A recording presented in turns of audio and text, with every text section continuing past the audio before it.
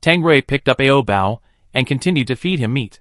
When he was halfway through, Ao Bao pointed to the candy jar not far away with his little finger. Ao, eat. Ao Bao wanted to eat a lollipop.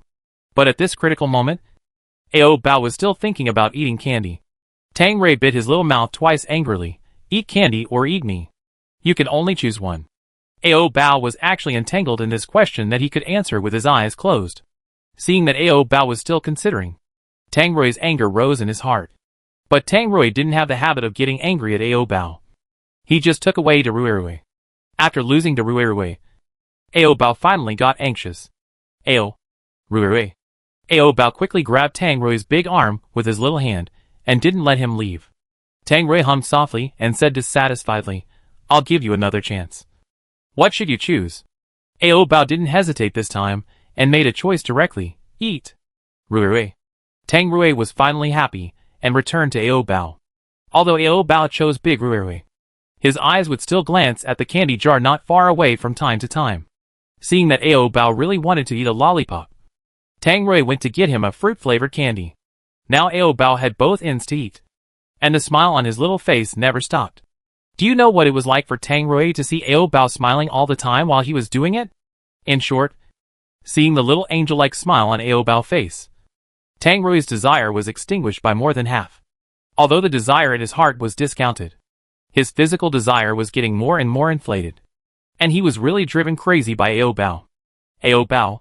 Tang Rui couldn't help but call Ao Bao's name when he was deeply moved. After eating meat all day, Ao Bao's face became much rosier, and his little face was pink and lively, not stiff at all, and he looked no different from ordinary humans. Moreover, most people in the apocalypse were so hungry that they looked like humans. So compared with him, Ao Bao looked more like a human. He had just come to the safe zone, and Tang Rui did nothing but stayed in the room with Ao Bao and played for a day and 2 nights. On the 3rd day, Tang Rui took Ao Bao out. Because the food was almost gone, Tang Rui had to find a way to get more crystal cores, and then use the crystal cores to exchange for food, and then store the food at home. Before going out, Tang Rui covered Ao Bao's head with a piece of cloth to prevent his delicate and beautiful face from showing. After all, there were all kinds of people in the safe zone, and there might be 1 or 2 people who coveted Ao Bao's beauty. After covering Ao Bao's face with a cloth, Tang Rui was still worried, and then covered Ao Bao with a coat. After eating meat for almost 2 days, Ao Bao was very tired now. He kept dozing on Tang Rui's shoulder, and occasionally snored. Ao Bao didn't know why he was so tired after eating meat, and he was so tired that he didn't want to move at all. Tang Rui locked the door, and then carried the dozing Ao Bao to find the manager. Seeing Tang Rui coming again, the manager asked him politely, Are you used to living here? Tang Rui didn't like to say polite words, and asked directly, Do you have any tasks to take? Tang Rui also heard from passers-by that he could exchange food as long as he completed the tasks. The manager told him in detail, The area you are in now is inhabited by ordinary people. The task of ordinary people is to stay in the safe area and do hard labor. If you go to the superpower area, you can receive the task of going out to kill zombies. Killing zombies and doing hard labor are equally simple for Tang Rui, but the reward for hard labor is too low. And going out to kill zombies can obtain crystal cores, which can not only help Ao Bao upgrade, but also exchange for a lot of food. So Tang Rui chose to kill zombies without hesitation. After that, Tang Rui took Ao Bao to the superpower area to accept the task. Before accepting the task, you have to register the superpower attributes. Tang Rui filled in a power superpower and added the word intermediate at the end. Superpowers are also divided into low, intermediate, and advanced levels. Tang Rui is currently only at the intermediate level, far from the highest level, but his real strength is almost close to the advanced level.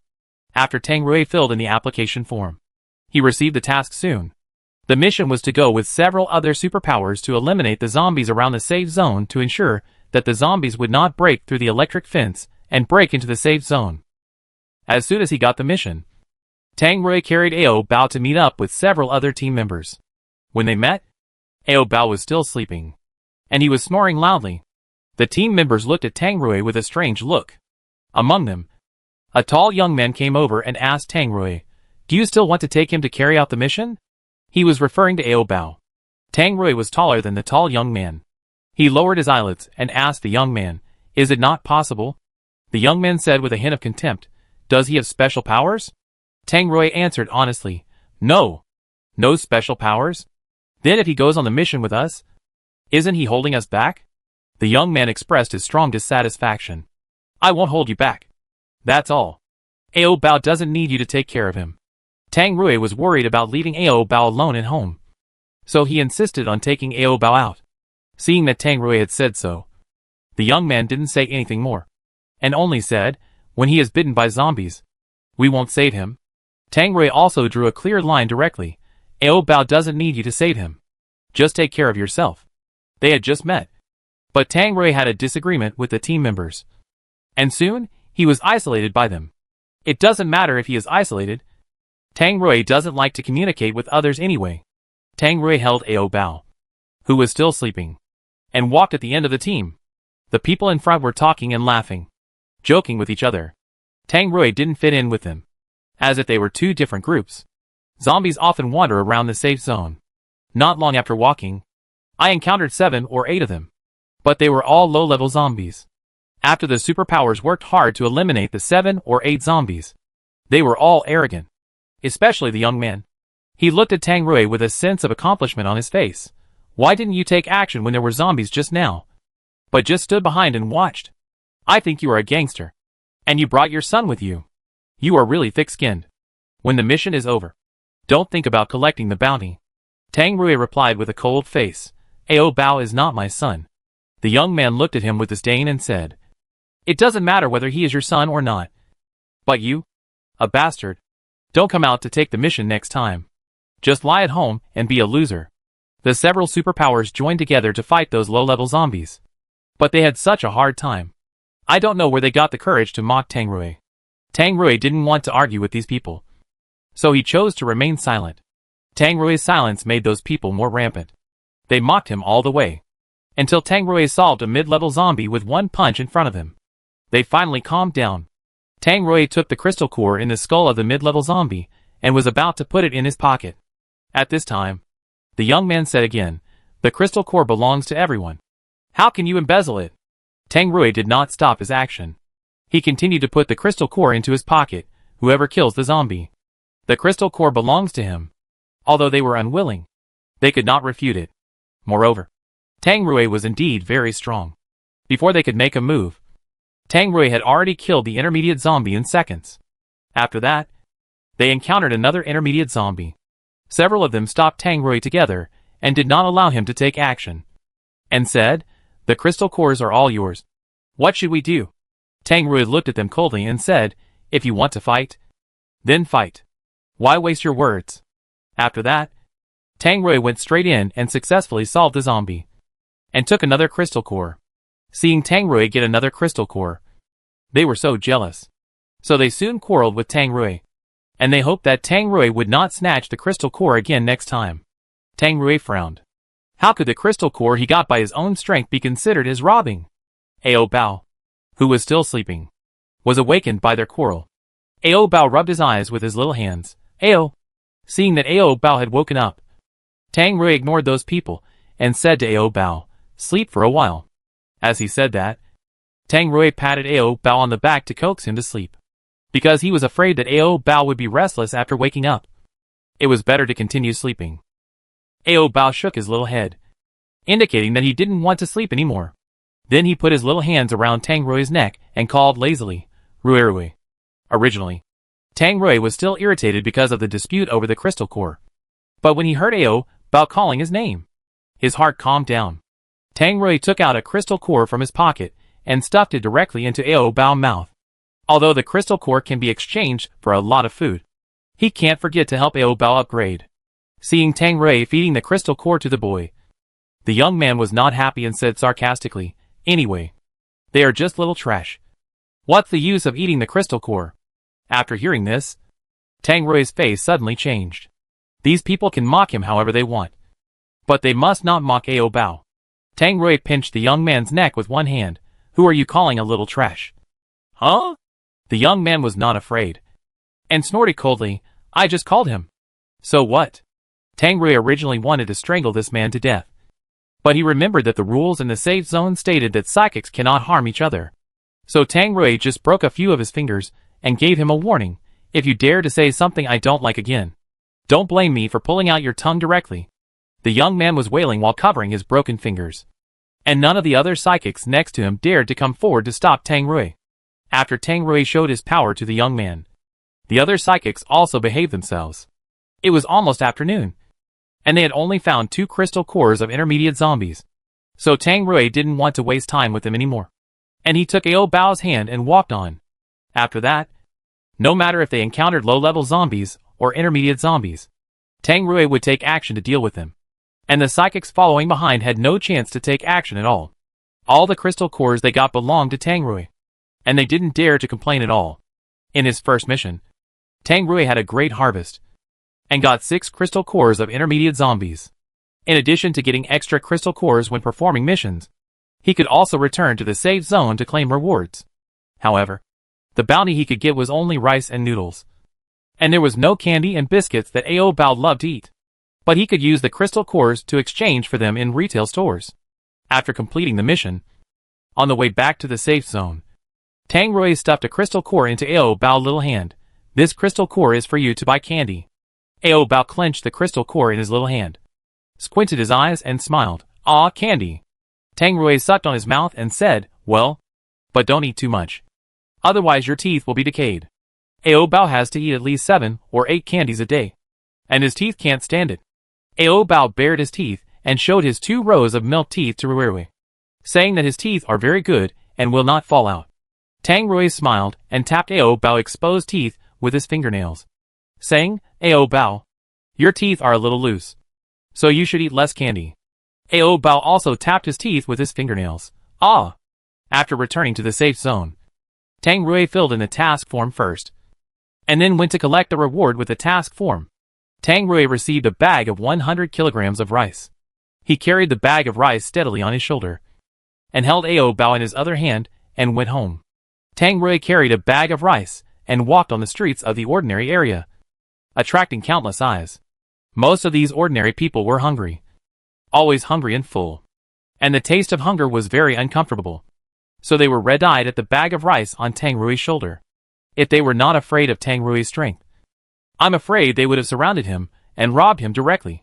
Seeing that many people around were staring at them, Ao Bao was a little scared. He felt that this group of humans was more terrifying than him. A zombie. Ao Bao buried his face in Tang Rui's neck and shouted with a trembling voice, "Rui." Tang Rui knew that Ao Bao was scared, and he whispered to comfort him, "Don't be afraid." Ao Bao showed one eye and glanced at the humans standing on the side of the street. Those people were so hungry that their eye sockets were sunken, and there was no meat on their bodies. Ao Bao actually had no appetite for these humans. He just felt that they all looked scary, as if they were going to eat him. A zombie. Ao Bao didn't dare to peek anymore, and quickly retracted his gaze. Compared with these skinny people, Rui's meat was more fragrant. Thinking of this, Ao Bao quietly extended his tongue and licked Tang Rui's high Adam's apple. Tang Rui was walking, but Ao Bao suddenly licked him, which made Tang Rui's steps a little unstable, and the rice bag on his shoulder almost slipped off. Tang Rui straightened the rice bag, then put it next to Ao Bao's ear and said hoarsely, "Ao Bao, there are people next to us. You can't do this." Ao Bao was hungry. His stomach started to growl. He weakly rested his head on Tang Rui's shoulder. Meat. Tang Rui had been killing zombies outside all day, and he actually forgot to feed Ao Bao. I neglected it. Tang Rui quickened his pace and hurried back to fill Ao Bao's stomach. After returning home, Tang Rui wanted to give Ao Bao some biscuits to fill his stomach, but when Ao Bao saw the biscuits in his hand, he shook his head. Tang Rui was a little confused. "Don't you want to eat?" Ao Bao pointed at his big Rui with his little finger and said in a baby voice, "Eat meat." Ao Bao actually read eat and meat together, which really surprised and delighted Tang Rui. Ao Bao wanted to eat his meat, and Tang Rui was of course very happy. But this meat was not enough to fill him up, and he had to take it out after feeding him. And Ao Bao's stomach would still be empty by then. Tang Rui held Ao Bao on his lap and said, "Ao Bao, eat the biscuits first. I'll give you meat later." In front of Ruru. Biscuits can't arouse Ao Bao's appetite. Seeing that Rui would wait for a while before giving him food, Ao Bao immediately started to make a fuss, shouting loudly, Ao, Ruru.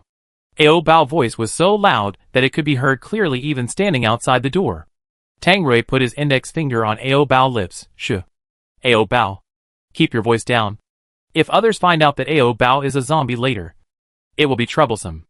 Ao Bao lowered his voice and continued to shout, Rui. Meat. Tang Rui smiled helplessly. Why do you want to eat meat so much today? Although Ao Bao used to like eating meat, he was not as eager as he is now. Besides, Tang Rui had just killed a zombie, and his body was covered with rotten meat and brains. He wanted to take a shower first. Tang Rui disliked that he was too dirty.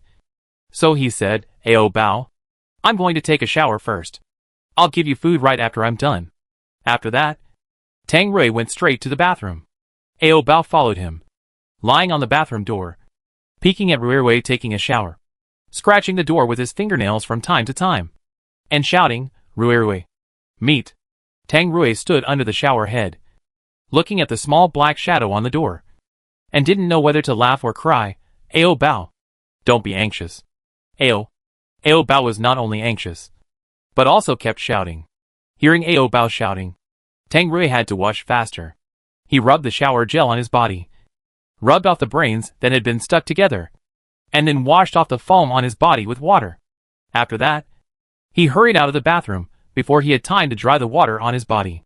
Tang Rui picked up Ao Bao, who was squatting on the ground, and walked towards the bed while smiling and saying, Okay, I'll give it to you right away. After eating the Rui, Ao Bao was satisfied, and his originally empty stomach was filled. Ao Bao, have some more biscuits. If Ao Bao is not given something else to fill his stomach, he will definitely be hungry again when the Rui takes it out later. Ao Bao opened his mouth and took the biscuit in Rui's hand, but chewed it twice and spit it out again. Tang Rui cleaned up the biscuit crumbs that Ao Bao spit out and asked, Don't you like it? Ao Bao doesn't want to eat biscuits now. He just wants to eat Rui's meat. But Tang Rui can't keep giving meat to Ao Bao, because he has other things to do, such as soaking the rice to see if it can sprout. If it can, he can grow rice in the end of the world in the future. Tip: rice cannot sprout. Only unhusked rice can. Ao Bao, I'll come out for a while. I'll be right there. Tang Rui wanted to try if the rice could sprout. Ao Bao wrapped his hands tightly around Tang Rui's waist, refusing to let Tang Rui pull out. Ao, meat. Tang Rui had no choice but to keep this connected posture, then hugged Ao Bao and got out of bed to open the bag of rice. Tang Rui couldn't operate with one hand, so he had to use both hands. But he had to keep one hand free to hold Ao Bao. In order to operate better, Tang Rui had to let go. Ao Bao, I'm letting go. You have to hang on to it. Don't fall down. Ao Bao used his pair of thin legs to hook around Rui's waist, so that he could hang on very steadily. Tang Rui panted and cut a hole in the rice bag with a knife. Then, Tang Rui grabbed a handful of rice from the rice bag. After seeing that there was no shell on the rice, Tang Rui suddenly realized that this thing had no embryo and placenta, so it should not germinate. It seemed that it could only be made into porridge to drink. After that, Tang Rui took Ao Bao back to bed, and enjoyed it first before thinking about other things. Just when Tang Rui was feeding Ao Bao meat, there was a knock on the door.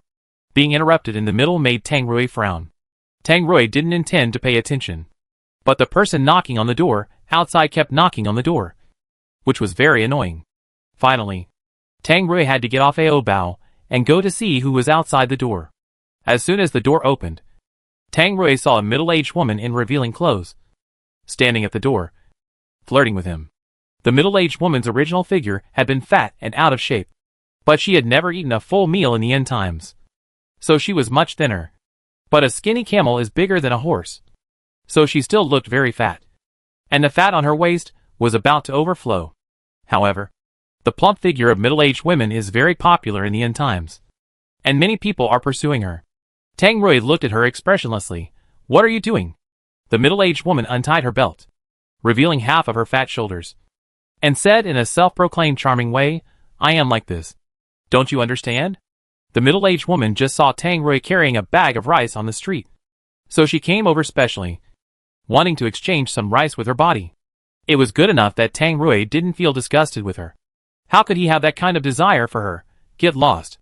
Seeing that he refused, The middle-aged woman took off her clothes directly at the door. Trying to be naughty and stay here. Tang Rui didn't look at her more. Closed the door. And ignored her. Tang Rui's desire for Ao Bao before was all gone because of that woman. But when he returned to the bed, and looked at Ao Bao lying on the bed waiting for him, his desire came up again. Compared with that woman, Ao Bao was even more beautiful than before. Tang Rui couldn't bear it any longer and pounced on him. At this moment, Tang Rui suddenly understood why Ao Bao wanted to eat his meat so much today. It was probably because Ao Bao felt that compared with the group of skinny people outside, his big piece of meat was more delicious. After knowing the truth, Tang Rui smiled bitterly. He deliberately took away Rui and asked, Ao Bao, if I don't give you meat, will you still like me? If he didn't give him meat, Ao Bao would still like Rui. But if he gave him meat, he would like Rui even more. Seeing Rui take the meat away, Ao Bao quickly stretched out his little hand to grab it. After being caught by Ao Bao, Tang Rui took a breath of cold air. Ao Bao, let go of your hand. Ao Bao not only did not let go, but also held it tighter. Rui. Tang Rui took Ao Bao's little hand and said, you haven't answered my question just now. Ao Bao replied him with one word, like. Hearing this answer, Tang Rui couldn't help but raise his mouth. Ao Bao, I won't give you meat to eat. Do you still like me? Ao Bao's little eyes stole a glance at Rui, and then nodded at Tang Rui.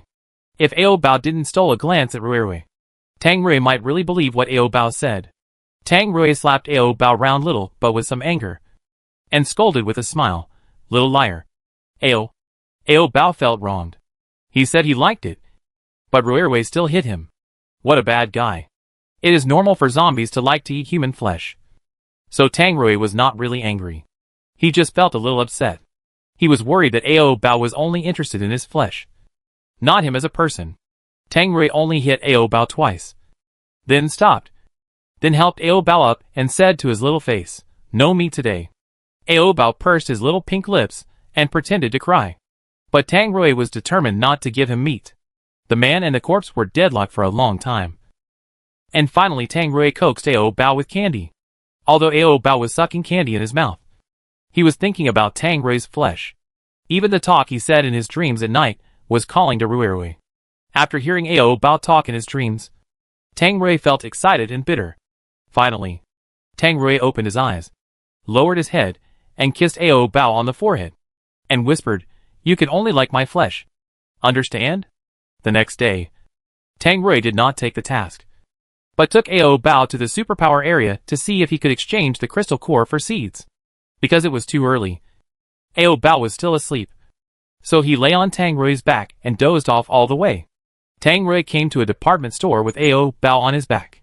He asked the boss directly, do you have vegetable seeds? The boss, holding a cigarette in his mouth, looked at Tang Rui and said, the seeds are monopolized by the upper echelons. I don't have any to sell. Tang Rui was a little confused. Why do they want to monopolize the seeds? The boss took out the cigarette in his mouth and said, oh, why? Of course. It's because they want to strangle the throats of all survivors.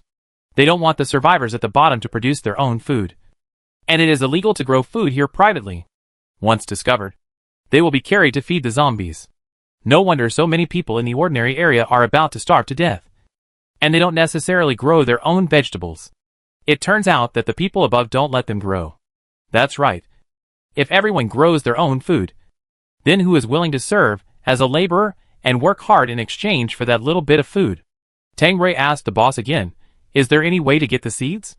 I don't know. After chatting with the boss for a few words, Tang Rui was about to leave when he noticed a little bear backpack hanging on the shelf. This backpack was exactly the same as the one Ao Bao used to carry. The previous backpack was destroyed in the explosion at the gas station. I didn't expect to find another one in the safe zone. Ao Bao always liked to use the bear backpack to carry candy. Tang Rui also knew that Ao Bao liked it. So he took the bear backpack off the shelf and asked the boss, how do I exchange it? The boss shook his head, that's my son's thing. I keep it as a souvenir and won't sell it. Tang Rui asked persistently, how many crystal cores do you want to sell it? 20. The boss asked so much because he wanted to use the high price to persuade Tang Rui to quit. But unexpectedly, Tang Rui actually agreed, okay. You keep it for me first. When I have collected 20 crystal cores, I will come to exchange with you immediately. Don't sell it to others. Seeing Tang Rui's insistence, the boss was really moved. Okay. I'll keep it for you. Tang Rui didn't plan to take the task today. But in order to collect 20 crystal cores, he still went out of the safe zone. Tang Rui filled out the application form like yesterday. Then received the task. And then went out to kill zombies. This time Tang Rui also specifically requested not to form a team. He wanted to carry out the mission alone. Because having teammates would hinder him. The superior agreed to Tang Rui's small request. And also met Tang Rui alone. It is more dangerous to carry out the mission alone. If you have teammates, you can help each other. Do you really not need teammates? The superior attaches great importance to the safety of the superpowers. So every time a mission is carried out, they form a team. So that when they encounter powerful zombies, they can deal with them together. Because superpowers are precious resources in the end times. The superior must of course value their lives. I don't want it. Tang Rui only felt that those teammates were too annoying. And they kept nagging along the way. The superior also noticed that there was a young boy sleeping on his back. Is he going with you? Tang Rui nodded, yes. I'm worried about leaving him alone at home. The superior didn't say much. He patted Tang Rui on the shoulder and said, then you should be careful.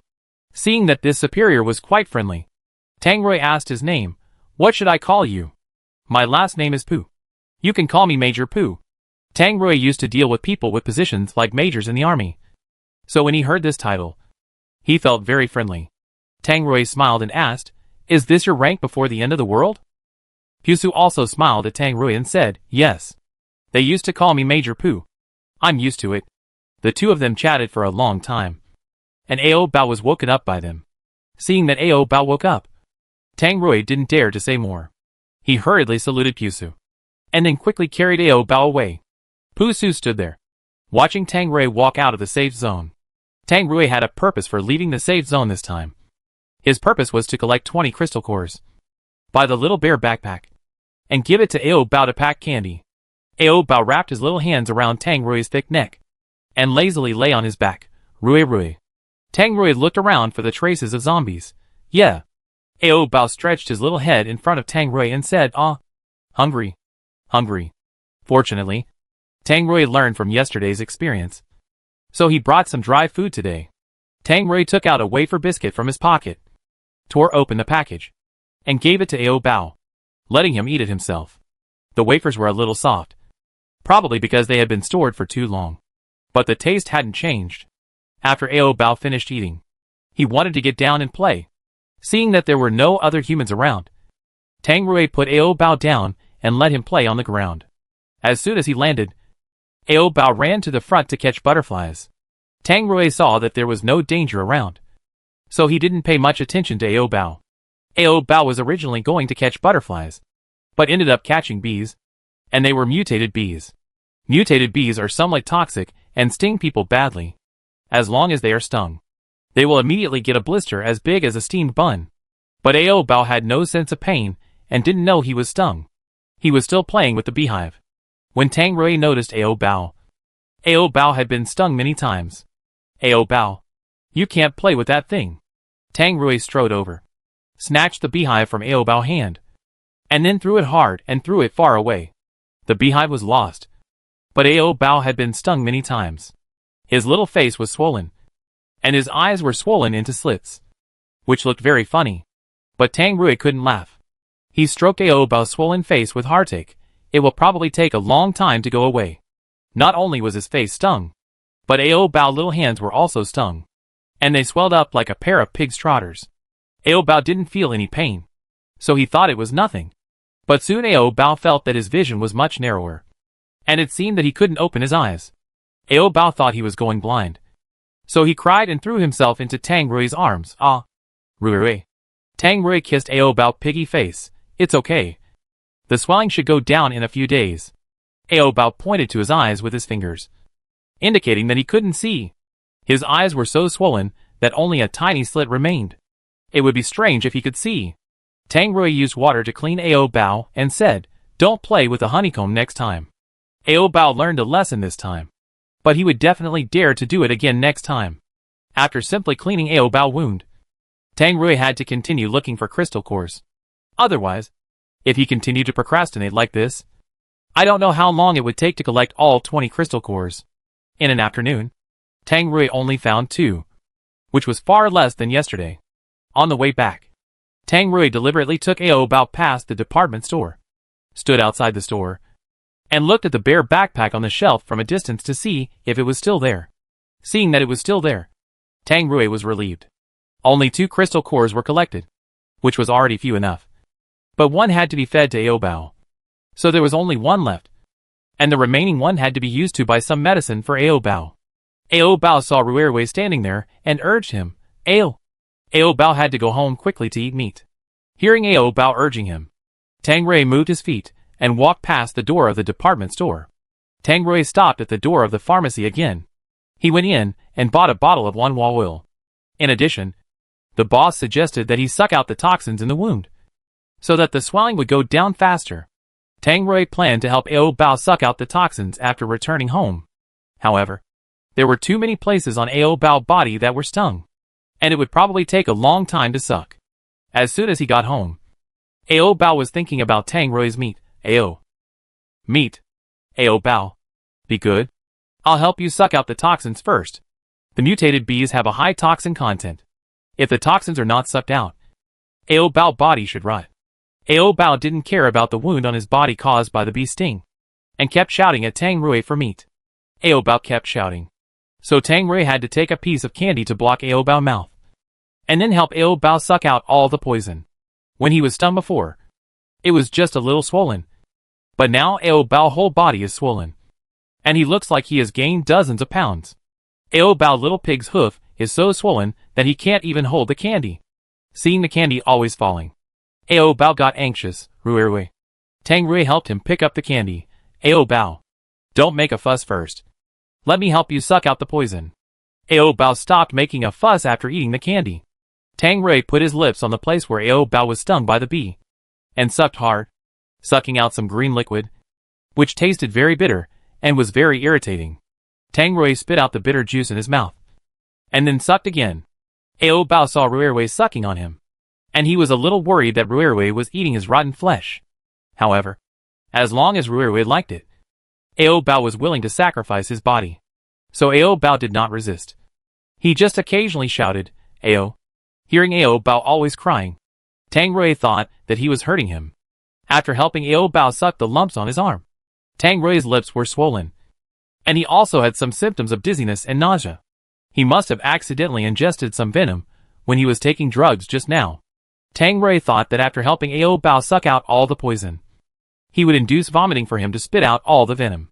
After helping Ao Bao suck the 2 hands, the next step was to suck the little chest. Because Ao Bao was wearing clothes, he was not stung much. But Ao Bao's lower body was not so lucky because he was wearing a skirt. Especially Xiaoxiao, who was particularly unfortunate. He was stung several times, and his penis was swollen.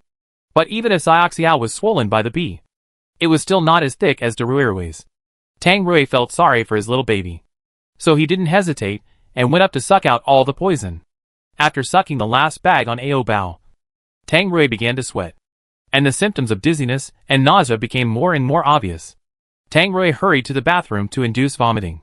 He put his hand into his throat and dug hard, but he finally vomited only the acid in his stomach, and the venom seemed to have been absorbed by him. After Tang Rui finished vomiting, he looked up and looked at himself in the mirror. Veins on his forehead bulged. His eyes were bloodshot. His face was red, and his lips were swollen into 2 thick pieces. He looked very ugly. I wonder if it would scare Ao Bao. Tang Rui was still dizzy and confused. He quickly splashed some cold water on his face, and then he barely woke up a little, thinking that Ao Bao was still waiting for him outside. Tang Rui went out first. Ao Bao was sitting on the bed at this moment, checking himself to see if there was any part of his body that was missing a piece of rotten meat. Seeing that all the parts he should have were still there, Ao Bao was relieved. In the end, Ao Bao patted his little Ao Bao with extra care. After Tang Rui walked out of the bathroom, he fell directly in front of Ao Bao. Ao Bao saw that Ruerwei suddenly fell down and was still lying on the ground motionless.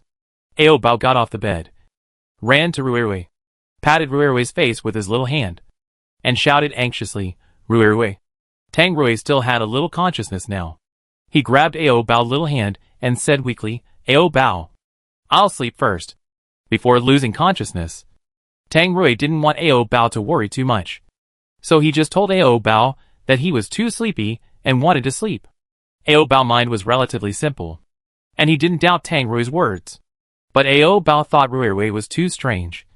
Why didn't he go to bed to sleep, but lie on the floor to sleep? Before Ao Bao asked Rui why he didn't go to bed to sleep, Tang Rui had already closed his eyes. Seeing Rui fall asleep, Ao Bao didn't dare to make a noise, because he was afraid of waking Rui up. At first, Ao Bao did stay by Tang Rui's side very quietly. But then he couldn't stay. Ao Bao walked around the room bored, and occasionally went to the corner to catch a few cockroaches to play with. In this way, Ao Bao played by himself for most of the day. When he was tired, Ao Bao went back to Tang Rui. It had been a long time, but Rui was still sleeping. Ao Bao lay on him and weakly shouted, "Rui, eat meat." After shouting several times, Rui did not wake up. Ao Bao opened his mouth angrily and bit Tang Rui's neck. Although Rui's meat was very fragrant, Ao Bao was reluctant to bite it off. Ao Bao just used Tang Rui's meat to grind his teeth and soon let go. Ao Bao rested his head on Tang Rui's chest and shouted from time to time, "Rui." Ao Bao was very hungry now. But even if the food was right next to him, Ao Bao didn't know how to eat it because he didn't know how to tear the packaging. In the past, Tang Rui would tear the outer packaging and give it to Ao Bao to eat. Ao Bao was so hungry that he got up and got a pack of biscuits. Ao Bao took the biscuits and stuffed them into Rui's big hands, wanting Rui to help him tear them open. But Rui's fingers didn't move at all. So Ao Bao could only shake Tang Rui's body anxiously. Tang Rui had a dream. He dreamed that Ao Bao was crying beside him. Tang Rui was so anxious that he wanted to raise his hand to help Ao Bao wipe his tears. But even if he used all his strength, he couldn't raise his hand. After crying for a while, seeing that Rui still didn't wake up, Ao Bao had to find a way to open the packaging himself. Ao Bao didn't know how to tear it with his hands, and finally bit it with his teeth to tear a small hole. Ao Bao poured out all the biscuits inside, and then gave half to Rui, and the other half was his own. Ao Bao finished his share, and then fed Rui. Tang Rui couldn't open his mouth now, but Ao Bao still stuffed it into his mouth because Ao Bao was afraid that Rui would be hungry. Ao Bao stopped only after Tang Rui's mouth was full. It got dark quickly. There was no light in the room. It was pitch black everywhere.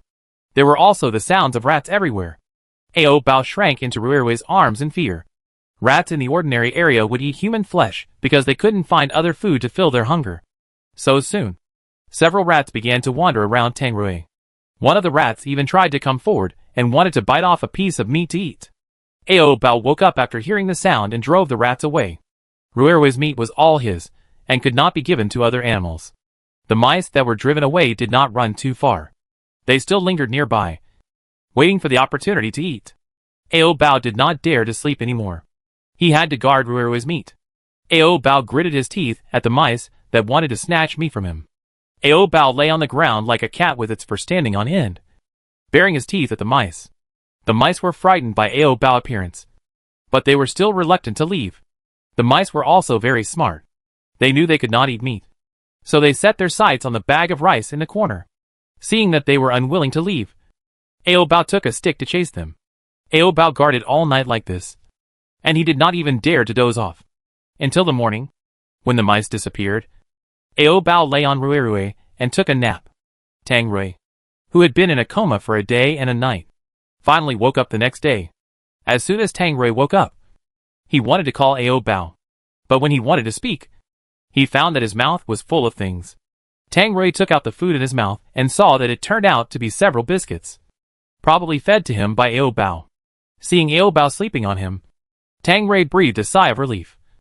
Fortunately, Ao Bao was fine. Ao Bao had fought with mice all night last night, and now he was very sleepy, so he slept very soundly. Tang Rui did not wake up Ao Bao, but carried him to bed to sleep. Tang Rui was about to put Ao Bao on the bed when Ao Bao was awakened. Ao Bao grabbed Tang Rui's collar with both hands. Ao Bao didn't want to sleep alone in bed. He wanted to sleep with the smell of Rui's meat.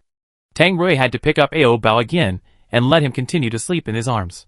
The lumps on Ao Bao's body caused by bee stings have now disappeared, but there is still some slight swelling. but it is much better than yesterday. Tang Rui still has to go out to collect crystal cores today, so he has no time to waste. Otherwise, he doesn't know how long it will take to collect all 20 crystal cores. Tang Rui washed up a little, and then took Ao Bao out. On the way to accept the task, Tang Rui deliberately passed by the department store and took a look at the bare backpack on the shelf. Tang Rui only took a look, and after making sure the backpack was still there, he left. When Tang Rui accepted the task, he met the superior named Pu from yesterday again. Pu Su noticed that Ao Bao's face was swollen. What happened to him? Tang Rui replied helplessly. He was stung by a bee. Pu Su couldn't help laughing. How could he be stung by a bee? He was so careless. Seeing Pu Su laughing, Tang Rui couldn't laugh, and said expressionlessly, he was playing with a beehive, so he must have been stung. Pu Su continued to laugh. He actually dared to play with a beehive. He is really extraordinary. If Pu Su laughed again, then Tang Rui would definitely beat him up, because Tang Rui himself was too distressed to care. How could he let others gloat over his misfortune like this? Pu Su didn't mean to laugh at him. He just thought it was funny. But he still felt sorry for this stupid little guy. I have medicine. Which street do you live on? I'll send someone to deliver it to you later. Tang Rui rejected Pu Su's kindness. No. Thank you. I bought the medicine yesterday. Seeing that Tang Rui didn't want it, Pu Su didn't talk about the medicine anymore. He set his eyes on Ao Bao and asked curiously, why is he sleeping all the time? I saw him sleeping yesterday. Tang Rui replied, Ao Bao is lazy, so he sleeps most of the time. Tang Rui didn't like to tell others too much about Ao Bao, so he said goodbye to Pu Su in a hurry and left with Ao Bao on his back. As soon as Tang Rui walked out of the safe zone with Ao Bao, he met the stupid teammates. Now Tang Rui was not in a team with them, so there was no need to carry out the mission with them. So Tang Rui ignored them and carried Ao Bao in the opposite direction. But those people seemed to want to follow him. Tang Rui looked back and saw that they were all following him. So he asked, which direction are you going? The young man who had a finger broken by Tang Rui before whispered sarcastically, this road is not built by you. Where we want to go, does it have anything to do with you? The young man was still a little afraid of Tang Rui, so he spoke in a low voice. Tang Rui didn't want to waste time talking to them, so he didn't care about them anymore. After that, he encountered the first intermediate zombie. Tang Rui was about to attack, but was beaten by those people. The young man also deliberately blocked Tang Rui with his body, not allowing Tang Rui to attack. Tang Rui clenched his fist and said to the young man in front of him, get out of here. The young man obediently moved aside, but the intermediate zombie had been solved by the other people. One of them took the crystal core and said to Tang Rui in a boastful manner, you robbed all the crystal cores the day before yesterday, so we didn't get any. Don't even think about robbing them today. Tang Rui understood their intentions and asked coldly, do you really want to rob me? Tang Rui was still waiting to collect 20 crystal cores to buy a little bear backpack for Ao Bao, so he would never allow others to ruin his plan. The young man looked at Tang Rui's angry look and couldn't help laughing and said, didn't you say before that whoever kills the zombie will get the crystal core? So how can we be considered robbing?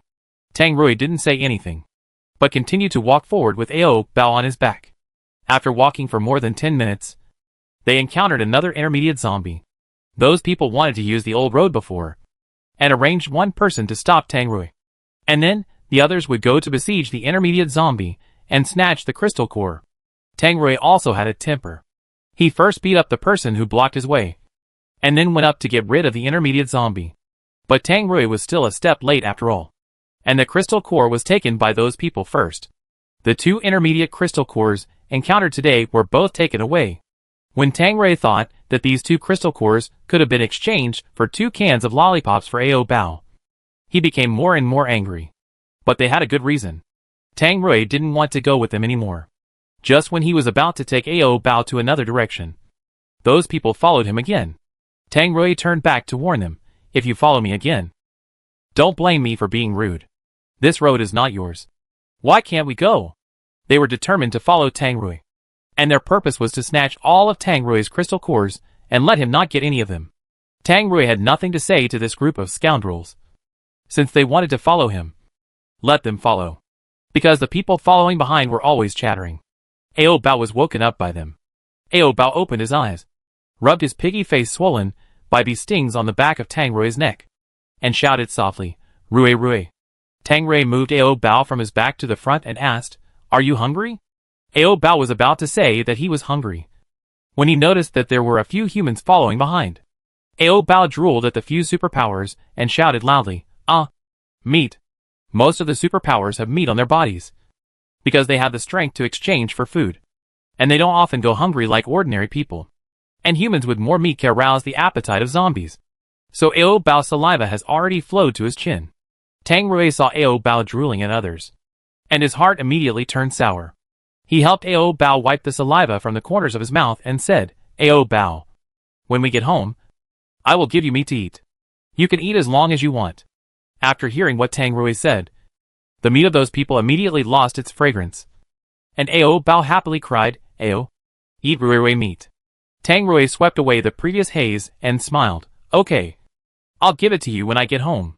Ao Bao said it very loudly, and the people behind him heard it. They said, because Ao Bao's current appearance has nothing to do with zombies. They did not suspect that Ao Bao was a zombie. They just thought that Ao Bao was too dissolute and actually talked about that kind of thing. And they said it so loudly, as if they were afraid that others would not know what they were going to do tonight. With other humans present, Tang Rui did not dare to let Ao Bao talk anymore. So he took out candy from his pocket and blocked Ao Bao's mouth first. After Ao Bao ate the candy, he smiled at Tang Rui. Ao Bao's face was swollen from being stung, and there was no beauty at all. He looked funny when he smiled. But Tang Rui did not dislike it at all. He kissed Ao Bao's swollen pig face directly. Ao Bao also kissed Tang Rui back. Seeing Ao Bao and Tang Rui sticky, the few superpowers behind felt very uncomfortable. They were obviously here to cause trouble, but they were forced to show off their affection. As they were walking, a strong breath suddenly floated over. Tang Rui stopped first, and then the people behind him also stopped one after another. One of the superpowers looked around and said, "This breath must mean that there is a high-level zombie nearby. We may not be able to beat it. Should we run first?" The young man frowned and retorted, "You are too unambitious. What's the point of running?" Some of the people behind him had already begun to retreat, but Tang Rui remained calm. One high-level crystal core can be exchanged for 10 intermediate crystal cores. So if Tang Rui can get a high-level crystal core, then he will be halfway to the goal, and he will soon be able to exchange the little bear backpack for Ao Bao. Tang Rui continued to walk forward, looking for the figure of the high-level zombie. The closer he got, the stronger the breath of the strongman became. This was not the first time Tang Rui encountered a high-level zombie, so he was not nervous at all. But the people behind him were all retreating in their hearts. Ao Bao could also sense the breath of the strongman. He shrank into Tang Rui's arms in fear. "Rui Rui, I'm here. It's okay." Tang Rui now only wanted to get the crystal core of the high-level zombie. Even if there was danger, it didn't matter. After walking forward for more than 10 meters, he finally saw the high-level zombie. Tang Rui stopped first, and the few people behind him were so scared that they hugged together. Tang Rui looked back at them and asked, "Do you still want to fight with me for this high-level crystal core?" How could they dare to fight for it? They definitely couldn't beat the high-level zombie. But in order not to lose face, they still said, "We will definitely fight with you to the end." Tang Rui said coldly, "Then you go first." Since they said they were going to fight to the end, they had no choice but to go for it. However, these psychics were too weak, because they lacked training. They had no tactics at all when it came to fighting. They just used their skills randomly. Not long after the fight, the psychics were completely subdued by the high-level zombie. One of the psychics had his left face bitten off, with a large piece of flesh missing, and even the jawbone could be seen. The bitten psychic quickly mutated. If the psychic mutates, it will directly mutate into an intermediate zombie, because they already have crystal cores in their brains. There are now 2 zombies to deal with, and the high-level zombie seemed to be irritated and was in a rage. The surviving psychics were so scared that they ran behind Tang Rui for protection. Tang Rui did not intend to save them, but only said, "You wanted to snatch it from me. Why don't you want to snatch it now?" The young man admitted his defeat first. "No. Never again." The young man did not want to become a zombie like his companion. Tang Rui snorted coldly and said, "Give me the 2 intermediate crystal cores from before, and I will help you deal with this high-level zombie." The men did not hesitate, and took out the intermediate crystal cores they had snatched from their pockets and handed them to Tang Rui. Tang Rui handed the crystal core to Ao Bao. "Ao Bao, you take the crystal core and wait for me next to it. After that, Tang Rui put Ao Bao down and asked him to find a safe place to hide first. Ao Bao grabbed the crystal core in his little hand and ran behind the tree to hide. When Tang Rui and the high-level zombie started fighting, Ao Bao stuck his head out to watch the fight. The other survivors also hid behind the trees to avoid being affected by the fighting. Ao Bao saw these pieces of meat, and they were hiding next to him. Ao Bao slurped his saliva, and then looked back and forth among these people. Ao Bao was thinking about who to bite first, and finally decided to bite the slightly fatter one because he had more meat. Ao Bao opened his little mouth and bit the fat man. Just when Ao Bao was about to bite the meat, the fat man suddenly reacted, pushed Ao Bao away, and asked with a strange look on his face, "What are you doing?" After being pushed away, Ao Bao quickly climbed up again and continued to pounce on him and bite. The fat man looked at Ao Bao's swollen pig face and said, "You clown? Don't come over here." Ao Bao was stunned when he heard this piece of meat calling him ugly. Then he pursed his lips and cried out in grievance, "Woo!" Ao Bao turned around and wanted to complain to Rui. Tang Rui was fighting with the high-level zombie, and Ao Bao suddenly ran over crying. Tang Rui was afraid of hitting Ao Bao, so he stopped first. He shouted at Ao Bao, "Ao Bao, go to the side and hide first. Don't come over." Ao Bao didn't know that the situation was very serious, so he stood there and complained to Tang Rui, "Ao, Rui, Ao. Someone called Ao Bao ugly. Let's talk later." Tang Rui was fighting with the high-level zombie again, and he had no time to talk to Ao Bao. Ao Bao saw that Rui couldn't take care of himself now, so he could only take revenge himself. Ao Bao trotted over to the fat man, raised his fist, and smashed him to death. Ao. In terms of physique, Ao Bao can't beat the fat man at all, but Ao Bao has no self-awareness at all, and he has to fight the fat man with his own strength. If the fat man was not afraid of Tang Rui, he would have beaten Ao Bao to the ground long ago. It was because he was afraid that Tang Rui would come to trouble him that the fat man didn't fight back against Ao Bao. The fat man just stood there and let Ao Bao beat him, saying viciously, "If it weren't for that man backing you up, I would have done it long ago." Ao Bao was not scared. After beating for a while, he felt unsatisfied, so he picked up a stone and wanted to smash the fat man's head and take out the crystal core in his brain. But Ao Bao couldn't move the big stone, so he could only pick up some small stones and throw them on the fat man's head. The fat man saw that Ao Bao, this little naughty boy, was really asking for a beating. "If you throw stones again, I will beat you to death." After that, the fat man rolled up his sleeves and walked towards Ao Bao. A superpower nearby persuaded the fat man and said, "Don't be impulsive. If you bully this little thing, the man will be angry later." After hearing his companion's persuasion, the fat man put down his sleeves indignantly, and at the same time warned Ao Bao, "Try throwing it again." Ao Bao was not afraid at all, and picked up the stone and threw it on his head. The fat man had no way to deal with Ao Bao, so he could only endure it silently. Finally, Ao Bao was tired and stopped fighting. He didn't sleep well last night, and now he was tired again. Soon he felt sleepy, and Ao Bao found a cool place and fell asleep.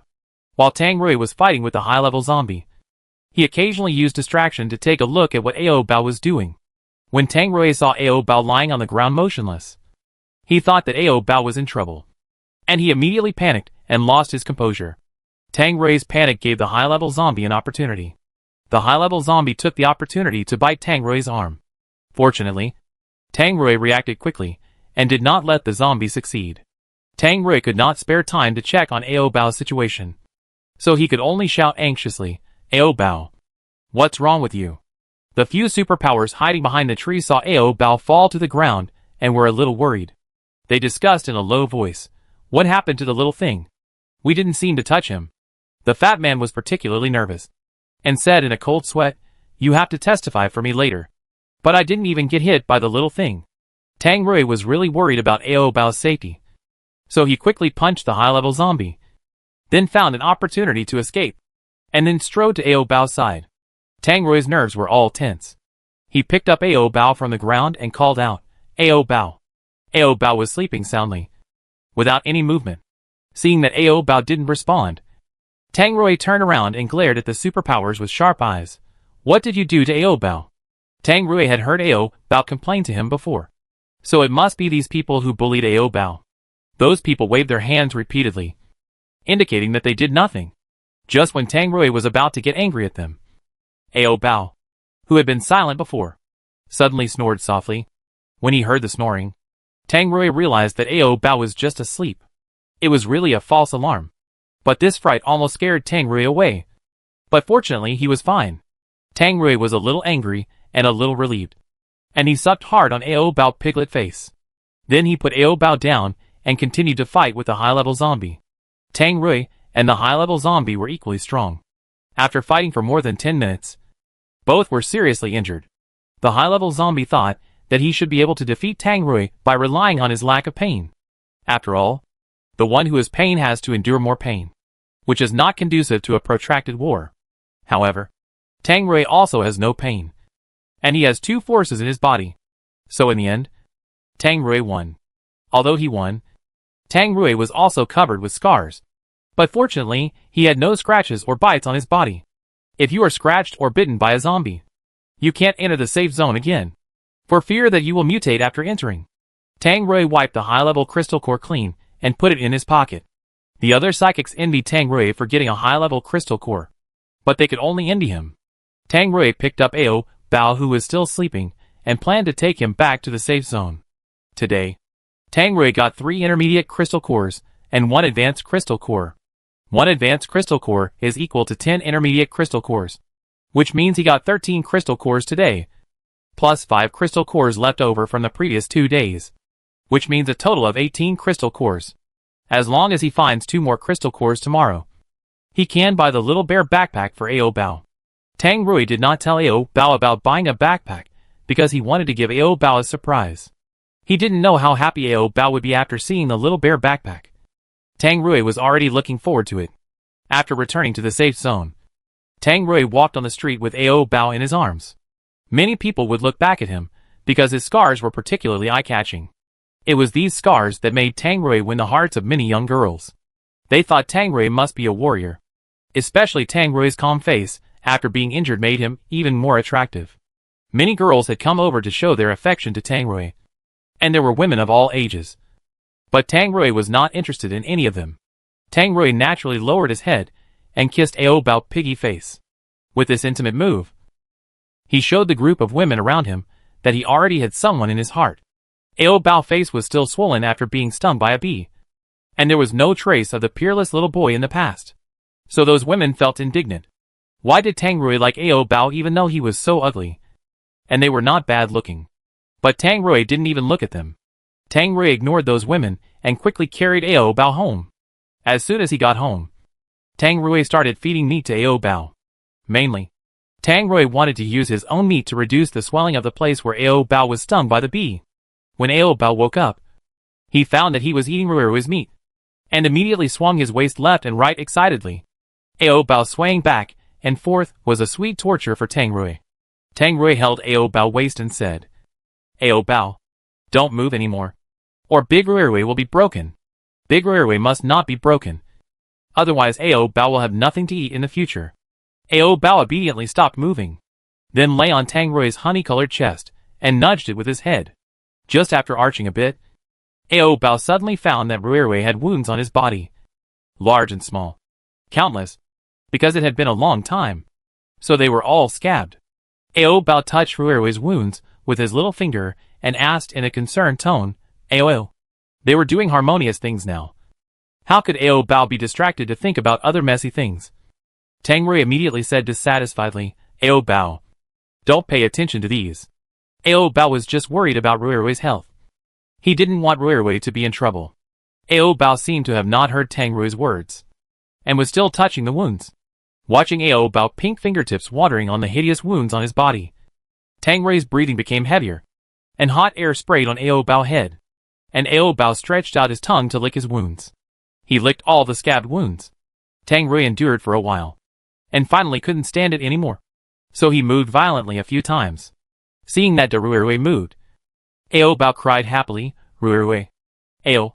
Tang Rui smiled bitterly and said, Ao Bao. Don't laugh. Ao Bao would laugh every time at a critical moment. As long as Ao Bao laughed, Tang Rui would be powerless. Ao Bao was simply happy. So even if Tang Rui didn't let him laugh, the corners of his mouth would still rise uncontrollably. Ao. Fortunately, Tang Rui had gradually gotten used to Ao Bao laughing at such times. After feeding the meat, it was already night. Tang Rui had consumed a lot of physical strength in the daytime battle, and now he urgently needed to rest. So he didn't chat with Ao Bao anymore. When Tang Rui fell asleep, Ao Bao, who had been asleep, opened his eyes. Ao Bao climbed up from Tang Rui's arms and searched in Tang Rui's pocket. After finding the high-level crystal core, Ao Bao stuffed it directly into Ruirui's mouth. Ao Bao saw that Ruirui was injured, so he wanted to use the crystal core to help him recover. The next day, when Tang Rui got up to count the crystal cores, he found that one high-level crystal core was missing. Tang Rui thought of Ao Bao first. He guessed that Ao Bao had stolen the crystal core to play with. When Ao Bao woke up, Tang Rui asked him, Ao Bao, did you steal the crystal core to play with? Ao Bao pointed to his mouth. Tang Rui saw Ao Bao pointing at his mouth, and he was a little confused. Ao Bao, did you give me the crystal core to eat? Ao Bao smiled and nodded. But Tang Rui's face gradually darkened, and he said in a heavy tone, why give it to me? I don't need it. It was so hard to get 20 crystal cores together. But now it's gone. Seeing Ruirui suddenly angry, Ao Bao lowered his head in grievance, tears falling down. Tang Rui didn't want to get angry at Ao Bao. He just felt that the high-level crystal core was eaten by him, and was completely wasted. Seeing Ao Bao crying, Tang Rui quickly pulled him into his arms to comfort him. Ao Bao, don't cry. Ao Bao pursed his lips and sobbed softly. Tang Rui kissed him on the face twice and said, okay. I don't blame you. Tang Rui knew that Ao Bao gave him the crystal core for his own good. So what reason did he have to blame Ao Bao? After comforting Ao Bao, Tang Rui said again, Ao Bao, you stay at home and wait for me today. I will go out of the safe zone alone to carry out the mission. Without Ao Bao, this little burden, Tang Rui will be able to carry out the mission faster. And he can quickly collect 20 crystal cores in a short time. Ao Bao grabbed Tang Rui's sleeve tightly with his little hands. He didn't want to stay at home.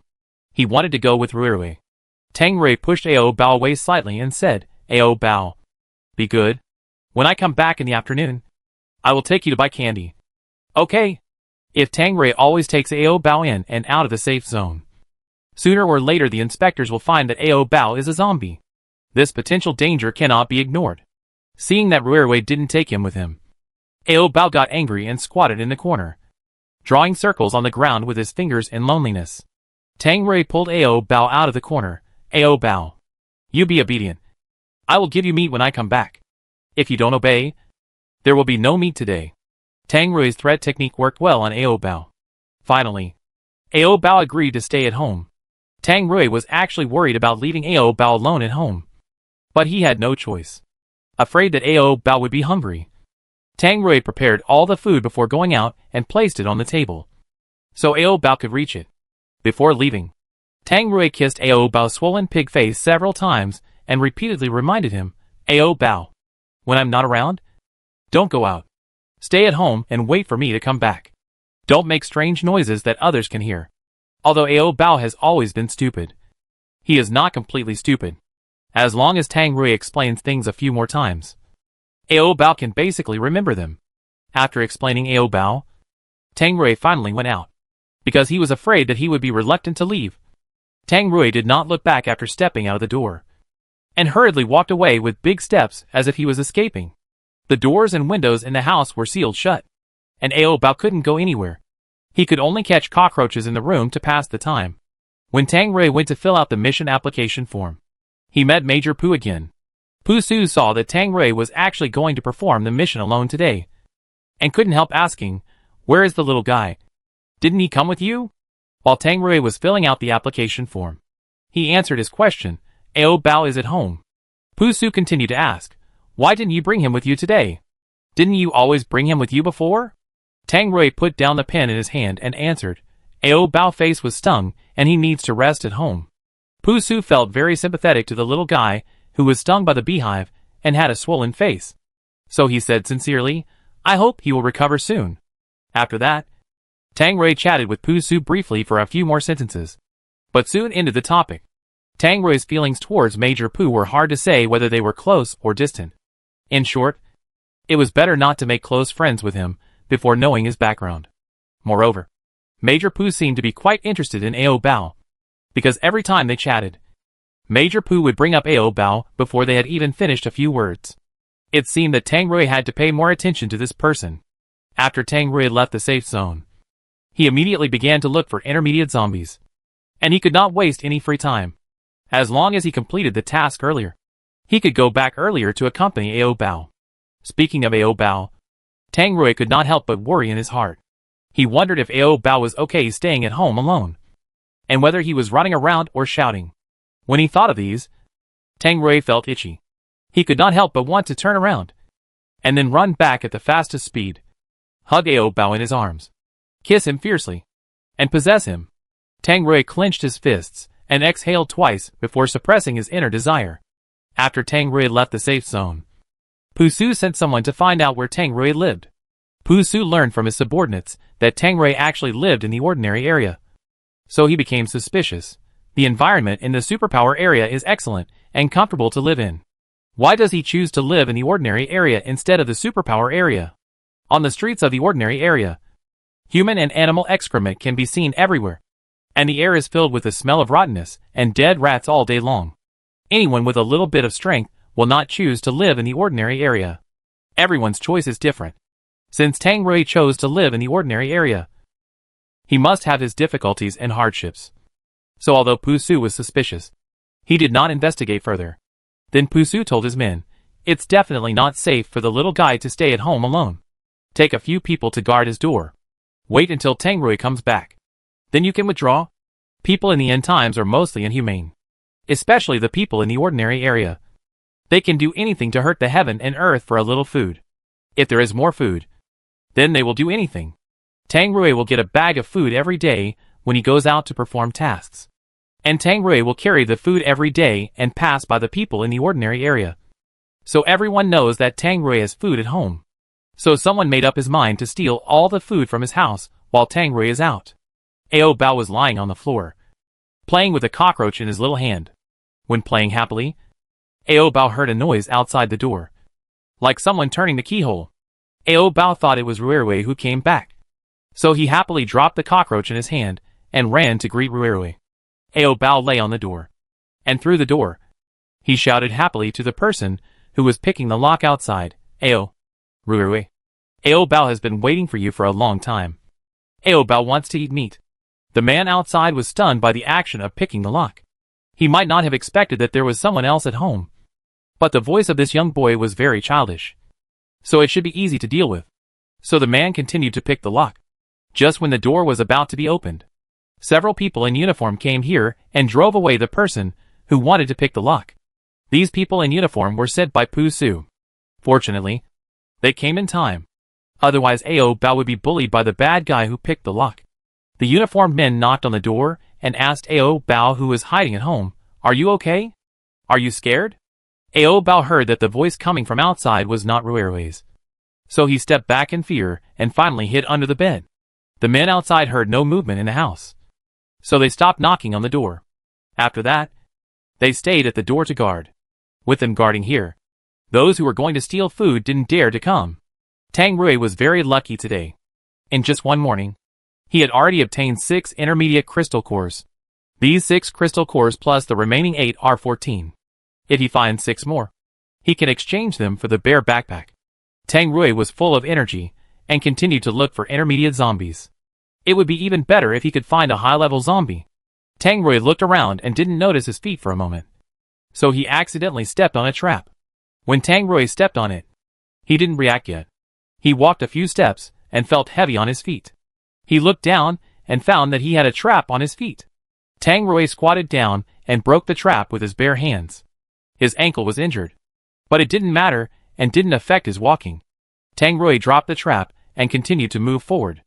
After that, Tang Rui encountered several more traps. These traps seemed to be deliberately placed on the road. I don't know if they were for hunting, or for catching zombies, or for catching superpowers. If they were for catching zombies and superpowers, it would be too ridiculous. Just as Tang Rui felt ridiculous, he met a superpower who also stepped on a trap. The superpower didn't feel pain like Tang Rui. So after he stepped on the trap, he sat on the ground and screamed in pain. Tang Rui was about to go up to help when a middle-aged man, with a pointed mouth and monkey cheeks suddenly rushed out. The middle-aged man used a hammer to sneak attack the mutant, who was screaming in pain from behind. Tang Rui stood not far away and witnessed how the middle-aged man smashed the mutant's head and took out the mutant's crystal core. After the middle-aged man got the crystal core, he noticed Tang Rui, who was standing not far away. The middle-aged man held the crystal core in his hand and smiled at Tang Rui twice. "Your crystal core looks delicious?" Tang Rui smiled calmly and replied, "Your crystal core is not bad either." Both of them had a desire for crystal cores. But unlike the middle-aged man, Tang Rui only wanted zombie crystal cores. And he generally would not harm his companions. After Tang Rui and the middle-aged man looked at each other, they started fighting. This middle-aged man had a sharp face and monkey cheeks. It was obvious that he was not an upright person. During the fight, he used all kinds of dirty tricks to beat Tang Rui back step by step. Tang Rui was almost beaten to death. But fortunately he fought back and ended the fight. Fighting with this middle-aged man wasted an afternoon. Seeing that it was getting dark, Tang Rui had to give up the mission and return to the safe zone first. Otherwise Ao Bao would be anxious if he didn't go back for too long. Tang Rui dragged his wounds and passed by the department store. Now the crystal cores have not been gathered yet, so he just planned to take a look and leave. As a result, Tang Rui found that the bare backpack on the shelf was missing. Tang Rui hurriedly walked in and asked the boss, "Where is the backpack? Have you sold it to anyone? Didn't I ask you to keep it for me?" The boss said, "I put the backpack away first and didn't sell it to anyone else." Tang Rui took out all the crystal cores in his pocket and counted them. There were a total of 16 crystal cores, 14 zombie crystal cores, and 2 superpower crystal cores. Tang Rui stuffed all the crystal cores into the boss's hand.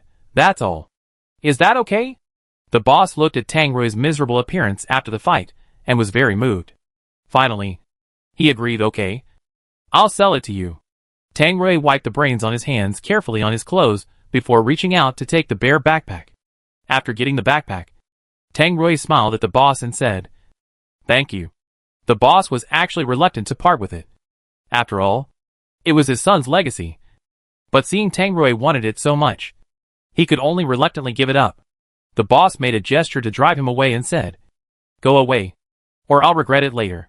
Tang Rui turned around and left without saying a word, and quickly took it back to give Ao Bao a surprise. When he returned, Tang Rui found several people guarding outside his house. Thinking that they wanted to harm Ao Bao, Tang Rui went up and grabbed one of them by the collar, then raised his fist to threaten, "What are you doing guarding my door? If you don't leave, don't blame me for being rude." The man whose collar was grabbed by Tang Rui replied calmly, "Major Poo sent us to protect the little guy. Someone just wanted to pick the lock, but we arrived in time." Tang Rui glanced at the lock on the door and found that there were indeed traces of being picked on the keyhole. Tang Rui let go of the man's collar and asked with a frown, "Why did Major Poo send you here?" Although Tang Rui and Poo Su had chatted several times, their relationship should not be so good. So Tang Rui was very suspicious of what the Poo surnamed man's intention was. "We just did what we were told, and we don't know anything else." Even if they knew Poo Su's intention, they would definitely not tell Tang Rui. Tang Rui became more and more suspicious of that guy Poo Su. "Thank him for his kindness for me, but I will protect my people myself, so he doesn't need to worry about it." After the people sent by Poo Su left, Tang Rui took out the key and opened the door. When the door was opened, it was empty inside, and Ao Bao didn't seem to be at home. Tang Rui's heart skipped a beat, and he shouted anxiously and panicked, "Ao Bao! Ao Bao!" who was hiding under the bed, finally heard Rui's voice, and he responded happily, "Ao." Tang Rui heard that Ao Bao's voice came from under the bed, so he bent down and looked under the bed. Seeing Ao Bao curled up under the bed, he seemed to be stuck and couldn't move. Tang Rui lifted the bed with one hand and let Ao Bao crawl out first. After Ao Bao crawled out, he went straight into Tang Rui's arms and shouted with a choked voice, "Rui." It was almost a whole day since they last met, and Ao Bao missed Rui so much. Of course, Ao Bao also missed Rui's meat. Seeing that Ao Bao was unharmed, except that his clothes were a little dirty, Tang Rui finally let go of his worries after a whole day. "Ao Bao, you should stay with me in the future. Leaving Ao Bao at home made Tang Rui even more worried. First, there were thieves who picked locks in the ordinary area and could break into the house at any time. Second, Pu Su would definitely take advantage of his absence to attack Ao Bao. Hearing that Ruirui was going to take him along, Ao Bao happily raised his hands and cheered, Ao. Seeing that Ao Bao was so happy because of his words, Tang Rui felt as sweet as tasting honey. Ao Bao, I have something for you. Ao Bao tilted his head and looked at him. Ao? Tang Rui took out the little bear backpack hidden behind him. When Ao Bao saw this familiar little bear backpack, he was stunned at first, then quickly put it on his back and ran around the room excitedly. Because he was too excited, Ao Bao didn't pay attention to the road and bumped into the wall. Seeing that Ao Bao had another bag on his forehead, Tang Rui felt distressed. He pulled Ao Bao to his side and said, Don't carry it for now. Let's go take a shower. Ao Bao was reluctant to put down this small backpack, so he would hold it in his hand when taking a shower. Even when eating meat, he would hold the backpack in his hand and look at it. When doing this kind of thing, Ao Bao was not focused at all. So Tang Rui naturally got angry. Ao Bao, if you keep holding this backpack, I will take out the meat. Ruirui was already an old love, and the backpack was a new love. After struggling for a while, Ao Bao chose the backpack. Yes, Ao Bao chose the backpack. This made Tang Rui mad. He regretted it now. He thought to himself, why did he spend so many crystal cores to buy himself a rival in love? He was really stupid. Tang Rui was also angry, took the meat away directly, and threatened, Ao Bao, you will have no meat to eat in the future. Tang Rui was very angry now, and he was the kind that couldn't be coaxed. Ao Bao was scared to death. He would have no meat to eat in the future. How could this be possible? Ao Bao put down the bare backpack in his hand, climbed onto Tang Rui, and shouted in a begging tone, Ruirui, eat meat. Ao Bao didn't want the backpack anymore. Ao Bao wanted to eat meat. Why didn't you choose that just now? It's too late now. Tang Rui never thought that his position in Ao Bao heart was not even as good as a little bear backpack. This result was really sad. Ao Bao leaned on Tang Rui's arms, arched his little head on his strong chest muscles, and begged repeatedly, meat, eat meat. Tang Rui did not push Ao Bao away from his arms, but just said stubbornly, I won't give it to you. In fact, Tang Rui also wanted to give it to Ao Bao now, because his big Ruirui was already swollen and uncomfortable. But he was still angry, so he could not easily obey Ao Bao. Seeing that Ruirui didn't let him eat, Ao Bao wanted to do it himself. But Tang Rui put on his pants. Seeing this, Ao Bao had no choice but to take out a lollipop from the little bear's backpack to bribe Tang Rui. Tang Rui turned his face away and said, I don't eat candy. He tried all kinds of methods, but still couldn't eat meat. Ao Bao cried anxiously, woo. Tang Rui was helpless when Ao Bao cried. He pulled Ao Bao into his arms and said, it's okay if you want to eat, but you have to concentrate and feel me well. Every time Ao Bao would be distracted, and no one knew what was in that little head. Ah! Ao Bao would concentrate on eating meat. Tang Rui reluctantly agreed, okay. I'll give it to you. De Ruirui, who had been holding back for a long time, was ready to go. Unstoppable. Ao Bao didn't dare to think about anything else, so he stared at De Ruirui, which was enough to concentrate. Tang Rui couldn't stand Ao Bao's focused gaze at all. So in less than a few minutes, Tang Rui. This was the shortest time in his life. Just when Tang Rui felt that this was a shame, Ao Bao was clapping his hands excitedly, and no one knew what Ao Bao was happy about. Fortunately, Tang Rui later saved his face with his amazing fighting time. After Ao Bao was full, he hugged his little bear backpack full of candy and slept in Ruirui's arms. Tang Rui kissed Ao Bao's sleeping face contentedly. Ao Bao's little face was still a little swollen, but compared with before, it was much better, and it should be completely swollen in a few days. When Ao Bao turned back to his original appearance of a peerless little boy, he might be more concerned about Pu Su. When Tang Rui thought of Pu Su, he was instantly upset. It seemed that he had to give a warning to that Pu tomorrow. Ao Bao could only be his, and no one could take it away. The next morning, Ao Bao carried his little bear backpack and went out with Ruirui. This time, Ao Bao did not doze off on Tang Rui's back. So this was the first time that Ao Bao saw the guy named Pu Su. It was also the first time that Pu Su saw this little guy awake. Pu Su greeted Ao Bao enthusiastically. Hello. Ao Bao was not interested in the handsome man in military uniform. Ao Bao just raised his eyelids and glanced at Pu Su, then continued to bury his head and peeled the candy wrapper of his lollipop.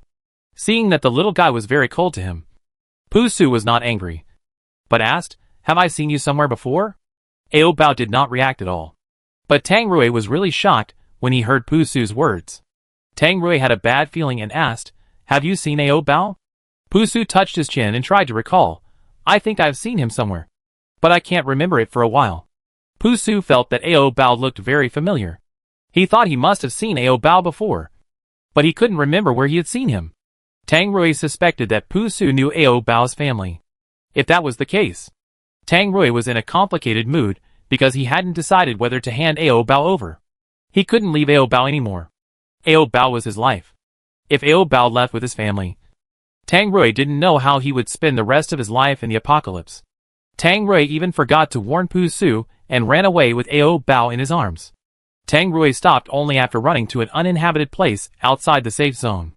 He was really afraid that Pu Su would recognize Ao Bao. Seeing Rui running so fast and sweating a lot, Ao Bao used his little hands to help him wipe the sweat off his face. Tang Rui's mood had not yet calmed down. His heart was beating very fast, and the feeling of uneasiness spread throughout his body.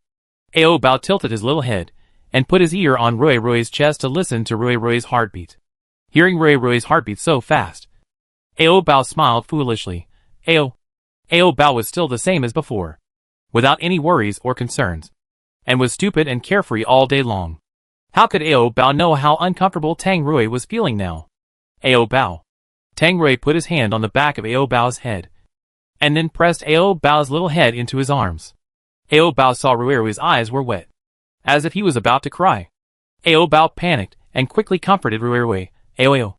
Then Ao Bao patted Tang Rui's big head with his little hand, telling him not to cry. Tang Rui realized that he had lost his composure and turned his face away. "I'm fine." Ao Bao then leaned his little head over and faced Tang Rui. Ao? Tang Rui saw that Ao Bao cared about him very much, so he said, "I'm really fine." Ao Bao still didn't believe it and pointed at his red eyes with his little finger. Tang Rui continued to argue, "These are not tears, but sand in my eyes." Seeing him say that, Ao Bao helped him blow the sand out of his eyes. Tang Rui let Ao Bao help him blow, and after blowing for a while, he stopped. "Okay. Stop blowing. The sand is gone." After that, Tang Rui took Ao Bao's hand and went to kill zombies. During the mission, Tang Rui was always absent-minded. There were even several times when he was almost bitten by zombies. Ao Bao was watching from the side and felt worried for him.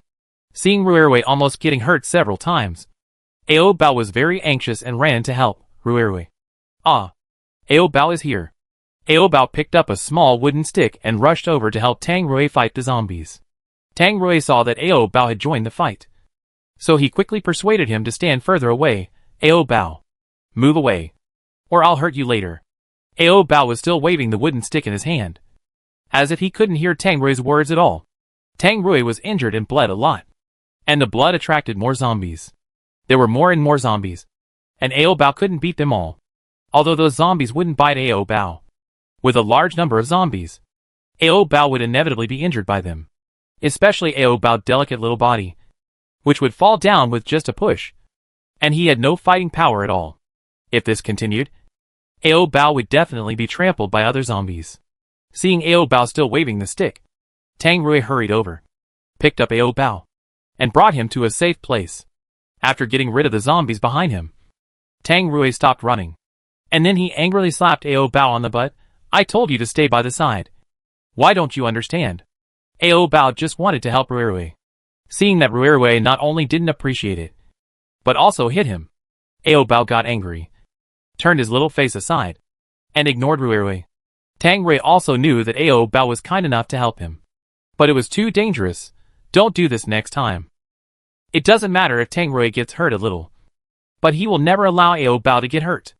Ao Bao gradually gave in and took the initiative to kiss Tang Rui. Ao. Feeling Ao Bao's soft lips touching his mouth, Tang Rui's breathing suddenly became heavier. His resolute and shining eyes gradually dimmed, and his lower body tightened and swelled directly. Then Tang Rui said hoarsely, "Ao Bao, don't seduce me outside." Ao Bao tilted his head, as if he didn't understand what Ruirui was saying. Tang Rui sighed helplessly and said, Ao Bao, be honest, so that we can complete the task quickly. After the task is completed, I will take you to buy snacks. Ao Bao doesn't like snacks. Meat. Tang Rui smiled. Ao Bao, do you really want to eat meat every day? Ao Bao certainly wants to eat meat every day. Not just every day, but every meal. Preferably 8 meals a day.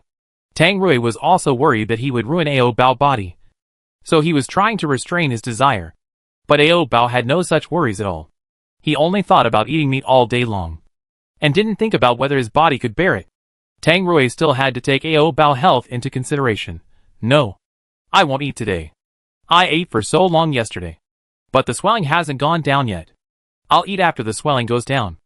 Ao Bao was unhappy when he heard that there was no meat to eat. He leaned in Tang Rui's arms listlessly, as if he was going to die at any time. Tang Rui hurriedly coaxed him and said, Ao Bao, can I buy you other meat? Pork, mutton, beef and venison. Ao Bao didn't like any of the meat Tang Rui mentioned, because Ao Bao's taste is now picky. Ordinary meat can't arouse his appetite at all. Only fine meat like Ruirui can make Ao Bao salivate. But Ruirui didn't give him food, so there was nothing he could do. Ao Bao could only eat in his dream. Ao Bao lay on Tang Rui's back and fell asleep soon. The main reason was that Ao Bao was tired, because the battle just now basically consumed all of Ao Bao's physical strength. Although he just took a stick and hit a few times, he was also very tired. Tang Rui carried Ao Bao, the lazy pig, on his back, which was not very convenient. So he accidentally let a mid-level zombie run away.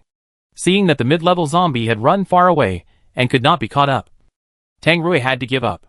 When it was almost dark, Tang Rui carried Ao Bao back to the safe zone. After entering the safe zone, Tang Rui met Pu Su again, who was talking to a superpower. Tang Rui originally planned to take a detour to avoid Pu Su, but Pu Su was very sharp and noticed him at once. Pu Su shouted his name loudly, Tang Rui. Tang Rui pretended not to hear it and continued to walk forward with his head down. Pu Su strode over and blocked Tang Rui's way. Pu Su stopped in front of Tang Rui and said, I have something to ask you. I'm in a hurry. Ask me another day. Tang Rui was afraid that Pu Su would recognize Ao Bao, so he didn't want to stay in front of Pu Su for a moment, and just wanted to take Ao Bao back home as soon as possible. Pu Su could see that Tang Rui was very anxious, so he said, it will be quick, and I will finish asking questions in a moment. There is no need to wait until another day. I don't have time. After saying that, Tang Rui wanted to walk around him. Pu Su spread his arms and stopped him again. Don't you have even this little time? Or do you have something to hide? Tang Rui didn't want to look guilty, so he stopped and said, then asked quickly. Pu Su glanced at Ao Bao, who was sleeping on his back, and asked, what is your relationship with this little guy? Tang Rui's tone was a little cold. Why do you ask that? And what is the relationship between me and Ao Bao? Does it have anything to do with you? You must have picked up this little guy. Pu Su guessed it right. The expression on Tang Rui's face froze a little, but he quickly calmed down and said, yes. Pu Su saw through Tang Rui's disguise. And then he continued, since he was just picked up by you, shouldn't you return it to its original owner? Tang Rui was completely panicked, and his tone was not as calm as before. He said anxiously, what does it mean to return it to its original owner? Ao Bao is not an item. Pu Su raised a faint smile at the corner of his mouth. This little guy was just picked up by you. Don't you plan to send him back to his family? Tang Rui's expression was close to collapse. He licked his lips and asked dryly, do you know Ao Bao's family? Where are they? Tang Rui knew that Pu Su must have recognized Ao Bao. Otherwise Pu Su would not have said this. Pu Su smiled. They are in another safe base. Give me this little guy, and I will help you send him back to his family. Tang Rui shook his head and nodded again. His mind was in a mess because he didn't expect that the day of separation would come so soon and caught him off guard. Tang Rui looked at Pu Su and said in a pleading tone, can Ao Bao stay and accompany me for a few more days? Pu Su didn't seem to want to pay attention to Tang Rui's plea, and only said, I believe this little guy's family must have been waiting for him for a long time. So let's send him back as soon as possible, and don't let his family wait anxiously. Since you know Ao Bao, can you tell me Ao Bao's real name? What is it? Tang Rui didn't want to end up not knowing Ao Bao's name. Pusu seemed to be stumped by the question. He paused for at least several seconds before saying a name that sounded very strange. Shuero. Tip: Ao Bao's real name is not Shuero, and he will not change his name in the future. Ao Bao is Ao Bao. When Tang Rui heard this name, he was also stunned. It sounds like a girl's name. Pusu looked a little nervous and explained, because he looked like a girl when he was a child. So he was given this name. Tang Rui did not doubt the name too much. He just wanted to beg Pusu to let Ao Bao stay with him for a few more days. Please let Ao Bao stay for a few more days. During these days, I want to explain Ao Bao properly. Otherwise, I will not feel at ease to hand him over like this. Pusu agreed. 3 days is enough. Yes. Enough. In fact, Tang Rui wanted to say that 3 days was not enough. Even a lifetime was not enough. But he could not be so selfish. He should let Ao Bao reunite with his family earlier. After parting with Pusu, Tang Rui brought Ao Bao to a supermarket. Tang Rui woke up Ao Bao, who was still sleeping. Ao Bao clenched his hands into fists and rubbed his eyes. Ao Bao. Ao Bao hasn't slept enough yet. Why are you calling him? Ao Bao. Take whatever you want to eat. Tang Rui wanted to buy some more snacks for Ao Bao to take away. When Ruerui said he wanted to eat something and asked him to take it, Ao Bao stretched his little hand to Ruerui's crotch without hesitation. But his little hand was too short to reach it. Tang Rui was originally frowning. But when he saw Ao Bao stretching his hand to Ruerui, he couldn't help laughing. Ao Bao. Except this. You can choose anything else. Ao Bao cried out in dissatisfaction. Ao Bao only likes to eat this. Tang Rui was afraid that Ao Bao would continue to cry like this and make others suspicious. So he quickly took a box of rainbow candies from the shelf and stuffed it into Ao Bao's little hand. Ao Bao immediately became quiet in a second, shaking the rainbow candies in his little hand. Ah, candies. Tang Rui smiled and said, yeah, candies. Ao Bao gave the rainbow candies to Tang Rui and asked him to help him open the bottle cap. Tang Rui opened the rainbow candies first and gave them to Ao Bao to eat, and then went to pay the bill later. A total of 4 crystal cores were obtained today. Tang Rui used all of them to exchange snacks for Ao Bao. On the way home, Tang Rui carried a sack of snacks in one hand and held Ao Bao in the other hand. As they walked, Tang Rui said, Ao Bao, you will be able to see your family in a few days. Take these snacks with you. In addition, I will make you some dried meat to eat on the road tomorrow. Tang Rui couldn't let Ao Bao go hungry, so he had to prepare enough food. Ao Bao didn't understand what Ruerui meant by this. After thinking about it for a long time, he realized that Ruerui wanted to give him to someone else. Ao Bao stopped immediately and stood there, and gradually whimpered in his mouth, woo. Tang Rui picked up Ao Bao and said with a choked voice, Ao Bao, your family should be very worried about you, so you should go see them in a few days. Ao Bao shook his head vigorously, indicating that he didn't want to leave. Woo. Ruerui. Tang Rui certainly couldn't bear to let Ao Bao go, but the final choice was up to Ao Bao himself. Tang Rui had thought about it before.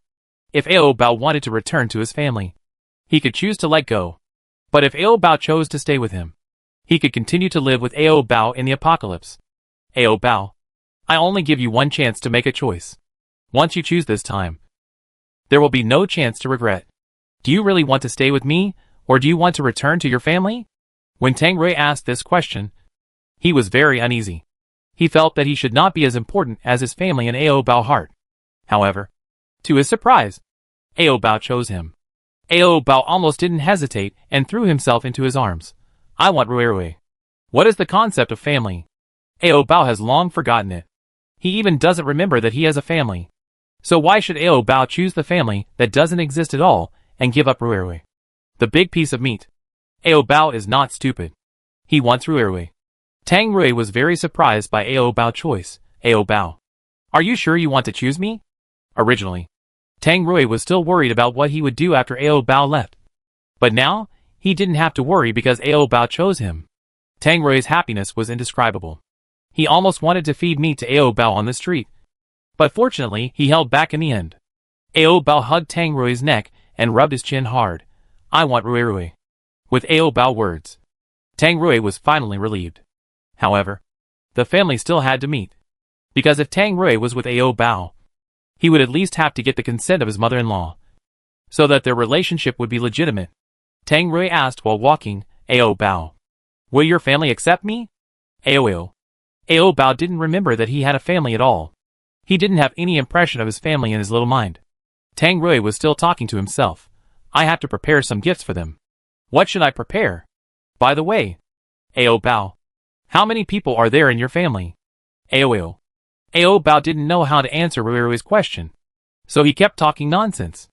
Tang Rui didn't understand what Ao Bao was saying. So if he wanted to know about Ao Bao family situation, he had to ask Pu Su. After all, Pu Su knew Ao Bao, so he should know more about Ao Bao family situation. Early the next morning, Tang Rui took Ao Bao, who was still asleep, to find Pu Su. Pu Su was very surprised. He didn't expect Tang Rui to take the initiative to find him. Tang Rui just wanted to ask how many of Ao Bao family members survived the apocalypse. Are Ao Bao parents alive? Pu Su paused for a moment before saying, both are alive. Tang Rui asked again, which base are they in? Pu Su answered quickly, as if he had thought about it in advance, the safe zone in the next city. Tang Rui thought for a while and said, that's quite far. When I have enough crystal cores, I will take Ao Bao to see his parents. Pu Su said, just give him to me, and I will send him to his parents. Tang Rui was not very confident about Pu Su. Don't bother you. Ao Bao chose me yesterday, so I have the obligation to accompany him. And I will only take Ao Bao to see his parents once. And I will not let Ao Bao go back to them. Ao Bao is still a low-level zombie, and likes to eat human flesh.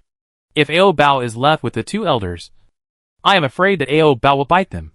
So Tang Rui will definitely not leave Ao Bao with the two elders. Moreover, Ao Bao had chosen him yesterday. So Tang Rui had the obligation to be responsible for Ao Bao to the end, because he was Ao Bao's nominal husband. Pu Su's expression was a little sad, but he still tried to keep calm. But his family asked me to take him back as soon as possible. And Ao Bao was just picked up by you. Do you want to take him for yourself? Tang Rui's eyes were a little suspicious. Isn't Ao Bao called Shuero? Why do you call him Ao Bao? And although Ao Bao was picked up by me, he followed me voluntarily. So this can't be said to be taken for yourself. It can only be said to be consensual. Also, what is your relationship with Ao Bao? Tang Rui only knew that Pu Su knew Ao Bao, but he didn't know how Pu Su and Ao Bao knew each other. Pu Su replied, he and I are a little bit related. Tang Rui only felt that the guy surnamed Pu in front of him was very suspicious, because Pu Su had revealed too many flaws. Moreover, Pu Su's words were very clumsy, and his words were not mature and rigorous at all. They were not what a 30-year-old adult would say, but more like what a teenager would say. Tang Rui said with a firm look, you are only Ao Bao cousin, and I am Ao Bao husband. So you have no right to take Ao Bao away from me. And it is not your turn to take Ao Bao to meet my parents, since Ao Bao chose him yesterday. Tang Rui's words had become more confident. If Ao Bao had not chosen him yesterday, Tang Rui might have continued to beg Pu Su, his cousin, not to take Ao Bao away, or to ask Pu Su to give him a few more days to accompany Ao Bao. Before leaving, Tang Rui did not forget to warn Pu Su, don't think I can't see that you are coveting Ao Bao's body. You'd better put an end to your thoughts. Otherwise I will definitely not show mercy to you. After the warning, Tang Rui walked away from Pu Su with Ao Bao on his back. After being chosen by Ao Bao, Tang Rui became fearless, as if he had an extra trump card in his heart. As long as he had this trump card, even if Ao Bao's biological parents wanted to come and take Ao Bao away, Tang Rui would not agree. When Ao Bao woke up, Tang Rui asked him again, Ao Bao, you really won't regret choosing me? Ao, I want Rui Rui. Ao Bao will not regret it. He only wants Rui Rui and big Rui Rui. Tang Rui couldn't stop being happy. He lowered his head and kissed Ao Bao's little mouth. I want you too, as long as Ao Bao is willing to stay with him. Then Tang Rui is willing to accompany Ao Bao forever. After Tang Rui took Ao Bao away, Pu Su clenched his fists unwillingly. He thought that he could take Ao Bao away by pretending to be Ao Bao relative. But the plan was a little wrong. Seeing that plan did not succeed, Pu Su had to arrange people to guard the entrance of the safe zone directly, and wait for Tang Rui to return from the mission, and then conduct a full-body examination on Tang Rui and Ao Bao. Tang Rui did not know that danger was coming. He was still thinking that the mission was completed. So he took Ao Bao to buy some new clothes to wear. When the sun was about to set, Tang Rui took Ao Bao to the periphery of the safe zone. Pu Su winked at several men around him, and asked them to go up and check Tang Rui and Ao Bao. There was no inspection in and out of the safe zone several times before. But this time, it was actually necessary to check. Tang Rui was a little panicked. He hugged Ao Bao tightly in his arms, and did not allow those people to touch Ao Bao. Ao Bao also shrank into Tang Rui's arms in fear. Ao. Tang Rui said to those people, "Just check me. Ao Bao has no wounds. Whether there are wounds or not, we can only know after we see them. Hurry up and take off your clothes for us to check." Those people insisted that Ao Bao take off all his clothes in public. Tang Rui certainly did not want Ao Bao's body to be seen by others. So he refused to take off Ao Bao's clothes. But if he did not check, he could not enter the safe zone. So he could only waste time like this. Ao Bao still wanted to go home to eat meat. So he urged Rui in a low voice, "Ao." Tang Rui finally agreed to take off Ao Bao's clothes for them to check. But he would not take off his underwear. Those people agreed. Tang Rui took off Ao Bao's shirt and pants, leaving only a small pair of underwear for Xiao Xiao Ao Bao to cover his shame. The men looked at Ao Bao for a long time, and finally found a small wound from somewhere. He has a wound on his body, so he should be at risk of being infected with the virus, and he must be isolated. After that, they snatched Ao Bao away from Tang Rui. Tang Rui's temper flared up, and he knocked him over. No way they dared to snatch Ao Bao away. Tang Rui attacked the guards at the entrance of the safe zone. When the people next to him saw it, they immediately raised the alarm. And then a group of guards came to support and surrounded Tang Rui. Tang Rui wanted to argue with them, but they insisted on taking Ao Bao away. So Tang Rui didn't waste any words and went up to fight them. It was relatively easy for Tang Rui to fight with these guards without superpowers, and he quickly knocked down dozens of them. Just when Tang Rui was about to win, someone put a gas bomb at his feet, knocking Tang Rui unconscious. Before Tang Rui fainted, he just felt that the gas bomb looked familiar. As soon as Tang Rui fainted, Pu Su came and took Ao Bao away. Ao Bao also inhaled the gas and fainted for a while. But he was soon awakened by Pu Su. Pu Su gently rubbed Ao Bao's pink lips with his fingers, and said with obsession, "Ao Bao, do you still remember me?" Ao Bao saw Zhao Niao's shadow through Pu Su's eyes. Ao. Seeing that Ao Bao recognized her, Zhao Niao was very happy. "So you haven't forgotten me." Zhao Niao's crystal core was swallowed by Pu Su, so she can now control Pu Su's body. Just when Zhao Niao was about to kiss Ao Bao with her new body, Tang Rui suddenly rushed in. Zhao Niao was surprised to see Tang Rui wake up so quickly. "How did you? I've seen you use poison gas bombs before." Tang Rui held his breath immediately when he saw that the poison gas bomb looked familiar. So he didn't faint just now. He just pretended to fall down. "Don't name Ao Bao Shuero next time. He's a boy." After saying that, Tang Rui strode over and punched Pu Su in the stomach. After Pu Su spit out Zhao Niao's crystal core, he returned to normal. Pu Su, who had just gained self-awareness, was still a little confused. Tang Rui ignored Pu Su and picked up Zhao Niao's crystal core directly, and then took Ao Bao home. When Ao Bao was not stung by the bee at first, Pu Su didn't say that Ao Bao looked familiar. After Ao Bao was stung by the bee and his face was swollen like a piglet, Pu Su suddenly said that Ao Bao looked familiar, which means that Pu Su had been controlled by Zhao Niao's consciousness at that time. In fact, Tang Rui had already suspected that there was something wrong with Pu Su at that time, but he was too worried that Ao Bao would leave him. So he panicked and did not continue to suspect Pu Su. After returning home, Tang Rui lay down on the bed tired. Ao Bao was full of energy, lying on him and clamoring for meat. Tang Rui was indeed erect, but he didn't want to move at all. "Ao Bao, let me have a good rest today." Seeing that Rui looked very tired, Ao Bao stopped nagging him to sleep. After Ao Bao calmed down, he soon fell asleep out of boredom, even faster than Tang Rui.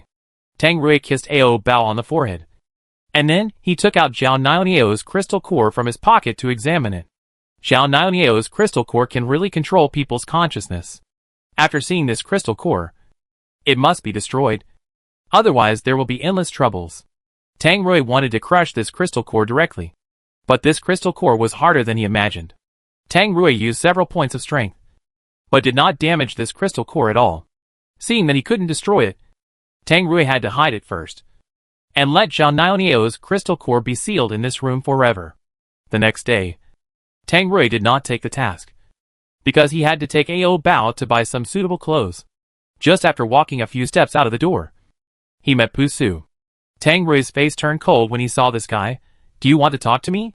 My consciousness was controlled by a strong mental force 2 days ago. Do you know what happened? Pu Su felt that only Tang Rui could give him the answer to this question. So he came here to find Tang Rui in person. Tang Rui replied, you swallowed a crystal core of a mental power mutant. Her consciousness is too strong.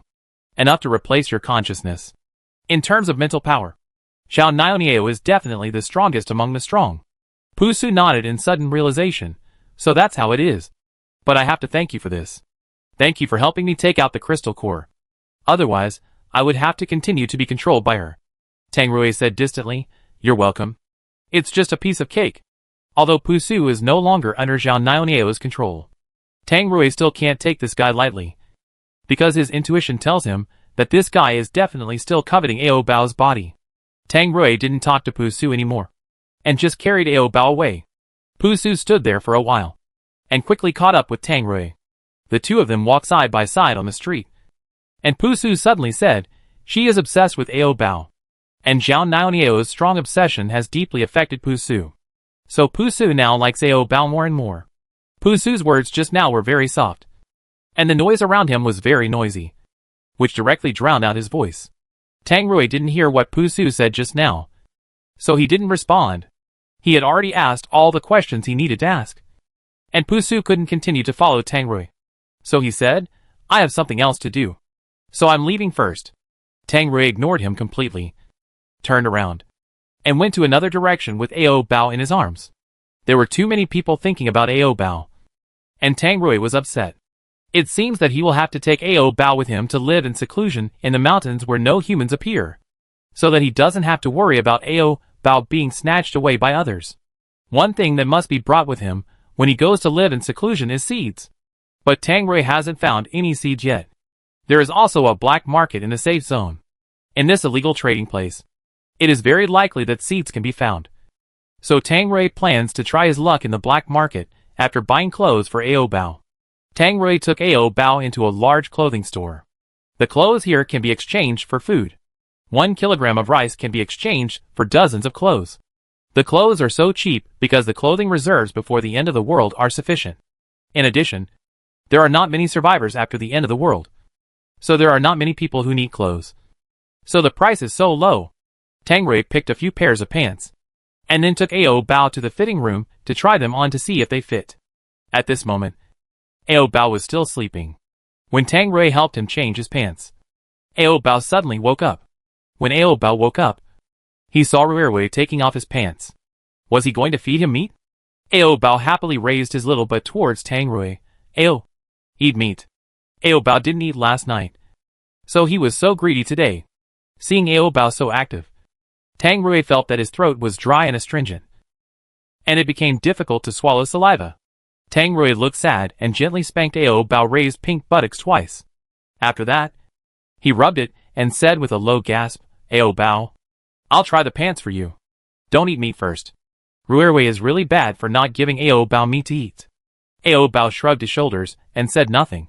Tang Rui couldn't bear to see Ao Bao's disappointed look, so he gave his fingers to Ao Bao to satisfy his craving. Although there was too little meat on the fingers, it was better than nothing. Ao Bao was finally happy and cooperated with Tang Rui to try on clothes. Tang Rui didn't bring Ao Bao's skirt to try. He brought pants. Ao Bao hadn't worn pants for a long time, so he was not used to it. And after putting on the pants, Ao Bao couldn't even walk, as if he was restricted by something, and his legs were stiff when he walked. As soon as Tang Rui helped him take off his pants, Ao Bao's legs became flexible again. It seems that Ao Bao has gotten used to wearing skirts. However, wearing skirts always exposes Ao Bao's thin legs, which can be seen by others. Not to mention that wearing skirts also has the risk of exposure at any time. Tang Rui is now a little entangled, whether to put a skirt or pants on Ao Bao. While Tang Rui was still thinking, Ao Bao suddenly urinated in the fitting room. To this, Ao Bao did not react, just lowered his head and stared at his little Ao Bao leaking water. Ao Bao wanted to catch it with his hands, but was stopped by Tang Rui. Ao Bao urine has no smell or color, just like water. So when the boss came to ask, Tang Rui just said, I accidentally spilled the water. The boss did not doubt it, but just reminded Tang Rui to be careful not to get his clothes wet. In the end, Tang Rui bought a skirt for Ao Bao, but not pants. The main reason is that Ao Bao can't wear the pants, and the pants are also troublesome to take off. After buying clothes, we have to buy small underwear.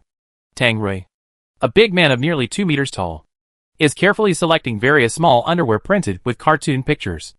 No matter how you look at this scene, it will make people feel uncomfortable. So this also attracted many people's attention. Ao Bao has incontinence, and the small underwear basically needs to be changed 3 or 4 times a day, sometimes even 7 or 8 times a day. So Tang Rui bought more than dozens of pairs at once. In addition to buying cartoon-style small underwear for Ao Bao, Tang Rui also bought Ao Bao a few pink lace-style small underwear for Ao Bao, which will definitely look good when Ao Bao wears them. However, these pink lace small underwear can only be worn by Ao Bao at home. When checking out, Tang Rui asked the boss to put the pink lace panties in a separate bag to distinguish them from the cartoon panties. The boss looked at Tang Rui with a meaningful smile. I still have a few collections. If you want, I can give them to you at a lower price. 1 panty per kilogram of rice. Tang Rui did not agree immediately, because the price of 1 kilogram of rice was too high, and the boss seemed to be cheating him. Seeing that he was still hesitating, the boss talked about the truth of life to persuade him. In the end times, you can't just live for the sake of living. Sometimes you have to pursue fun. Otherwise, what is the purpose of life in the end?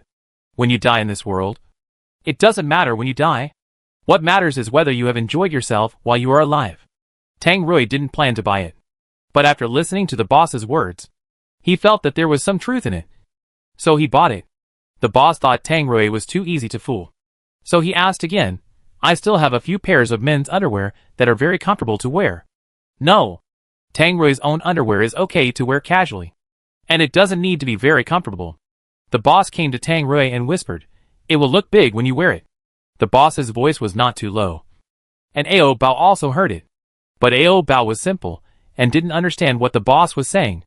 The boss's words directly hit the point that every man desires, and Tang Rui is no exception. After listening to the boss's words, Tang Rui was indeed moved. So he finally bought it. But the fact proved that the boss was a profiteer. How could black underwear look big? It's good enough if it doesn't make you look thin. But since I have already bought it, I can only make do with it. After that, Tang Rui went to purchase a batch of daily necessities, and bought some small toys for Ao Bao, so that he could use these small toys to kill time when he was bored. Tang Rui bought a lot of things today, and so many things only cost about 10 kilograms of rice. In fact, as long as you have strength, you can live a comfortable life in the safe zone. If you don't have strength, then the safe zone is simply hell on earth. And the ordinary zone is a true portrayal of hell on earth. The people living here are all sallow and hungry. The strange thing is that in the ordinary zone, people who are about to starve to death can be seen everywhere. But the bodies of people who have starved to death cannot be seen. Just when Tang Rui felt strange, he saw someone holding a knife and slashing at a little girl who had already starved to death. As long as there is a little bit of food, even if it is only a little bit, they will not eat each other. Seeing them like that, Tang Rui's mood was indescribable. He silently took out a bag of snacks from his pocket and tore it open for Ao Bao to eat. Tang Rui couldn't save others. He could only ensure that Ao Bao wouldn't starve. After taking the purchased items home, Tang Rui took Ao Bao out to the black market again. The people in the black market were not good people. As soon as Tang Rui appeared with Ao Bao in his arms, they all stared at him. Most of their eyes were on Ao Bao, because Ao Bao's cute little appearance was very appealing to them. When Tang Rui asked them how to exchange for seeds, the group of people said without knowing what was good for them, exchange with the boy in your arms. They were very unlucky, and they stepped on Tang Rui's bottom line right from the start. Tang Rui looked at the man who was speaking with a sharp look in his eyes. Say what you just said again. The other party rolled up his sleeves, showing the tattoo on his arm, and then walked to Tang Rui casually and said, if you want seeds, take the boy in your arms in exchange. After hearing what this man said, Ao Bao was worried that Ruerui would really exchange himself for seeds. Ruerui. No. Ao Bao's worry was completely unnecessary. How could Tang Rui exchange him for seeds? Can Tang Rui tolerate such provocation from the other party? Of course not. Tang Rui punched the other party in the face and broke the bridge of his nose.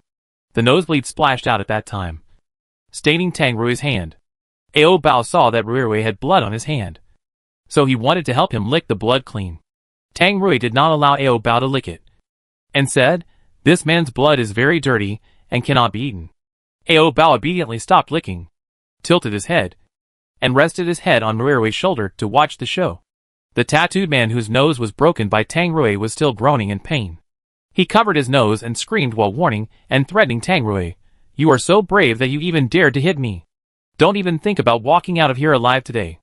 After the tattooed man finished speaking, Tang Rui was surrounded by more than a dozen people in a short while. These people were not good people.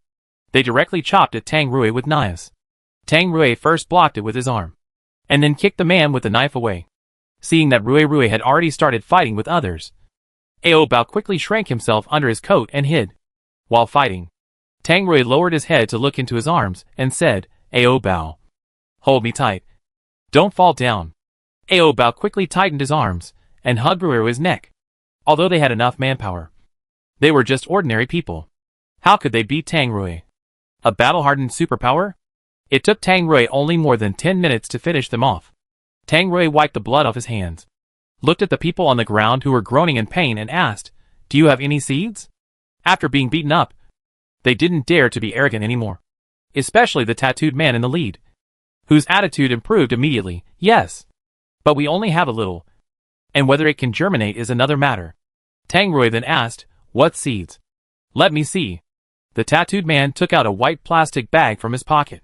The bag contained about a dozen cabbage seeds. These seeds were very small, and if they fell on the ground, it would be difficult to find them. Tang Rui took a few seeds and put them on the palm of his hand to look at them. And Ao Bao also put his little head close to look with him. The tattooed man said, "Planting is not allowed in the safe zone, so ordinary survivors basically don't have seeds. If you want seeds, you have to steal them from the big warehouse. But there are heavy soldiers guarding there, and there are many superpowers patrolling in shifts. For Tang Rui, there are few superpowers in the safe zone that can fight. But stealing seeds is still too risky. If he fails, then he will definitely not be able to come back. And then, there will be no one to take care of Ao Bao." Tang Rui thought about it, and decided to give up looking for seeds first. Anyway, he has the ability to get food now, and he won't starve to death. As for the dozen cabbage seeds, Tang Rui put them in his pocket first. This was a fair trade. Tang Rui would not take advantage of others, so he gave the tattooed man a crystal core of an intermediate zombie. The tattooed man did not want the crystal core. "I am not a superpower. It is useless to ask for a crystal core. Just give me food." There were no snacks in Tang Rui's pocket, only 2 lollipops. But this candy was for Ao Bao to eat. Tang Rui hesitated for a moment, but still took out the candy and handed it to the tattooed man. Ao Bao saw that Rui gave the candy to others, so he refused to do it, pursed his lips and cried, "Woo, candy!" That was Ao Bao's candy. Tang Rui stuffed the crystal core into Ao Bao's little hand and said, "I will use the crystal core to buy you candy later." Ao Bao looked at the crystal core in his hand and stopped crying. 1 crystal core can be exchanged for a whole jar of candy. Since there is so much candy, it doesn't matter if he gives this tattooed man a lollipop. Ordinary people are not allowed to enter the area of superpowers, and crystal cores can only be exchanged for food in the area of superpowers. So the tattooed man, as an ordinary person, cannot exchange crystal cores for food, and finally can only accept the lollipop. After the tattooed man took the lollipop, Ao Bao kept staring at him. Originally, Tang Rui was going to leave the black market, but he saw that Ao Bao was still reluctant to give up the lollipop. So Tang Rui turned around and took the lollipop back before the tattooed man had time to eat it, and stuffed it into Ao Bao's mouth. Tattooed man. His luck today is really bad. Not to mention that he was beaten. He also had his seeds taken away for free. Seeing that the tattooed man was quite pitiful, Ao Bao took out the lollipop in his mouth and wanted to return the candy to the tattooed man. Seeing that Ao Bao wanted to give the candy he had eaten to others, Tang Rui immediately got angry and said in a sinister tone, "Ao Bao, do you want to be beaten?" Ao Bao was so shameless that he was not afraid of being beaten. But Ao Bao finally took the candy back because he was reluctant to give it to others. The boy wanted to give him the candy. But then he didn't. In the eyes of the tattooed man, this behavior was just teasing or molesting him. Being molested by a beautiful boy would make anyone happy. And the tattooed man was no exception. At this moment, the tattooed man had already imagined in his mind the scene of himself pressing the beautiful boy under him and making him cry. The tattooed man felt very excited when he thought of the beautiful girl crying and begging for mercy. But Tang Rui was not easy to deal with. And the possibility of him getting the beautiful boy was almost zero. Although he was unwilling, he had no choice. Who could beat that man? Tang Rui held Ao Bao while walking and talking. Ao Bao, you must never give others what you have eaten in the future. This is considered an indirect kiss. How could Tang Rui stand it? Ao Bao nodded his little head, as if he heard it but also as if he didn't hear it. Tang Rui slapped him on the butt. You must remember it. Okay. Ao Bao is his. He will never allow others to touch it. Ao Bao held the candy in his mouth and spoke a little unclearly. Ao Bao still held the crystal core in his hand, waiting to exchange it for candy. Tang Rui did not let him down and took him to the retail store. Tang Rui often brought Ao Bao to exchange lollipops, and the bosses here were already familiar with them. The boss also saw that Ao Bao was cute, so he gave Ao Bao some chewing gum before he left. Chewing gum cannot be swallowed, and Tang Rui was afraid that Ao Bao would swallow it by mistake, so he didn't take it. But Ao Bao shamelessly caught all the chewing gum and happily put it in his little bear backpack. Ao Bao, you can't eat chewing gum. Take it out quickly. Ao Bao digestive system is basically not working now. If the chewing gum is swallowed, it may stick to the throat or stay in the intestines, and then it will not be excreted. Seeing Ruirui's fierce look, Ao Bao had to take the chewing gum out of the little bear backpack. Tang Rui returned the chewing gum to the boss and took Ao Bao home. On the way back, Ao Bao was still thinking about the chewing gum. Seeing that Ao Bao was unhappy, Tang Rui bit his pink lips twice, and then said in a low voice, "Come home and eat me." Okay. Ao Bao didn't eat meat yesterday, so he can eat it today.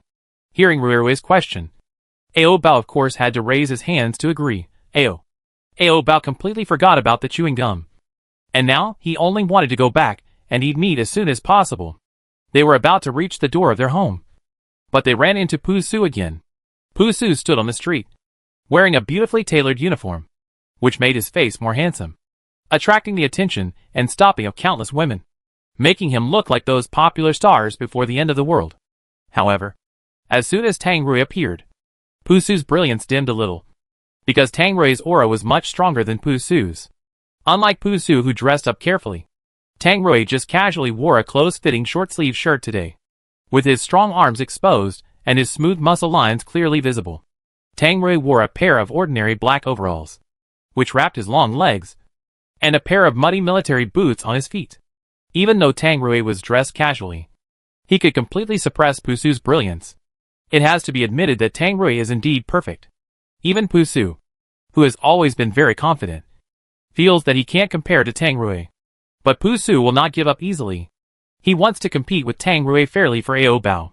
Tang Rui didn't expect to meet Pu Su on the way home. Seeing that Pu Su's eyes were always on Ao Bao, Tang Rui's face immediately darkened. Don't you understand my warning to you before? Tang Rui had warned Pu Su before not to think about Ao Bao. But obviously this guy didn't listen. Pu Su was not afraid of Tang Rui's threat, but just asked calmly, "Has Ao Bao confirmed the relationship with you?" Tang Rui directly replied, "He is my wife. If Ao Bao admits that he is your wife, then I will stop." Ao Bao can't speak, so how could he admit their relationship? Tang Rui didn't want to pay any attention to Pu Su. "Get out of here." Pu Su smiled and took 2 steps forward, approached Tang Rui, and then whispered, "I know Ao Bao is a little zombie." Xiao Niao occupied Pu Su's body, and also let Pu Su have part of her memory. So Pu Su already knew that Ao Bao was a zombie. After hearing Pu Su's words, Tang Rui was indeed a little panicked. "You want to threaten me?" Pu Su raised the corner of his mouth, smiled calmly and said, "I don't want to threaten you. I'm not such a despicable person. I just want to compete with you fairly." Ao Bao was originally his. So did Tang Rui still need to compete fairly with others? Tang Rui angrily replied, "You are not qualified." It can be seen that Tang Rui was very angry. But Pu Su continued to trample on his bottom line, saying, Whether you are qualified or not is not up to you. You have to ask Ao Bao's own opinion on this matter. After mentioning Ao Bao, Tang Rui and Pu Su looked at Ao Bao at the same time.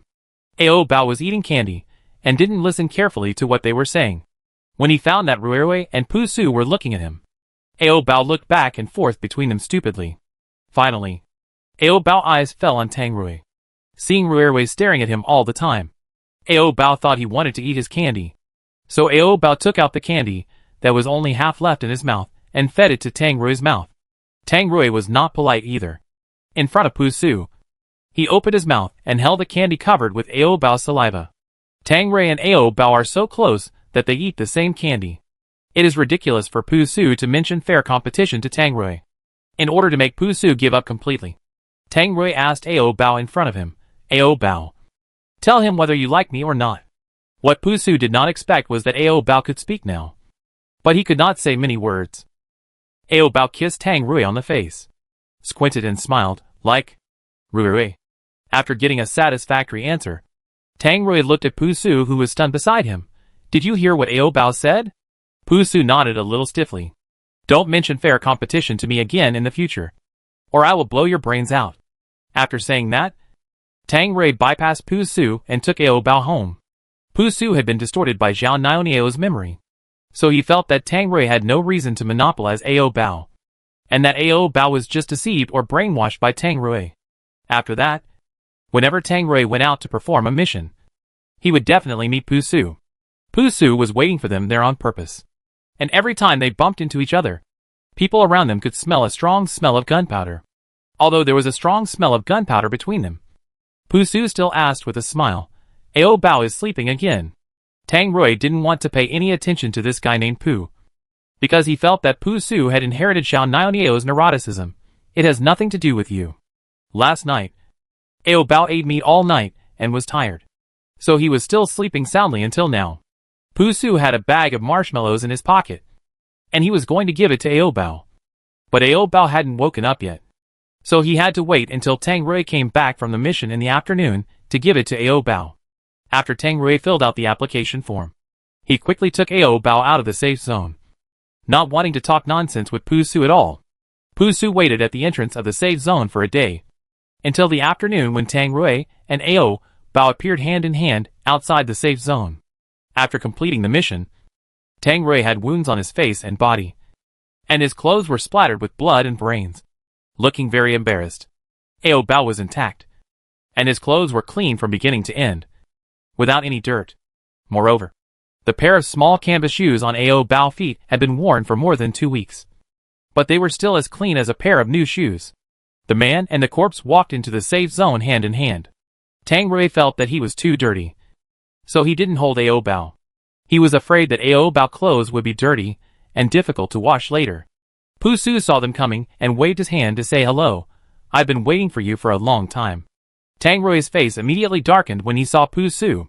If Pu Su hadn't held a position in the safe zone, Tang Rui would have attacked him long ago. Pu Su took out the cotton candy that he had kept in his pocket for a long time and handed it to Ao Bao. For you. Ao Bao couldn't refuse sweets at all. Not to mention that he had never eaten cotton candy before. Ao Bao stretched out a little hand to take it. When he was about to take it, Ao Bao felt a line of sight staring at him. Ao Bao looked over and saw Rui's dark face as expected. Seeing that Rui was unhappy, Ao Bao didn't dare to take it, and quickly took his little hand back. The little hand was withdrawn, but Ao Bao's eyes still couldn't stop drifting to the bag of cotton candy. Pu Su pushed the cotton candy in front of him and said, "Take it. It's delicious." Ao Bao also wanted to take it, but Rui would be angry. In order to resist the temptation, Ao Bao simply turned his little face aside and didn't look at the bag of cotton candy.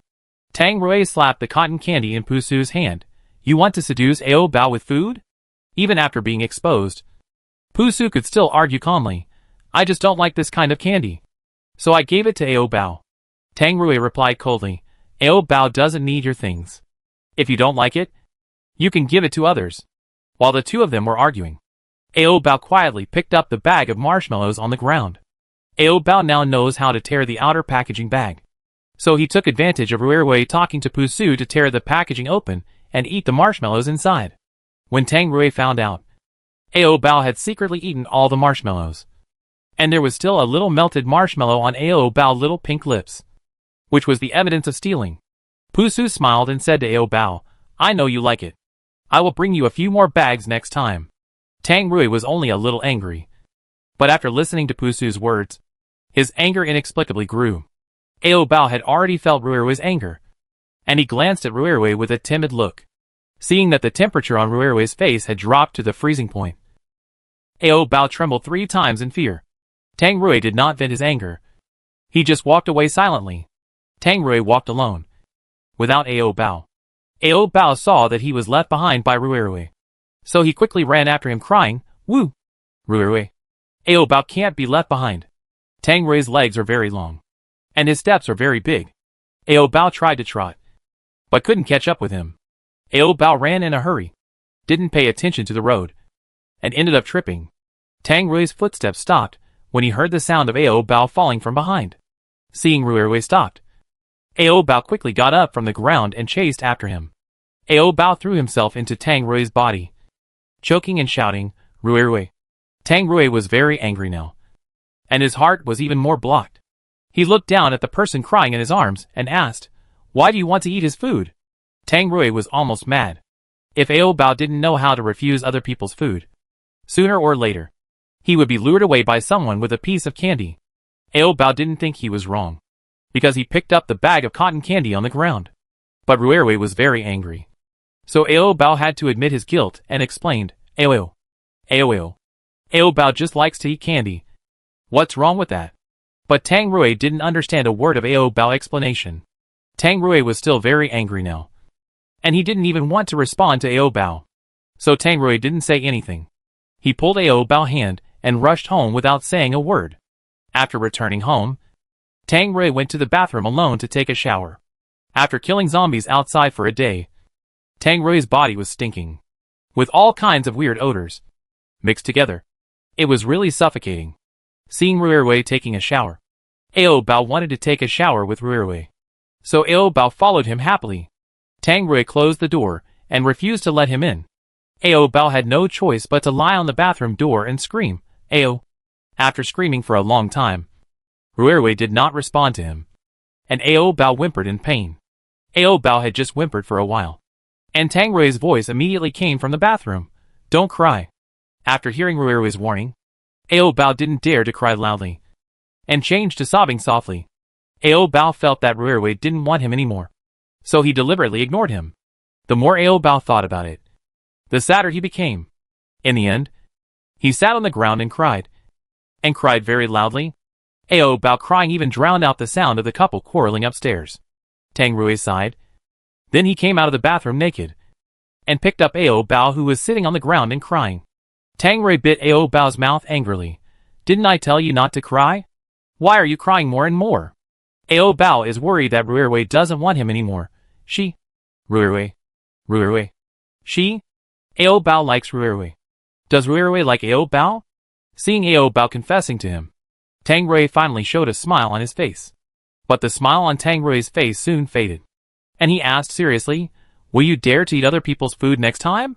Ao Bao shook his little head, indicating that he didn't dare to eat. Otherwise Ruirui really didn't want him. Tang Rui's face relaxed a little. It's good that you don't eat it. If you dare to eat it next time, I really don't want you. Tang Rui was just angry at most. He would not want Ao Bao. After all, Ao Bao is his life. If he doesn't want his life, why is he still alive? After Tang Rui washed himself, he took Ao Bao to bed directly.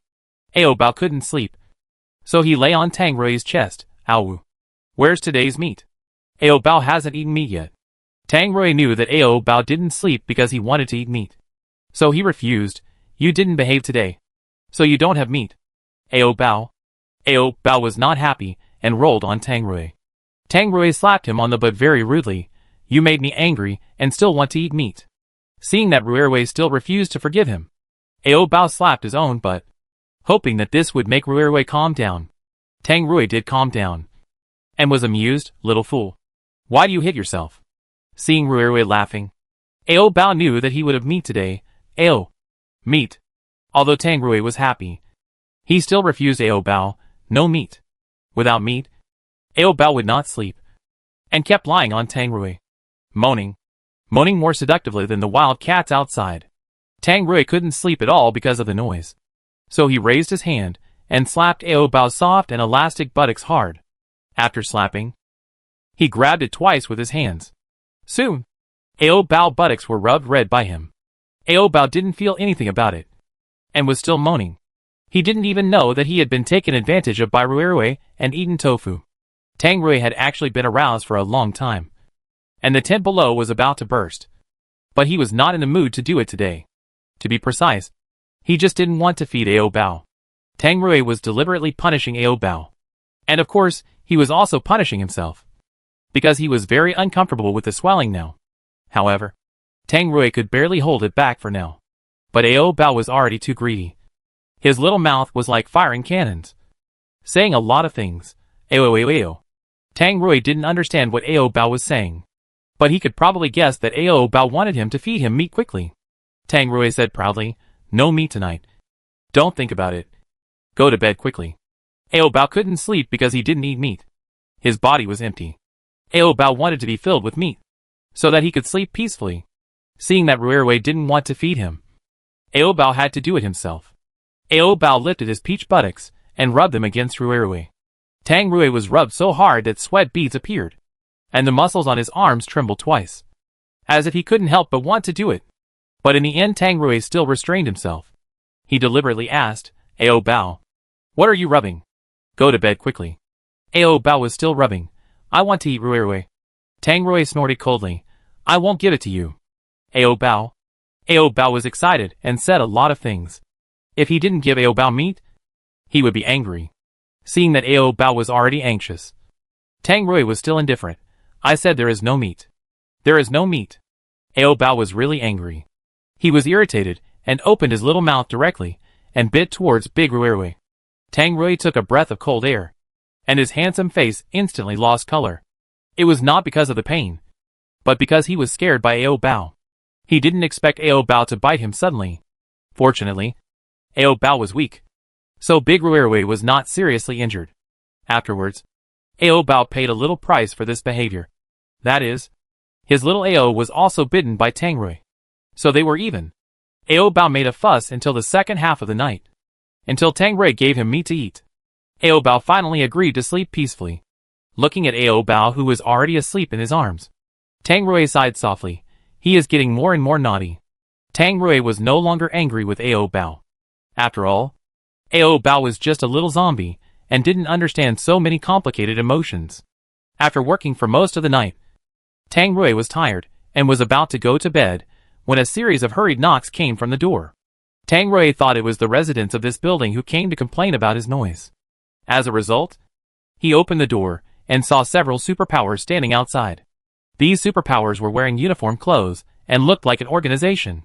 The leading superpower looked at Tang Rui and said, "Someone reported that you have seeds. If you know what's good for you, hand them over yourself, and don't let us search for them ourselves." "I don't have any seeds. Those dozen cabbage seeds were hard to come by." Tang Rui certainly didn't want to hand them over.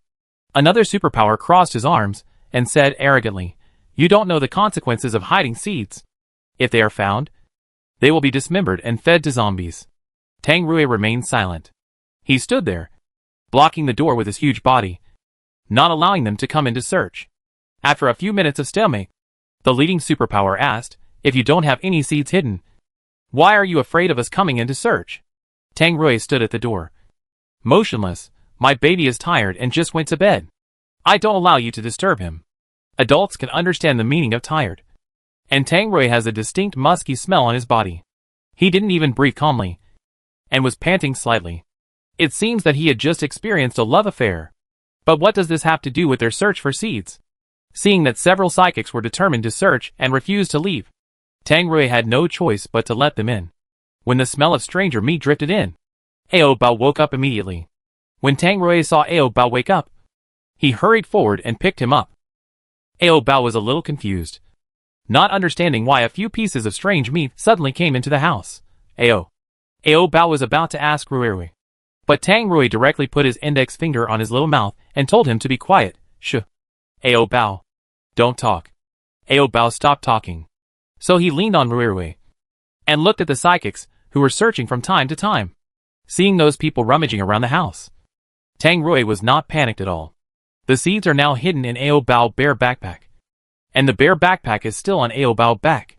Tang Rui took advantage of the fact that those people were not paying attention, reached into Ao Bao bear backpack, and took out the white plastic bag containing the seeds. Then Tang Rui put his lips on Ao Bao ear and whispered, "Ao Bao, I'll put the things in your body first." In fact, Tang Rui didn't want to do that. But these seeds are really precious. Ao Bao looked at Ruirui with a slightly confused look, because he didn't understand what Ruirui was saying. Tang Rui didn't have time to explain so much.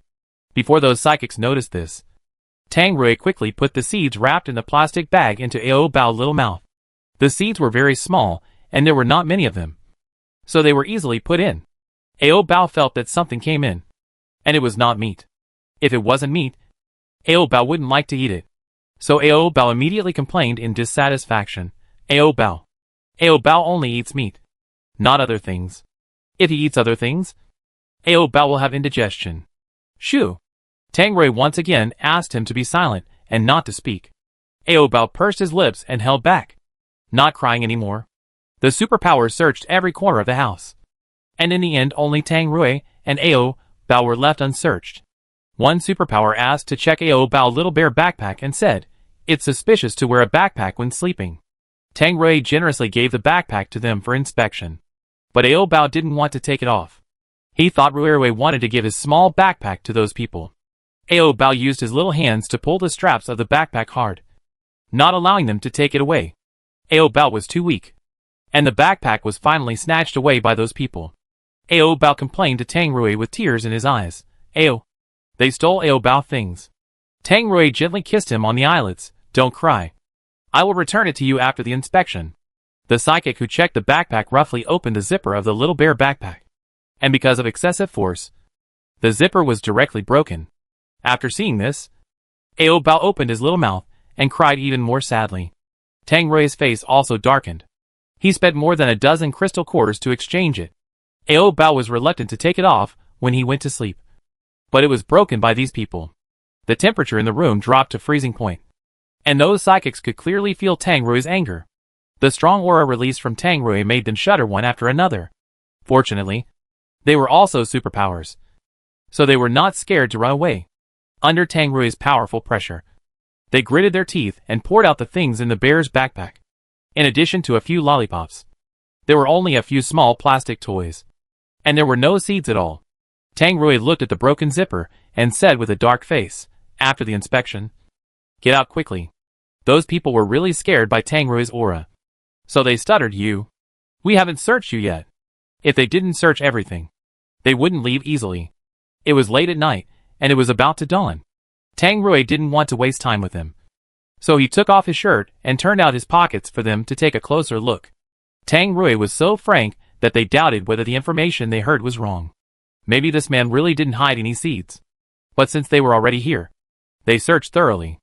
After checking that Tang Rui didn't hide anything, they turned their attention to Ao Bao and said, "Take off the clothes of this girl." Because Ao Bao was wearing a small skirt and his appearance was more delicate than that of a girl, they mistook Ao Bao for a girl. Tang Rui was too lazy to explain Ao Bao's gender to them, and only said, "Ao Bao has no pockets." The psychics insisted, "Take it off, and let us check it first." Tang Rui had to take off Ao Bao's clothes and skirt, leaving only a pair of pink lace panties. Although Xiao Ao was not big, he could still make a small tent in his panties. Seeing a small bulge in Ao Bao's panties, the others realized that Ao Bao was actually a boy, but he was too beautiful to tell his gender. Seeing that they didn't search properly, but kept staring at Ao Bao little Ao, Tang Rui directly wrapped Ao Bao's body with a bed sheet to stop them from looking at Ao Bao with lustful eyes. This search also came to an end, and the superpowers left without finding anything. After they left, Tang Rui took out the bag of seeds hidden in Ao Bao's body and hid it in another place.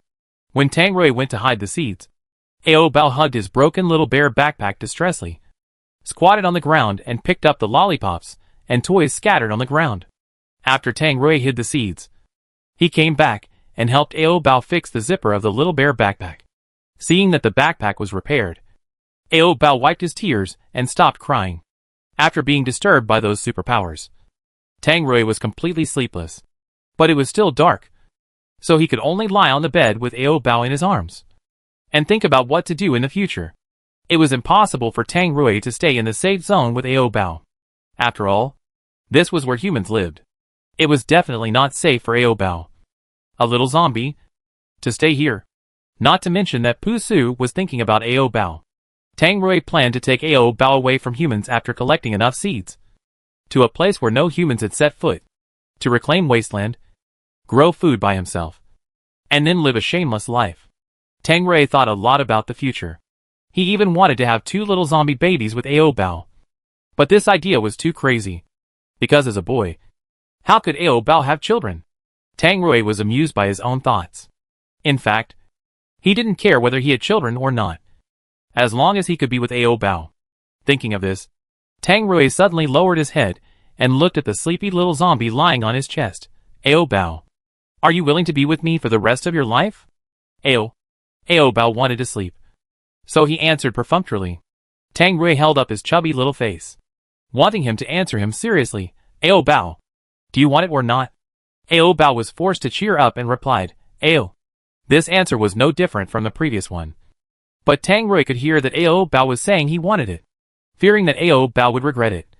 Tang Rui hurriedly said, then it's settled. Ao Bao replied lazily, Ao. Seeing Ao Bao eyelids drooping and wanting to sleep, Tang Rui stopped disturbing him. Go to sleep. After Ao Bao fell asleep, Tang Rui carefully took him off his body and wanted to put him to sleep next to him. Ao Bao seemed to be sleeping soundly, but when Tang Rui picked him up, he woke up immediately. Ao Bao grabbed Tang Rui's collar tightly with his little hands, not wanting to separate. Ao, hold. In this place full of strange human flesh smell, Ao Bao can only feel at ease when he stays in Tang Rui's arms. Once Tang Rui is far away and can't smell his scent, Ao Bao will be anxious and restless. Tang Rui didn't know that Ao Bao was afraid. He just thought that Ao Bao had become clingy. Looking at the clingy little zombie in his arms, Tang Rui smiled dotingly. He originally wanted to go to the kitchen to cook some porridge, but now he can only stay in bed with Ao Bao for a while. After coming to the safe zone for a while, Tang Rui basically didn't have any sumptuous meals. He just had some porridge to drink. As long as he was full, it was okay. Tang Rui didn't care about eating. He just wanted to be full. He didn't pursue a balanced diet. Even if there were extra crystal cores, Tang Rui would not use them to improve his life. He would give all the extra crystal cores to Ao Bao to help Ao Bao evolve. In total, Tang Rui gave Ao Bao more than a dozen crystal cores. If other low-level zombies had eaten so many crystal cores, they would have evolved into high-level zombies long ago. But Ao Bao ate so many crystal cores. But he was still just a low-level zombie. There was no change at all. He was still so stupid. Ao Bao only change is probably in his appearance. But he is getting more and more beautiful, which is all thanks to the Rui, and has nothing to do with the crystal core. Tang Rui now even doubts whether Ao Bao is a zombie. But when he thinks about how much Ao Bao likes to eat meat, there is no doubt that he is a zombie. The reason why he can't evolve may be because Ao Bao doesn't eat enough crystal cores. It seems that Tang Rui has to find more crystal cores of high-level zombies for Ao Bao. Tang Rui thought about a lot of things in his mind, and fell asleep while thinking. Tang Rui woke up after the sunlight outside shone in. Feeling a little hungry, Tang Rui carried Ao Bao, who was still sleeping, to the kitchen to cook something to eat. Today's breakfast is white porridge with pickles. Tang Rui drank 5 bowls of white porridge in one breath. But he was only half full, mainly because this thing doesn't satisfy hunger. Tang Rui finished the porridge, and then took Ao Bao out to do the task. Pu Su was waiting for Tang Rui at the entrance of the safe zone early in the morning. Seeing Tang Rui coming over here with Ao Bao on his back, Pu Su cleared his throat and asked, "Did you sleep well last night?" Last night was not peaceful. Several superpowers came to search the house. Hearing Pu Su suddenly asking hello, Tang Rui felt a little strange. Do you know something? Pu Su knew that Tang Rui was searched last night, because those superpowers were sent by Pu Su. Pu Su received an anonymous report yesterday, saying that Tang Rui had hidden seeds. So Pu Su sent people to search Tang Rui's house overnight. If seeds were found in Tang Rui's house, Pu Su could punish Tang Rui for hiding seeds. Once Tang Rui died, Ao Bao would belong to him. Unfortunately, Yu Yin and Yu Yin did not find any seeds. Pu Su would definitely not admit that he sent those psychics. So he pretended to be confused and asked Tang Rui, "What's wrong? Why are you asking?" Seeing that Pu Su looked like he knew nothing, Tang Rui did not continue to ask, and replied expressionlessly, "Nothing. Just asking casually." Pu Su was particularly shrewd. Fighting with such a shrewd person, Tang Rui felt very tired. More tired than killing 100 zombies. After walking forward a few steps, Tang Rui suddenly turned around, looked at Pu Su, and said, "I hope you will behave yourself. My patience is limited." Pu Su smiled at Tang Rui calmly and said, "I don't understand what you mean." Tang Rui looked at him fiercely and said, "Don't dream of killing me and taking Ao Bao away from me. You can't kill me." Pu Su said, "Confidence is good. But don't be too confident. You will die sooner or later." After Tang Rui said this, he carried Ao Bao away. Pu Su is a high-level psychic after all, and he has a certain status in the safe zone. It is not so easy for Tang Rui to kill him, but it is easy for Pu Su to kill Tang Rui. He only needs to move his mouth. Originally, Pu Su was planning to kill Tang Rui with reason and evidence. But after hearing Tang Rui say that he would die sooner or later, Pu Su decided to kill this arrogant man today. Pu Su sent several psychics to follow Tang Rui, and let these psychics kill Tang Rui at the periphery of the safe zone. Tang Rui did not realize that someone was following him, because he was concentrating on killing zombies. Just when he was fighting a mid-level zombie, several psychics suddenly appeared behind him. At first, Tang Rui thought they wanted to snatch the crystal core from him, but he didn't expect that they were here to fight him. Several people surrounded him, which made it very difficult for Tang Rui to fight, especially since he was holding a sleeping lazy kid in his arms. Tang Rui fought so fiercely with others, but Ao Bao was still sleeping and was not affected at all. When Tang Rui was beaten to vomit blood, Ao Bao woke up after smelling the blood. A drop of blood also splashed on Ao Bao's little mouth. He stretched out his pink little tongue, licked the blood off his lips, and then looked at Rui in a daze. Ao Bao, who had just woken up, hadn't reacted to what was going on. After several seconds, he realized that Rui was injured. Seeing a line of blood on the corner of Rui's mouth, Ao Bao immediately looked up and licked it off for him. Then asked worriedly, "Rui, it hurts?" Ao Bao. Tang Rui wiped the blood off the corner of his mouth with his thumb and replied to Ao Bao, "It's okay. I don't feel any pain." As soon as he finished speaking, Tang Rui started fighting with those superpowers again. Those superpowers had no intention of letting Tang Rui go. So even if Tang Rui wanted to escape, he couldn't, and could only continue to fight with him. It was okay for Tang Rui to get hurt himself, but he was worried that Ao Bao would be injured by mistake. So Tang Rui found an opportunity to put Ao Bao down from his arms, and then said to him, "Ao Bao, go hide first." Ao Bao shook his little head vigorously, unwilling to leave alone. He wanted to be with Rui. Tang Rui wanted to say a few more words to Ao Bao, but those superpowers would not give him time to continue chatting. They soon surrounded him again, and Tang Rui had to continue fighting with them, and Ao Bao was left aside. Ao Bao stood by and watched Rui being bullied by those people.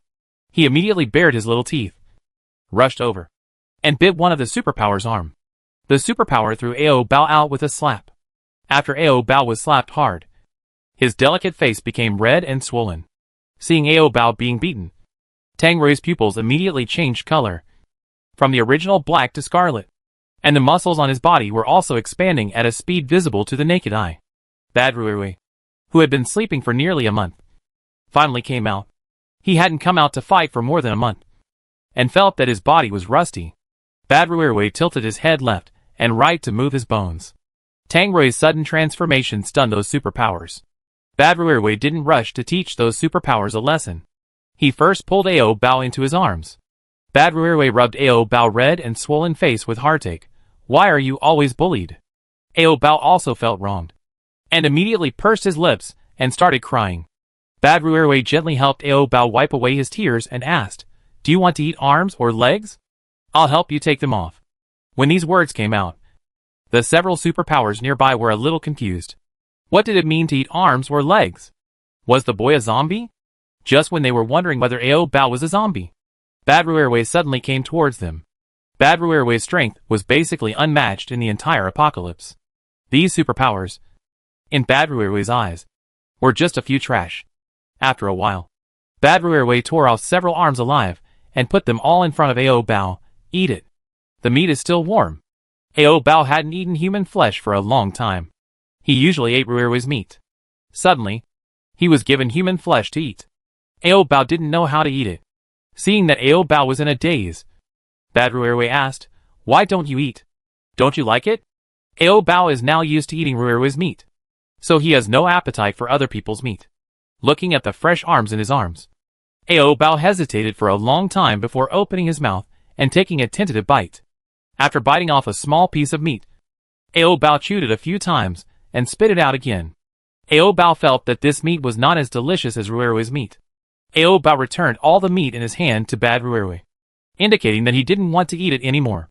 Zombies don't like to eat human flesh anymore. Bad Ruerwe wondered if there was something wrong with this little guy. Bad Ruerwe picked up Ao Bao, and then he used his big hands full of blue veins to wander on Ao Bao's soft waist. While eating Ao Bao tofu, he whispered, "You don't have much meat on you. You're so thin. Why don't you eat more? If you don't like eating arms, I'll dig out some internal organs for you to eat." Ao Bao didn't like eating internal organs even more. He pouted his little mouth and said in a soft and milky voice, "Eat Ruerwe's meat." Ao Bao only eats Ruerwe's meat now, and he is not interested in other meat. Thinking that Ao Bao wanted to eat his big stick, Bad Ruerwe said with a smile on his face, "Do you want to eat my meat?" Ao Bao also ate Bad Ruerwe's meat. Although the taste was not bad, Ao Bao still liked to eat good Ruerwe's meat more. So Ao Bao shook his head at Bad Ruerwe and said in an unskilled pronunciation, "I don't eat Bad Ruerwe meat." The smile on Bad Ruerwe's face collapsed at once, and he asked Ao Bao with a straight face, "Why don't you eat it?" The reason is very simple. Because Bad Ruerwe is a zombie, and Ao Bao is also a zombie. So how can a zombie eat another zombie? Ao Bao didn't know how to explain it, so he just said, "Ruerwe smells." Ruerwe smelled like human flesh. But Bad Ruerwe didn't smell like human flesh at all. Bad Ruerwe bit Ao Bao's mouth angrily and said, "Don't be picky." After that, Bad Ruerwe forced Ao Bao to eat meat. Ao Bao didn't resist, because he knew it was useless to resist, and he didn't hate eating Bad Ruerwe's meat. Those superpowers were not dead yet, and Bad Ruerwe didn't kill them, but just tore off their arms. At this moment, they were rolling on the ground in pain, and those with weaker tolerance had fainted from the pain. They were in so much pain, while Ao Bao and Bad Ruerwe were flirting, and the atmosphere was ambiguous. Bad Ruerwe didn't shy away from the existence of the superpowers next to him, and he directly put his hand under Ao Bao's skirt. He hasn't woken up for more than a month, which makes Bad Ruerwe miss Ao Bao so much that he almost goes crazy. Bad Ruerwe panted in a low voice, sucked and bit Ao Bao round earlobe, and asked infatuatedly, "Ao Bao, do you miss your husband?" Ao, "No." With Ruerwe by her side, Ao Bao has no time to miss Bad Ruerwe. Seeing that Ao Bao doesn't miss him at all, Bad Ruerwe said with some sadness, "Little conscienceless, I saved you so many times, and you don't even miss me." After saying that, Bad Ruerwe felt very angry. So he stared at Ao Bao's little mouth and took a big bite. "When I disappear in the future, what will you do?" Bad Ruerwe is the personality that Tang Rui split out to protect Ao Bao. If Ao Bao doesn't need protection one day, then Bad Ruerwe will disappear. But Bad Ruerwe doesn't really disappear. He will just merge with Good Ruerwe and become a complete Tang Rui. So no matter whether you choose Good Ruerwe or Bad Ruerwe, it will only be Tang Rui who will be with Ao Bao in the end. When Ao Bao heard Bad Ruerwe say that he would disappear in the future, he panicked and quickly hugged Bad Ruerwe's thick neck with his little hands, saying with a little sob, "No, Ao, you can't leave Ao Bao. You have to stay with Ao Bao." Bad Ruerwe gently pinched Ao Bao's small nose. "Now you know you're anxious. I asked you if you missed me just now. Why didn't you say yes? Let me see how I punish you." As he said that, Bad Ruerwe suddenly exerted force. Ao Bao just felt that his stomach was so full. Burp, I fed him too much. Among those psychics, one or two with stronger constitutions had not fainted from the pain until now. So they were lucky enough to see Ao Bao eating meat. Seeing that Bad Ruerwe and Ao Bao were concentrating on being intimate and not paying attention to this side, the two psychics who had not fainted wanted to take the opportunity to escape. Bad Ruerwe would not let them go easily. because they bullied Ao Bao. When he noticed that two psychics wanted to run, Bad Ruerui warned them directly, "You still dare to run? Don't you want your legs?" One arm had been removed, and if the leg was removed again, they really couldn't live in the apocalypse in the future. So they didn't dare to run anymore and retreated. Since they couldn't run, they could only sit there and watch Bad Ruerui and Ao Bao being intimate. Bad Ruerui was a little unhappy when he saw them staring at Ao Bao, and they were annoying to watch from the side. So Bad Ruerui simply dealt with them all, and then came to be intimate with Ao Bao. Just as he was about to continue being intimate with Ao Bao, Bad Ruerui suddenly felt that his body was not working. In the last explosion, Bad Ruerui used up all his energy to help Tang Rui regenerate his body. Although he had rested for more than a month, his body was still very weak. Bad Ruerui knew that his consciousness was about to disappear. So he hurriedly said goodbye to Ao Bao. "Ao Bao, I'm leaving first. You should be more careful in the future and don't be bullied by others all the time.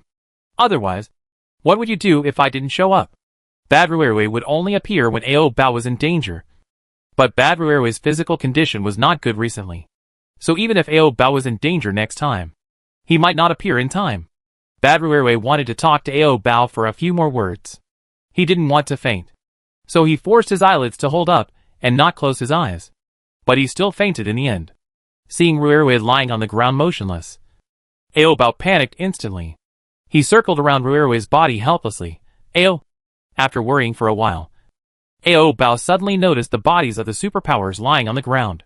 Ao Bao didn't think about it, and quickly moved a big stone over, smashed the heads of those superpowers, and took out the crystal cores inside. Ao Bao's technique of smashing heads is getting more and more skilled now. It looks like he is smashing walnuts. 5 superpowers, 5 crystal cores. Ao Bao took them all out. Ao Bao took the 5 crystal cores with brain and blood on them and trotted back to Ruerui. Ao Bao wiped the brain on the crystal cores on his clothes first, and then fed them to Ruerui. Ao Bao fed all the 5 crystal cores to Tang Rui. After Tang Rui finished eating, he did wake up quickly. However, Tang Rui seemed to have lost consciousness after waking up.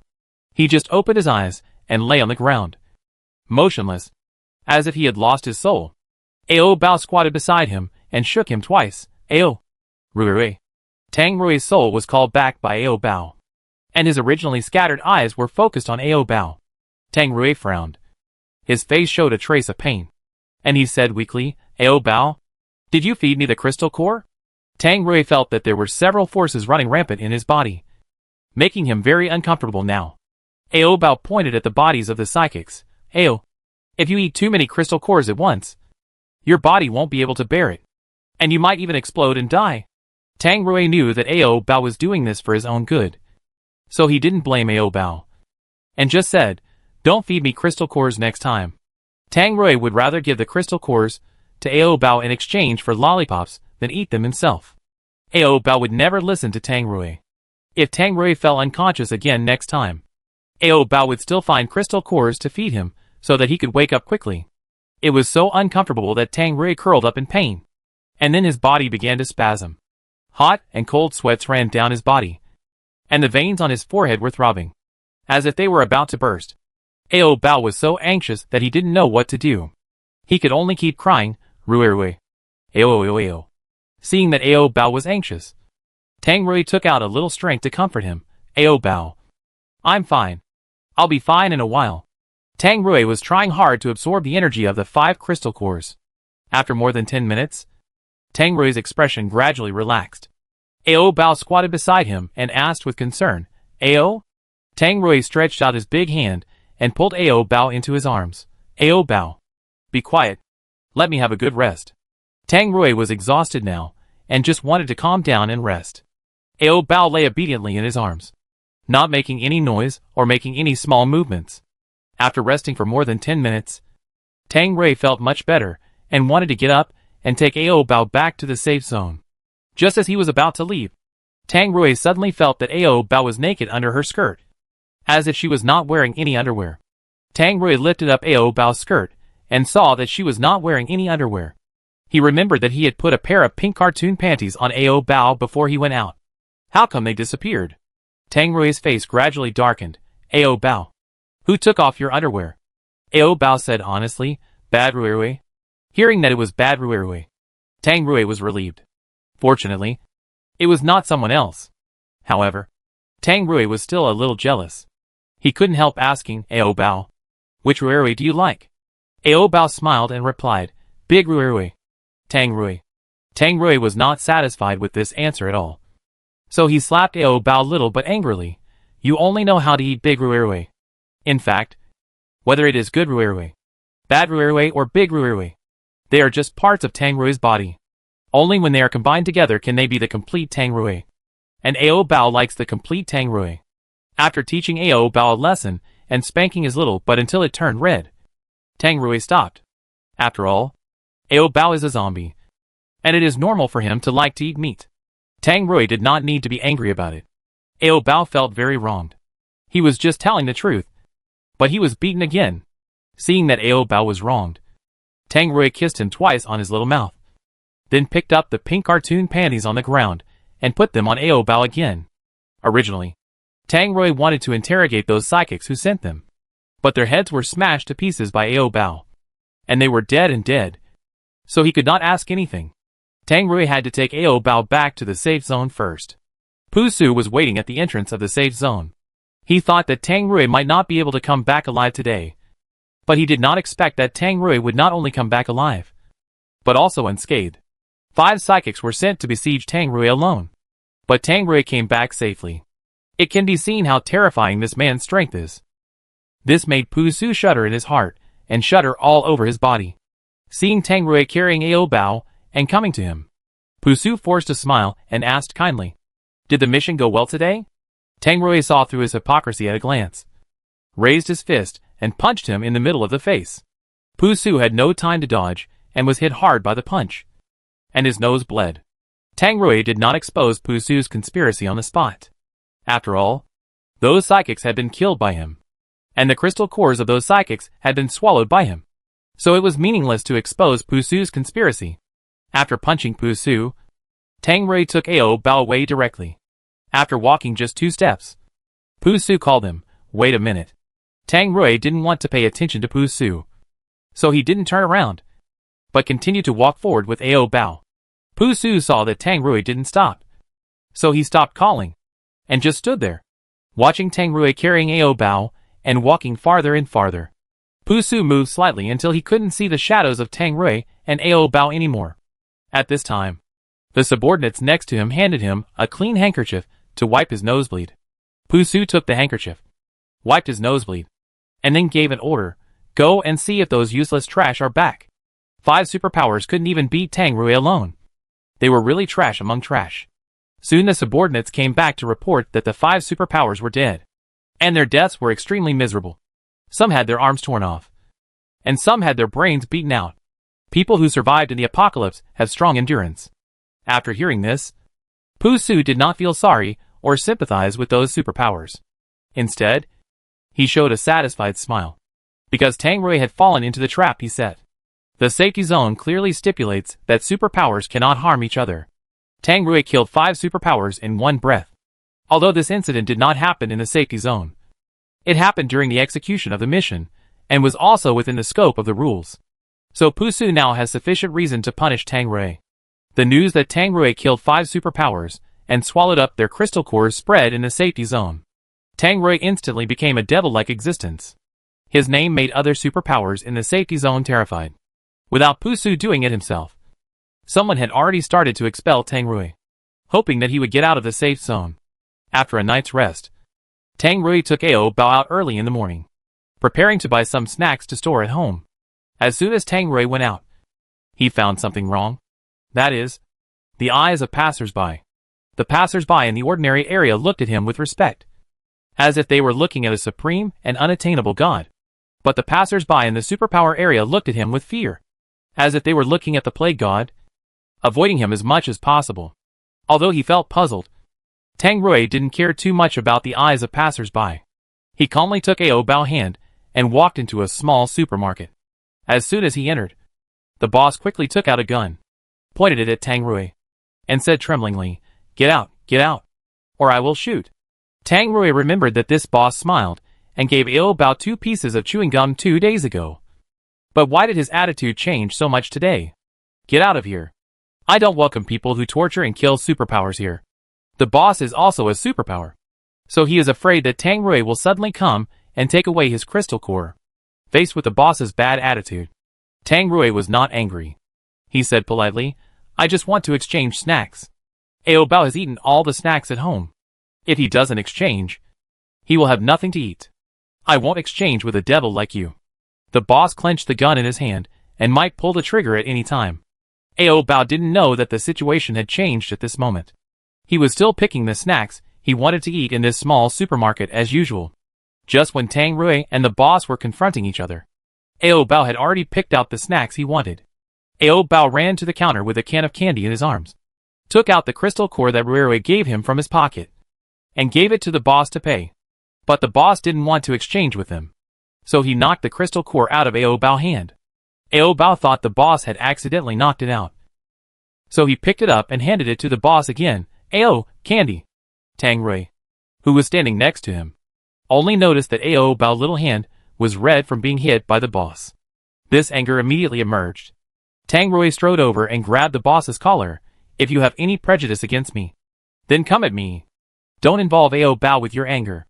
Seeing Tang Rui suddenly coming over, the boss panicked and fired a shot directly. This shot hit Tang Rui in the abdomen.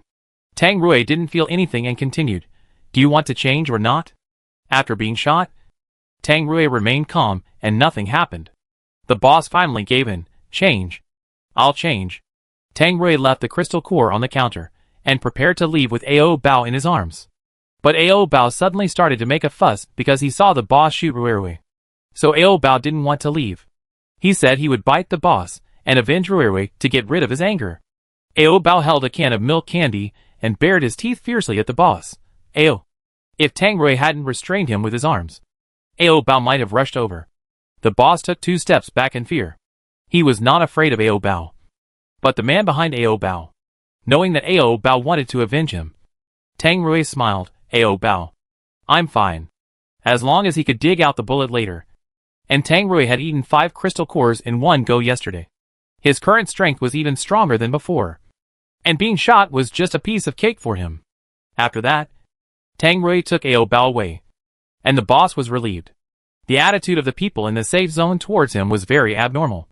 Tang Rui had noticed it, and from the conversation with the boss just now, he could hear some clues. Tang Rui thought that the fact that he had killed 5 superpowers yesterday must have been exposed. Sure enough, someone came to catch him soon. Pu Su also came over.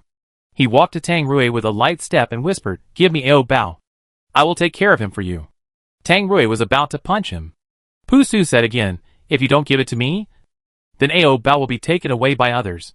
If others know that Ao Bao is a little zombie, they will probably kill Ao Bao directly. If you give it to me, I will at least not hurt Ao Bao. Tang Rui pursed his lips tightly and stopped talking, because what Pu Su said makes sense. If Ao Bao falls into the hands of others, then there is only one way to go.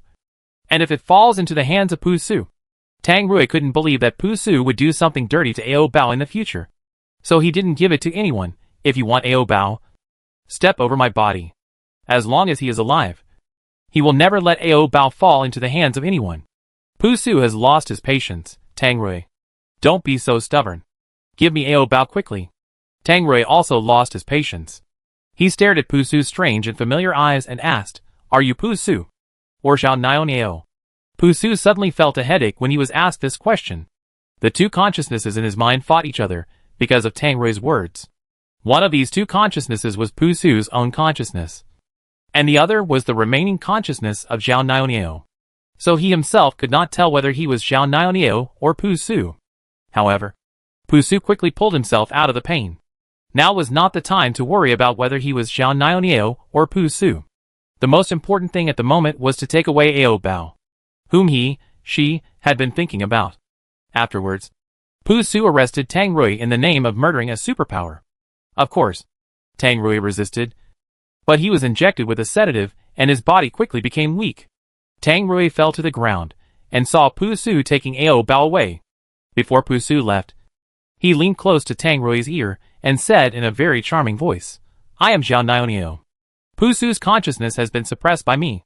Later, I will completely devour his consciousness. Because he is as evil as you. He only wants to possess Ao Bao and make love with Ao Bao. Both of you make me sick. However, compared with Tang Rui, Xiao Niao hated this Pusu more. And she didn't want to use Pusu's body to be intimate with Ao Bao at all. So after bringing Ao Bao home, Xiao Niao didn't do anything to Ao Bao. She just asked Ao Bao to chat with her. But Ao Bao didn't want to talk to her and kept crying, "Woo! Ruirui! Woo! Ao Bao wants to go back to find Ruirui." Seeing Ao Bao crying, Xiao Niao quickly peeled a candy and handed it to Ao Bao. "Don't cry. I'll give you candy." Ao Bao is no longer the little zombie who can be coaxed with a candy. Seeing that Ao Bao was still crying, Xiao Niao peeled 2 candies for him. Ao Bao stopped crying soon, took a candy in one hand, licked the left one, and then licked the right one. Xiao Niao raised her hand and rubbed Ao Bao's little head. "After so long, you still like to eat candy." Ao Bao dodged Xiao Niao's hand because he didn't like being touched on the head by anyone other than Ruirui. Seeing Ao Bao dodging her, Xiao Niao asked with some distress, "Ao Bao, do you hate me?" Ao Bao ignored her and concentrated on licking the candy. After licking a few times, Ao Bao suddenly thought of Tang Rui and started crying again. "Ao Ruirui." Ao Bao stopped licking the candy and turned around with tearful eyes, trying to find the door to go out. Xiao Niao pulled him back and said infatuatedly, "Ao Bao, talk to me." Xiao Niao missed Ao Bao too much. Her consciousness had been suppressed by Pusu's consciousness before, and it was finally awakened today. She wanted Ao Bao to talk to her more. Xiao Niao held Ao Bao in her arms to prevent him from moving around. "Ao Bao, be quiet first. You just need to talk to me for a while, and I will let you go later." Xiao Niao only had a faint consciousness left in Pusu's body, and her consciousness would soon disappear. So Xiao Niao and Ao Bao only had this short time to meet. Ao Bao didn't listen to Xiao Niao at all. He looked at the door not far away with a firm gaze, wanting to escape from there. "Woo! I want Ruirui." Ao Bao wanted to find Ruirui and want Ruirui to hold him. "Ao Bao, just a little while. Let me hold you for a little while." Xiao Niao originally wanted to kiss Ao Bao, but when she thought that this body belonged to Pusu, she gave up again. Before her consciousness disappeared, Xiao Niao held Ao Bao with her arms and quickly said, "Ao Bao, if my consciousness disappears later, you should run quickly and don't let Pusu catch you." In addition, Tang Rui is locked in the dungeon. Before Xiao Niao could say anything, she began to groan with her head in her hands, because Pusu's consciousness was trying to snatch control of her body from her. No matter how strong Xiao Niao's mental power was, she only had a faint consciousness left in this body. And this faint consciousness was not enough for her to completely control this body. So soon, Xiao Niao's consciousness was taken away and replaced by Pusu himself. Pusu patted his aching head hard and cursed inwardly. "This crazy woman's consciousness is so strong that I was almost swallowed by her." After the pain in his head subsided, Pusu remembered that he still had to catch Tang Rui. Before, he took a group of people to punish Tang Rui. But before he could open his mouth to execute Tang Rui, he was replaced by Xiao Niao's consciousness. So Pusu didn't remember whether he had executed Tang Rui. Pusu called his men in and asked, "Did you kill Tang Rui?" The men were confused. "Major, you didn't say you wanted to kill him before. You just told us to lock him up first. Go and kill him now." Pusu knew that Tang Rui was very powerful, and if he wasn't dealt with cleanly, it would be difficult later. After talking about Tang Rui, Pusu suddenly remembered another very important thing. That is Ao Bao. And he quickly asked his men, "Where is the little guy? Where is he? Bring him here." The men pointed under the table. "Major, he's here." Pusu bent down and looked under the table, and found that the little guy he had been thinking about was hiding under the table. "Why is he hiding under here?" As Pusu spoke, he reached out to pull Ao Bao out. Ao Bao had no place to hide just now, so he had to hide under the table. When Ao Bao opened his mouth and wanted to bite Pusu when he reached out his hand, Pusu was so scared that he retracted his hand. Although Ao Bao was cute, this little guy was still a zombie after all. If he was bitten, he would definitely be infected with the zombie virus. So Pusu had to be more careful. Pusu first went to get a ball gag and sealed Ao Bao's little mouth, so that Ao Bao would not bite people again. Although his mouth was sealed, Ao Bao's hands would still scratch people. However, Ao Bao's nails were trimmed clean by Tang Rui yesterday. Without nails, it didn't hurt at all when he scratched people. Pusu grabbed Ao Bao's scratching little hands and said, "Be good." Pusu had been thinking about Ao Bao for a long time. He couldn't bear it anymore, so he might have sex with Ao Bao today. When only Pusu and Ao Bao were left in the room, Pusu's mask of hypocrisy was completely torn off. He said to Ao Bao like a lecher who had never had sex before, "Since I fell in love with you, no other woman or man can catch my eye. If it weren't for Tang Rui, you might have been under me long ago." Ao Bao struggled reluctantly in his arms. Seeing Ao Bao's reluctance, Pusu calmed down immediately. He asked curiously, "When Tang Rui touched you, did you struggle like you do now?" Ao Bao had a ball gag in his mouth, so his speech was unclear and his saliva was flowing. Pusu helped Ao Bao wipe the saliva from the corner of his mouth, and then said, "I saw that you were very well behaved when you were with Tang Rui. Why are you disobedient when you are with me?" Pusu felt that Tang Rui must have used some special training methods on Ao Bao, so Ao Bao listened to him so much. Pusu lifted Ao Bao's little chin with his index finger and asked frivolously, "I am very curious.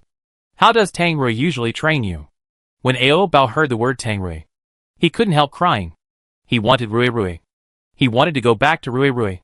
Pusu took a handkerchief to help Ao Bao wipe his tears and snot. "What's there to cry about? You will stay with me in the future, and I will not treat you badly. If you want to eat fresh human flesh, I can also slaughter it for you. I can satisfy you with as much human flesh as you want."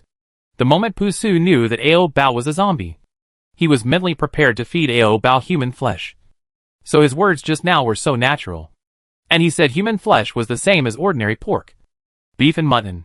But Ao Bao didn't appreciate his kindness at all, because Ao Bao only had Daruirui in his heart. Seeing that Ao Bao was still howling, as if he had something to say, Pusu took off the ball gag from Ao Bao's mouth and asked him, "Ao Bao, what do you want to say?" Ao Bao said in his not-so-good accent, "Eat Daruirui." Pusu raised his eyebrows, not quite understanding. What is Daruirui? Ruirui, meat. Ao Bao only eats Ruirui's meat. Pusu didn't really understand who Ruirui was at first, but after thinking about it carefully, he understood. "Are you talking about Tang Rui's meat?" Ao Bao nodded. "I'll give you food after I dismember him." Pusu had already said people to kill Tang Rui. If Ao Bao wanted to eat Tang Rui's meat, he would order his men to cut off all of Tang Rui's meat. Ao Bao was not happy. He only liked to eat Daruirui alive, because Daruirui could move when alive. If he died, Daruirui would not be able to move. Ao Bao escaped from Pusu's hand, and then ran to the door, scratching it hard, trying to go out to find Ruirui. Pusu caught Ao Bao back and warned him, "There are humans outside. Once you run out, they will find you are a zombie, and then you will die." Ao Bao was disobedient and still wanted to run out the door. Pusu saw that he was not honest at all, so he tied him up with a rope. After being tied up, Ao Bao was still not honest. He kept twisting his body and kept crying and calling Ruirui. Pusu didn't understand why this low-level zombie was so dependent on Tang Rui.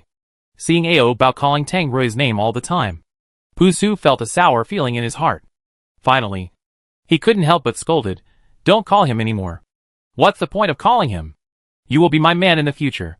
If you don't want to starve to death, call my name." Then, Pusu told Ao Bao to read his name.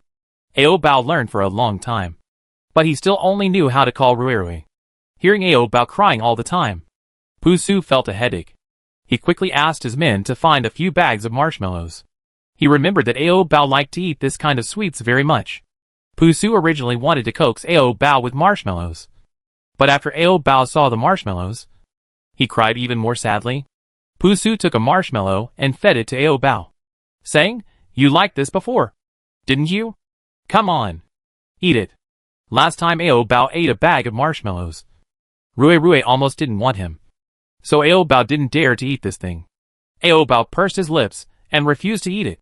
Seeing that Ao Bao couldn't be coaxed, Pusu didn't have much patience. "If you cry again, I will feed Tang Rui's body to the dog." When Ao Bao heard this, He didn't dare to cry immediately. Pusu breathed a sigh of relief. His ears were finally quiet. But not long after he breathed a sigh of relief, a subordinate came to report, "Major, the guy in the dungeon suddenly woke up and injured several guards. Now he seems to be crazy, and we can't control him at all." Hearing that Tang Rui woke up so quickly, Pusu felt a headache. He rubbed his frowning eyebrows and said irritably, "Give him a few more tranquilizers to stabilize him first." The subordinate replied, "He has just been injected with several tranquilizers, but it didn't work, and he seems to be a different person." Pusu repeated his subordinate's words. A different person? At this time, the dungeon was turned upside down. Bad Rui grabbed a guard's neck and asked, "Where is my Ao Bao? Where did you take him?" The guard who was strangled said with difficulty, "With the major." "Who is the major?" Bad Rui had never seen Pusu before, so he didn't know who he was. After asking who the major was, Bad Rui hurried to find the guy. Just as he walked in front of Pusu, before he could do anything, Bad Rui suddenly felt dizzy and fell down. Bad Rui had just woken up yesterday and had not had a good rest. Today, he was awakened again. Even if he wanted to save Ao Bao, he was really powerless. Seeing Tang Rui fall to the ground unconscious, Pusu walked over and kicked him twice, saying contemptuously, "This is not okay." Tang Rui, who had closed his eyes, woke up again. He stared at Pusu with his dark pupils and said faintly, "Give Ao Bao back to me." Ao Bao was tied to the table. When he saw Rui coming to pick him up, he twisted his body excitedly, because he had a ball gag in his mouth. Ao Bao words were not very clear. "Ao Rui." Hearing Ao Bao calling him, Tang Rui's body was full of strength.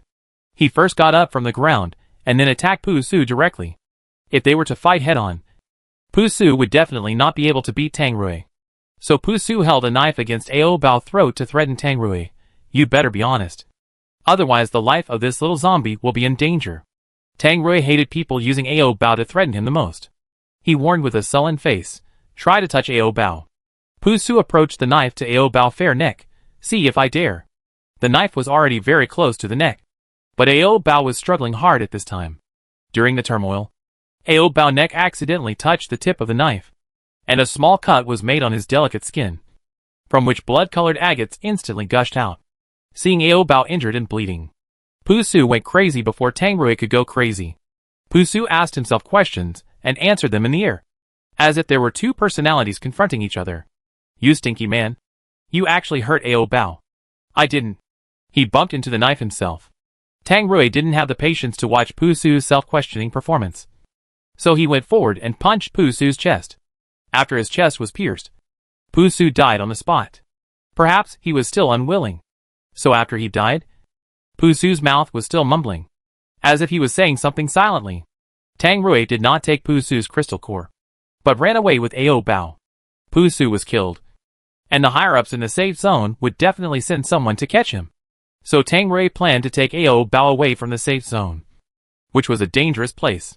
Before leaving, Tang Rui had to take Ao Bao back to his residence, pack his luggage, and take some food and clothes with him, because the backpack could only hold a limited amount of things.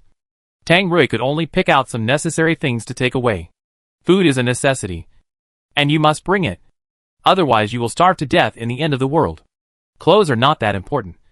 Just bring a few thicker ones to keep warm. Seeing Rui packing his luggage, Ao Bao was unwilling to be lonely and followed him to pack. Compared with Rui's big black backpack, Ao Bao's little bear backpack is too small and can't hold much. After Ao Bao stuffed dozens of lollipops into the little bear backpack, he couldn't fit anything else. But there was still a pile of small toys next to it that hadn't been put in. Ao Bao stuffed the pile of toys into Rui's big black backpack. As soon as Ao Bao stuffed them in, Tang Rui took out the toys again and said, "Ao Bao, these toys take up too much space and have no practical use. So I won't take them away, leaving some space for daily necessities." Hearing that his toys could not be taken away, Ao Bao drooped his shoulders in disappointment. Looking at Ao Bao's dejected look, Tang Rui said with some reluctance, "Ao Bao, why don't you pick 2 of your favorite toys and take them away, and leave the others?" In the end, Ao Bao chose a plastic bamboo dragonfly and a plastic windmill. Fortunately, these 2 toys were not large and did not take up much space. Although he had already chosen 2 of his favorite toys to take away, Ao Bao still wanted to take the rest of the toys with him. Seeing that Ruiwei was packing up and had no time to take care of him, Ao Bao quietly stuffed the remaining toys into his clothes. But as soon as he stuffed it in from the collar, it fell out from the hem. Ao Bao tried several times, but it didn't work. It always fell out. Finally, Ao Bao decided to hide it in his pants. So he pulled open his underwear and put a plastic frog next to Xiaoxiao. With the underwear pocket, the toys really wouldn't fall out. Ao Bao was a little greedy and felt that a plastic frog was not enough to play with. So he stuffed a plastic duck into his underwear. Tang Rui packed his luggage and prepared to leave with Ao Bao. As soon as he picked up Ao Bao, he felt that Ao Bao's Xiaoxiao was hard and bulging. Tang Rui felt something was wrong. When did Ao Bao's Xiaoxiao become so hard and big? Tang Rui was thinking about it when a plastic toy fell out from under Ao Bao's skirt. Hearing something fall, Tang Rui and Ao Bao lowered their heads and looked at the toy on the ground. After looking at the toy, Tang Rui and Ao Bao looked at each other again. Ao Bao felt a little guilty and said weakly, Ao. Tang Rui did not say anything and directly lifted up Ao Bao's skirt. Then pulled open Ao Bao's small underwear and took a look. No wonder it was so hard and bulging. It turned out that Ao Bao hid a lot of toys in his underwear, which squeezed Xiaoxiao out of place. Ao Bao, why did you hide the toys in there? Tang Rui immediately took away all the small toys to make room for Xiaoxiao. Ao Bao didn't say anything, just lowered his head, pouted his little mouth, and pointed his 2 index fingers at each other. Seeing Ao Bao making an expression of both grievance and guilt, Tang Rui smiled helplessly. Ao Bao, if you want to take all the toys away, just say it directly. Tang Rui just felt that these toys had no other use, and it was enough to take 1 or 2 to relieve boredom on the road. There was no need to take all of them away. After all, it was troublesome to carry so many toys in hand. So he only let Ao Bao pick the 2 he liked the most. But if Ao Bao really liked them all and wanted to take them away, Tang Rui would also follow his will. Finally, Tang Rui took a jacket out of his backpack, made room, and then stuffed Ao Bao toys into it. After taking everything, Tang Rui hurriedly took Ao Bao away from the safe zone. Just when Tang Rui was about to step out of the big iron gate of the safe zone, he was intercepted by the army. Tang Rui knew that they were here to arrest him, so he didn't hesitate and went straight to fight them. But Tang Rui was wrong this time. This army was not here to arrest him, but to invite him back to work. Powerful people are popular no matter where they are, and this is a world where the strong are respected. So Tang Rui killed Pu Su. Not only will he not be punished, but he can even replace Pu Su legitimately. Tang Rui did not want to stay to take over Pu Su's position, because he had decided to take Ao Bao away from the safe zone. Tang Rui looked at the leading officer and said coldly, "Go away. Don't block my way." The officer sincerely advised, "Are you really going to leave the safe zone? You have to think clearly. It's hard to find food outside the safe zone, and there are zombies everywhere. It's not like Tang Rui hasn't survived outside the safe zone before. He's used to the days of food shortages and zombies. However, he hasn't gotten many seeds yet. It would be a pity to leave like this." After hesitating for a while, Tang Rui decided to stay in the safe zone. Although he planned to stay, Tang Rui didn't want to take over Pu Su's position because he didn't like to meddle in so many things. Tang Rui didn't want to be an official, and others couldn't force him. At most, they could persuade him and tell him the benefits of being an official, so that he wouldn't be ungrateful. Tang Rui still refused to accept the official position because he just wanted to live a plain life with Ao Bao and didn't want to be bound by other things. After that, Tang Rui took Ao Bao back to his previous residence. Seeing Ruiwei bringing him back again, Ao Bao tilted his head and asked in confusion, "Ao?" Ao Bao was asking Tang Rui why he didn't leave. Tang Rui sucked on Ao Bao's pink lips and said, "No. We'll stay for a while and leave when we find enough seeds." Hearing that he was not leaving, Ao Bao cheered happily. "Ao." Tang Rui felt very strange and asked, "Ao Bao, why are you so happy? There are a lot of candies and toys here, and the streets are full of human flesh." Of course, Ao Bao is happy to stay here, in the safe zone. As long as you have strength, you can live a comfortable life. But it is difficult to find food outside the safe zone. If Tang Rui is allowed to choose, he will choose to stay in the safe zone. The only bad thing is that the people in the safe zone are much more terrifying than the zombies outside. At night, Tang Rui and Ao Bao took a bath together in the bathtub. When Tang Rui helped Ao Bao wash his body, he found that there were many strangulation marks on Ao Bao's body.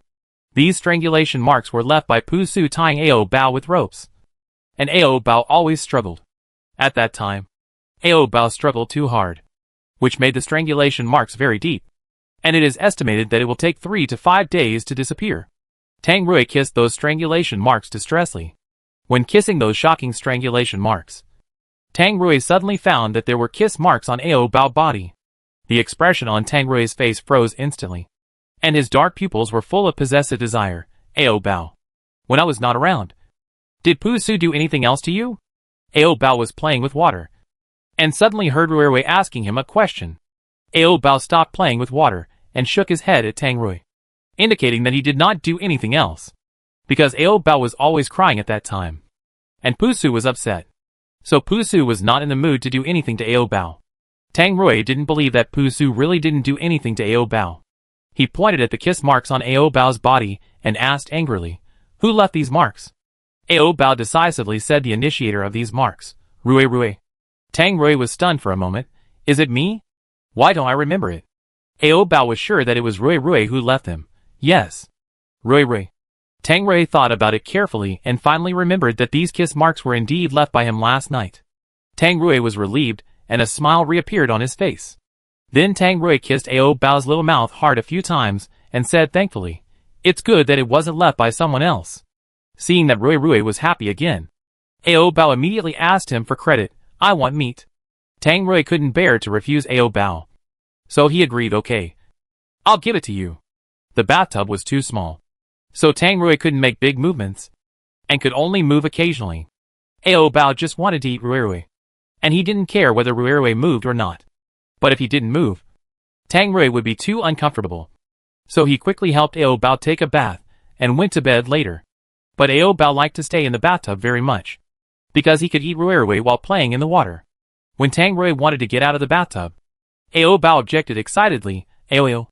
Seeing that Ao Bao still wanted to play in the water, Tang Rui had to sit back in the bathtub. After holding it in for several minutes without moving, Tang Rui couldn't help it. So he said in a negotiating tone, "Ao Bao, let's go to bed." "Okay." Ao Bao didn't respond to him.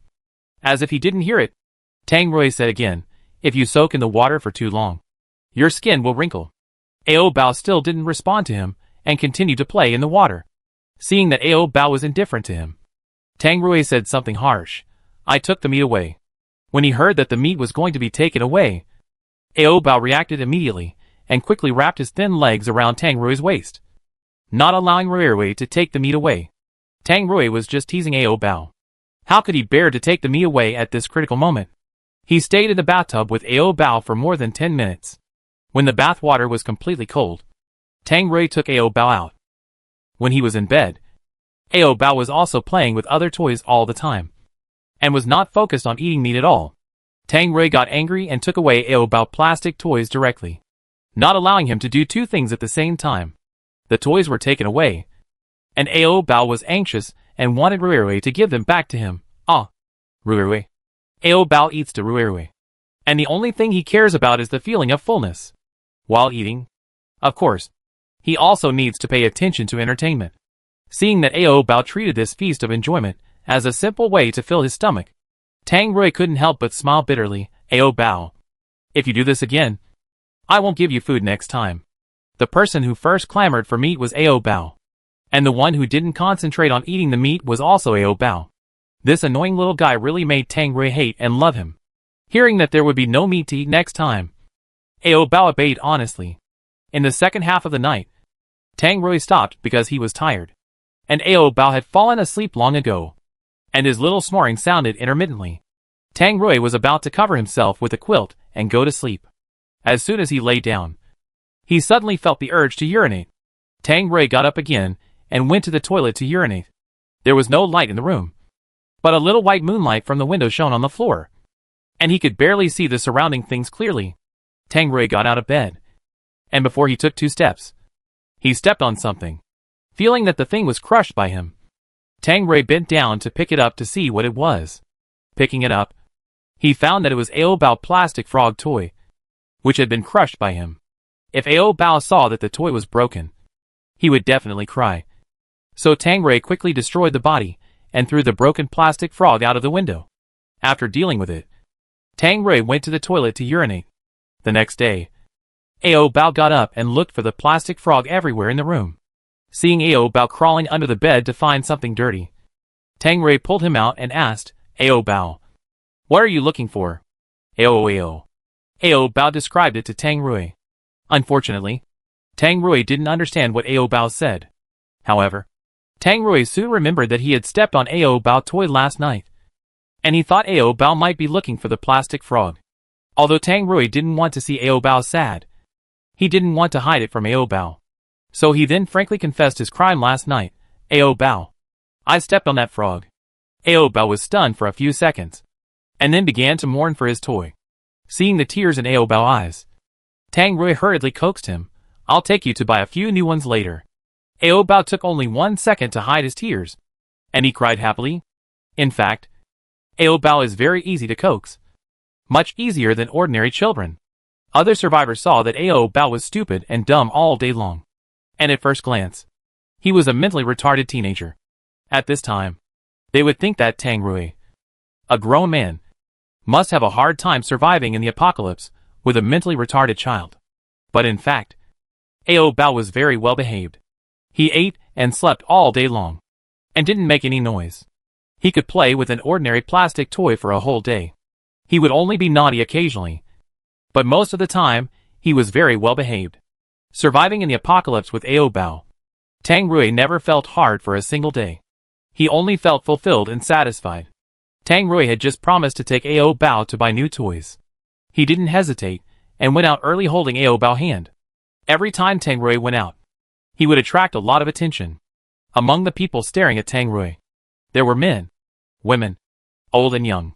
Tang Rui ignored the eyes of the people around him, and walked to the destination calmly holding Ao Bao.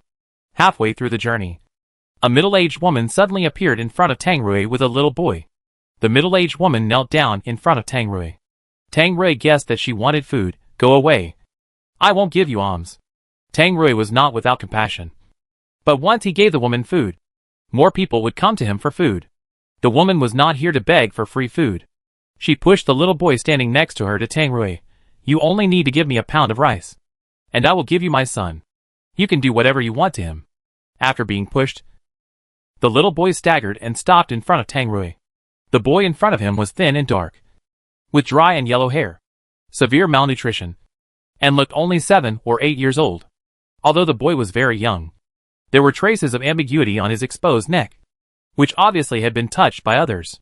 In the end times, there is no moral restraint. There are many people who sell their bodies for food, and the younger they are, the more popular they are, and the more food they get in exchange.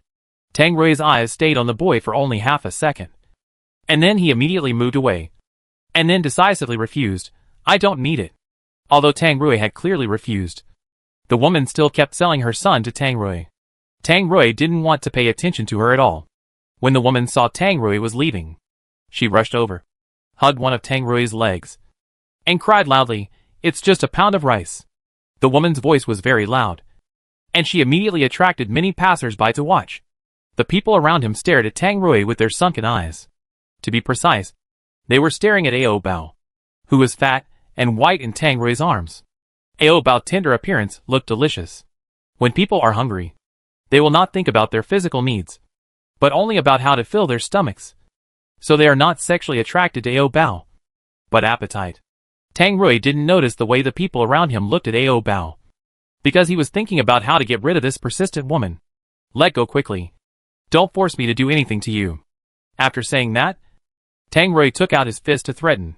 The woman was a little scared, so she stopped hugging Tang Rui's legs. After finally getting rid of this woman, the crowd watching nearby began to get restless. They moved step by step to Tang Rui and surrounded him.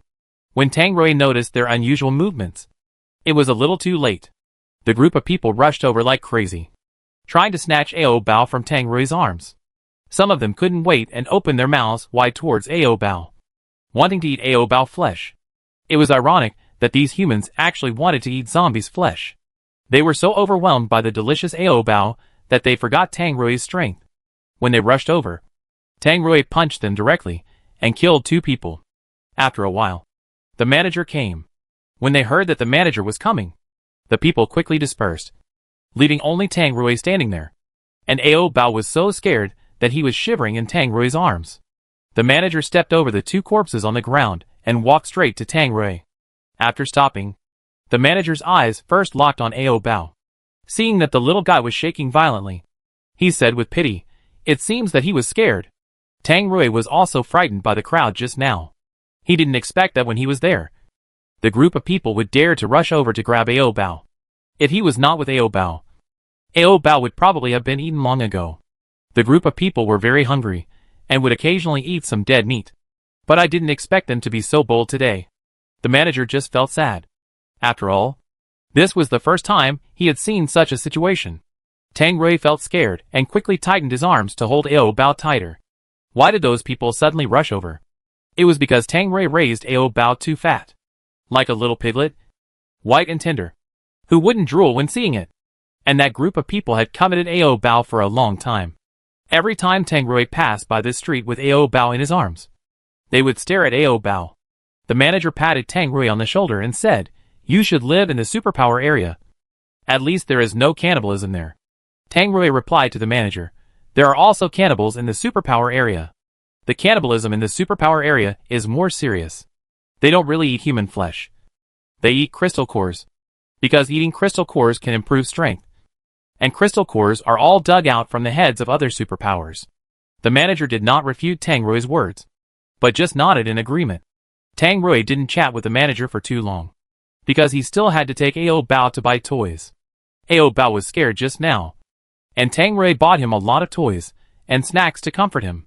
Ao Bao's fear was quickly calmed down by toys and lollipops. Afterwards, Tang Rui bought Ao Bao a small lace hat and a cotton mask to completely cover Ao Bao's little face to prevent things like today from happening again. Tang Rui put a cotton mask on Ao Bao to cover his delicate little face. The main reason was that Ao Bao looked too eye-catching and easily attracted people's attention. If he covered his little face, it would save a lot of trouble. After wearing the mask, he couldn't eat lollipops. And wearing a mask was very uncomfortable. So Ao Bao wanted to pull the mask off. Tang Rui grabbed Ao Bao's little hand that wanted to pull the mask off. "Only wear it when you go out. And don't wear it when you get home. Be obedient. Don't pull it off." Ao Bao was obedient and didn't pull the mask off. But his little tongue was restlessly licking the mask. And soon, the mask was wet. Tang Rui thought it was Ao Bao drooling. So he took off the mask and found that it was Ao Bao who stretched out his tongue and licked the mask. Seeing Ao Bao's little pink tongue swaying flexibly in front of him, Tang Rui's eyes suddenly darkened. Then Tang Rui couldn't help it.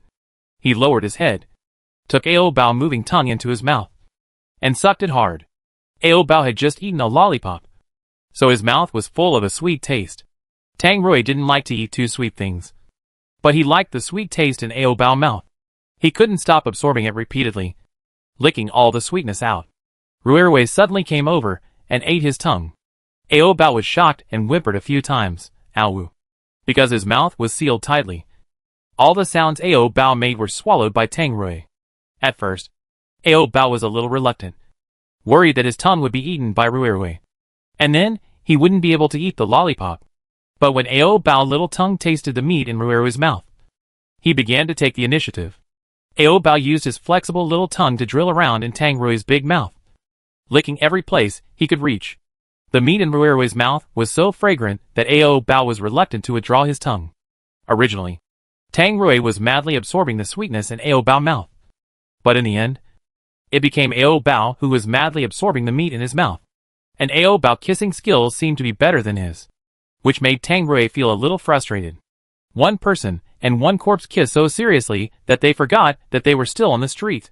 Fortunately, kissing on the street is not uncommon, so no one came to watch them. After kissing for more than 10 minutes, Tang Rui let go of Ao Bao's little mouth first. When the 4 lips separated, a silver thread was brought out, and the silver thread was stretched and automatically disconnected. After the kiss, Ao Bao licked the remaining meat on his lips with some reluctance.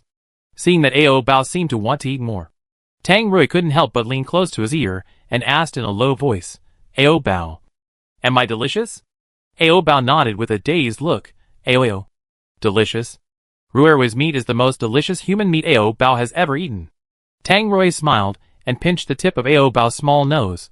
You only know how to eat. Ao Bao doesn't just know how to eat. He also knows how to sleep and play.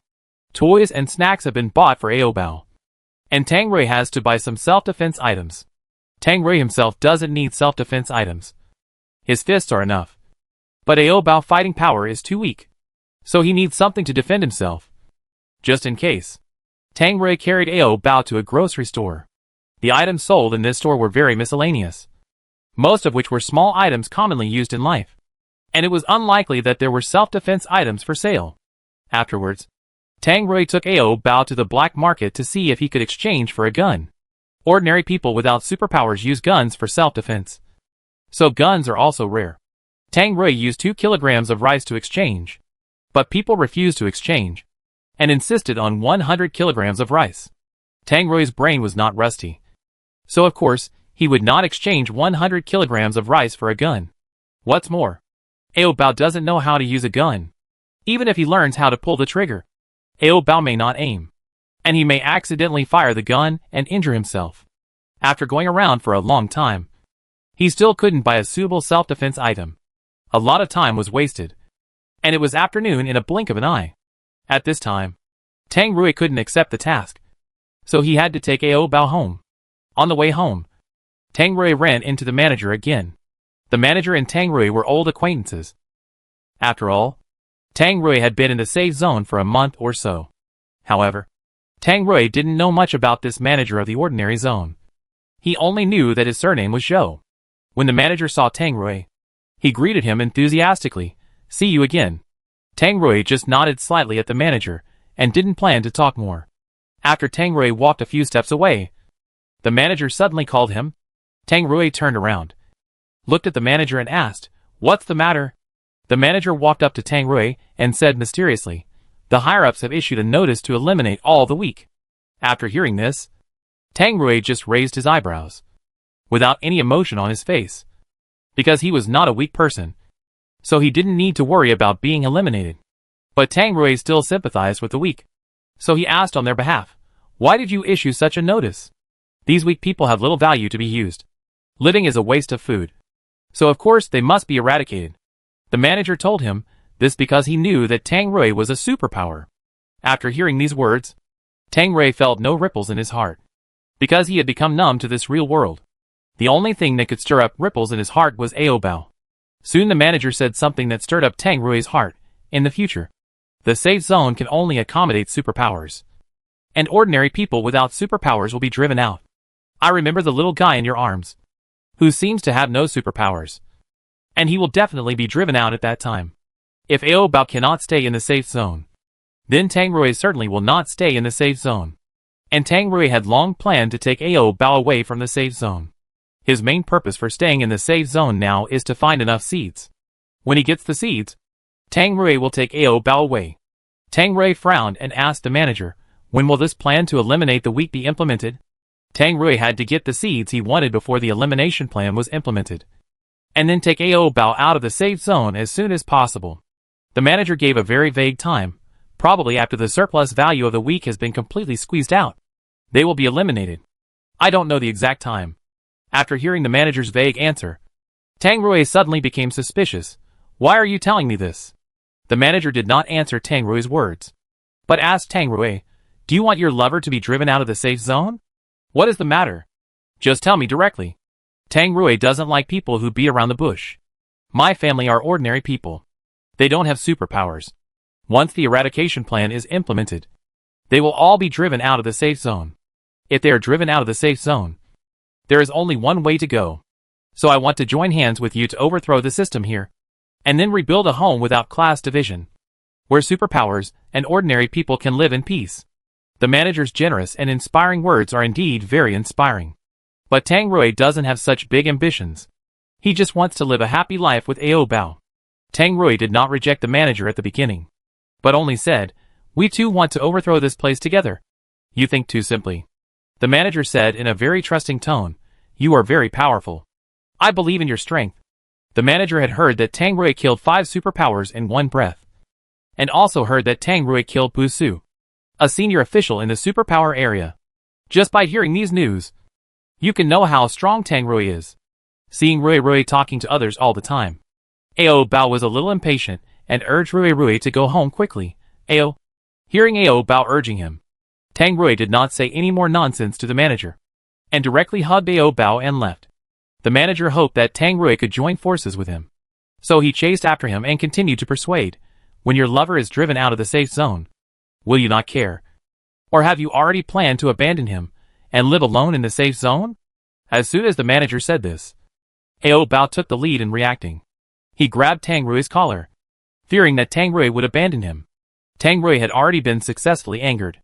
Facing the manager's face, he angrily said, "When did I say that I would abandon Ao Bao and live alone? If those people really want to drive Ao Bao out of the safe zone, I will leave with Ao Bao." The manager said again, "But it's so dangerous outside. There are zombies everywhere." Tang Rui told him, "Zombies are not as scary as you think. People are much scarier than zombies." The manager was instantly speechless by Tang Rui's words.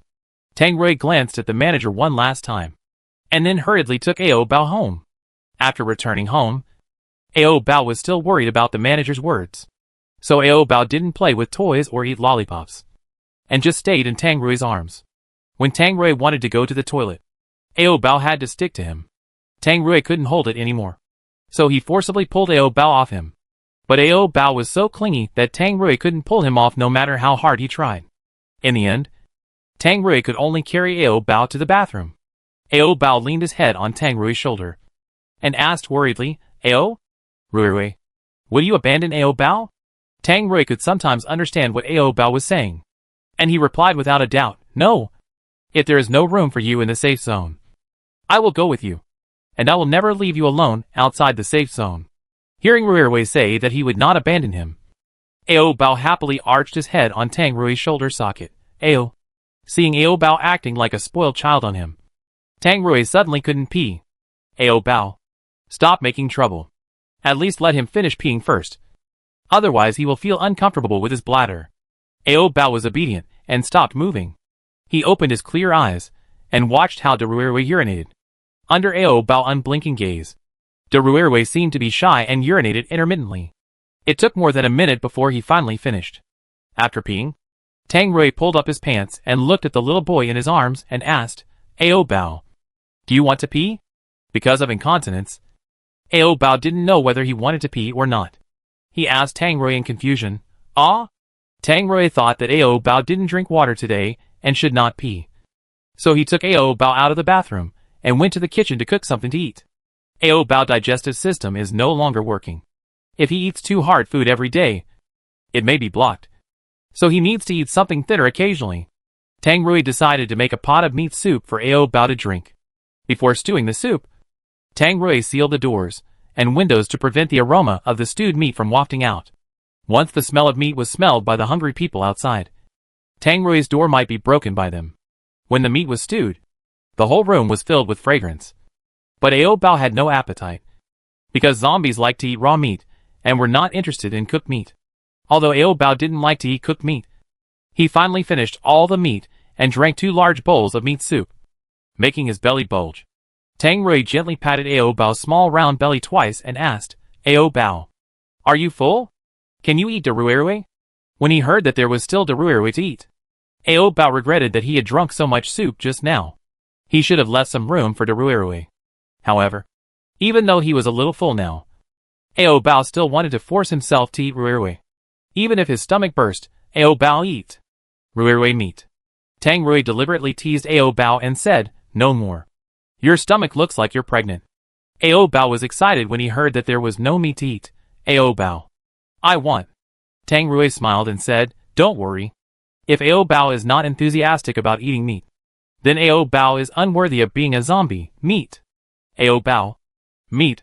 Seeing Ao Bao so anxious, Tang Rui's smile became more and more unbridled. Of course, he was reluctant to refuse Ao Bao's request for meat. So he just said, "Ao Bao, let me finish my meal first. If I'm not full, I won't have the energy to feed you later." "Ao Bao." AO Bao responded to Han #brother #air #organize #OK. And then watched Ruirui eat. AO Bao ate all the meat in the pot, leaving only some broth and minced meat. Tang Rui filled a bowl of cold rice, soaked it in broth, and ate it. Tang Rui was big and had a big appetite, so he was only half full after eating 5 bowls of broth. AO Bao was already waiting anxiously beside him, seeing Ruirui eating one bowl after another without any intention of stopping. AO Bao urged him to finish eating quickly. When he finished the 6th bowl, Tang Rui put down his chopsticks. As soon as he put down his chopsticks, he didn't even have time to wipe his mouth. He just picked up AO Bao, who was already waiting anxiously, and went to the bed to fight for hundreds of rounds. Tang Rui had just eaten and had plenty of strength. In addition, he was originally a power-type superpower, so he almost pushed AO Bao out with one force. Fortunately, Tang Rui grabbed his little ankle to prevent him from falling off the bed. When they were doing it vigorously, AO Bao suddenly urinated. It would be strange if he didn't urinate now after drinking so much meat soup. Tang Rui was very calm and used a dry towel to help AO Bao clean up, and then continued to do it. AO Bao was the first to start the fire, and it was not so easy to put it out. Tang Rui didn't stop to rest until the dawn appeared outside. After eating meat all night, AO Bao was still energetic the next day, and even woke up earlier than Tang Rui. This is because AO Bao spent most of the time catching up on sleep during the process last night, and only woke up occasionally to taste the meat carefully, and then went back to sleep after tasting it. Moreover, this kind of thing does not require AO Bao to work hard. He just needs to lie down. So the person who is really tired is Tang Rui. After working all night, Tang Rui still had fatigue on his face when he woke up. Although Tang Rui is physically strong, he can't stand AO Bao daily needs. After a long time, Tang Rui will also suffer from kidney deficiency. However, Tang Rui's body has not yet shown signs of kidney deficiency. The reason why he looked tired was because he did not sleep well last night. Tang Rui washed his face with cold water, and his spirits returned immediately. The weather today is very good, suitable for going out to do tasks. Tang Rui wants to save more crystal cores. One is to help AO Bao evolve, and the other is to exchange for other useful materials. In the end of the world, it is always good to save more crystal cores. Speaking of this, we have to mention another reason why Tang Rui is still willing to stay in the safe zone. That is, there are many intermediate zombies around the safe zone. The safe zone is inhabited by humans. So many humans gather together, and the smell of meat is enough to attract zombies from all directions. This is why there are many zombies around the safe zone. As long as there are more intermediate zombies, it is not difficult to get 5 or 6 crystal cores a day. If Tang Rui goes out to do tasks every day, he can save dozens or even hundreds of crystal cores a month. With so many crystal cores, AO Bao can live better than most people in the end of the world. In order to give AO Bao a better life, Tang Rui basically takes tasks every day and has not rested much. There was still some broth left last night. Before going out, Tang Rui heated the broth and put it into AO Bao's small bottle, so that AO Bao could drink it slowly on the way. On the way to apply for the task, I met the manager. The manager wanted to talk to Tang Rui about what happened yesterday. Before the manager spoke, Tang Rui directly and clearly rejected him. Don't bother me anymore. Seeing that Tang Rui was impatient, the manager didn't say anything else, and the words on the tip of his tongue were suppressed back into his stomach. This manager of the ordinary area also has superpowers, and it is a rare thunder power. His strength can be said to be very strong, only slightly inferior to Tang Rui. Otherwise, he would not be able to become the manager of the ordinary area. Even if his strength is not weak, he is weak after all, so he is so persistent in wanting Tang Rui to join forces with him. But unfortunately, Tang Rui doesn't want to pay attention to him at all. If Tang Rui was alone in the apocalypse, he might agree to join hands with the manager to fight. But Tang Rui now has AO Bao to take care of, so he doesn't dare to take this risk. What's more, Tang Rui is not very familiar with the manager's temperament. What if the manager wants to set him up? In this world of complicated human hearts, Tang Rui must be cautious. Never trust anyone easily, and never make close friends with anyone. Tang Rui put the manager behind his mind and continued to apply for tasks with AO Bao. When Tang Rui appeared in the team applying for tasks with AO Bao on his back, other superpowers all avoided Tang Rui and did not dare to line up with him, because Tang Rui's cruel deeds of killing 5 superpowers in one breath had spread in the safe zone. which made other superpowers afraid of him. So they avoided him. Seeing those superpowers staying away from him, Tang Rui felt happy in his heart. The team applying for tasks was very long, and it would take more than 10 minutes for him to get his turn. But those superpowers ran away after seeing him. All the people in the front of the team ran away, and Tang Rui quickly applied for the opportunity to do the task. After getting the task list, Tang Rui ignored the strange and frightened eyes of those around him, and directly carried Bao on his back and walked out of the safe zone. After leaving the safe zone and no one was around, Tang Rui helped Bao take off his mask. Bao had been suffocated by the mask all the way, and now he could finally open his mouth to breathe. After taking a few deep breaths, Bao quickly asked Rui to peel a lollipop for him to eat. Tang Rui peeled off the plastic paper on the candy and stuffed the candy stick into Bao's little hand. Bao licked it himself first, licking the candy surface shiny, and then fed it to Ruirui's mouth and licked it for him too. Looking at the candy in front of him that was covered with Bao's saliva, Tang Rui didn't hesitate and took a big bite. 1 lollipop, 1 corpse each. You and I ate it for more than 10 minutes, and soon licked the candy. Bao wanted to eat another one, but Tang Rui refused. Bao, you can't eat too much sugar. Drink the broth in the bottle first. The broth should still be warm now. It will get cold later, so you have to finish it quickly. After hearing what Rui said, Bao remembered that there was still broth in his bottle. Then Bao held the bottle with his little hands and sipped it, just as Bao was lying on Ruirui's back and drinking the broth leisurely. A mid-level zombie suddenly emerged from the bushes next to him. Bao was startled by the zombie that suddenly appeared, causing the small bottle in his hand to fall to the ground. Bao originally wanted Ruirui to help him pick up the bottle, but Tang Rui's attention was now on the mid-level zombie, so he didn't hear Bao's words. In just a moment, Tang Rui and the mid-level zombie were fighting fiercely. Tang Rui carried Bao on his back with one hand and used the other hand to fight. Even though he was fighting with one hand, Tang Rui fought very easily. The intermediate zombie knew he couldn't win, so he turned around and wanted to run away. Tang Rui didn't let him run away, so he quickly chased him. After chasing the intermediate zombie for a long distance, Tang Rui successfully killed him. After killing the intermediate zombie, Tang Rui heard Bao calling him, Ruirui. Bao milk bottle fell. Tang Rui didn't understand at first. Bao, what's wrong? Bao pointed to his empty neck. Seeing that there seemed to be something missing from Bao's neck, Tang Rui thought carefully and found that it was the milk bottle that was missing. The milk bottle was missing, and Bao was very anxious. Ruirui will find it. Bao wore the milk bottle around his neck almost every day. He had worn it for such a long time that he had developed an attachment to it. This was the first time he lost it, so Bao was so anxious. Seeing that Bao was about to cry, Tang Rui comforted him and said, Bao, don't worry. You will definitely find it. It was just a plastic milk bottle. No one would care to pick it up if it fell on the ground. As long as he looked for it along the road he had just walked, he would definitely find it. In order to prevent Bao from being too anxious, Tang Rui put the task aside and went to find the milk bottle for Bao. Tang Rui carried Bao on his back and walked again on the road he had walked once before. But he did not find the milk bottle after the first walk. After searching for nothing, Tang Rui asked, Bao, do you remember where you dropped it? Bao's stupid little head had long forgotten the road. Seeing that Bao could no longer remember where he had dropped it, Tang Rui could only continue to look blindly. But after searching for several times, Bao's milk bottle was still not found. It was probably picked up by someone else. After carrying Bao back and forth for several times and still not finding it, Tang Rui was about to give up.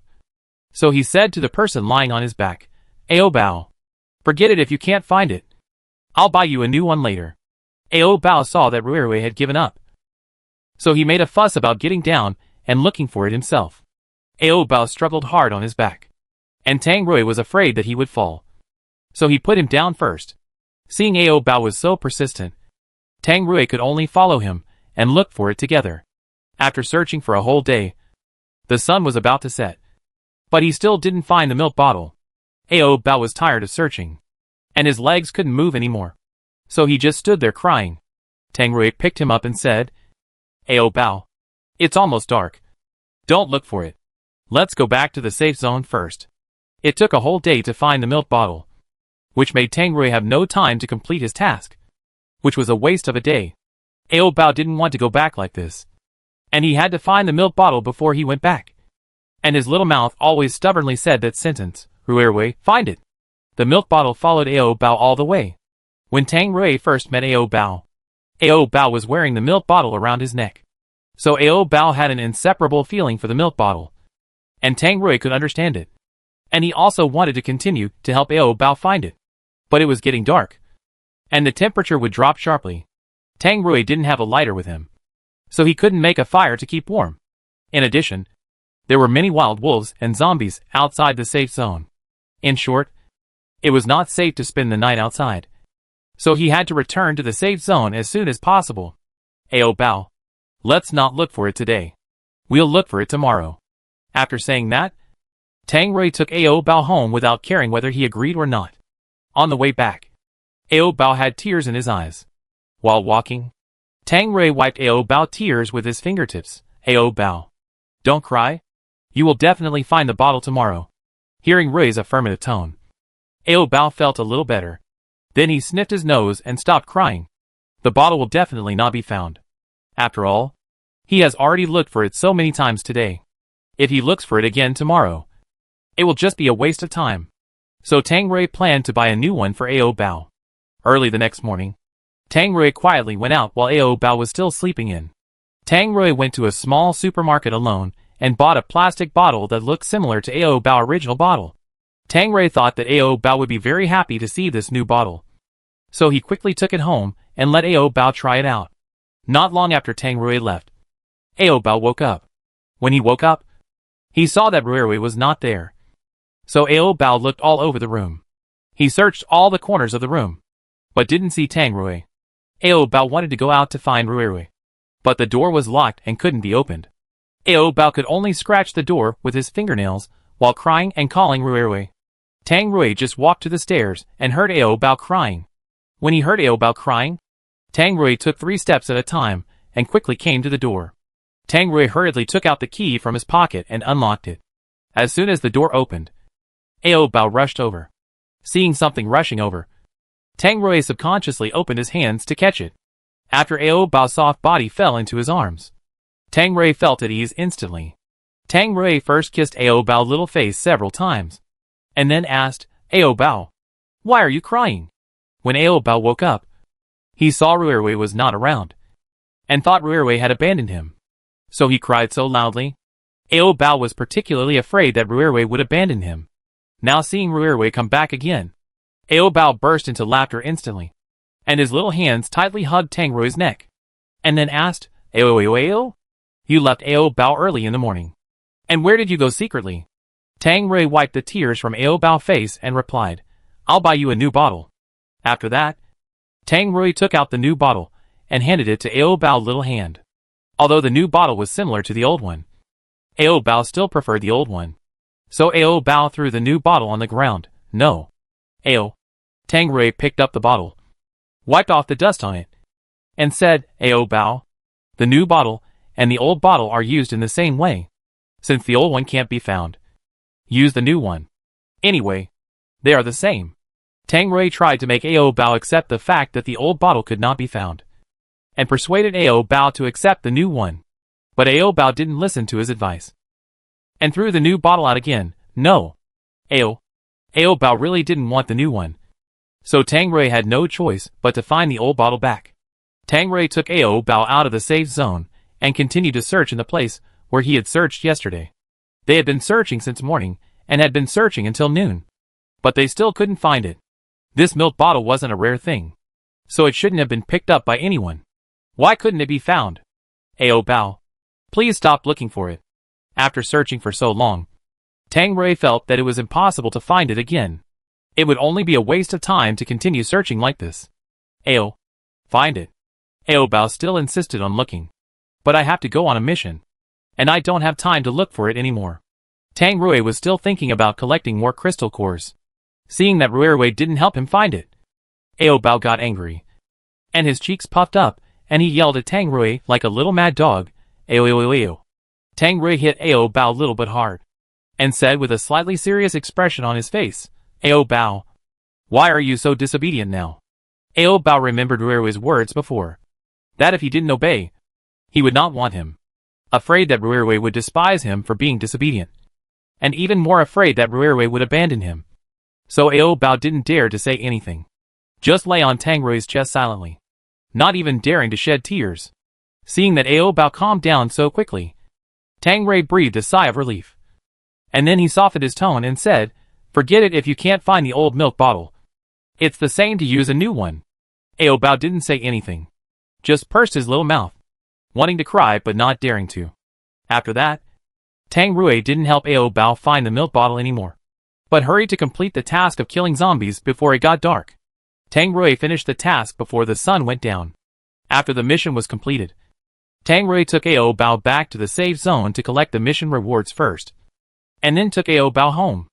On the way back, seeing that Ao Bao was always unhappy, Tang Rui took him to a small store to buy a few cans of lollipops to make him happy. When Ao Bao held 2 cans of milk candy, there was indeed a hint of smile on his little face. But when Ao Bao looked down and saw his empty neck, the smile on his little face disappeared. Ao Bao still wanted to find the old milk bottle, but he didn't dare to let Ruerwei help him find it again. Seeing that Ao Bao was still unhappy, Tang Rui also had a headache. He asked, "Ao Bao, don't you like eating candy?" Ao Bao replied to Tang Rui perfunctorily, "Ah." Tang Rui knew that Ao Bao couldn't get rid of the old milk bottle, but he had looked for it so many times and still couldn't find it. What else could Tang Rui do? After returning home, Ao Bao didn't talk much, always hunched his shoulders, and looked very listless. In the past, as soon as he returned home, Ao Bao would clamor for meat. But now Ao Bao didn't mention meat. Even when Tang Rui took the initiative to feed him meat, Ao Bao was not interested and looked like he didn't want to eat it. In order to make Ao Bao forget the old milk bottle as soon as possible, Tang Rui put some sugar water in the new milk bottle and gave it to Ao Bao to drink, hoping that Ao Bao could adapt to the new milk bottle as soon as possible. "Ao Bao, this new milk bottle is also very useful." Tang Rui tried his best to persuade. Ao Bao didn't want to disappoint Ruerwei, so he took the new milk bottle. Ao Bao held a pacifier in his mouth and sipped the sugar water in it. Seeing that Ao Bao was finally willing to use the new bottle, Tang Rui let out a deep breath of turbid air, as if relieved. Tang Rui thought that after Ao Bao used the new bottle for a few days, he would completely forget the old one. But things did not develop as Tang Rui thought, because Ao Bao could not forget the old bottle that carried many memories. Ao Bao knew that Ruerwei was unwilling to help him find it, so he wanted to find it himself. At night, after Tang Rui fell asleep, Ao Bao, who was still snoring, suddenly woke up. Ao Bao got out from under Tang Rui's arms, walked to the door in the dark, and wanted to open the door to go out. Ao Bao opened the door with a loud noise, so Tang Rui was awakened immediately. Tang Rui, who had just woken up, did not react in his mind. At first, he thought someone was picking the lock of his house. After a few seconds, he realized that it was Ao Bao who was opening the door. "Ao Bao, where are you going?" "Ao Bao, where are you going?" Ao Bao was opening the door and trying to sneak out. But suddenly Ruerwei's voice came from behind. Ao Bao was frightened and trembled violently, then turned back and looked at Ruerwei sitting on the bed. The room was too dark, and Ao Bao could only see Ruerwei's eyes flashing with cold light. Ao Bao was scared and replied weakly, "Ao." Tang Rui got off the bed, walked towards Ao Bao who was standing at the door, and asked, "Ao Bao, what are you doing at the door? Are you going out?" Because Ruerwei didn't help him find the lost old milk bottle, Ao Bao wanted to go out to find it himself. So he got up in the middle of the night, unlocked the door, and wanted to go out. But unfortunately, he was discovered by Tang Rui. Tang Rui took big steps and walked to Ao Bao in just 3 or 2 steps. Seeing Ao Bao lowering his head, as if he was very guilty, Tang Rui stretched out his big hand, picked up Ao Bao, and then slapped his little bit hard. Ao Bao seemed to feel pain, and after being hit, he even pursed his lips and was about to cry. Tang Rui had no pity at all, and asked in a very stern tone, "Ao Bao, tell me quickly, what do you want to do outside?" When Tang Rui woke up, he saw Ao Bao unlocking the door, as if he was preparing to escape. Tang Rui suspected that Ao Bao wanted to escape from him. After thinking about it, He immediately asked, "Ao Bao, are you tired of staying by my side? So you want to leave me?" Hearing Ruirui say such words, Ao Bao hurriedly shook his little head and explained with lame words, "Ao, no. Ruirui, no." Ao Bao tried his best to express that he didn't want to leave Ruirui. Ao Bao had expressed it so clearly, and Tang Rui certainly understood what Ao Bao meant. After knowing that Ao Bao didn't want to leave him, Tang Rui breathed a sigh of relief, and then asked, "If you don't want to leave me, why did you get up in the middle of the night and unlock the door?" At this point, there was no need to hide it, and Ao Bao said honestly, "Ao find." When he heard Ao Bao say the word find, Tang Rui immediately understood that Ao Bao wanted to find the old milk bottle. Seeing that Ao Bao was still unwilling to give up, and had to find the old milk bottle, Tang Rui couldn't help sighing. In the end, Tang Rui decided to help Ao Bao find the old milk bottle, so that Ao Bao wouldn't keep thinking about it. "Ao Bao, don't go out at night. Get a good sleep first, and I will definitely help you find it tomorrow." As he said this, Tang Rui carried Ao Bao back to the bed and laid down to sleep again. With Ruirui's assurance, Ao Bao can finally sleep peacefully. Just when Ao Bao was about to find a comfortable position on Ruirui's chest to sleep, he suddenly remembered that he didn't seem to have eaten meat today. In fact, Tang Rui took the initiative to feed meat to Ao Bao before going to bed. But Ao Bao was depressed because he couldn't find the old milk bottle at that time, and he didn't eat meat in the end. Now Ao Bao thought that he didn't eat meat, and he was a little greedy. Tang Rui was about to go to bed, and planned to have a good rest so that he would have the energy to find the old milk bottle tomorrow. As a result, Ao Bao suddenly rubbed his little butt on his big Ruirui. Tang Rui's breathing became rapid immediately, and the Ruirui stood up in just 1 second. Seeing the Ruirui suddenly become bigger, Ao Bao shouted in surprise, "Ao, duh, Ruru." Hearing Ao Bao so excited, Tang Rui asked with a smile, "Ao Bao, don't you want to eat meat today?" Before, Ao Bao had no appetite, but now he has an appetite, so he wants to eat. "Ao, eat." Tang Rui couldn't bear to refuse Ao Bao, so he agreed, "Okay, I'll give it to you." Although he fed Ao Bao, Tang Rui didn't intend to move, and kept the position of Ao Bao on top and Tang Rui on the bottom. Ao Bao didn't like to move either, and lay lazily on Tang Rui. After a while, Ao Bao fell asleep, and snoring soon sounded, accompanied by Ao Bao little snoring. Tang Rui slowly fell asleep. The next day, Tang Rui didn't wake up yet, but Ao Bao woke up first, thinking of Ruirui's promise to find the old milk bottle yesterday. Ao Bao didn't want to sleep any longer, so he woke up quickly and woke up Tang Rui, who was still sleeping. "Ao, Ruirui, find it." Tang Rui was woken up, and then under Ao Bao urging, he went out without even washing his face. He had already searched outside the safe zone, but didn't find it. It was probably picked up by someone else. So Tang Rui wrote a lost and found notice, and posted it in the most conspicuous place in the safe zone. As long as the milk bottle is returned, you can get 5 crystal cores, or 50 kilograms of rice. Such a high reward is indeed very attractive. There are always waves of people standing in front of the lost and found notice to read it repeatedly. In one day, Tang Rui received more than a dozen small milk bottles of different styles. But there was no old milk bottle of Ao Bao.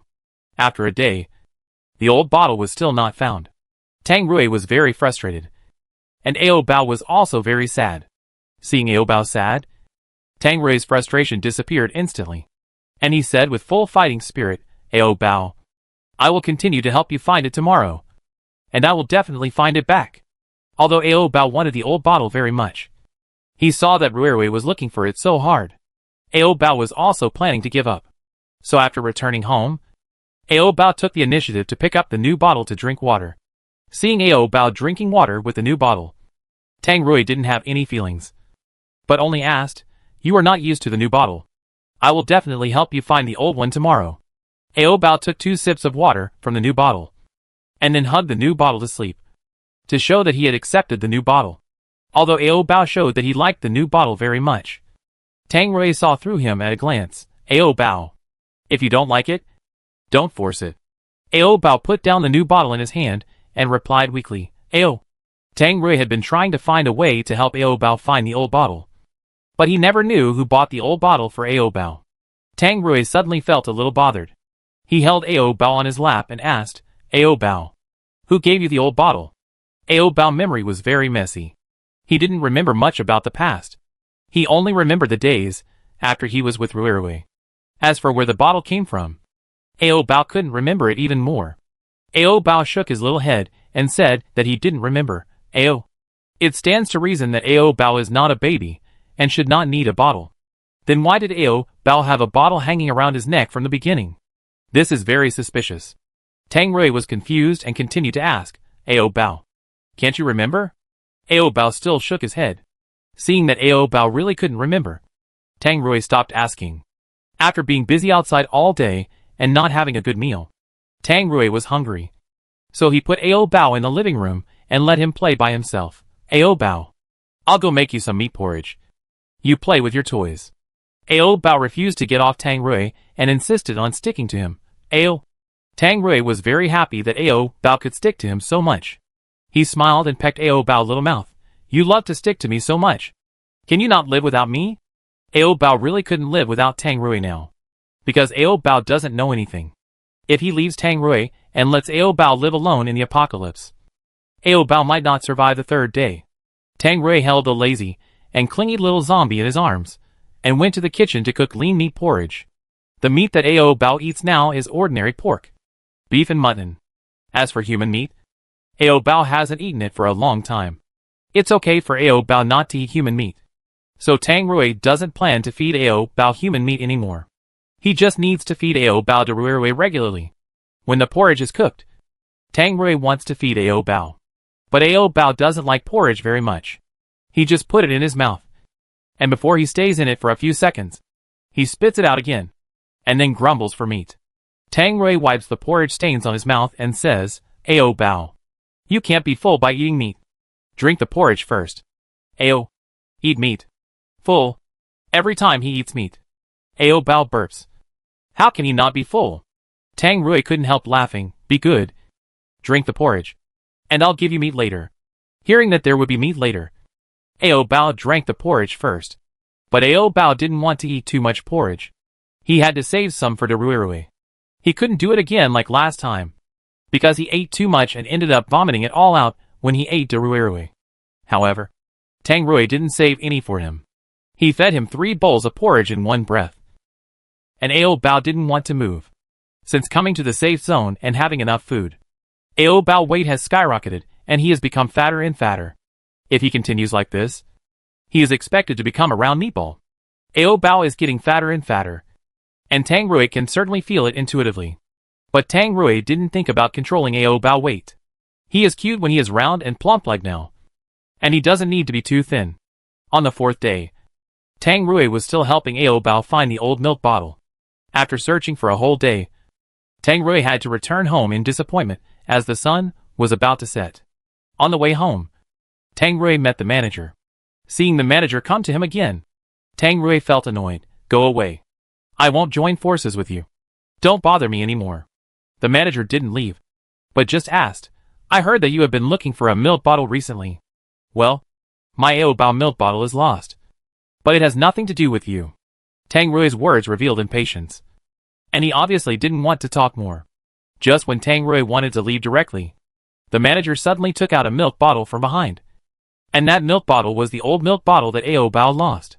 Seeing the milk bottle in the manager's hand, Tang Rui asked suspiciously, how did this get into your hand? Ao Bao didn't care so much. And when he saw his old milk bottle, he excitedly reached out to take it. The manager did not return the bottle directly to Ao Bao, but only said, I can return this bottle to you, but you have to agree to one condition of mine. Tang Rui hesitated and said, what condition? Don't be too much. The manager looked around and confirmed that no one was eavesdropping. He lowered his voice and said to Tang Rui, you and I will join forces to kill the ruler of the safe zone together. Although Tang Rui had long guessed that the manager would make such a condition, he still couldn't control his anger. Isn't your condition a bit too much? The manager raised the bottle high, pretending to throw it, and then threatened, if you don't agree, then I will destroy this bottle. Ao Bao saw that his little bottle was in danger, and immediately cried anxiously. Tang Rui was really laughed at by the manager. Do you think I will agree to do such a risky thing with you for a bottle? If you know what's good for you, just hand it over obediently, and don't force me to do it. Of course, the manager didn't believe that this small bottle could threaten Tang Rui. After thinking it over for a few seconds, the manager finally returned the bottle to Ao Bao. When Ao Bao got the bottle successfully, Tang Rui punched the manager. The manager covered his swollen face and said angrily, "I return the things to you. Why did you hit me?" Tang Rui glanced at him and said, "I hate people threatening me the most." After saying this, Tang Rui took Ao Bao home directly, leaving the manager standing alone. The old bottle was finally found, and the new one was useless. Ao Bao threw away the new bottle on his neck, and put the old bottle back on his neck. Although this old milk bottle is broken, Ao Bao still likes it very much. Seeing Ao Bao's little face full of smiles, Tang Rui seems to have gotten rid of a worry. In order to find the milk bottle for Ao Bao these days, Tang Rui has not done any tasks, and wasted a lot of time. Now that the milk bottle is back, he can finally go to collect crystal cores. After finding the old milk bottle, Ao Bao has been holding it, and refused to let go. Whether it is sleeping or eating the ruirui, Ao Bao will hold the pacifier and suck hard. Seeing that Ao Bao has been holding the milk bottle, and not concentrating on eating the ruirui, Tang Rui directly reached out, and took the milk bottle away. Ao Bao, there is nothing in the milk bottle. What is there to suck? Things that have been lost and found should of course be cherished more. Ao Bao stretched out his little hand, snatched the milk bottle back, and then held it in his arms, and continued to suck. Ao Bao only focused on holding the milk bottle and sucking, and did not eat the ruirui seriously. Tang Rui simply took out the ruirui, and stopped feeding Ao Bao. I thought Ao Bao would be anxious after the ruirui was taken out, but Ao Bao looked indifferent. It seems that compared with the bottle, the ruirui is no longer important. Tang Rui was angry about this, and he covered himself with a quilt, and went to sleep. He no longer fed the ruirui to Ao Bao, unless Ao Bao asked him to. Tang Rui closed his eyes, and pretended to sleep. He was waiting for Ao Bao to take the initiative to ask for meat. But after waiting for more than 10 minutes, he didn't hear Ao Bao say meat. Tang Rui opened his eyes, and found that Ao Bao was still sucking the bottle. There was nothing in the bottle, but he was sucking it with relish. Tang Rui felt a little jealous of the bottle, but he couldn't show it, so he could only be jealous silently. Ao Bao fell asleep while sucking, but Tang Rui couldn't sleep because he was jealous of the bottle. Early the next morning, Tang Rui carried Ao Bao on his back to do the task. Today's luck was very good. He encountered 2 intermediate zombies just after leaving the safe zone. Tang Rui beat these 2 intermediate zombies without any effort. He only used 2 punches to solve them. Tang Rui took out the crystal core from the zombie's head, wiped it clean, and put it in his pocket. As soon as he put the crystal core away, he heard someone shouting for help not far away. Tang Rui looked in that direction, and found that there was a superpower being chased by a high-level zombie. The superpower also noticed Tang Rui, and he quickly waved at Tang Rui for help. "Save me!" Tang Rui first hit Ao Bao, who was still sleeping, behind a haystack, and then went up to fight the high-level zombie. High-level zombies are generally not easy to deal with, and you must use all your strength. After fighting with this high-level zombie for more than 10 minutes, Tang Rui won with a little advantage. Although he won, Tang Rui's physical energy was almost exhausted. It seemed that he had to end the task early, and go back to rest. After taking the crystal core from the head of this high-level zombie, Tang Rui planned to take Ao Bao home. At this time, the psychic came over and said to Tang Rui with tears of gratitude, "Brother, thank you for saving me." "You're welcome." Tang Rui didn't fight to save people. He just wanted to get the crystal core of this high-level zombie. Seeing that Tang Rui was very powerful, the psychic wanted to swear brotherhood with Tang Rui, but Tang Rui decisively rejected him. Tang Rui was tired from fighting, and wanted to go back to rest early. He didn't want to waste time talking to this superpower. So Tang Rui said clearly, "I didn't save you just now, so you don't need to thank me." After sending the superpower away, Tang Rui hurried to the back of the haystack, and carried Ao Bao out. But when Tang Rui went around the haystack, he found that Ao Bao was gone. Tang Rui had clearly hidden Ao Bao, who was still sleeping, behind the haystack before. So how could he be gone now? Could it be that Ao Bao woke up and ran away to play somewhere by himself? Tang Rui looked for him in panic and hurriedly, shouting, "Ao Bao!" Tang Rui hoped that Ao Bao would respond to him, but he shouted for a long time and Ao Bao didn't respond. Tang Rui just spent half an hour fighting the high-level zombie. In this half an hour, Ao Bao shouldn't have gone too far. But Tang Rui circled around the safe zone several times, and didn't see Ao Bao's shadow. Tang Rui's eyes were red with anxiety. He clenched his fist, and punched the tree next to him. It was all his fault that he didn't take good care of Ao Bao, and ended up losing Ao Bao. Tang Rui couldn't imagine how he would live without Ao Bao in the future. He had to find Ao Bao. He had to find him. When night fell, Tang Rui was still looking for him outside the safe zone. He would not return to the safe zone if he couldn't find Ao Bao. Ao Bao. After shouting for a whole day, Tang Rui's voice became hoarse, and his legs became sore. He was so tired that he leaned against the tree and sat down to rest. He had just sat down to rest for a while. And before he could catch his breath, Tang Rui stood up again. He couldn't waste time now. He had to find Ao Bao as soon as possible, outside the safe zone. After searching for Ao Bao for a whole night, Tang Rui was extremely anxious at the moment. He thought Ao Bao might have been kidnapped by someone. Just as Tang Rui guessed, Ao Bao was kidnapped. And the person who kidnapped Ao Bao was the manager of the ordinary zone. The manager always wanted Tang Rui to join hands with him to fight against the ruler of the safe zone. But Tang Rui always refused. The manager had no choice but to think of kidnapping Ao Bao. The manager locked Ao Bao in the basement. He didn't do anything bad to Ao Bao, because he just wanted to use Ao Bao to threaten Tang Rui. When the plan succeeded, the manager would definitely return Ao Bao to Tang Rui intact. But the premise was that the plan had to be completed. If the plan was not completed, then Ao Bao would be locked in this basement all the time and starve to death in the end. Before the plan started, the manager didn't want to abuse Ao Bao, so he sent food to Ao Bao. But Ao Bao didn't eat. He just cried and scratched the door all the time, scratching his fingernails until they bled. Seeing that Ao Bao's fingers were bleeding, the manager went to get medicine and wanted to bandage Ao Bao's fingers. Just as the manager was about to approach Ao Bao pounced on him and tried to bite him. Fortunately, the manager was a superpower and was agile, so he avoided the bite. Seeing that this little guy always bared his teeth at him, the manager seemed to see something. "Are you a zombie?" Ao Bao didn't answer, and continued to pounce on him, trying to bite him to death. Now the manager can be sure that this little guy is a zombie. After confirming that the little guy was a zombie, the manager showed a very surprised expression. Then, the manager looked carefully at Ao Bao.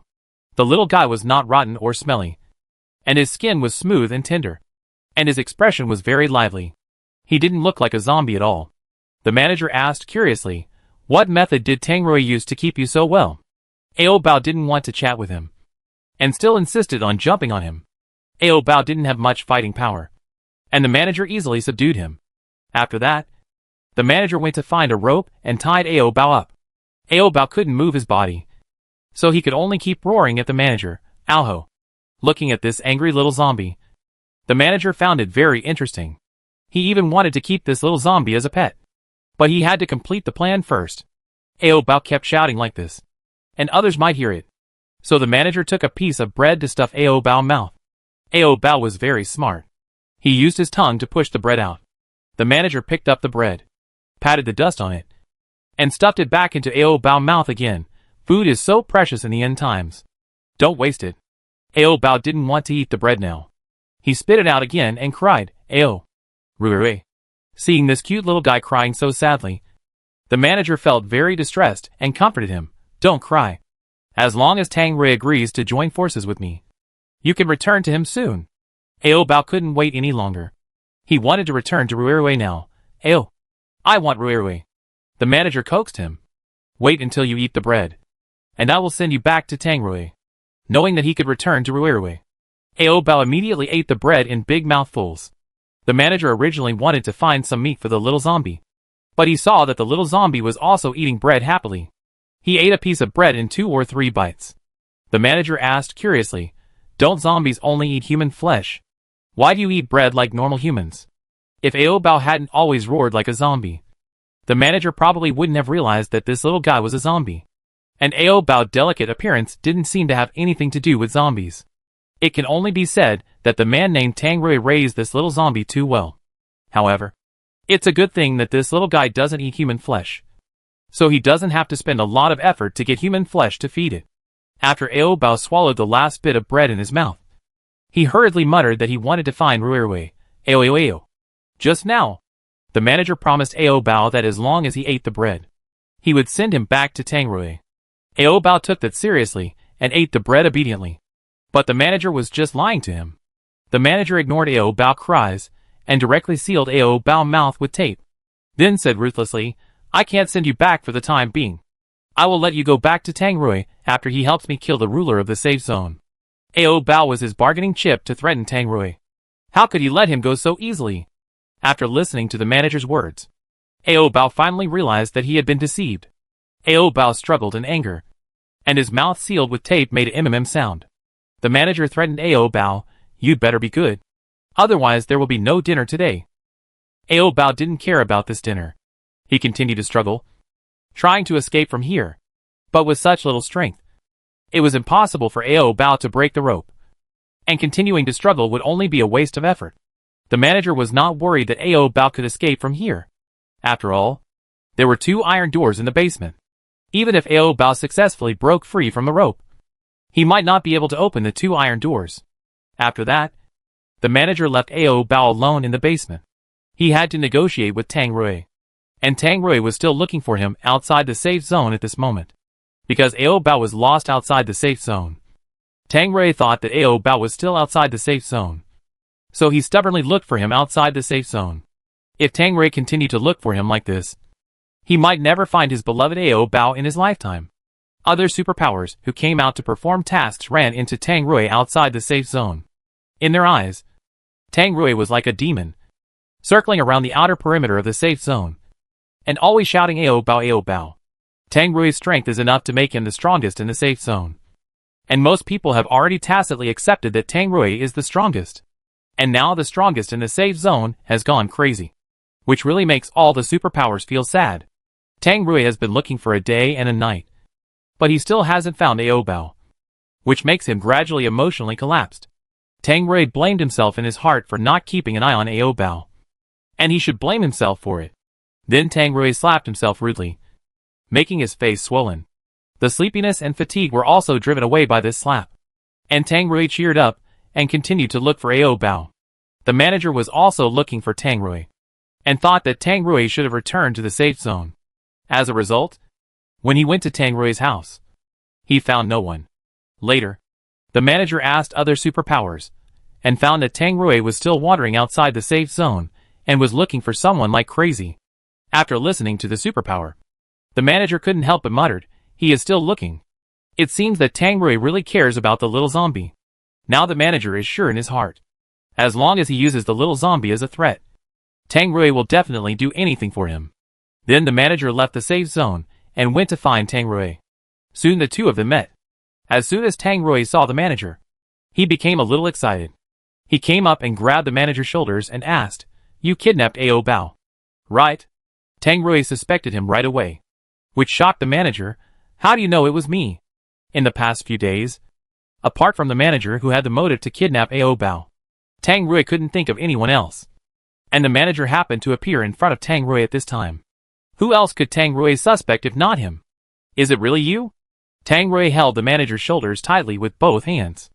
Tang Rui's strength was too great, and the manager's shoulders were about to be crushed. The manager took Tang Rui's hands away in pain, and then admitted yes. It was me. Tang Rui directly pinched his neck with his hands, and stared at him with a pair of bloodshot eyes and said, hurry up and give Ao Bao back to me, or I will kill you. The manager's face turned red and purple, and it became difficult to speak. He said word by word, you dare to kill me? Do you really think I don't dare? Tang Rui exerted his strength slowly. With a little more strength, he could strangle the manager's neck alive. The manager felt that he was about to be deprived of his breath, and he hurriedly said, I am the only one who knows where the little guy is hiding now. If you kill me, no one will know the whereabouts of the little guy. In that case, he will be trapped in that place until he starves to death. Hearing this, Tang Rui immediately loosened the manager's neck. Where is Ao Bao? The manager took a few breaths and said, I won't tell you now. Tang Rui clenched his fists. What do you want? The manager rubbed his strangled neck and said, I don't want anything. I just want you to join hands with me to kill the ruler of the safe zone, and then rebuild the system of the safe zone. And I heard that you want seeds. Right? As long as the ruler is killed, you can have as many seeds as you want. Seeds are actually secondary. What Tang Rui wants most now is Ao Bao. As long as Ao Bao can return to him safely, Tang Rui can ask for nothing. Tang Rui looked at the manager who was still breathing and asked, "Is Ao Bao really with you?" The manager nodded, "Really." Tang Rui was afraid that the manager was lying to him. So he said, "You have to take something to prove that Ao Bao is really in your hands." The manager was prepared for this. He took out a small plastic frog toy from his pocket and showed it to Tang Rui. This plastic frog toy is indeed what Ao Bao likes to play with. Ao Bao sometimes holds the frog in his palm when he sleeps. After seeing Ao Bao toys, Tang Rui believed the manager's words. And then he asked, "Is Ao Bao okay now? Did you feed him?" The manager said, "He ate a piece of bread." Tang Rui was still worried. "Take me to see him." Tang Rui really wanted to know how Ao Bao was doing now, and whether he was crying. The manager shook his head and said, "After you kill the ruler, I will naturally send him to you safely." Ao Bao is now in the hands of the manager.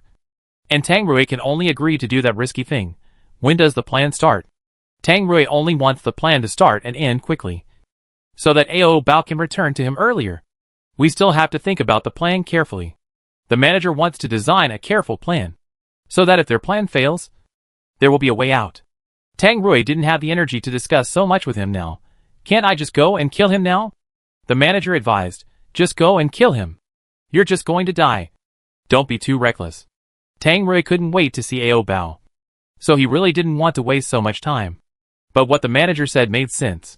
If he was too reckless, he would just go to die, and he wouldn't be able to come back alive to see Ao Bao. Tang Rui had to be patient and discuss with the manager what to do. After the plan was drawn up, Tang Rui looked at the manager and said, "You don't have to come with me. I can do it alone." Should I say you underestimated the enemy? Or should I say you're too arrogant? The manager admired Tang Rui's courage and strength. But Tang Rui's words were too arrogant. "I know you're strong, but don't show off at this time." Tang Rui retorted, "I'm not showing off." Tang Rui was not sure whether the plan would succeed this time. If the plan failed, then both of them would die. If they both died, what would Ao Bao do then? Tang Rui insisted, "I'll go. You stay to take care of Ao Bao. If I don't come back alive, then you will take care of Ao Bao for me in the future. If I come back alive, I hope you can return Ao Bao to me as promised." I thought Tang Rui was too frivolous, so he said he would go alone. But he didn't expect that he was thinking about the little zombie. The manager said sincerely, "He is so lucky to meet you." The little zombie was well taken care of. Clean, like a pampered young master. From this, it can be seen that Tang Rui usually treats the little zombie very attentively. It has to be said that the little zombie is really lucky to meet Tang Rui. "A good man." Tang Rui replied, "I am also lucky to meet Ao Bao. The manager is a man who keeps his promises." He agreed to Tang Rui's request. "If you don't come back alive, I will take good care of him for you in the future. If you come back alive, I will definitely return him to you intact." Tang Rui stuffed the plastic frog toy back into the manager's hand. "Give it to Ao Bao to play with. Tell him not to cry, and wait for me to pick him up." After hearing what Tang Rui said, the manager's heart was suddenly moved. He looked down at the frog toy stuffed into his hand and said self-deprecatingly, "I don't want to threaten you with it, but I really can't complete the plan alone. I am too incompetent to be the savior of those ordinary survivors. So I can only force you to be the savior. I hope you can save them. The safe zone should be a place for survivors to live, not a purgatory full of evil." Before Tang Rui went to carry out the mission, he warned the manager one last time, "When I come back alive, if I see Ao Bao has even the slightest injury, I will not let you go." After hearing Tang Rui's words, the manager suddenly remembered that Ao Bao had scratched the door with his hand and scratched his fingernails until they bled. Although the wound was not serious, it was still considered an injury. The manager could already imagine what his fate would be in the future. But he was not panicked. He smiled and patted Tang Rui on the shoulder and said, "I wish you a successful plan." Tang Rui brushed away the stinky hand on his shoulder expressionlessly. "Take good care of Ao Bao." The manager promised, "Don't worry. I will take care of him for you temporarily." The two words temporarily are very useful.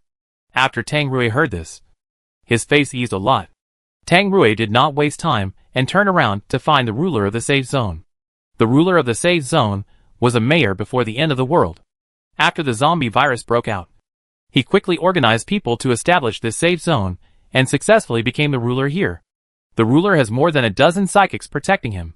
If Tang Rui wants to kill the ruler, he has to kill those psychics first, which is quite difficult. Tang Rui rushed into the villa where the ruler lived without any weapons. After entering the villa, Tang Rui was surrounded by dozens of guards before he saw the ruler. Those guards held guns and fired at Tang Rui. Tang Rui quickly grabbed a guard and used him as a human shield to block bullets.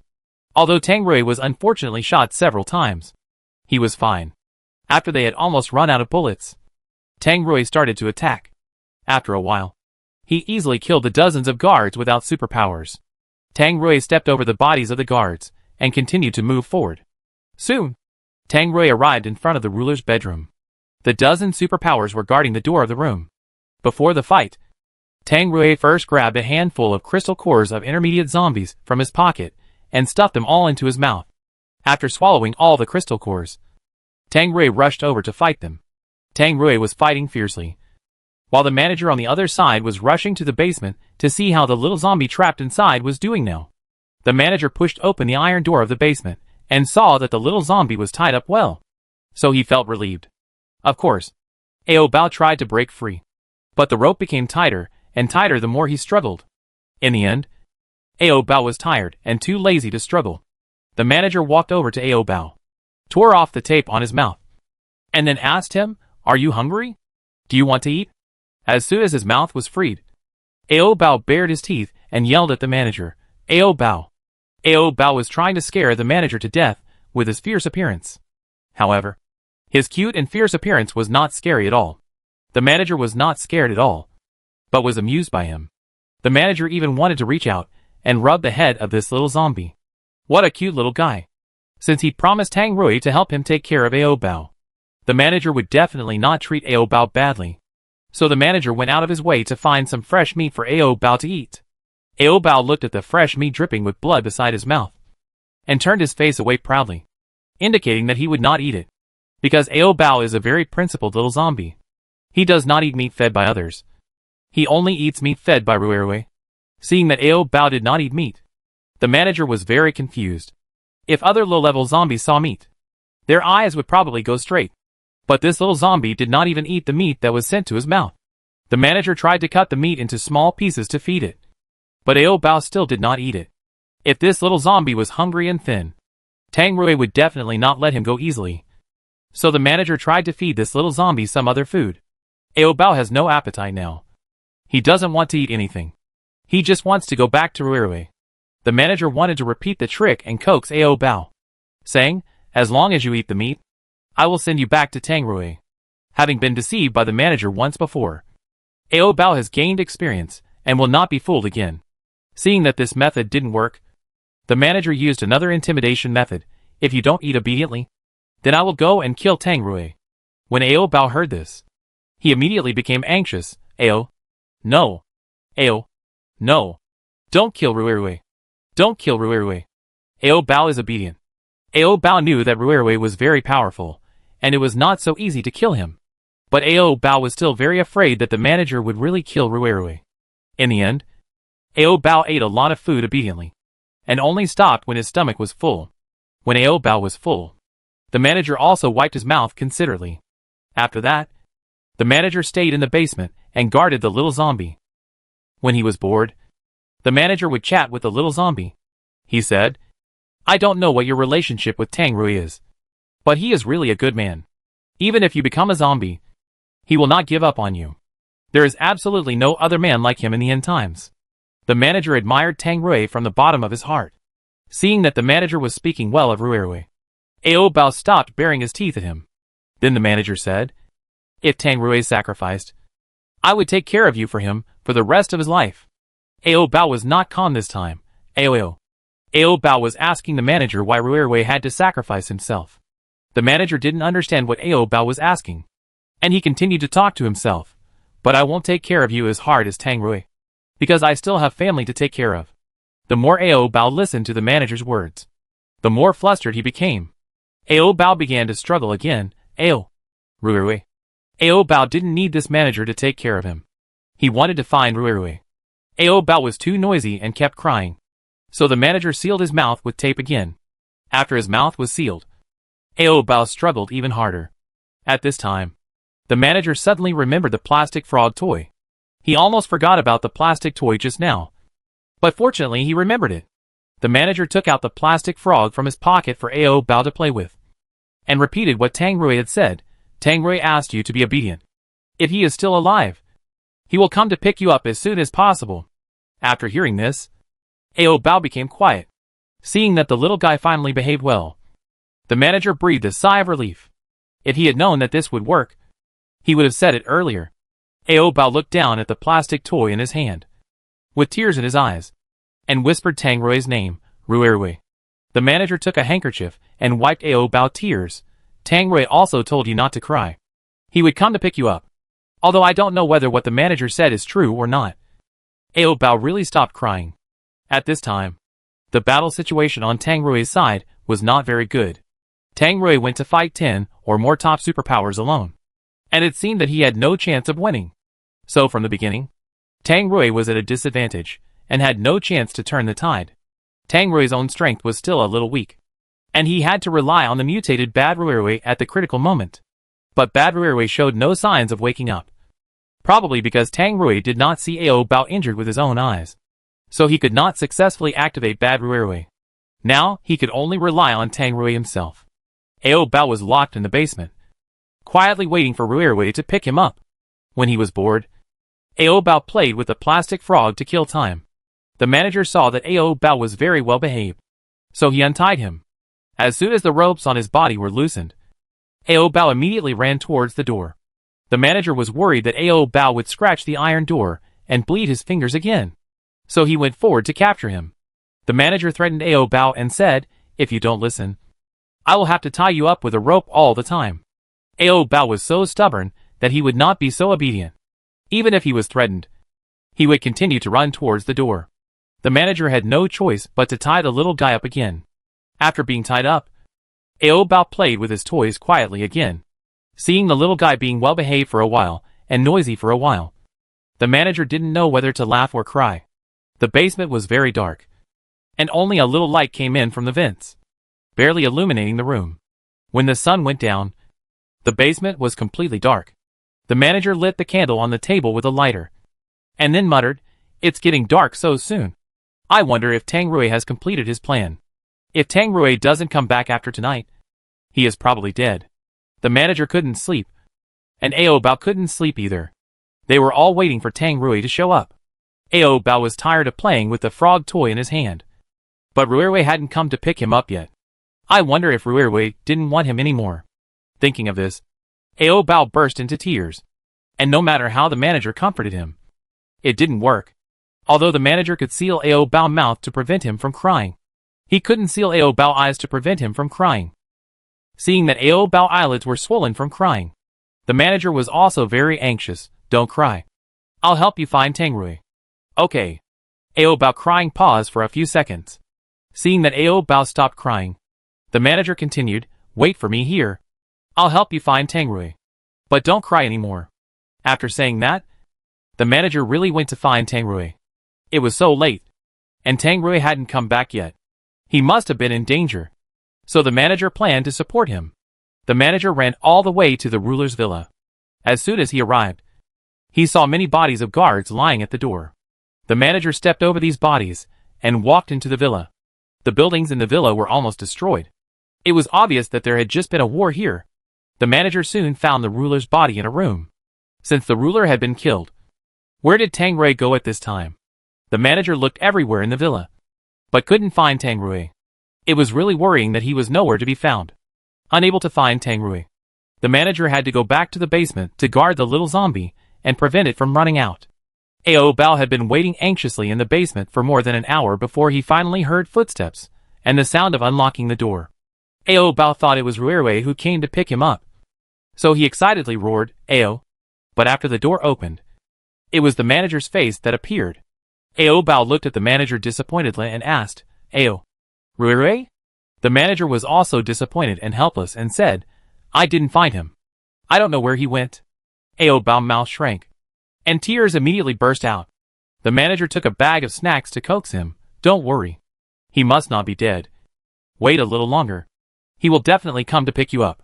Ao Bao was tired of hearing the manager's coaxing words. Woo! Ao Bao was still crying. And no matter how he tried to comfort him, he would not stop crying. The manager had no choice but to say, I'll go find him for you. You wait for my good news here. After that, the manager hurriedly left the basement and looked for Tang Rui in the safe zone. Not long ago, Tang Rui successfully killed the ruler. But he only had one last breath left. Tang Rui wanted to find the manager to get Ao Bao back with his last breath. But the manager did not tell Tang Rui where to meet after completing the plan. So Tang Rui could not find the manager anywhere. Tang Rui thought that the manager had run away with Ao Bao, and finally fainted on the roadside in anger. Fortunately, the manager finally found Tang Rui's corpse on the roadside. Tang Rui was lying on the weeds on the roadside, covered in blood, and it seemed that he had stopped breathing. The manager touched Tang Rui's chest and saw that he still had a heartbeat. So he quickly helped him up and took him back to the basement. Before the manager opened the iron door of the basement, Ao Bao smelled a strong smell of blood. This smell of blood was very familiar, and Ao Bao smelled it immediately. It was definitely Ruirui's blood, because Ruirui's blood is more fragrant than others' blood. Ao Bao has eaten it many times. How could he not smell it? Ao Bao stopped crying and waited for Ruirui to come in and hug him. After the door was opened, Tang Rui's face really appeared in front of Ao Bao. However, Tang Rui closed his eyes, and his body was covered with wounds. The originally light-colored clothes were stained dark by blood, and his injuries were particularly serious. Ao Bao looked at Ruirui, who was seriously injured, and the tears that had just stopped flowing again. The manager helped Tang Rui to lie down on the small bed next to him. Then the manager untied Ao Bao, and then went to get medicine to help Tang Rui treat his wounds. As soon as he was untied, Ao Bao rushed to Tang Rui like an arrow. Ao Bao lay on Tang Rui's chest, crying and licking Tang Rui's face, licking all the blood off his face.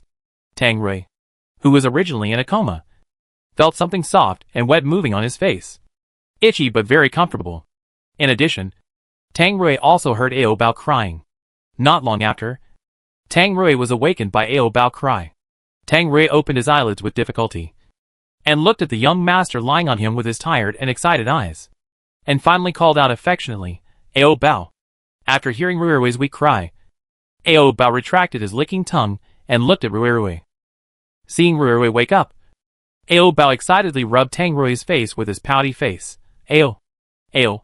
Tang Rui barely managed a weak and pale smile on the corner of his mouth. Ao Bao. I'm glad you're okay. What could happen to Ao Bao?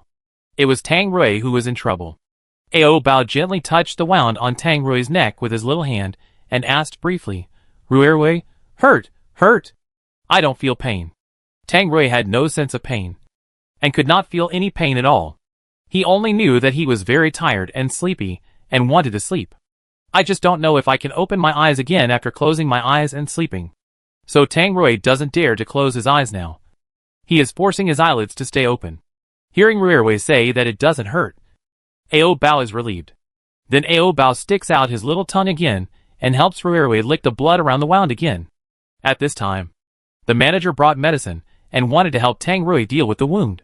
The manager first took a wet towel and helped Tang Rui wipe the blood off his body. Before he started to wipe, Tang Rui stopped him and said, Don't wipe it yet. Let Ao Bao eat it first. It would be a waste to wipe the blood off. It would be better to let Ao Bao lick it a few more times. The manager said, If he licks like this, your wound will get infected faster. This has nothing to do with you. The body belongs to Tang Rui, and he can do whatever he wants. It's not up to outsiders to tell him what to do. The manager had to put down the wet towel and let Ao Bao lick it first. The basement was very quiet, with only the sound of water coming from Ao Bao licking the wound. Standing by and watching Ao Bao lick Tang Rui's wound was a bit too erotic, like watching a movie, which made the manager a bit embarrassed. Tang Rui and Ao Bao didn't feel embarrassed. Only the manager was embarrassed. The manager had to find some topics to talk about to ease the ambiguous atmosphere. By the way, why did you faint on the side of the road before?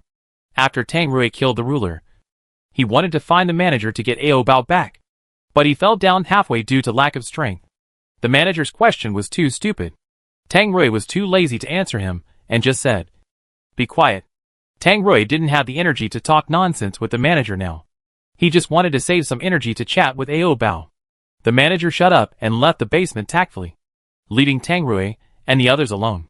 There were too many wounds on Tang Rui's body, and Ao Bao couldn't lick them all. After licking for more than 10 minutes, his little mouth was sore, and Ao Bao burped after a while. Tang Rui raised his hand and stroked the back of Ao Bao's head and asked, "Are you full?" The blood had almost coagulated, and it was very difficult for Ao Bao to lick it. But when he thought that all of this came from Ruirui's body, Ao Bao was reluctant to waste it. Even if he was full, Ao Bao would continue to lick it, and he must not waste it. Ao Bao wanted to continue licking, and Tang Rui did not stop him. He just watched Ao Bao lick his wound silently.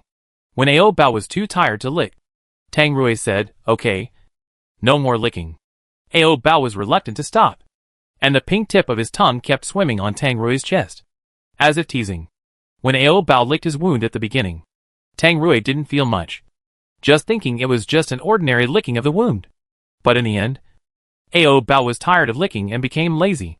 The little tongue licked slowly and intermittently, feeling like deliberately seducing. How could Tang Rui bear this?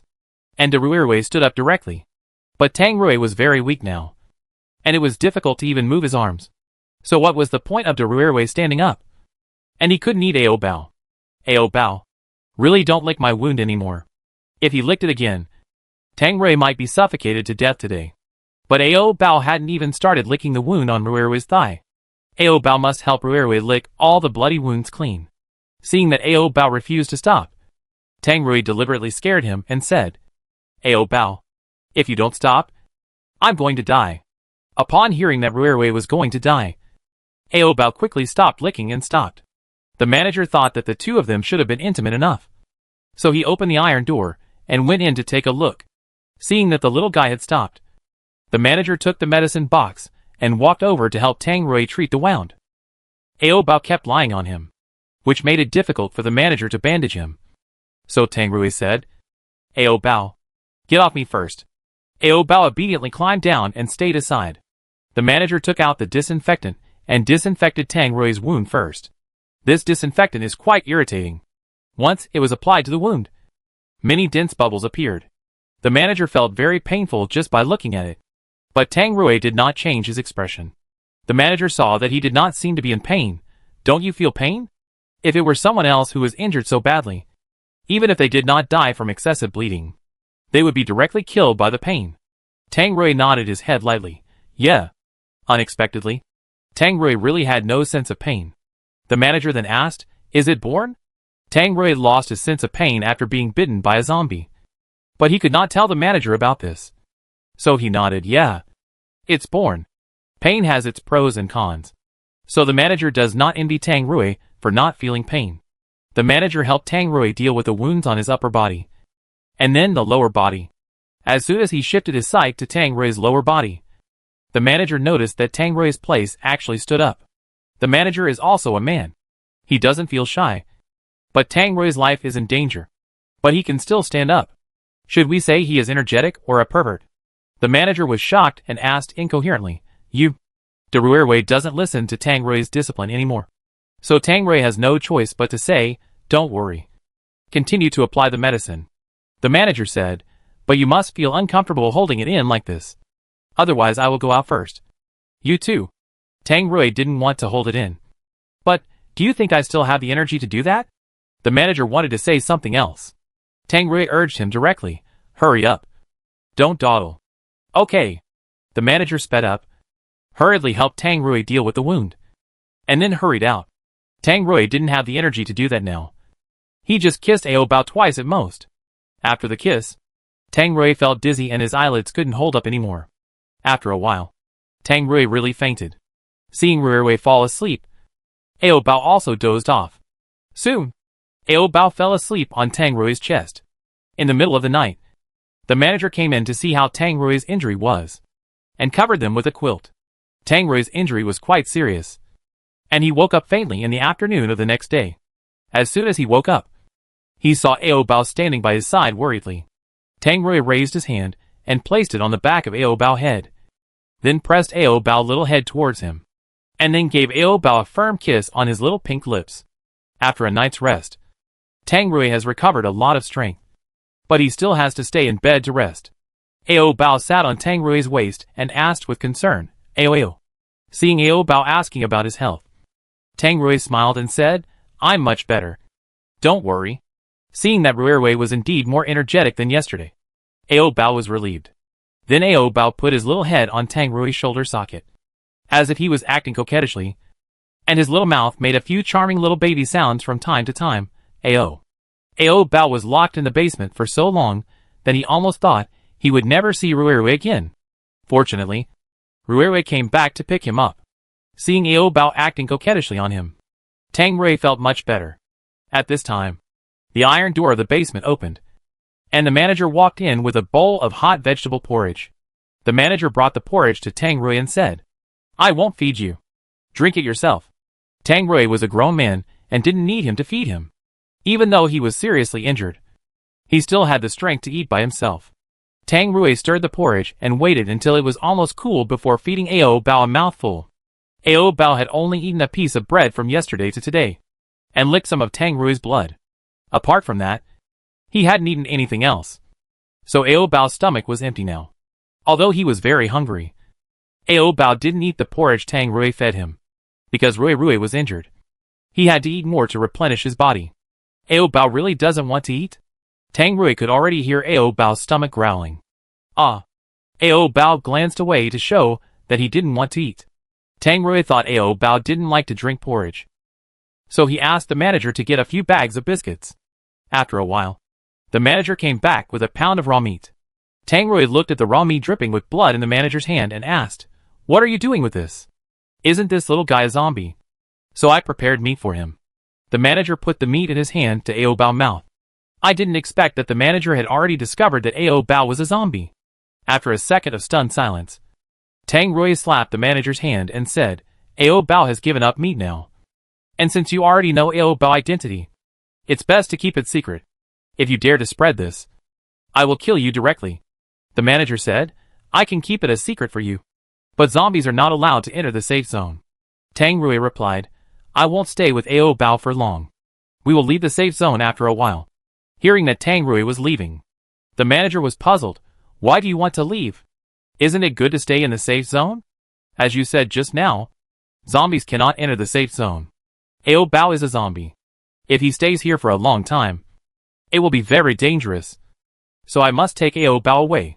The safe zone is only suitable for human habitation, not for Ao Bao, a little zombie.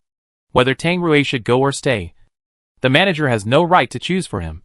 So he can only say, I hope you will be safe in the future. While Tang Rui was talking to the manager, Ao Bao was staring at the piece of raw meat and drooling. Ao Bao didn't give up meat. He just chose not to eat meat when he was not hungry. But now he was very hungry, so he wanted to eat. Ao Bao's saliva dripped onto the back of Tang Rui's hand, feeling a little wet on the back of his hand. Tang Rui looked down and found that it was Ao Bao who was drooling because of greed. Tang Rui helped Ao Bao wipe the saliva from his mouth and asked, Ao Bao, do you want to eat that meat? Tang Rui didn't forbid Ao Bao to eat raw meat. He was just afraid that Ao Bao would not be able to give up the habit of eating meat. If there was no human flesh to eat in the future, wouldn't Ao Bao be hungry? Ao Bao was hungry. Of course he wanted to eat. Eat. Tang Rui asked the manager to cut a small piece of meat and give it to Ao Bao to satisfy his craving. After the manager handed the small piece of meat to Ao Bao, he asked Tang Rui curiously, Did you feed him preservatives? Tang Rui had a question mark on his head. Obviously he didn't understand what the manager was saying. While looking at Ao Bao who was eating meat, the manager asked Tang Rui, I saw that other zombies were rotten very badly. Why didn't he rot? And he looked more alive than humans. So the manager suspected that Tang Rui had given Ao Bao preservatives to prevent his body from rotting. Tang Rui answered vaguely, I don't know. That's really strange. Why doesn't he rot? The manager couldn't help but touch Ao Bao's chubby cheeks. Before he touched it, Tang Rui slapped his hand away and sternly warned him, Don't touch Ao Bao. The manager withdrew his hand angrily. I'm just curious. Tang Rui hugged Ao Bao in his arms, and then said coldly, If you are really curious, go pick up a zombie and raise it yourself. The manager smiled and said, I don't have the habit of necrophilia. The manager's words seemed to be a disguised way of saying that Tang Rui was a pervert. Tang Rui was of course a little angry after hearing this, but he didn't refute it after all. The porridge in his hand was almost cold. Tang Rui drank it all in one breath, and then put down the empty bowl. After Tang Rui finished the porridge, the manager took out a few crystal cores from his pocket and handed them to him, to replenish you. Tang Rui looked at the high-level crystal cores in his hand, and asked with some joy in his heart, "Where did you get so many high-level crystal cores?" High-level crystal cores are relatively rare, but the manager took out several of them at once. The manager didn't say where these crystal cores came from, but only said, "Eat them quickly, so that the wound can heal faster." Tang Rui didn't eat it. He gave it to Ao Bao. "Ao Bao, eat all of these." Tang Rui fed all the high-level crystal cores to Ao Bao. The manager wanted to stop Tang Rui and said, "Why give them to him? You can improve your strength if you eat them yourself." Tang Rui did not stop his hand movements, and put crystal cores into Ao Bao's mouth one by one, saying, "Ao Bao needs crystal cores to help evolve." The manager felt that Tang Rui was simply wasting natural resources, and it was painful to watch. The manager said anxiously, "It's useless for him to evolve. At most, he will become smarter. If Ao Bao can become smarter, it's worth it. As long as there are high-level crystal cores, he will give them to Ao Bao, and Tang Rui will never feel bad about it." The manager has begun to regret. "I would not have given it to you if I had known. You can't eat too many crystal cores at one time. Otherwise your body will not be able to bear it." So Tang Rui only gave Ao Bao 2. However, after Ao Bao ate 2 high-level crystal cores, he actually had no adverse reactions at all. Just like he didn't eat them. Tang Rui didn't know if Ao Bao had become smarter. So he asked tentatively, "Ao Bao, what is 1 plus 1? Ao Bao was sometimes quite stupid, but he still knew what 1 plus 1 was. Ao Bao used his little finger to count 2, and showed it to Tang Rui. Tang Rui was so happy to see that Ao Bao could count. It seemed that Ao Bao had really become smarter. The manager next to him fell silent. Even the children in the kindergarten class knew this question. So what could this prove? In fact, Ao Bao had always known that 1 plus 1 equals 2. It was like a memory engraved in his bones, and he could never forget it. But Ao Bao didn't know what 2 plus 2 equals. So if Tang Rui asked what 2 plus 2 equals, he would find that Ao Bao was still the same stupid and foolish Ao Bao, and he hadn't become smart at all. Unfortunately, Tang Rui didn't ask the arithmetic question of what 2 plus 2 equals. Seeing that Tang Rui was still immersed in the joy of Ao Bao knowing that 1 plus 1 equals 2, the manager couldn't help but interrupt and said, "In the end times, what's the use of knowing that 1 plus 1 equals 2? It can't be exchanged for food. It's really useless to know arithmetic in the end times." But as long as Tang Rui is happy, it's okay. Seeing that Rui was happy, Ao Bao was also happy. Only the manager was left there feeling sorry for the crystal core. He originally wanted to use it to improve Tang Rui's strength, but it ended up in the mouth of the little zombie.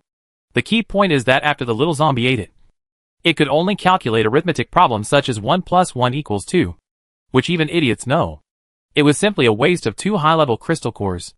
However, after Ao Bao ate these 2 high-level crystal cores, it was not completely useless. At least, he became more beautiful than before, and his skin became more delicate than before. So delicate that even a pore could not be seen. The effect of this crystal core on beauty and skin care is still very obvious, which is similar to eating the Rui. Ao Bao basically becomes more beautiful than before as long as he eats the crystal core. But in the end times, the more beautiful, the more dangerous. Unless Ao Bao can use his beauty to directly charm the other party to death. If he can really charm people to death, then this is also a means of self-protection. Tang Rui is not a person who likes beauty, so he doesn't need Ao Bao to become very beautiful. He just wants Ao Bao to be safe. After giving Ao Bao 2, Tang Rui still has 1 left in his hand. He plans to keep this 1 for Ao Bao, and feed it to him after Ao Bao has digested the 2 in his stomach. After lying in bed for a long time, Tang Rui prepared to take Ao Bao out of the basement and return to their cozy little house. Before leaving, Tang Rui did not forget to teach the manager a lesson. Although the manager did not do anything bad to Ao Bao, Tang Rui hated others using Ao Bao to threaten him, so the manager could not escape this beating. After the beating, the grudge between them was wiped out. The manager was beaten black and blue. But not only was he not angry, he smiled and said to Tang Rui, "Thank you for helping me a lot." Tang Rui held Ao Bao's little hand, looked at the manager lying on the ground, swollen like a pig's head, and said, "I am not helping for nothing. You said before that you would give me seeds once the ruler died. Now he is dead. When will you give me the seeds you promised me? The manager said, don't worry. I will personally deliver the seeds to you in 2 days. After hearing the manager's guarantee, Tang Rui left the basement with Ao Bao at ease. Tang Rui dragged his broken body and went home with Ao Bao. When they got home, they found that the house had been robbed. The furniture, daily necessities, and most importantly, the food in the house were all stolen, including Ao Bao's bag of small toys, several cans of lollipops, and more than 100 cute cartoon underwear. All were stolen. Fortunately, Ao Bao always carried the bare backpack and milk bottle with him, which prevented them from being stolen. Seeing that the room was empty and there was nothing left, Tang Rui and Ao Bao both stood at the door at the same time, unable to come back to their senses for a long time. Ao Bao thought he had entered someone else's house by mistake, so he reminded Tang Rui to go back to their own home. Ao Rui, go back. Although Tang Rui didn't want to admit it, he still had to say, Ao Bao, this is our home. Facing the empty house, Ao Bao couldn't hold back his tears and burst out, woo! Ao Bao, things were gone. Not a single one was left. It would be strange if he didn't cry. Tang Rui helped Ao Bao wipe his tears and said, Ao Bao, don't cry. Things are lost. We can buy them again. The lost furniture and food can be bought again. Anyway, as long as there are crystal cores. Tang Rui usually carries crystal cores with him. He has now saved up 30 intermediate crystal cores. So many crystal cores are enough for them to buy a lot of things. When he was sad, Ao Bao accidentally noticed that there was a child holding a toy in the corridor outside, which was exactly the same as his toy. Ao Bao excitedly pointed at the child with his little hand. Ao. Tang Rui looked in the direction of Ao Bao's finger and saw a child outside playing with a plastic duck. The plastic duck looked the same as the duck that Ao Bao usually played with when taking a bath. Tang Rui took Ao Bao over and asked the child, where did you get this duck? Tang Rui was tall and strong, and in the eyes of the child, he was a giant. Moreover, Tang Rui was injured, and his clothes were stained with blood, as if he had just crawled out of a pile of dead bodies. The child was so scared that he shrank into the corner, and timidly replied, I got it from your house. The child was very honest, which surprised Tang Rui a little. Tang Rui continued to ask the child, how did you get into my house? The child could not lie, and explained everything, saying, many people went to your house to get things, and I followed them in. Because Tang Rui and Ao Bao had not returned for several days, the residents nearby thought they were dead. So they broke the door lock and divided up all the things in the house. The child learned from the child that it was the residents nearby who emptied his house together. Fuck. Tang Rui was so angry that he punched the wall next to him, leaving a deep and long crack in the wall. Tang Rui's angry look frightened the child. The child trembled and returned the plastic duck in his hand to Tang Rui. Tang Rui saw that the child was very honest, so he did not want the duck and said, I give it to you. Ao Bao was not happy. It was his playmate when he took a bath. How could he give it to others? Tang Rui kissed him on the little face and said, Ao Bao, I will buy you a new one later. The plastic duck had been played with by the child, and was black and dirty. It was better to buy a new one. What could Ao Bao do? He had to agree to buy new things with tears in his eyes. The things in the house were stolen by the nearby residents, so Tang Rui had to ask them to return them. So Tang Rui took Ao Bao to knock on the door from house to house. Every resident who came out to open the door had a frightened expression on his face when he saw Tang Rui, which meant that they had stolen something more or less. Tang Rui didn't like to beat around the bush, so he asked directly, what did you take from my house? Return it immediately. Otherwise I will be rude. Those residents were afraid of Tang Rui's strength, so they usually returned the things obediently. In this way, Tang Rui got some furniture back one after another. As for the bags of rice, Ao Bao lollipops and snacks, they were not going to be returned. After all, food was very precious in the apocalypse. How could those cunning residents easily spit it out? Fortunately, Ao Bao more than 100 pairs of panties were also successfully returned. These panties were still brand new and had not been worn by others, so they could continue to be worn by Ao Bao. However, what Ao Bao wanted most was not these panties. He only wanted his toys and lollipops. But Tang Rui was concerned about Ao Bao miniskirts, whether he could get them back. In the past, Tang Rui bought many miniskirts of different styles and colors for Ao Bao, and kept them at home, thinking that he would wear them slowly after leaving the safe zone. But now they were all stolen. Soon Tang Rui found Ao Bao miniskirts at the home of a thin and tall young man. And Tang Rui also found that one of the miniskirts was stained with dried semen.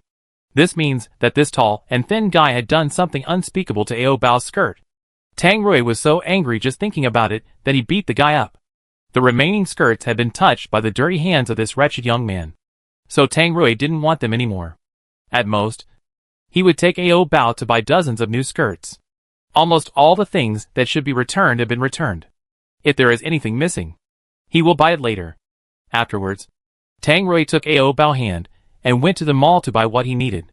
Although the ruler was dead, the safe zone was not in chaos because of this. All the survivors still lived as usual. The hierarchy has not changed. The strong are still respected. Powerful superpowers enjoy generous resources, while ordinary people without superpowers still live like ants. Tang Rui doesn't care about these things. What he is thinking about now is what kind of skirt to buy for Ao Bao. A skirt that is too long is easy to trip when walking, and a skirt that is too short is too revealing. However, Tang Rui finally chose to buy a shorter skirt, because he and Ao Bao will leave the safe zone soon. At that time, Ao Bao will wear a skirt only for him to see. So why buy a shorter one to feast his eyes? Tang Rui had such a little trick in his mind. And then he tried his best to buy short skirts for Ao Bao, in order to prove that buying these skirts is not just to please himself. Tang Rui also asked Ao Bao, "Do you like these skirts?" Ao Bao doesn't understand these things. As long as he has clothes to wear, it's fine. Even if he has no clothes to wear, Ao Bao doesn't care. Seeing that Ao Bao had no objection, Tang Rui went to pay the bill directly. When he returned home, he would give Ao Bao a try one by one.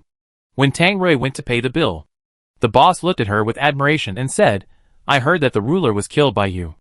At that time, all the people who witnessed Tang Rui killing the ruler had died, so no one knew who killed the ruler. However, some people speculated that Tang Rui killed the ruler, because Tang Rui was the strongest in the safe zone, and only he had the strength to kill the ruler. Facts have proved that those people's speculations were correct. But Tang Rui himself did not want to admit it. He replied to the boss, "The death of the ruler has nothing to do with me." There were so many obvious wounds on Tang Rui's body, and it was obvious that they were left after a hard fight. These scars could not deceive people. But Tang Rui himself did not admit it. So the boss could only secretly insist in his heart that he killed him. But even if everyone knew that Tang Rui killed the ruler, what could they do? This is a world where the strong are respected. Tang Rui was able to kill the ruler, which only showed that he was very bad, and thus further demonstrated his strong strength to everyone. It didn't matter who killed the ruler. What everyone was more concerned about now was who would become the new ruler of the safe zone. No matter who became the ruler, it had nothing to do with Tang Rui, because he would leave the safe zone soon. After buying the skirt, Tang Rui took Ao Bao to buy snacks and toys. After buying everything, he went home to cook and eat. Tang Rui was cooking in the kitchen, and Ao Bao was in the living room, playing with his new toys. There was a toy that was sharp. When playing, Ao Bao accidentally pricked his little hand, and blood beads soon flowed out of the wound. Ao Bao felt a little sting in his bleeding hand. This sting was unfamiliar to Ao Bao, a little zombie. However, the sting was very slight and not too obvious. So Ao Bao did not cry, but just held up his injured hand and ran into the kitchen to show it to Rui. Seeing that Ao Bao's hand was bleeding, Tang Rui quickly put his little finger into his mouth and sucked the blood. Because he had eaten a lot of crystal cores, Ao Bao's blood did not have a rancid smell, but instead had a hint of sweetness, which was quite delicious. After licking the blood clean, Tang Rui licked his lower lip with an unsatisfied look, and then warned Ao Bao, "Be careful when playing. Don't hurt yourself again." Tang Rui helped Ao Bao wrap the small wound with a cloth, and then let him go to the living room to continue playing. Ao Bao returned to the living room and stared at his bandaged hand for a while. When he was pricked before, Ao Bao felt a little bit of pain. In order to prove whether he could really feel the pain, Ao Bao poked his finger on the sharp toy again. After his finger was pierced, Ao Bao really felt the pain. However, the pain was very weak, probably because the pain sensation had not yet fully recovered. Ao Bao was very curious about this pain, so he tried many times and pierced his 10 fingers one by one. In the end, he successfully made himself cry. Ao Bao ran to the kitchen crying and showed his injured finger to Tang Rui. Ao Bao 10 fingers were injured. It was obvious that it was intentional. Tang Rui helped him stop the bleeding while angrily questioning, Ao Bao, did you do it on purpose? Just to make me feel bad? Right? Ao Bao put on an aggrieved posture. Tang Rui knew that Ao Bao was just a little zombie and didn't have so many twisted thoughts. So Ao Bao definitely didn't mean to make him feel bad. It could only be that the toy was too dangerous and could easily scratch his hands. So Tang Rui said, that toy is prickly. Don't play with it anymore. Wait for me to throw it away. That was a toy that was just bought today. Ao Bao didn't have time to develop feelings for it. So it didn't matter if it was thrown away. Afterwards, Tang Rui really threw away the toy that pierced Ao Bao's little hand. Before throwing it away, he smashed the toy to pieces, as if blaming the toy for hurting Ao Bao's little hand. There is no way to entertain yourself in the end times. Once it gets dark, you have to go to bed. Ordinary survivors generally don't like the night. But Ao Bao looks forward to the nightfall every day, because he can eat meat when it gets dark. After dinner, Ao Bao couldn't wait to lie down on the bed, sticking his little butt out, waiting for meat. Seeing Ao Bao so anxious and proactive, Tang Rui's passion also came up. But he was seriously injured now, and he was running around all day. So he was really tired. So he was willing but unable to do it. Tang Rui sat down at the head of the bed, patted Ao Bao's raised butt and said, Ao Bao, you can eat meat, but you can't urge me. In the past, when eating meat, once Tang Rui stopped moving, Ao Bao would urge him to move quickly. Now Tang Rui is injured. He can feed meat, but he can't move non-stop like before. And he may stop and rest continuously. So Tang Rui discussed it with Ao Bao in advance. Ao Bao nodded his little head and agreed, because he just wanted to eat meat. Tang Rui climbed onto the bed only after Ao Bao agreed. Tang Rui took off his shirt first, revealing his back and chest covered with scars. These scars were new and old, scattered all over his body. Ao Bao felt very distressed. So he came over and licked Tang Rui's wound. Ao Bao's hand was cut, and Tang Rui bandaged it carefully. But Tang Rui didn't even apply medicine to the serious wound on his body, let alone bandage. The main reason was that Tang Rui had thick skin and flesh, so it was okay to get hurt. But Ao Bao had delicate skin and flesh, so he had to take good care of him. Moreover, getting hurt was a common thing for Tang Rui. Anyway, he had no sense of pain, so he didn't care how many wounds he had on his body. As long as he didn't die, it was okay. Feeling that Ao Bao was licking the wound on his back, which was itchy, Tang Rui held Ao Bao in front of him and said, Ao Bao, it has already scabbed over. Don't lick it anymore. Before in the basement, Ao Bao didn't have time to ask Rui how he got injured. But now Ao Bao remembered to ask, Ao? Hearing Ao Bao asking why he was injured again, Tang Rui lied and said, I got hurt accidentally. Although Ao Bao was stupid, Tang Rui couldn't fool him like this. How could he get hurt accidentally with such a serious injury? Ao Bao continued to ask questions. Ao Bao, don't worry about it. Don't you want to eat meat? Tang Rui immediately paid attention to the topic. Ao Bao's attention was successfully diverted. He remembered that he still had to eat meat, so he couldn't delay it. He had to eat it quickly. Otherwise Rui would regret it later and not give it to him. Ao Bao twisted his little butt and urged, Ao meat. Tang Rui gave to Rui to Ao Bao as usual. But after eating it, Ao Bao was not as happy as usual. Ao Bao frowned deeply, and a trace of pain appeared on his face. Seeing that Ao Bao's face was a little pale, Tang Rui asked worriedly, Ao Bao, what's wrong with you? Ao Bao felt that this meat was a little painful to eat, so his face turned pale. The meat I ate before was obviously not like this. Why did I suddenly feel pain when eating meat today? Although it hurts, I still have to eat meat. Otherwise I will be hungry. Ao Bao held back the pain and didn't cry out, insisting on eating the meat. Ao, I want meat. Tang Rui saw that Ao Bao seemed to be uncomfortable, so he stopped. Ao Bao, if you feel uncomfortable, tell me. Ao Bao was afraid that Rui would take the meat away, so he didn't dare to say it hurt, and just kept asking for it. Ao Bao insisted, so Tang Rui had no choice but to give it to him. In the middle of the work, Ao Bao suddenly fainted. Tang Rui thought Ao Bao was asleep, so he didn't care and continued to do his work. Halfway through the work, Tang Rui suddenly realized that something was wrong. Because Ao Bao used to snore when he fell asleep in the middle of the work. But Ao Bao didn't snore when he slept now. Tang Rui shook Ao Bao twice, trying to wake him up. Ao Bao. Ao Bao, wake up quickly.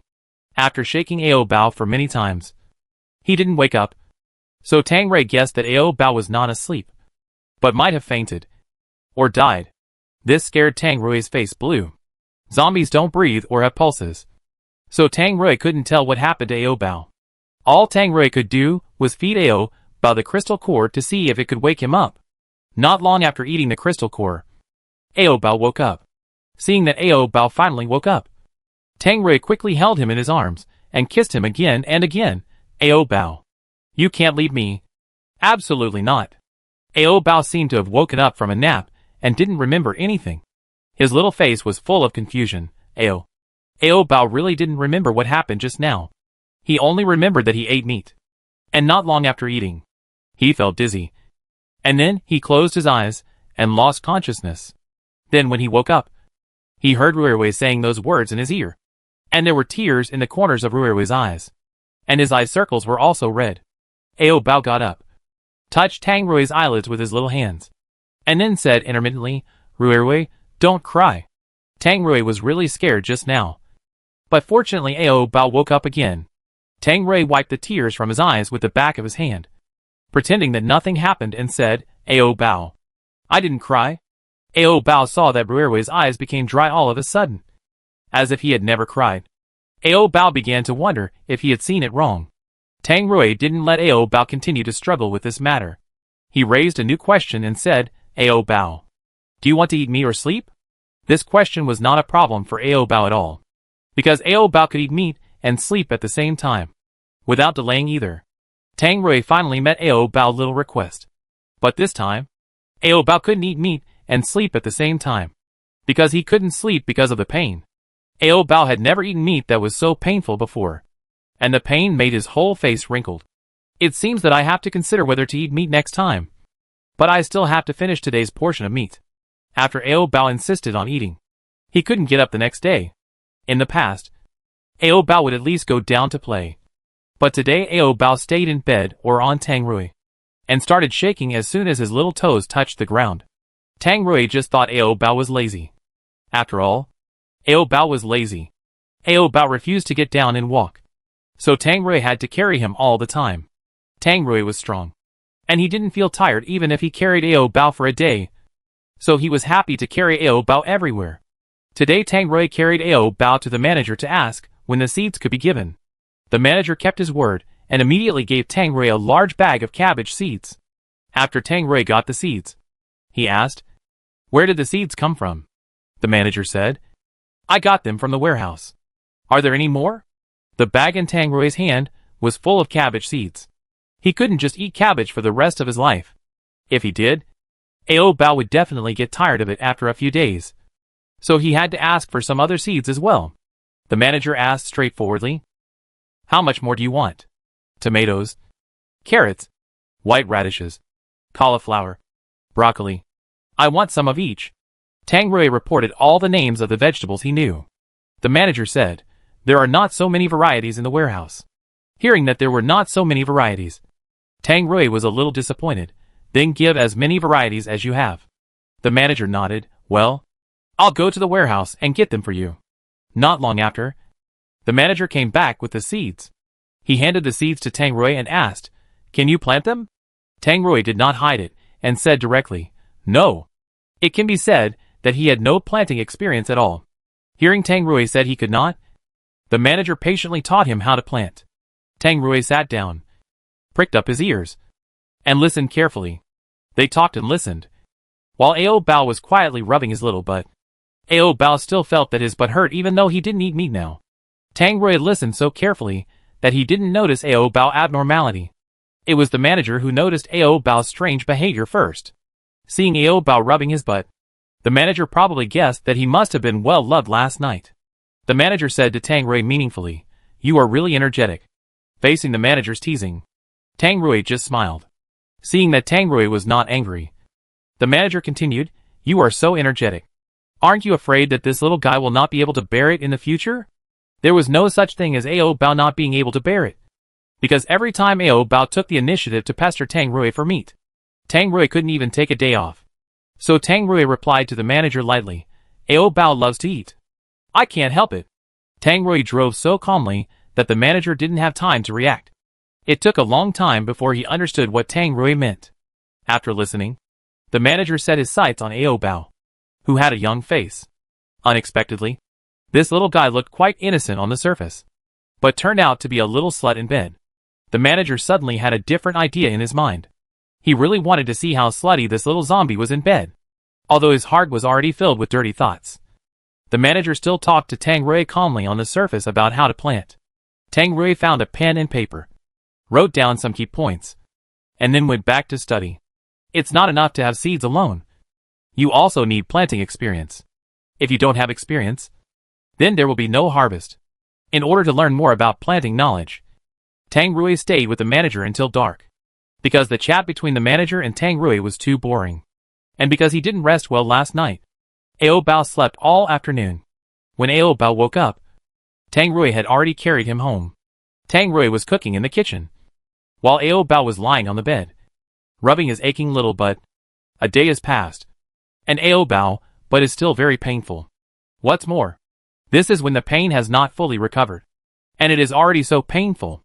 If the pain is fully recovered in the future, Ao Bao will probably die in bed in pain. Tang Rui brought out the freshly cooked meat soup and watched Ao Bao lying there rubbing his butt. Tang Rui thought Ao Bao was seducing him, so his eyes darkened.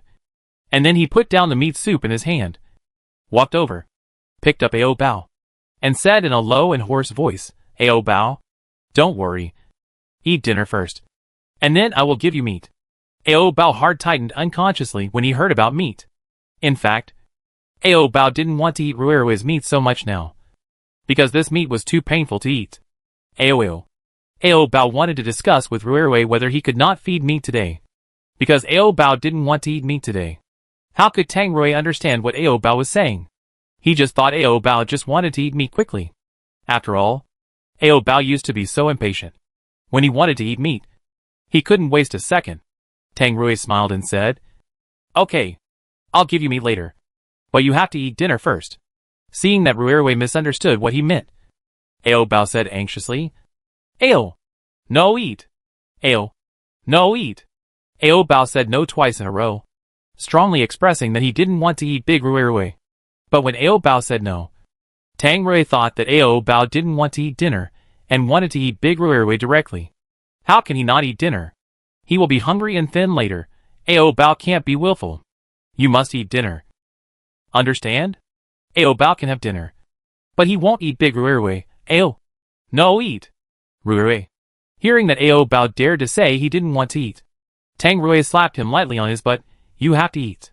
His butt hurts? And now he's been spanked by Ruirui. Ao Bao tears are in pain. Ao, it hurts. Ao Bao, what did you say? Tang Rui seemed to hear Ao Bao saying it hurts, but he didn't know if it was hallucination. Woo, it hurts. I won't eat big Ruirui. Ao Bao is in pain now, and doesn't want to eat big Ruirui. But Ruirui forces him to eat big Ruirui.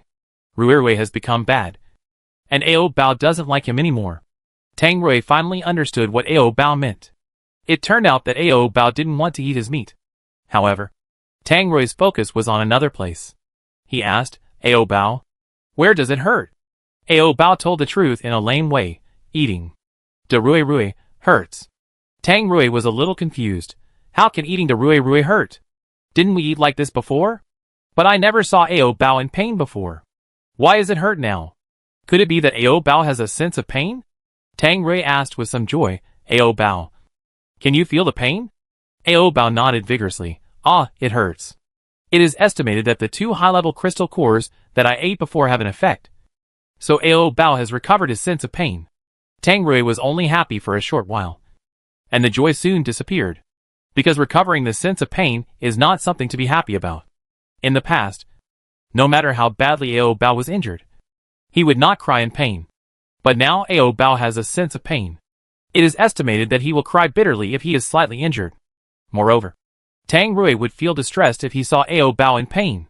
Tang Rui rubbed Ao Bao's still painful buttocks and asked, Ao Bao, Does it still hurt?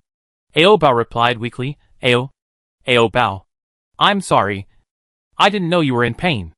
If he had known, he would not have spanked Ao Bao buttocks just now. The slap that Tang Rui gave just now was not particularly painful, because Ao Bao pain sense had not fully recovered.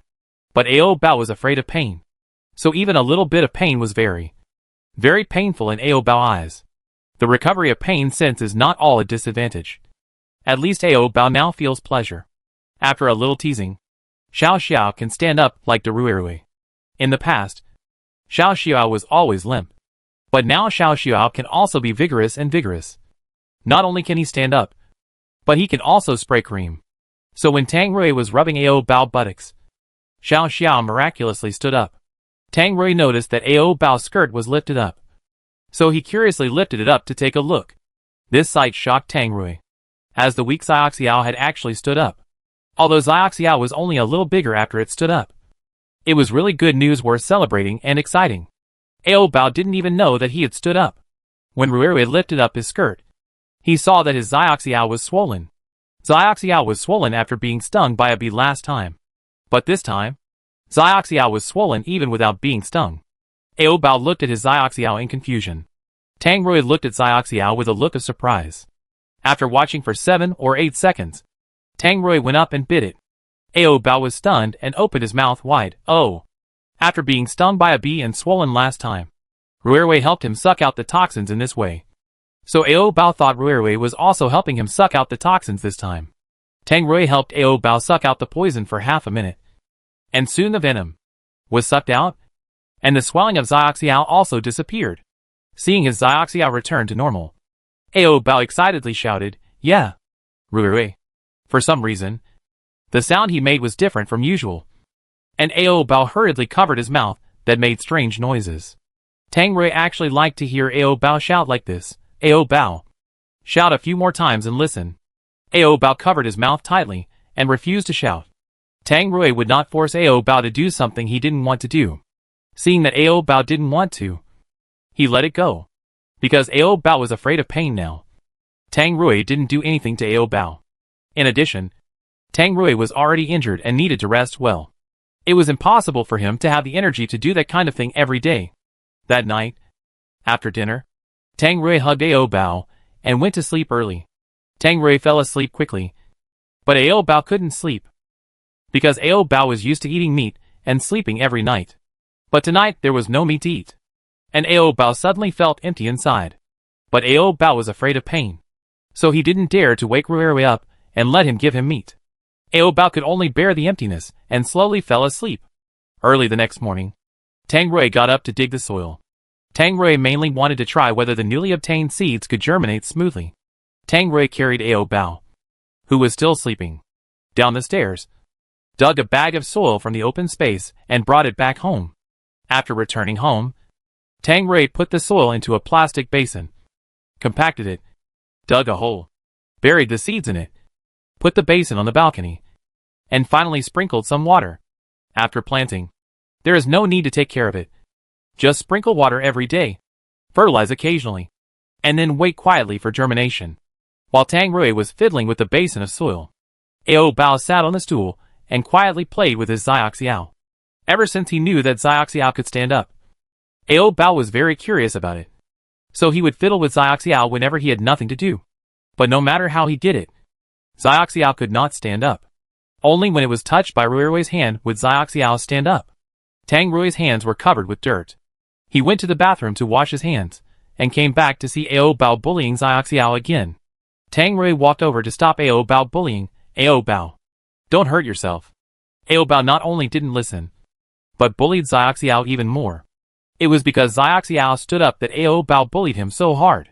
Tang Rui quickly rescued poor Xiao from Ao Bao's hands. Ao Bao, this is not a toy. You can't play like this. Then Tang Rui took a plastic toy and stuffed it into Ao Bao's palm. If you want to play, play with this. With other toys. Ao Bao stopped bullying Xiao. However, Ao Bao's bullying behavior will not stop there. When he got tired of playing with plastic toys, Ao Bao started to pay attention to Xiao again, until Xiao was hurt. Ao Bao regretted it. Woo! Tang Rui went to the balcony to fertilize the seeds. and heard Ao Bao crying in the living room. Tang Rui quickly put down his work and went to see what happened to Ao Bao. When Tang Rui saw the tooth marks on Xiao Ao, he understood what was going on. Tang Rui held the stupid little zombie in his arms and said, "I've learned my lesson this time. Don't bite yourself next time." Ao Bao had bitten Xiao before, and it didn't hurt at all before. But this time, for some reason, it hurt so much. Tang Rui felt distressed.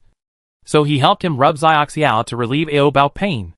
As a result, Ao Bao was jealous of Xiao and took Tang Rui's hand away, not allowing him to touch Xiao. Then Ao Bao buried his head in Tang Rui's chest again, begging for comfort. Woo! Rui. The upper body belongs to Ao Bao, and the lower body belongs to Xiao. So Ao Bao only allowed Rui to comfort his upper body. However, Tang Rui didn't understand Ao Bao logic at all. He continued to comfort Xiao and said, "Ao Bao, I'll rub it for you, and it won't hurt." Rui only knew how to rub Xiao, and didn't come to comfort Ao Bao. Ao Bao was angry, pushed Tang Rui away, ran to the bed, and covered his head with a quilt. Tang Rui was confused by Ao Bao. He didn't seem to have done anything. But how could he suddenly make Ao Bao angry? Ao Bao was angry for a while, and then he took the initiative to ask Tang Rui for a hug. Tang Rui picked up Ao Bao with one hand and asked, "Does it still hurt down there?" Seeing that Rui actually asked if Xiao was in pain, Ao Bao got even angrier. So Ao Bao raised his little hand high, and then slapped Xiao hard in front of Tang Rui. Xiao was trembling with pain. Tang Rui was stunned. Then a few more question marks flashed over his head. Although Ao Bao, as a low-level zombie, was not very smart, Tang Rui didn't expect that Ao Bao was so stupid. Looking at Xiao, who was slapped red, Tang Rui asked in confusion, "Ao Bao, why do you hit yourself?" Ao Bao just doesn't like Xiao. Ao Bao also thinks that Xiao wants to seduce Rui deliberately, because every time Xiao is touched by Rui's hand, he will stand up straight immediately. What else can this be but seduction? Ao Bao hates people who want to seduce Rui the most. That's why Ao Bao always likes to bully Xiao. Tang Rui really doesn't understand the self-consistent logic in Ao Bao mind. Tang Rui only knows that Ao Bao is really stupid, and people can't help but want to suck him hard. Tang Rui thought so and did so. He held up the baby fat on both sides of Ao Bao, then aimed at the cherry-colored mouth in the middle and kissed him hard. This kiss was relatively short, just 4 lips pressed together and rolled a few times before separating. Tang Rui licked the water stains on his lips and said in a very low and hoarse voice, "Ao Bao, why are you so stupid?" It was obviously a curse word, but Ao Bao thought it sounded good, mainly because Rui's voice was too sexy. Tang Rui's voice was usually rough, and his voice was not very good, just ordinary. But when Tang Rui lowered his voice, it made people feel numb. Ao Bao was conscious now, so he could feel the numb feeling that made his whole body goosebumps. Ao Bao, who was aroused by Rui's voice, collapsed at once. Ao Bao tilted his head and was resting on Tang Rui's chest. His little face was pink, as if he had drunk fake wine. Ao Bao was feeling his body now, and Tang Rui was quite happy. So he took the initiative to ask, "Ao Bao, do you want to eat meat?" Ao Bao's eyes lit up when he heard about meat, but he lost his temper when he thought about the pain. "Ao Bao, I don't want to eat meat," because Ao Bao is afraid of pain, even the slightest pain. "Are you tired of it so soon?" Before, Ao Bao had pestered him to eat it, but now he took the initiative to give it to Ao Bao. But he said he didn't want to eat it. Tang Rui's heart was really hurt. How could you get tired of eating meat? Of course Ao Bao wanted to eat it, but this meat hurt his butt, so he didn't want to eat it. If Ao Bao didn't want to eat it, Tang Rui wouldn't force him. And it was still broad daylight, and there were still many things to do. Eating meat had to wait until the evening. Anyway, there was nothing to do at night. It was afternoon now, and before it got dark, Tang Rui had to hurry to get a few more pots of soil, plant more seeds, and do experiments. The original ruler was dead, and the rule that the safe zone could not be planted should be abolished. However, Tang Rui still didn't dare to plant outside openly, mainly because he was afraid that someone with a nagging hand would dig up his seeds. So Tang Rui could only carry the soil back home and plant a small area on the balcony. When Tang Rui was busy, Ao Bao was not idle either, always trying to find something to do for himself. Ao Bao wanted to help Ruirui, but Ruirui didn't let him help. Tang Rui just asked him to stay aside, and that's it. Ao Bao, go play with toys over there. I'll do it myself here. Ao Bao wanted to help Ruirui share some of the work. Ao, help. Seeing that Ao Bao had to find something to do, Tang Rui asked him to put the soil he brought back into a plastic basin. Ao Bao did as he was told, putting handfuls of soil into the plastic basin. Seeing that Ao Bao was working very efficiently, Tang Rui smiled with relief and said, Ao Bao, you fill the basin first, then change to another basin. I will go downstairs to bring some more soil up. After that, Tang Rui went out. Ao Bao did what Tang Rui said at first, and put the soil into the basin. But after a while, Xiao Xiao Ao leaked urine. The soil was wet, and turned into mud. Ao Bao was stunned for a while, and then played with the mud. When Tang Rui came back, he saw Ao Bao playing with the mud, and he was having a lot of fun. When Ao Bao saw Ruirui coming back, he quickly put away his naughty nature, and continued to put the soil into the basin, trying to act very well in front of Tang Rui. If you don't pay attention, he will make trouble. He is really naughty. Tang Rui put down the bag of dirt on his shoulder, looked at Ao Bao who was pretending to work, and asked, Ao Bao, your skirt is wet. Did you pee? Ao Bao nodded. Ao. Tang Rui waved and asked Ao Bao to come over to change into a clean pair of underwear and skirt. Ao Bao has consciousness, and should know when he wants to pee. Why does he pee in his pants? While helping Ao Bao change a clean skirt, Tang Rui asked, Ao Bao, do you know what it feels like to pee? Ao Bao tilted his head, and said he didn't understand. Tang Rui said, if you can't hold it anymore, just tell me in advance. Tang Rui felt that Ao Bao should be able to feel the urge to pee. But Ao Bao has become accustomed to peeing in his pants. It seems that he has to slowly correct Ao Bao's habit of peeing in his pants in the future. Ao Bao doesn't know when he wants to pee at all, because peeing belongs to Xiao Xiao Ao Bao. What does this have to do with Ao Bao? Ao Bao can only control his upper mouth at best. Ao Bao's upper and lower bodies are now separated, each taking care of its own and not interfering with the other. After changing into a new skirt, Ao Bao wanted to help again, but Tang Rui pushed Ao Bao aside with disdain and said, Ao Bao, go play over there. Don't help me. Asking Ao Bao to help. It's good enough if he doesn't make things worse. After being pushed away, Ao Bao moved closer again. Ao Bao just wants to help. He can't just sit there and do nothing while Ruirui works so hard. Ruirui, help. Ao Bao wants to look like he has some use value, so that he won't be abandoned by Ruirui at will. Tang Rui only thought that Ao Bao wanted to play, not really want to help. So he pushed Ao Bao away again. This mud makes me dirty. I can do it myself.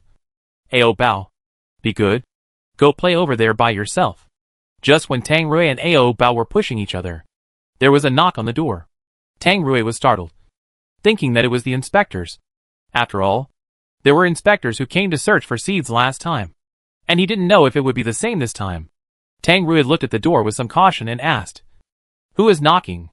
The manager's voice came from outside the door. It's me. I'm bringing you something. Hearing that it was the manager, Tang Rui relaxed. Tang Rui went to open the door for the manager. Looking at the manager holding a bag of things outside the door, he asked, what are you bringing? The manager handed him the things in his hand and said, here are some fruit seeds. Watermelon, strawberry, and melon. After living in the apocalypse for so long, Tang Rui has not eaten any fruit. He has only eaten a few canned fruits. However, he gave all the fruit in the cans to Ao Bao, and Tang Rui only drank a few sips of the sugar water in the cans. Tang Rui took the seeds with a smile. Thank you very much. With these seeds, Ao Bao will be able to eat fresh fruit in the future. So Tang Rui is still very grateful to the manager, and then said thank you again. The manager then took out a few small packets of seeds from his pocket and put them in Tang Rui's palm. These are flower seeds. As for what kind of flowers they are, I don't know. These flowers cannot be eaten, so you can plant them when you have free time. And it doesn't matter if you don't plant them. There is no free time to plant any flowers in the apocalypse. But Tang Rui still accepted these packets of flower seeds.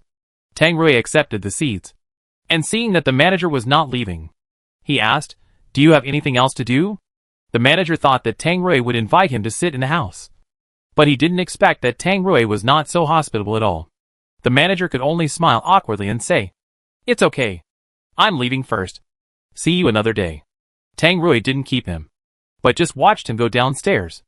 After the manager left, Tang Rui turned around and went into the house to plant the new packets of seeds. There were more than a dozen pots of soil on the balcony, and various vegetables and fruits were planted in the soil. As for whether they can sprout, we need to wait slowly. When all the seeds were planted, the sun had already set. There was a generator in the safe zone, but the power supply was insufficient, and the lights could not be turned on at night. So when it got dark, we could only go to bed. Before going to bed, Ao Bao had to eat a lollipop. Tang Rui was lying on the bed, and when he heard the sound of Ao Bao sucking the lollipop, he felt hot all over. Tang Rui was wearing a vest now, but he was still very hot. A lollipop can be sucked for more than 10 minutes, and these 10 minutes are simply too torture for Tang Rui. It's okay for Ao Bao to suck it himself, but he always likes to suck the lollipop for Tang Rui to suck it. How could Tang Rui tolerate this unconscious seduction? Tang Rui stopped Ao Bao, who was sucking on a lollipop next to him, and asked, "Ao Bao, do you want to eat meat?" Ao Bao held the lollipop in his mouth and shook his head vigorously to refuse. But it was dark, so Tang Rui could not see Ao Bao shaking his head. Seeing that Ao Bao had not spoken, Tang Rui took it as Ao Bao acquiescence. So Tang Rui took out his big rui and prepared to feed Ao Bao meat. Who knew that Ao Bao suddenly started to struggle? Tang Rui had to stop and ask, "Ao Bao, what's wrong? Don't you want to eat meat?" Ao Bao took out the half-sucked lollipop in his mouth and said, No, eat meat." Although Ao Bao's words were not coherent, Tang Rui still heard clearly that Ao Bao was saying that he didn't want to eat. Tang Rui had to put away the big rui and said helplessly, "Ao Bao, if you don't want to eat, don't seduce me." This forced Tang Rui to put back the gun he had just picked up. Ao Bao is now curled up under the quilt, shivering. Tang Rui took Ao Bao's still shivering body into his arms and asked, "Are you really so afraid of pain?" Thinking about how active Ao Bao was before he didn't feel pain. At this moment, Tang Rui suddenly didn't want Ao Bao to regain his sense of pain, because since Ao Bao felt pain, Tang Rui rarely eats meat, and can only eat small Ao Bao occasionally to satisfy his craving. Ao Bao's body is still shivering, and shivering very hard. "Ah, it hurts," Tang Rui said softly. "It will hurt a little at the beginning, but it won't hurt later." This sentence is the experience summarized by a friend in the past. The friend told Tang Rui that women will feel pain when they do it for the first time, but later there will only be pleasure, and they will not feel pain. And the more they do, the more active they will become. Although Ao Bao is not a woman and may feel a little biased, Tang Rui thinks that this experience should be applicable to Ao Bao. Ao Bao still shook his head, "No meat." Ao Bao was forced by Tang Rui to read the 4 words "no meat" so coherently and clearly, as if he was afraid that Tang Rui would not understand. Tang Rui asked with some hurt, "Ao Bao, don't you want to eat meat in the future?" Ao Bao is a carnivore. How can he not eat meat in the future? Ao Bao thought for a while and said, "I have to eat meat. Ao Bao will not be able to survive without eating meat, so of course he has to eat it." Hearing Ao Bao say that he wants to eat, Tang Rui's smile reappeared. Tang Rui smiled and sucked on the chubby fat on the side of Ao Bao's face. "Do you want to eat now?" Ao Bao replied decisively, No. Now Ao Bao doesn't want to eat meat that much. He will wait until he is too greedy in the future. According to Ao Bao's nature of liking to eat meat, he will take the initiative to pester Tang Rui in a few days. So Tang Rui just needs to wait slowly. But this waiting process is too painful for Tang Rui, and the gun has been raised. It is not so easy to retract the bullet. Tang Rui had to wait for Ao Bao to fall asleep, and then he would solve it himself. The next day, Tang Rui got up and sprinkled some water on the pots of soil on the balcony. When Tang Rui finished sprinkling water, Ao Bao also got up. After Ao Bao woke up, he sat on the bed with a mess of hair. In a daze, Tang Rui put down the work in his hands, walked over, picked up Ao Bao and asked, "Do you want to pee?" As soon as he finished speaking, Ao Bao peed. Tang Rui was not spared and was soaked with urine. After peeing, Ao Bao sighed with satisfaction. Tang Rui was used to this kind of thing. Then, Tang Rui helped Ao Bao change his skirt, because they were at home. Tang Rui did not put small underwear on Ao Bao. Otherwise he would pee at his pants again. He had to change his pants several times a day. Ao Bao could actually feel the urge to pee now. But Ao Bao just liked to pee in his pants. So he deliberately did not tell Ruirui that he wanted to pee in advance. Tang Rui never suspected that Ao Bao deliberately wanted to pee on him. After all, Ao Bao was just a low-level little zombie. How could he expect Ao Bao to be smart? He certainly didn't expect it. After helping Ao Bao change his skirt, Tang Rui noticed that Ao Bao's fingernails were full of mud. It should be because he didn't wash it clean after playing in the mud yesterday. Tang Rui took a nail file and helped Ao Bao to dig out the mud from his nails and smooth the white areas of his nails. The survivors in the apocalypse don't pay attention to how long their nails are, nor do they care about the dirt in their nails. Tang Rui sometimes doesn't care about the mud in the gaps between his nails. If the nails are too long, he will just bite them off with his teeth. He doesn't care so much. But Tang Rui will help Ao Bao clean the dirt from his fingernails every day, and help Ao Bao trim his nails regularly, trimming them neatly, cleanly and beautifully. When Tang Rui trims his nails, Ao Bao will watch quietly and not make trouble. After the trimming, Tang Rui wraps Ao Bao's delicate little hands with his big hands full of calluses, and checks them carefully to see if there are any imperfect trimmings. Ao Bao also wanted to help Ruirui trim his fingernails, so he grabbed the nail file and insisted on helping Tang Rui to grind his nails. Tang Rui did not accept this kindness. Ao Bao, stop making trouble. I have something to do. Ao Bao took the file and ran after Tang Rui. Ao Bao, I don't need you to help me grind my nails. Tang Rui's nails are very hard. I don't know how long it will take to grind them with a file. I have to use a large nail clipper. Ao Bao still wants to grind them, mainly because he wants to experience what it feels like to grind nails for others. Tang Rui went to work directly and ignored Ao Bao. Seeing that he was ignored by Ruirui, Ao Bao squatted down in a corner and drew circles on the ground with a file in his hand. Tang Rui had no choice but to let Ao Bao grind for him. Tang Rui originally wanted to do something else, but now he can't do it, because Ao Bao insisted on helping him smooth out all 10 of his fingers. It would definitely take until the afternoon. Tang Rui wanted to discuss with Ao Bao. Ao Bao, can you help me smooth out the nails tomorrow? I have to go get some fertilizer today. Ao Bao actually got angry when he heard that Ruirui didn't let him smooth out his nails. Seeing Ao Bao getting angry, Tang Rui had to sit still. Ao Bao opened his little mouth and smoothed Tang Rui's nails seriously. During the smoothing process, Ao Bao would drool. The saliva was so long that it dripped onto the back of Tang Rui's hand. Ao Bao sucked up the saliva that hadn't fallen yet, and then continued to help Ruirui smooth out his nails. But the saliva just couldn't stop flowing, and it flowed out again just after swallowing it. Ao Bao wants to eat meat. That's why he drooled at Tang Rui's fingers. Tang Rui didn't expect this to happen. He thought Ao Bao was drooling because he couldn't hold it in his mouth before he finished grinding his nails. Ao Bao's saliva was about to flow out a whole bowl. Tang Rui used his hand to wipe off the string of saliva hanging from the corner of Ao Bao's mouth, and then asked, Ao Bao, why are you drooling so much? Ao Bao twisted his little butt, and then suddenly opened his mouth and held Tang Rui's hand. Tang Rui was stunned. Ruirui's fingers were very rough, and Ao Bao felt pain in his mouth after eating them, so he spit them out again after a while. After spitting them out, Ao Bao turned around and raised his little butt towards Ruirui. Ruirui meat. Ao Bao wanted Tang Rui's fingers. Finally, Tang Rui fulfilled Ao Bao's little wish. Then Ao Bao was surprised to find that eating this small piece of meat did not hurt his buttocks, and it was very comfortable. Looking at the little zombie in his arms who looked so happy, Tang Rui didn't know whether to laugh or cry. Ao Bao now understood that he could not eat large pieces of meat, but only small pieces of meat. Otherwise his buttocks would hurt. Ao Bao told Tang Rui that he would only eat small pieces of meat in the future. How could Tang Rui agree? Ao Bao, you can't be picky about food. Ao Bao hummed softly, as if expressing his dissatisfaction. Today, Tang Rui did nothing, just played with Ao Bao all day. I can only wait until tomorrow to buy fertilizer, and I don't know if there is fertilizer for sale in the safe zone. I guess there should be no fertilizer, because planting is prohibited in the safe zone, and fertilizer is not needed. But I still have to try my luck. Maybe I can really buy it. When he fell asleep at night, Ao Bao insisted on sleeping with a small piece of meat in his mouth. Tang Rui didn't want Ao Bao to get addicted to eating small pieces of meat, so he refused.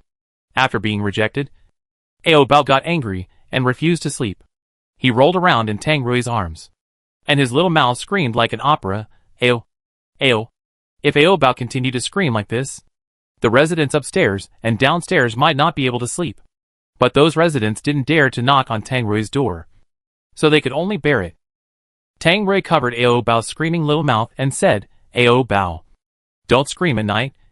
What if someone finds out your identity? Ao Bao didn't dare to scream for a while. When Ao Bao was quiet, Tang Rui let go of his little mouth, and then said domineeringly, there are no small pieces of meat for you to eat. Only large pieces of meat. If you don't want to eat large pieces of meat, go to bed early. Ao Bao protested. After a while, Ao Bao started to roll around on the bed and make trouble. Ao Bao kept making trouble like this, so Tang Rui had no choice but to surrender.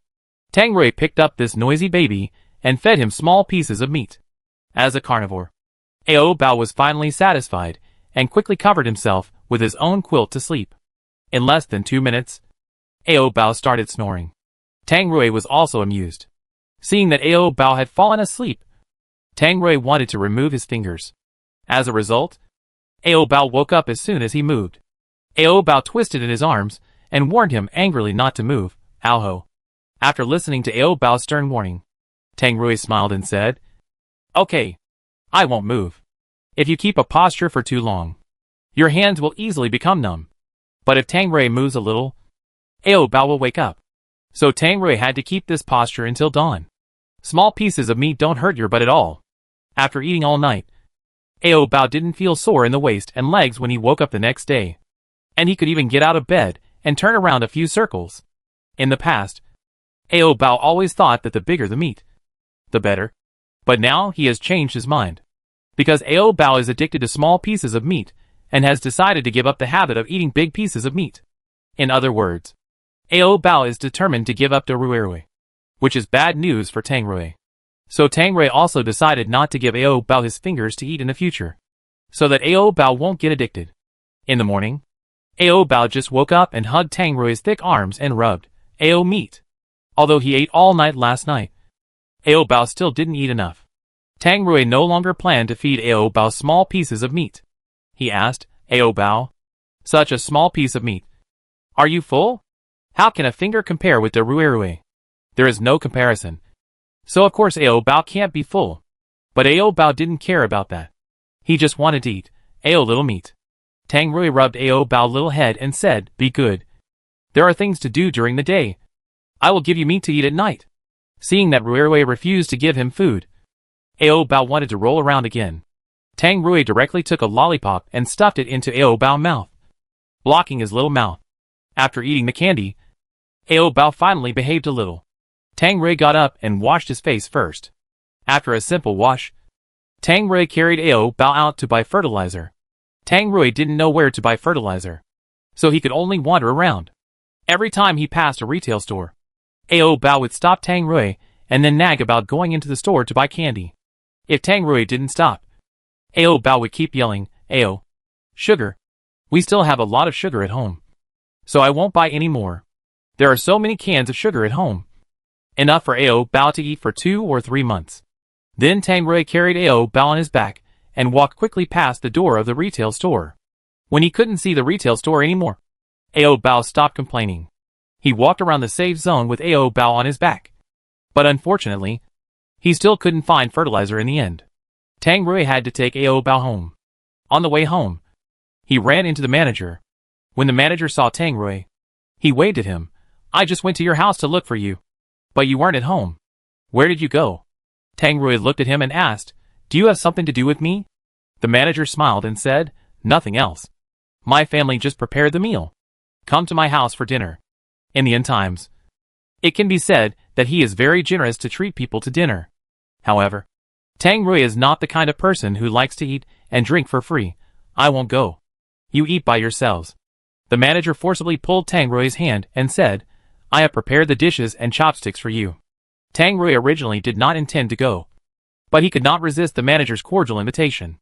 In the end, Tang Rui still brought Ao Bao to the manager's house to eat and drink for free. After arriving at the manager's house, Tang Rui met the manager's younger brother and sister. This pair of teenage boys and girls were the family that the manager had been protecting. Seeing that these two people were about the same age as Ao Bao, Tang Rui became a little wary, because people of the same age are most likely to play together. And Ao Bao is a playful person. What if Ao Bao and one of the boys and girls fall in love with each other? So Tang Rui had to be vigilant. The manager brought a stool over and asked Tang Rui to sit down. Hurry up. Sit down and eat. The food will get cold later. Tang Rui sat down first, and then held Ao Bao on his lap. From beginning to end, Tang Rui's hands were tightly locked on Ao Bao's waist, not allowing Ao Bao to move away from him. The manager saw that Tang Rui's face was always tense. So he asked, "Is the food here not to your taste?" Tang Rui then replied, "I'm not picky about food." After that, Tang Rui picked up the chopsticks and picked up a piece of meat for Ao Bao to eat. While feeding Ao Bao, Tang Rui looked at the brother and sister sitting opposite the table with his peripheral vision. After seeing the warm scene of the brother and sister picking up food for each other, Tang Rui suddenly felt that he was too narrow-minded. He actually regarded this pair of teenage brothers and sisters as rivals in love. He was really crazy. Tang Rui was a man of few words. If others didn't ask him questions, he wouldn't say a word of nonsense. So the table was very quiet, and only the sound of chewing could be heard.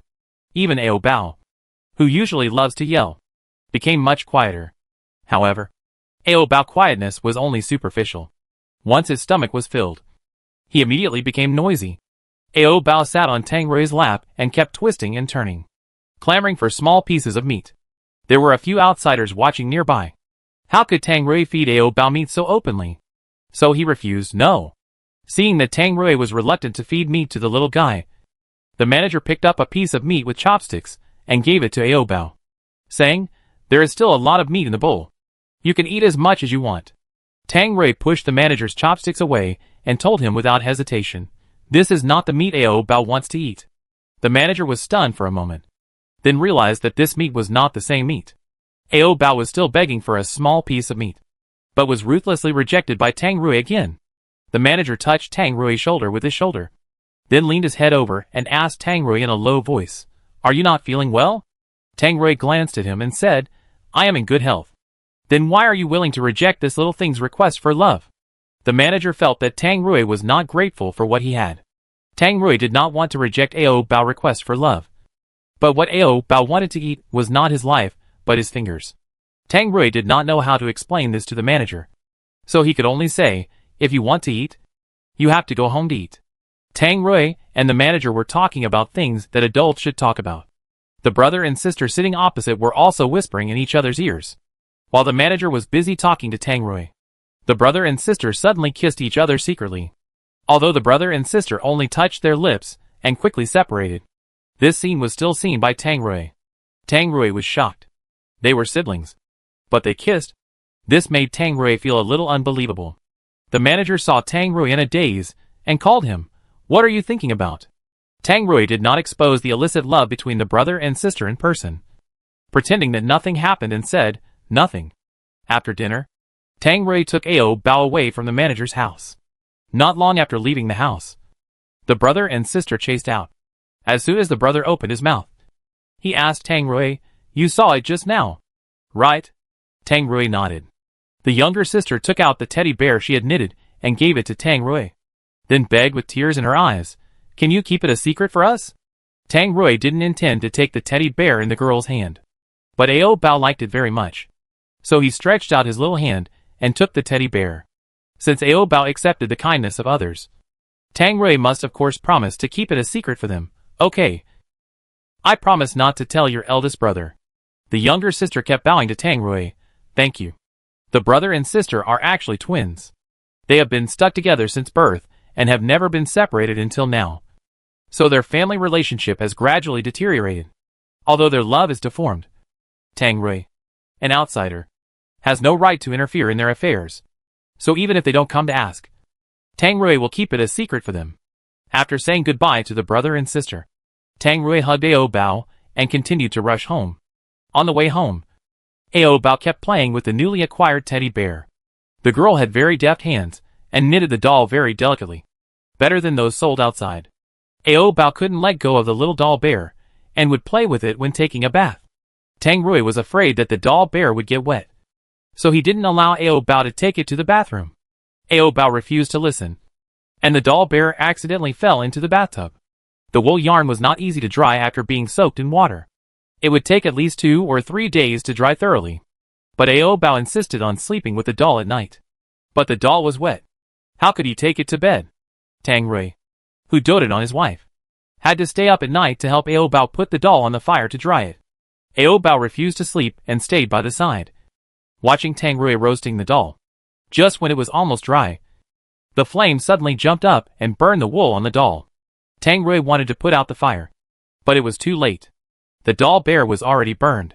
Ao Bao witnessed it all by the side. They stared blankly at the burning doll bear. After the doll was completely burned, Ao Bao pursed his lips and pretended to cry. Tang Rui hurried to comfort him. Ao Bao, don't cry. Don't cry. I will help you get another one tomorrow. Although Ao Bao stopped crying, he didn't sleep all night. The next day, before dawn, Tang Rui carried Ao Bao on his back and knocked on the door of the manager's house. The manager came out and opened the door. He was a little surprised to see that the person standing outside was Tang Rui. Do you want to talk to me about something? Tang Rui carried Ao Bao on his back and said anxiously, I'm not looking for you. I'm looking for your sister. The manager was a little confused. Why are you looking for her? Stop talking nonsense. Wake her up quickly. Seeing that Tang Rui was very anxious, the manager didn't ask so many questions and quickly called his sister out. After a while, the girl came to Tang Rui in pajamas and asked, You want to talk to me? Tang Rui begged, Can you give me another doll like yesterday? The girl said apologetically, No more. Tang Rui asked, Can you make another one for Tang Rui? The girl agreed to make another one for Tang Rui, but it would take a day. The manager next to him heard that Tang Rui was looking for his sister just for a doll. The manager punched Tang Rui twice and joked, I thought you were attracted to my sister. Tang Rui's face darkened. Don't talk nonsense. The manager stopped joking and asked seriously, You came here early in the morning just for a doll? Tang Rui said helplessly, Ao Bao wants it. I can't do anything. The manager smiled and shook his head. You spoil him too much. Of course. One's wife must be pampered. Otherwise she will be snatched away by others, as long as Ao Bao is happy. It's fine. The manager didn't expect that someone as powerful as Tang Rui would be so obedient to a little zombie.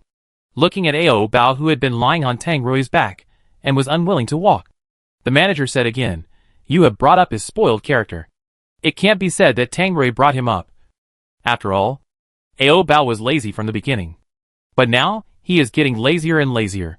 It's tiring to carry him. Come in and sit for a while. The manager made way for Tang Rui to enter the house. Tang Rui originally planned to take Ao Bao home first, and wait for the girl to make the teddy bear, and then come to get it. But Ao Bao didn't want to leave, and had to see the production process of the teddy bear. Tang Rui had to take Ao Bao into the house to sit for a while. The manager brought some beef jerky, and wanted to let Ao Bao chew it. Ao Bao didn't dare to take the food given by others without permission, so he looked at Rui's face first. Seeing Rui nod, Ao Bao stretched out his little hand and took the dried meat to chew. But the dried meat was too hard, and Ao Bao could not chew it well, so he could only use it as a teething stick. Then the manager poured Tang Rui a cup of brown tea and said, Your kidneys should be quite weak. This tea can strengthen your yang. You should drink more. Tang Rui's handsome face darkened at a speed visible to the naked eye. Men don't like to hear others say that their kidneys are not good. And Tang Rui is the same. Tang Rui pushed the cup of tea to the manager's hand and said, I am in good health. I don't need to strengthen my yang. Keep it for yourself. Don't be embarrassed. You look dark and your mental state is not good. You can tell at a glance that you have kidney deficiency. As he said that, the manager pushed the tea back to Tang Rui, being repeatedly accused of kidney deficiency. Tang Rui showed a trace of anger on his face. But he did not get angry, and explained calmly, I just didn't sleep well last night. Although Tang Rui was very bothered by others saying that he had kidney deficiency, he still drank the tea, just as ordinary tea, to quench his thirst. The manager also drank 2 cups of such tea. After drinking, his eyes would occasionally glance at Ao Bao, who was chewing beef jerky. The manager's obscure eyes always pretended to scan Ao Bao inadvertently. When he saw Ao Bao stretching out his pink little tongue to lick the jerky, the manager suddenly felt full of blood. His lower body tightened directly, and the tent was about to be erected. In order to avoid being discovered by Tang Rui, the manager found an excuse and said, I just got up and haven't had time to wash up yet. I'll go first. You guys sit in the living room for a while. The manager used the rag on the table to cover his crotch, then clamped his legs together, and went to the bathroom in a very strange posture. As soon as the manager closed the bathroom door, the brother and sister came out of the bedroom together. The girl came over with a bunch of wool in her hand, wanting Ao Bao to choose a color by himself. After Ao Bao chose the color, the girl started to knit the doll. In order not to make Tang Rui wait too impatiently, the girl sped up and knitted a prototype in more than 10 minutes. At this rate, it would take less than a day, at most 2 or 3 hours to finish. Ao Bao looked very curious, so he got off Tang Rui's legs, sat next to the girl, and watched her knit. Tang Rui thought that the brother and sister liked each other, so they should not have any ideas about Ao Bao. So Tang Rui let Ao Bao go to the girl without any worries. Seeing this boy who looked like a painting was standing by her side, and watching her knitting very attentively, the girl felt a little shy. After a while, the girl's ears and neck were red, but these two parts were covered by her long hair, so people around her couldn't see anything unusual about her. When she was with her brother, the girl never felt blushing or her heart skipping, because she and her brother had been together since childhood and were familiar with every part of each other's body, so they lacked that sense of freshness. After experiencing the wonderful feeling of blushing and heart skipping for the first time, the girl suddenly realized that the relationship between her and her brother was not love, but just family affection. After figuring it out, the girl stopped her hand movements and quietly hooked Ao Bao's little finger with her little finger, which was like actively showing goodwill. But Ao Bao was a little wooden lump and didn't care about the girl's goodwill at all. He just wanted this human to knit the teddy bear quickly. Seeing the girl stop knitting, Ao Bao urged her, Ao. The girl's mind was not on knitting the stuffed bear. Her eyes were all on Ao Bao's face.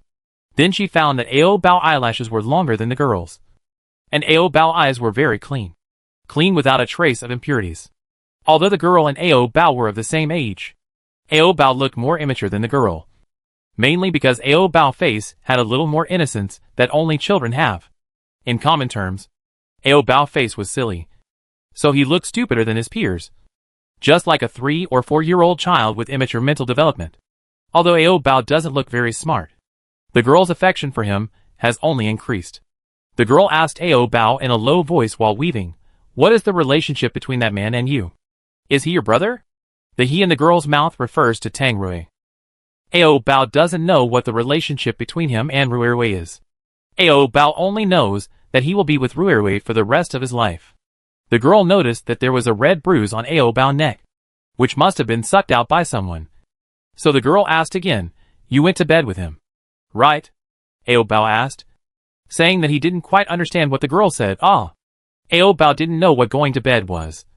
He just knew that he had to eat Rui's meat every day. In fact, these ambiguous traces on Ao Bao's body approved everything. But the girl still asked, "Your body has been touched by him, right?" Tang Rui, who was not far away, noticed that the girl was always whispering to Ao Bao. But thinking that the girl already had someone in her heart, Tang Rui did not go forward to stop them, and let Ao Bao play with the girl for a while. As long as Ao Bao did not make trouble, it would be okay. When Ao Bao answered questions, he only made one sound. Ao. The girl soon discovered the problem and asked, "Are you dumb?" Ao Bao bared his teeth, indicating that he was not dumb, but a zombie. The girl saw Ao Bao baring his teeth at her. Not only was she not afraid, but also smiled and said, "Your teeth are so white." Seeing that this human dared to laugh, Ao Bao went up and bit him. Ao Bao came over to bite her, but the girl did not dodge or evade. She thought Ao Bao was playing a joke on her. Ao Bao was indeed just trying to scare her. After all, if he bit this human to death, no one would make a stuffed bear for him. Ao Bao bit the back of the girl's hand gently, and then quickly let go. The girl looked at the saliva on the back of her hand and was reluctant to wipe it. Ao Bao urged her to knit faster again. Ao. The girl didn't want to knit so fast now, because as soon as she finished knitting, Ao Bao would leave. So the girl deliberately slowed down, just to stay with Ao Bao for a while longer. After staying in the bathroom for more than 20 minutes, the manager finally came out. The manager walked to Tang Rui and sat down with a relaxed look, and asked, "Why doesn't that little guy stick to you?" Tang Rui didn't say anything, but just silently watched Ao Bao not far away. The manager noticed that Ao Bao and his sister got along well. So he said unintentionally, they look quite suitable. Hearing this, Tang Rui's hand tightened, and the cup of tea in his hand broke instantly. The manager was shocked. Then the manager realized that what he said was wrong. Don't mind it. I just said it casually. Tang Rui did not get angry on the spot, but said sourly, they are about the same age.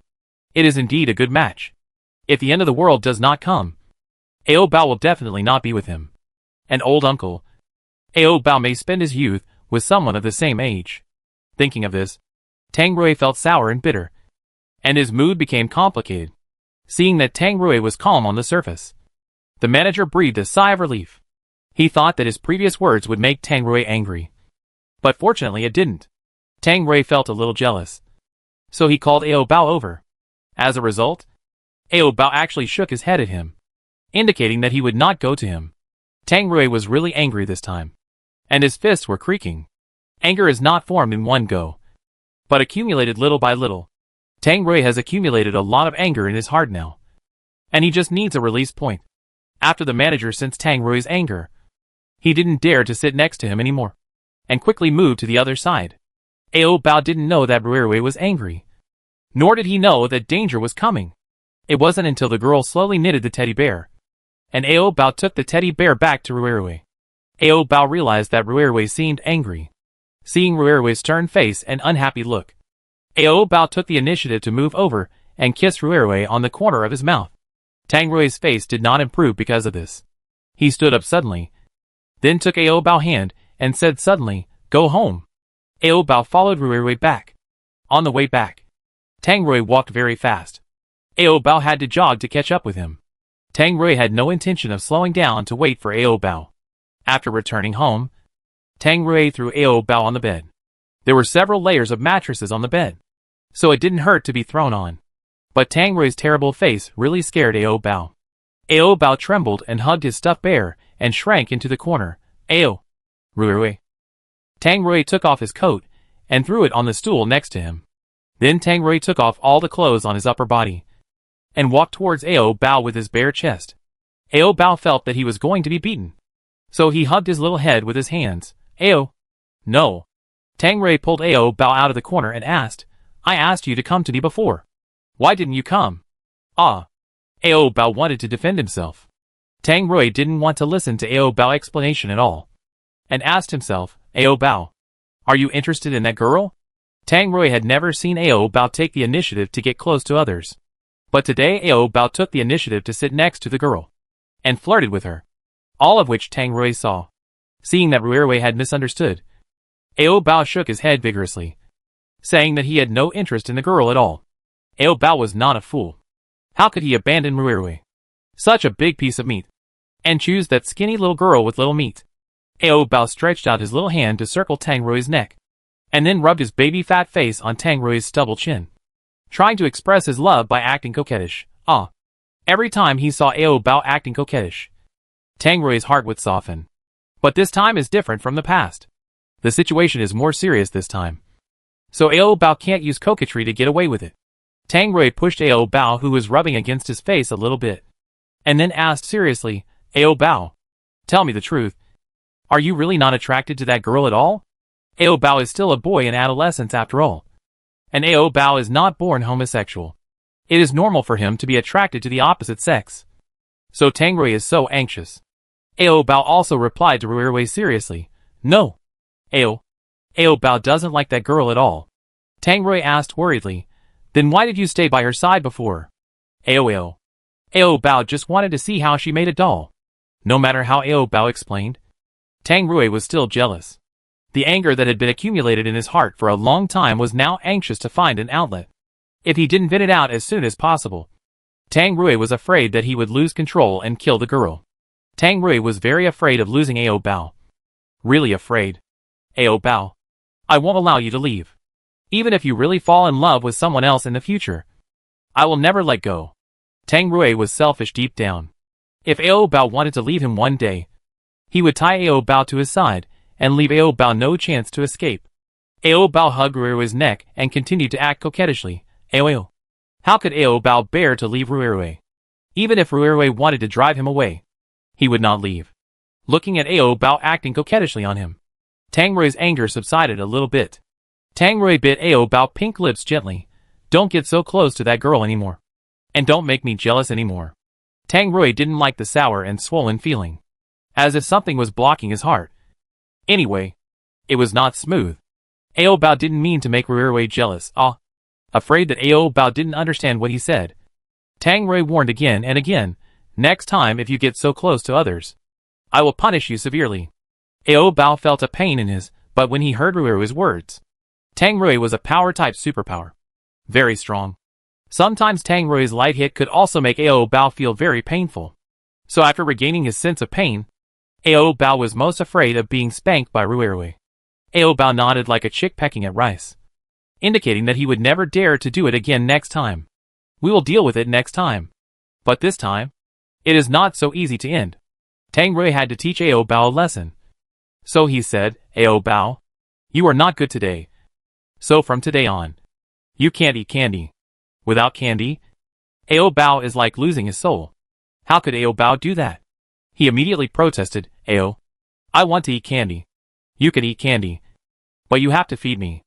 After saying that, Tang Rui pressed Ao Bao.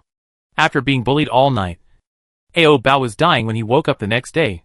When Ao Bao woke up, his voice was hoarse, because he screamed all night, and the strength in his body seemed to be drained, and he didn't even have the strength to lift his arms.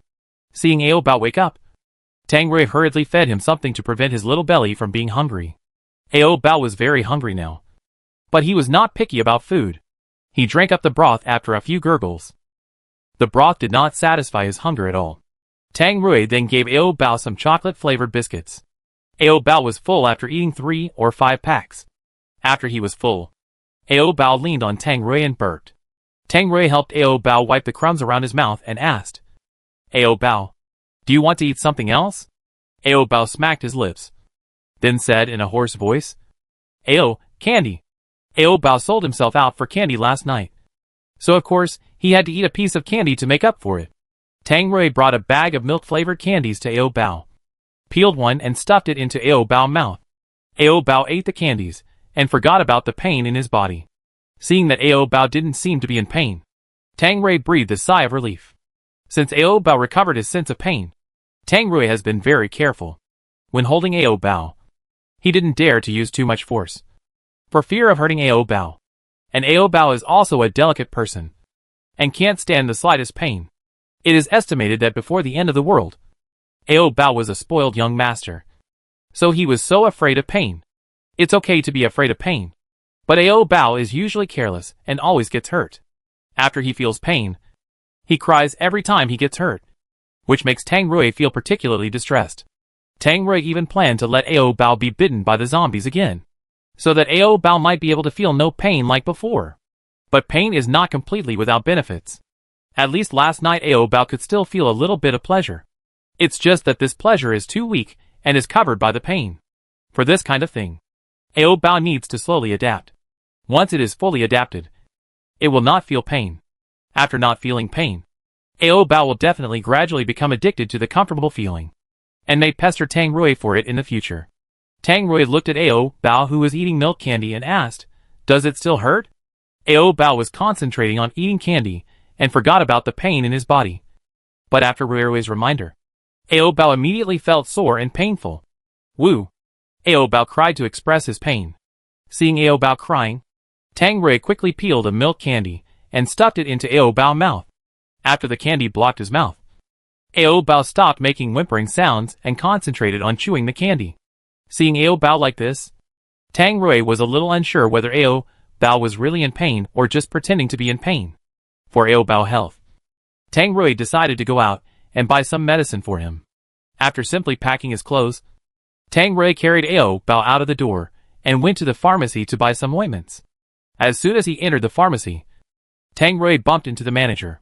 Tang Rui didn't expect to bump into him here. When the manager saw Tang Rui, he immediately came over to say hello. What a coincidence. You are here to buy medicine too. Tang Rui nodded at the manager expressionlessly. Yeah. Faced with Tang Rui's indifference, the manager always asked eagerly, What medicine are you here to buy? Do you have a cold or are you injured? Tang Rui replied. Ao Bao was slightly injured. The manager's eyes were on Ao Bao. And he asked, where is the injury? Tang Rui replied indifferently, but. As soon as he heard the word but, the manager understood.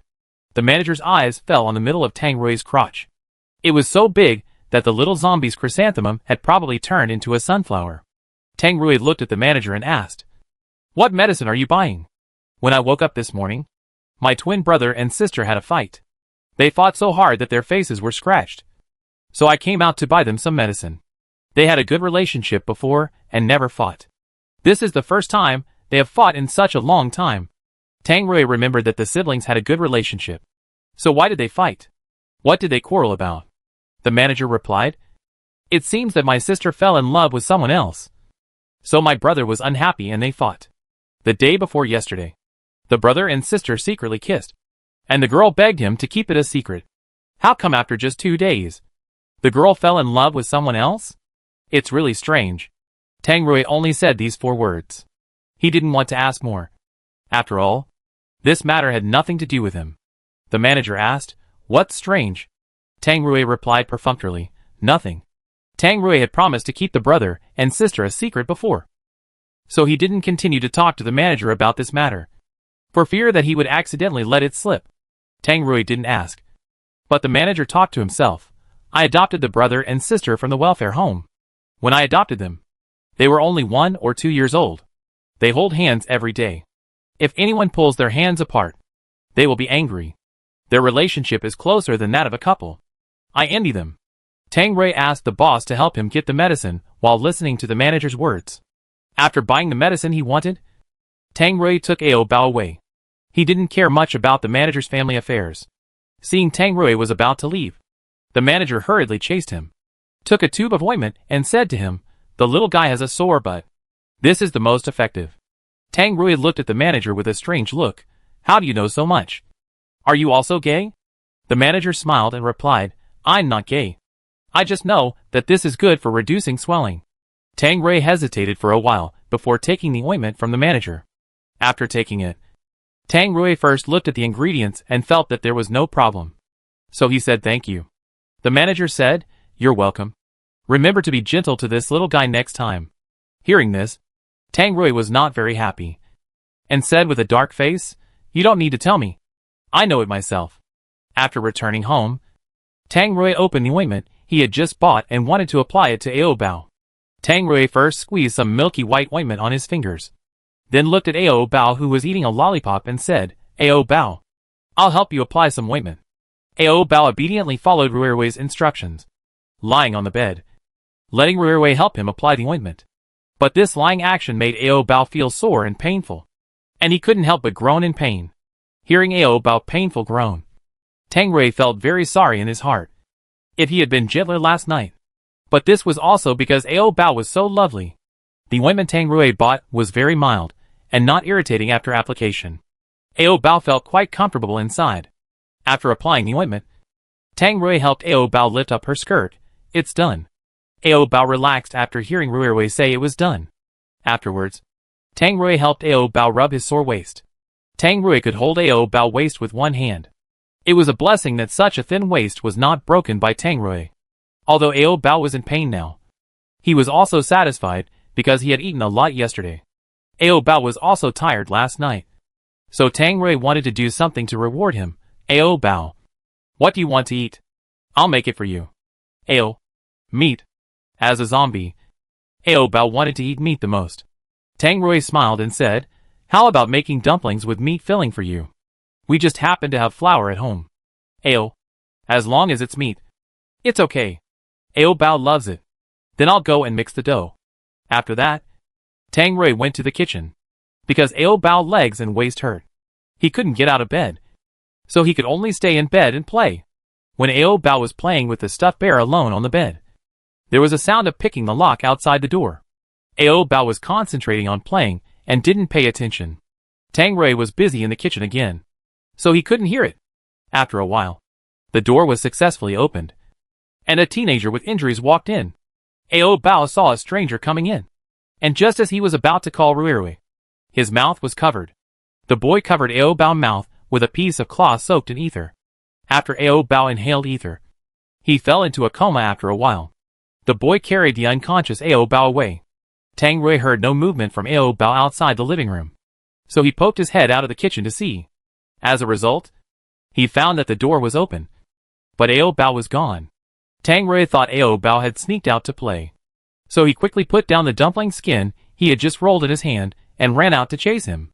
Tang Rui searched blindly on the street, Ao Bao. After that, Tang Rui searched the safe zone but couldn't find Ao Bao. This made Tang Rui anxious, and he wanted to turn the entire safe zone upside down to look for him. Tang Rui searched in the safe zone anxiously. At this moment, Ao Bao was thrown into the woods outside the safe zone, because he inhaled ether. It took Ao Bao a long time to wake up. After waking up, Ao Bao found himself in the wild, with no one around. Ruirui was not around, and only a few lonely zombies wandering not far away. Ao Bao climbed up from the ground with weak limbs, looked at the unfamiliar environment around him, and cried helplessly, "Woo! Ruirui!" The zombies not far away heard Ao Bao cry and gathered around. Ao Bao was also a zombie, so he was not afraid that these low-level zombies would bite him. Those zombies really had no intention of biting Ao Bao. They just wandered around Ao Bao for a few circles and left. Ao Bao looked at the backs of the zombies leaving and couldn't stop crying. Did Ruirui not want him anymore? Ao Bao was very panicked. If Ruirui really didn't want him, he would have to live with these zombies in the future. Ao Bao was anxious to find the entrance to the safe zone and wanted to go back to Ruirui. On the other side, the manager saw that only the younger sister was at home. So he asked, "Where is your second brother?" The girl had a very red slap mark on her face when she heard her elder brother asking about her second brother's whereabouts. She snorted coldly, "I don't know." Seeing her younger sister's attitude, the manager was also very upset and said, "We are all family. Don't be petty. Tell me where your second brother is. I will find him. It's not safe outside." I said, "I don't know." The girl is now angry with her second brother. The girl didn't want to say, so the manager had to go out to find him himself. Just when he was about to go out to find his younger brother, the boy came back by himself. The manager looked at his younger brother, who came back late, and asked sternly, "Where did you go?" The boy said in a panic, "I just went out for a walk." The manager looked at the boy with a suspicious look for a while, and then his eyes fell on the boy's trouser pocket. "What's in your pocket? So bulging." The boy covered his pocket with his hand in panic, and shook his head vigorously. "Nothing, nothing." The manager went straight up, and took out the thing from the boy's pocket. He took a look and found that it was a bottle of ether that was well sealed. The manager had hidden this bottle of ether in a drawer. Seeing that the thing was actually used by his younger brother, the manager frowned and asked, "What did you do with it?" The boy didn't say anything, but just kept looking down. Finally, under the repeated questioning of the manager, the boy told the truth. "I knocked the guy named Ao Bao unconscious, and then threw him outside the safe zone." When the girl heard what the boy said, she came forward excitedly, slapped the boy hard, and then gritted her teeth and said, "I hate you." The boy grabbed the girl's hand and said, "What qualifications do you have to hate me? You were the one who said you would love me forever. But yesterday you told me that you liked the boy named Ao Bao. How can I accept all this?" Watching the two of them arguing, the manager shouted loudly, "Stop arguing. Shut up. We have to go and find that little guy now. If anything happens to him, Tang Rui will not let us three go." The boy was unwilling to find him, and laughed wildly and said, "I guess he has been eaten by zombies now." Hearing this, the manager angrily slapped the boy in the face. The air was quiet. After a while, the manager grabbed the boy's collar, went out, and went to the outside of the safe zone to find Ao Bao. Ao Bao, who was outside the safe zone, was looking for an entrance everywhere to enter the safe zone. However, the safe zone was surrounded by electric fences, and Ao Bao didn't dare to get close. Besides, after a vigorous exercise with Ruirui last night, Ao Bao's legs were sore that he couldn't walk much. Ao Bao gritted his teeth and stood up, continuing to look for the entrance. Just as Ao Bao was looking for the entrance, several psychics, who came out to perform the mission, found him. Tang Rui's name spread throughout the safe zone, and almost everyone knew Tang Rui. And Ao Bao, who was with Tang Rui, was also famous. Everyone knew that Tang Rui loved this young boy very much. When they saw Ao Bao wandering alone outside the safe zone, the psychics gathered together to discuss. One psychic proposed to kidnap Ao Bao and then blackmail Tang Rui. Some psychics were afraid of Tang Rui's strength, so they planned to send Ao Bao back to Tang Rui directly, so that Tang Rui could remember their favor. In the end, they decided to send Ao Bao back to Tang Rui. Just as making friends with Tang Rui, Ao Bao saw that the psychics were all coming towards him, and he ran away in fear. The superpowers chased him from behind. Don't run. Ao Bao ran a few steps before he was tripped by a tree root. His palms and knees were broken, and he cried in pain, ouch. The superpowers quickly caught up and caught Ao Bao.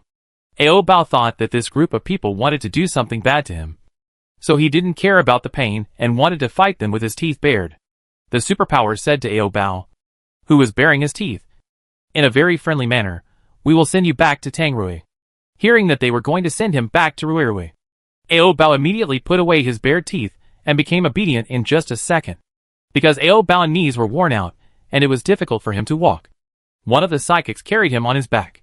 Ao Bao did not resist, and lay obediently on the back of this psychic. The back of this psychic was very thin, far less thick than Rui's.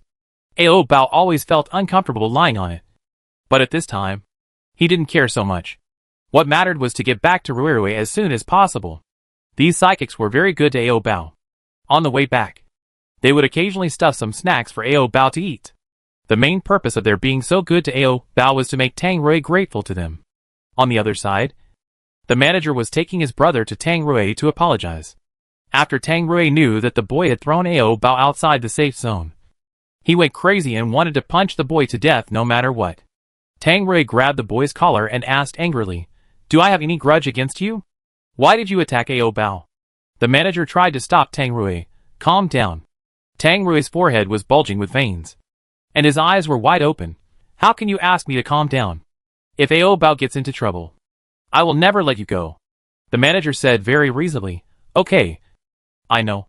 The most important thing now is to find Ao Bao back, and the rest will be settled slowly later.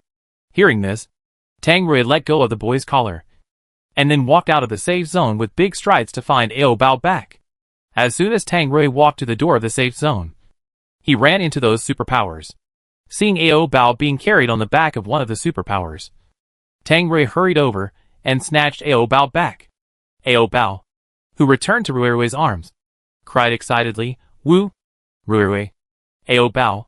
Tang Rui's eyes were red, and he kissed Ao Bao on the face repeatedly. Ao Bao, I thought you were gone. Tang Rui's heart was so scared that it almost jumped out of his throat. Fortunately, Ao Bao came back safely. After experiencing such an incident, Ao Bao never dared to get off Rui again. Ao Bao seemed to have suffered a lot and refused to get off Tang Rui. Tang Rui was also excited. In front of many people, he lowered his head and grabbed Ao Bao's mouth, pried open Ao Bao's teeth with his tongue, and kissed him passionately. Ao Bao's face turned red after being kissed, and his eyes turned from clear to blurred, and his body was so soft that it was unrecognizable. If Tang Rui hadn't held him, Ao Bao would have slipped, because he was worried that there were many people watching around. Tang Rui quickly let go of Ao Bao's mouth, seeing that Ao Bao's face was more beautiful than usual after being kissed by him. Tang Rui took off his coat carefully and covered Ao Bao's head to prevent others from seeing Ao Bao's seductive appearance at the moment. Then, Tang Rui looked at the psychics who sent Ao Bao back and asked cautiously, "Have you done anything to Ao Bao?" After being stared at by Tang Rui, the psychics took a step back involuntarily and explained, "We didn't do anything to him. We just thought it was dangerous for him to wander outside alone, so we escorted him back to find you." So, these psychics are still good people. Tang Rui put down his guard and thanked them. After thanking them, Tang Rui did not express anything and took Ao Bao back directly. The psychics looked at each other in bewilderment. They wanted to ask Tang Rui for some rewards, but Tang Rui had already walked a long way. On the way back, they ran into the manager and the boy. When he thought that this boy was the culprit who left Ao Bao outside the safe zone, Tang Rui's face was immediately full of anger. He did not hesitate and punched the boy to the ground. Tang Rui used 30% of his strength in this punch, which at least broke the boy's ribs. This was when Ao Bao was not in danger. If Ao Bao had any problems, breaking a few ribs would definitely not be enough, and Tang Rui would definitely cut the boy into pieces. The manager looked at his brother, who was injured and fell to the ground. But instead of helping him, He comforted Tang Rui, calm down. As long as Ao Bao is okay. The manager's comfort did not work. And Tang Rui became even more angry. If something happens, I only have this one Ao Bao. Where can I find him if I lose him? The manager said to Tang Rui humbly, this is my brother's fault. I apologize to you on his behalf. I will discipline him strictly in the future. Apologies are useless in the end times. And Tang Rui certainly will not accept this so-called apology. However, people have already been taught a lesson. So Tang Rui does not need to continue to entangle with him. In the end, Tang Rui just gave the manager a fierce look and left. After returning home, Tang Rui discovered that Ao Bao had wounds on his palms and knees. He knew at a glance that he had fallen and had been rubbed. Tang Rui first carefully cleaned the sand in Ao Bao wounds, and then licked the blood. Tang Rui's tongue tip gently licked the rubbed area on Ao Bao knees. Although Rui's movements were very gentle, Ao Bao still frowned in pain and took a breath of cold air. Ao, hiss. Noticing that Ao Bao seemed to be in pain, Tang Rui quickly stopped his mouth movements and asked softly, Ao Bao, did I hurt you? Ao Bao frowned and nodded. Tang Rui turned around and went to find numbing cream from the pile of medicines to apply to Ao Bao. Knowing that Ao Bao could feel pain, Tang Rui bought some numbing cream when he went to the pharmacy. The numbing cream applied to the wound would have an anesthetic effect, so the pain would not be felt.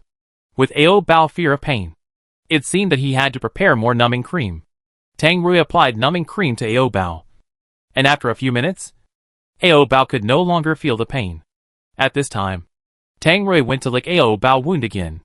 There was still some numbing cream left on Ao Bao wound, and after Tang Rui licked it a few times, the tip of his tongue began to numb.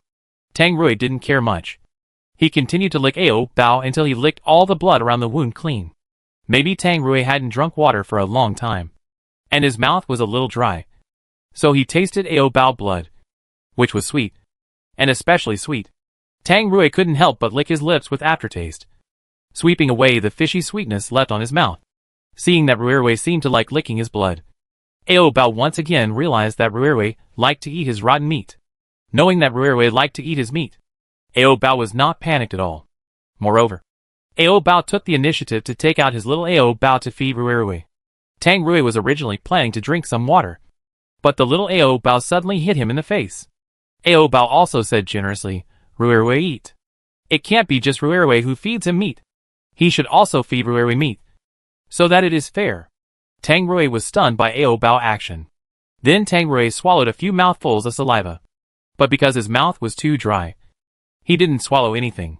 He asked dryly, Ao Bao, what are you going to do? Ao Bao bent down and patted Tang Rui's butt. Ao. This action clearly showed that Ao Bao wanted to counterattack. Tang Rui.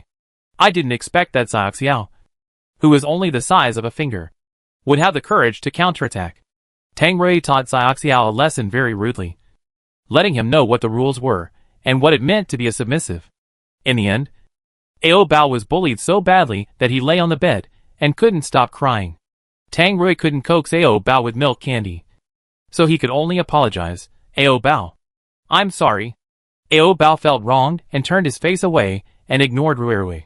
Ao Bao was afraid that Rui would be hungry, so he wanted to feed Xiao to him. Although Xiao had little meat, it was still a piece of fine meat. As a result, Rui not only didn't appreciate it, but also bullied him, and Ao Bao was very aggrieved.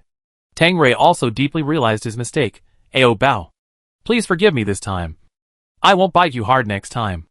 Ao Bao still ignored Tang Rui and shed tears silently. Ao Bao was just a low-level zombie. What bad intentions could he have? He just wanted to use Xiao to feed Tang Rui.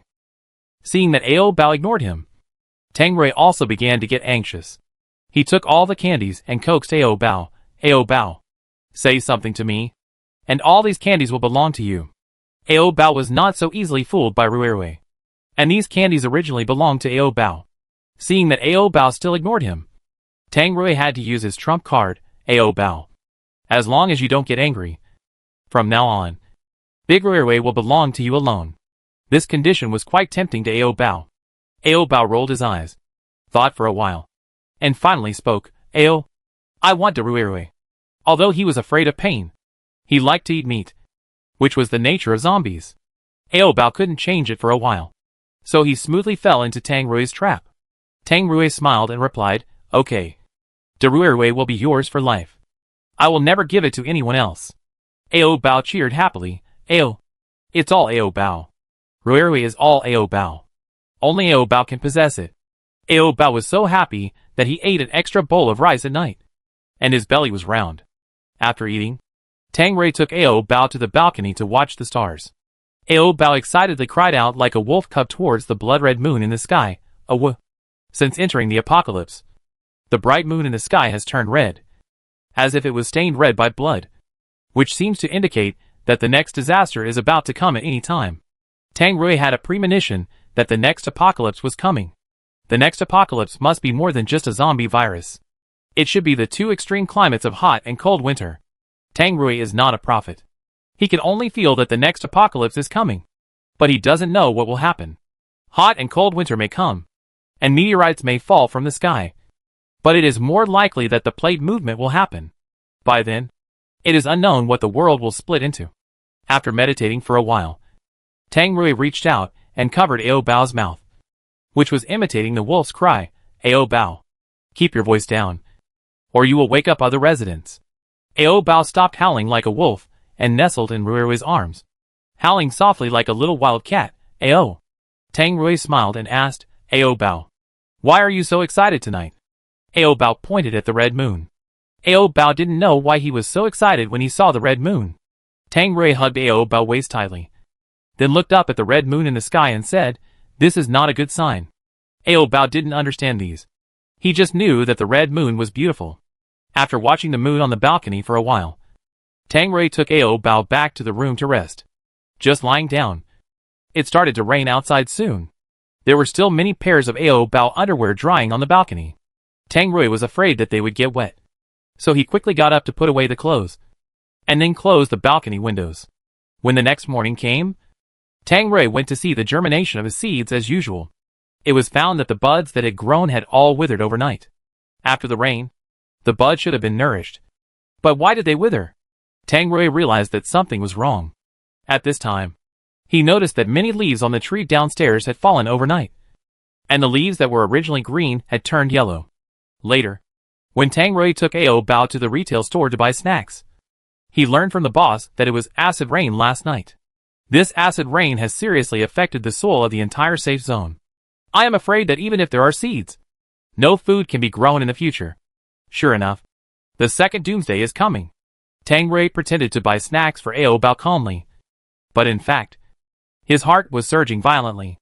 Ao Bao still stuffed snacks into his mouth without thinking as before, and occasionally stuffed some into Ruirui's mouth. Seeing Ao Bao always feeding snacks to him, Tang Rui hid his face and said, Ao Bao, I don't want to eat. You eat it yourself.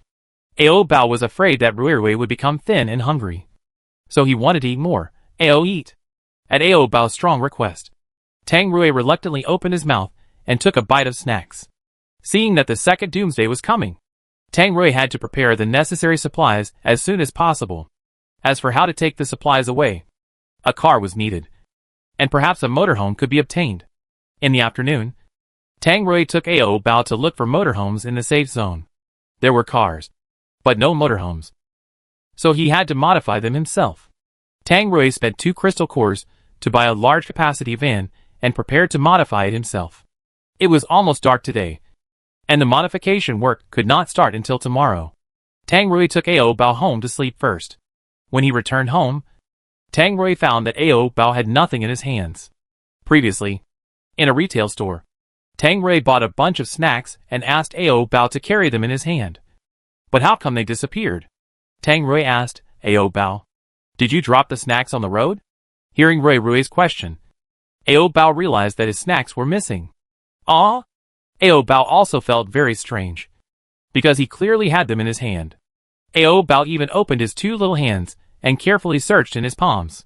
Tang Rui laughed, don't look for it. It must have been lost on the road. Hearing the news that the snacks were lost, Ao Bao pouted and cried. If the food was dropped on the road, it would have been picked up by others long ago, so it is unlikely to be found. Although he felt a little sad that the snacks were gone, Tang Rui had no choice. Ao Bao, don't cry. The retail store is not closed yet. I will take you to buy some. Ao Bao stopped crying and urged Rui to buy them quickly. Otherwise the store would close soon. Tang Rui was also afraid of closing. So he ran all the way with Ao Bao on his back. And finally arrived before closing. After buying the snacks he liked, Ao Bao held them in his arms, like a treasure.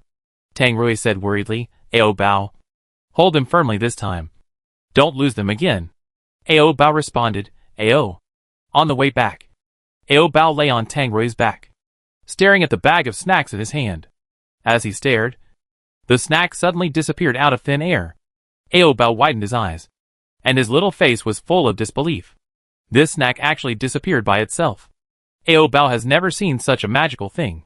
After a long time, Ao Bao came to his senses and told Rui about it.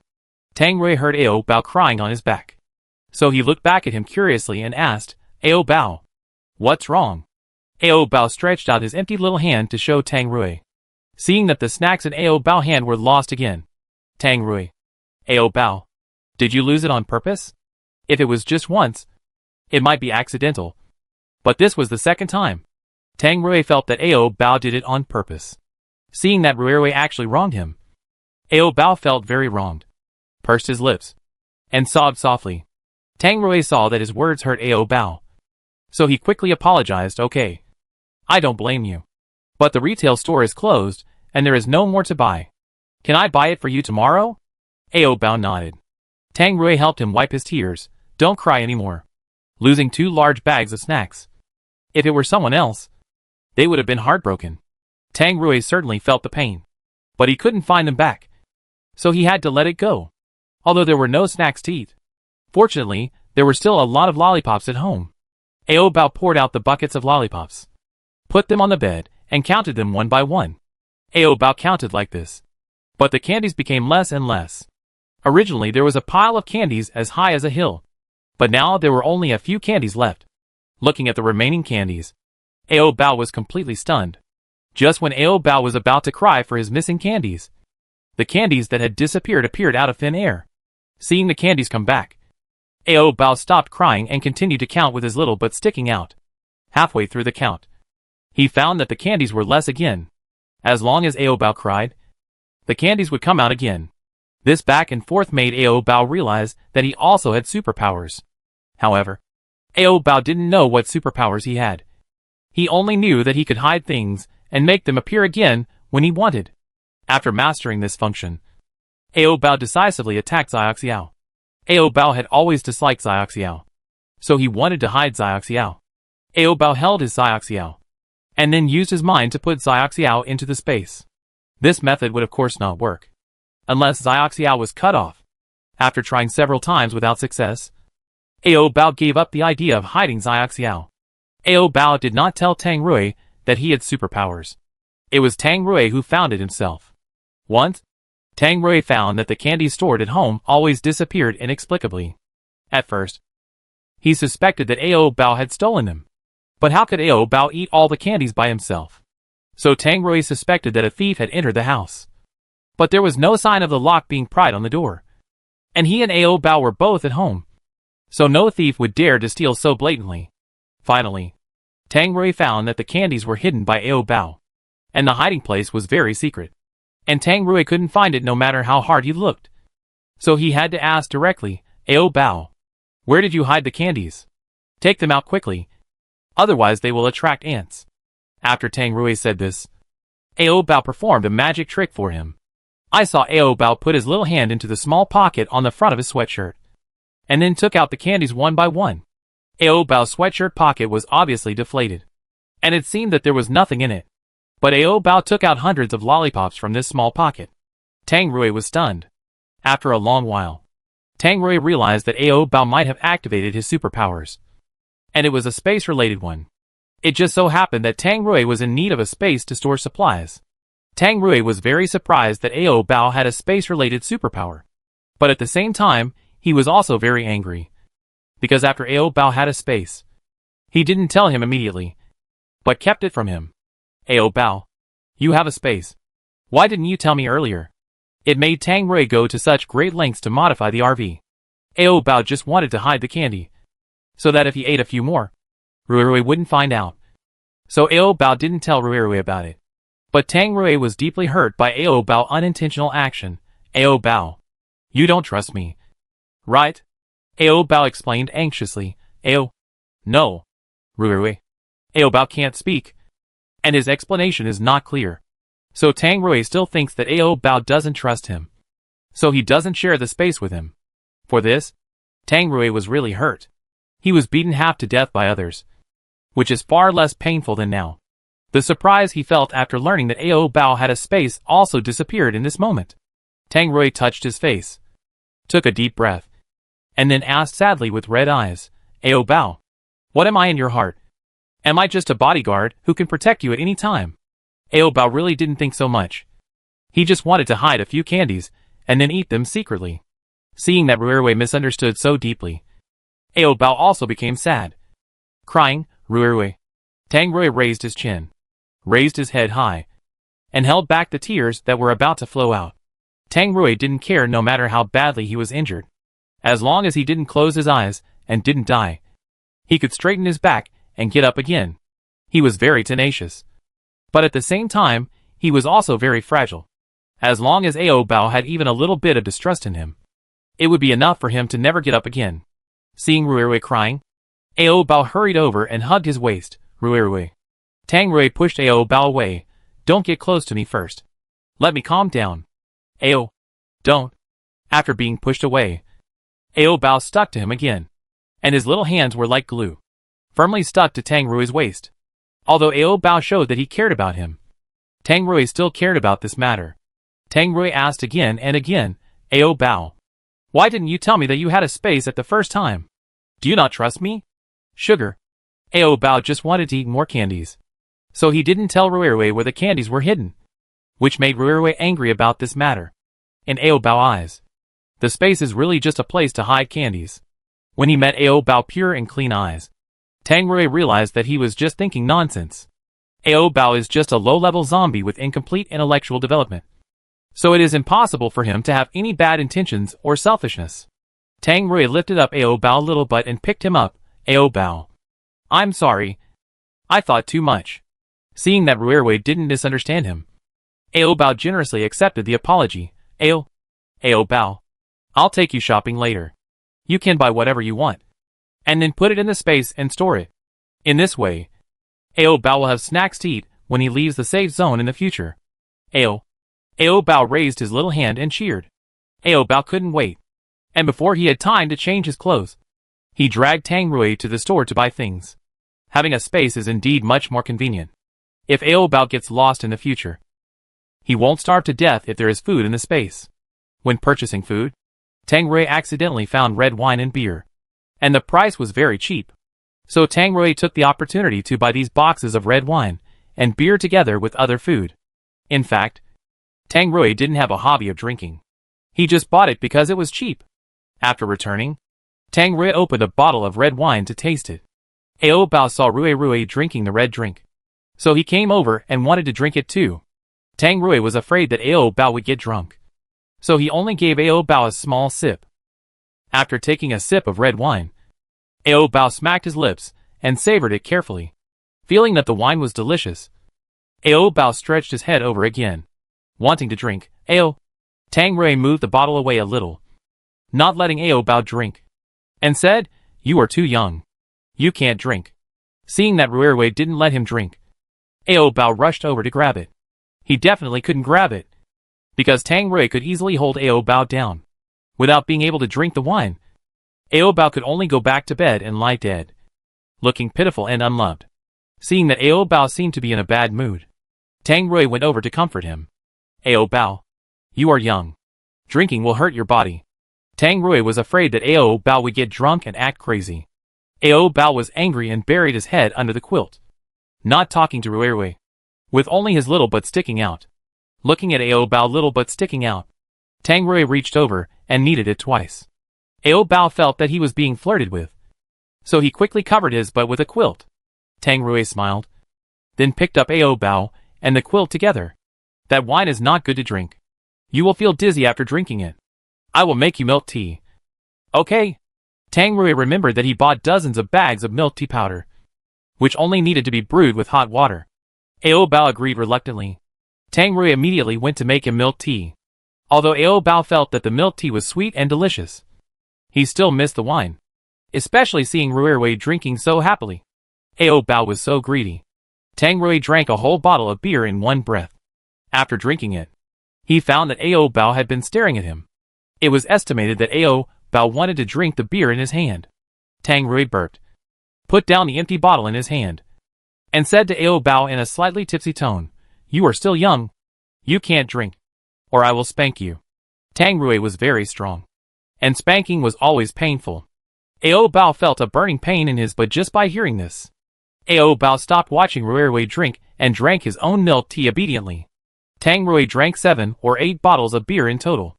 After drinking this meal, Tang Rui was obviously very drunk. However, Tang Rui's mind was still clear, because he drank too much. His bladder was about to explode. So Tang Rui hurried to the bathroom. After Tang Rui entered the bathroom, Ao Bao picked up the bottle that Rui had drunk from, and drank the little bit of wine left at the bottom of the bottle. There was not much wine left in the bottle, so Ao Bao could only taste it, but couldn't drink it to his heart's content. After Ao Bao swept all the bottles, Tang Rui came out of the bathroom. When he came out, Tang Rui was so drunk that his consciousness was not so clear. His body began to shake, and he had to hold on to the door frame to barely stand. Tang Rui leaned against the door sill, looked at Ao Bao with a blurry look, and said, "Baby, come and help me. I can't stand steadily." Ao Bao didn't go over to help, because Rui didn't call him Ao Bao, but called him baby. Who is this baby? Ao Bao suddenly felt sour in his heart. Seeing Ao Bao standing there motionless, Tang Rui had to stagger over by himself. Tang Rui walked to Ao Bao and wanted to reach out to hug him, but Ao Bao dodged him, because Ao Bao was now very concerned about why Rui didn't call him Ao Bao just now, but called him baby. Sometimes when Tang Rui is deeply in love, he will burst out and call out baby, which is just a nickname. Wait until Tang Rui calls him back Ao Bao. Ao Bao will be obedient and let Tang Rui hold him. Tang Rui pulled Ao Bao into his arms, then wrapped his arms around him, and asked, "Ao Bao, why did you hide from me just now?" Ao Bao only knows that his name is Ao Bao, not baby. So Tang Rui's sudden call of Bao will make Ao Bao feel very strange. Tang Rui doesn't know what Ao Bao is thinking. He thinks Ao Bao is just being petty for a while. Ao Bao reached out and hugged Tang Rui's neck, and then called his name in Tang Rui's ear over and over again, "Ao Bao, Ao Bao, Ao Bao." Ao Bao just hopes that Rui will not call him the wrong name next time. Otherwise, he will be flustered and think that Rui is calling someone else. "Okay, I know your name is Ao Bao." This name was chosen by Tang Rui himself. How could he forget it? They both drank tonight. Tang Rui drank a lot and was already drunk, while Ao Bao only drank a little, so he was only a little drunk. Tang Rui would not act crazy or pass out when drunk. Tang Rui would just stare at Ao Bao's little face and not even sleep. There was no light in the room at night. Only a little moonlight came in. At this time, Tang Rui's eyes seemed to be glowing green, which was creepy and scared Ao Bao so much that he didn't dare to sleep. Ao Bao had to urge Tang Rui to sleep quickly. "Rui, sleep. Ao Bao, you sleep first. I'll sleep later." Then Tang Rui raised his hand and patted Ao Bao gently to coax him to sleep. Stared at by Rui's green eyes, Ao Bao couldn't fall asleep at all. In the end, the two of them stared at each other for more than an hour. After staring for too long, Ao Bao's eyes were sore and bitter, and he quickly rubbed his eyes with his hands.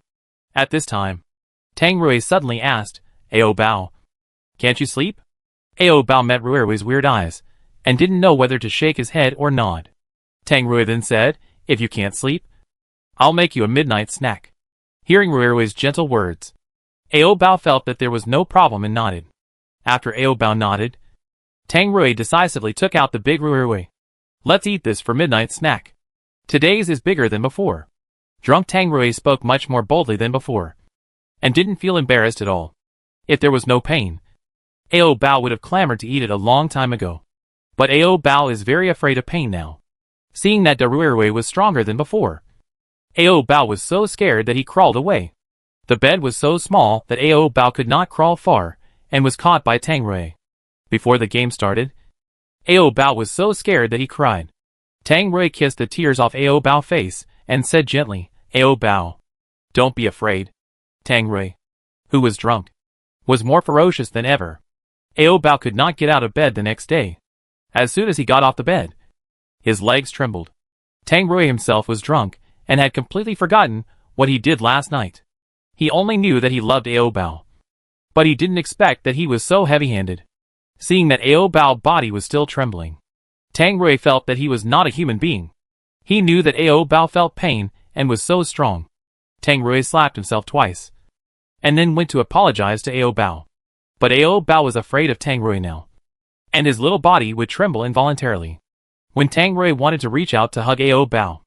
Ao Bao was so scared that he curled up, still begging for mercy. No. Rui.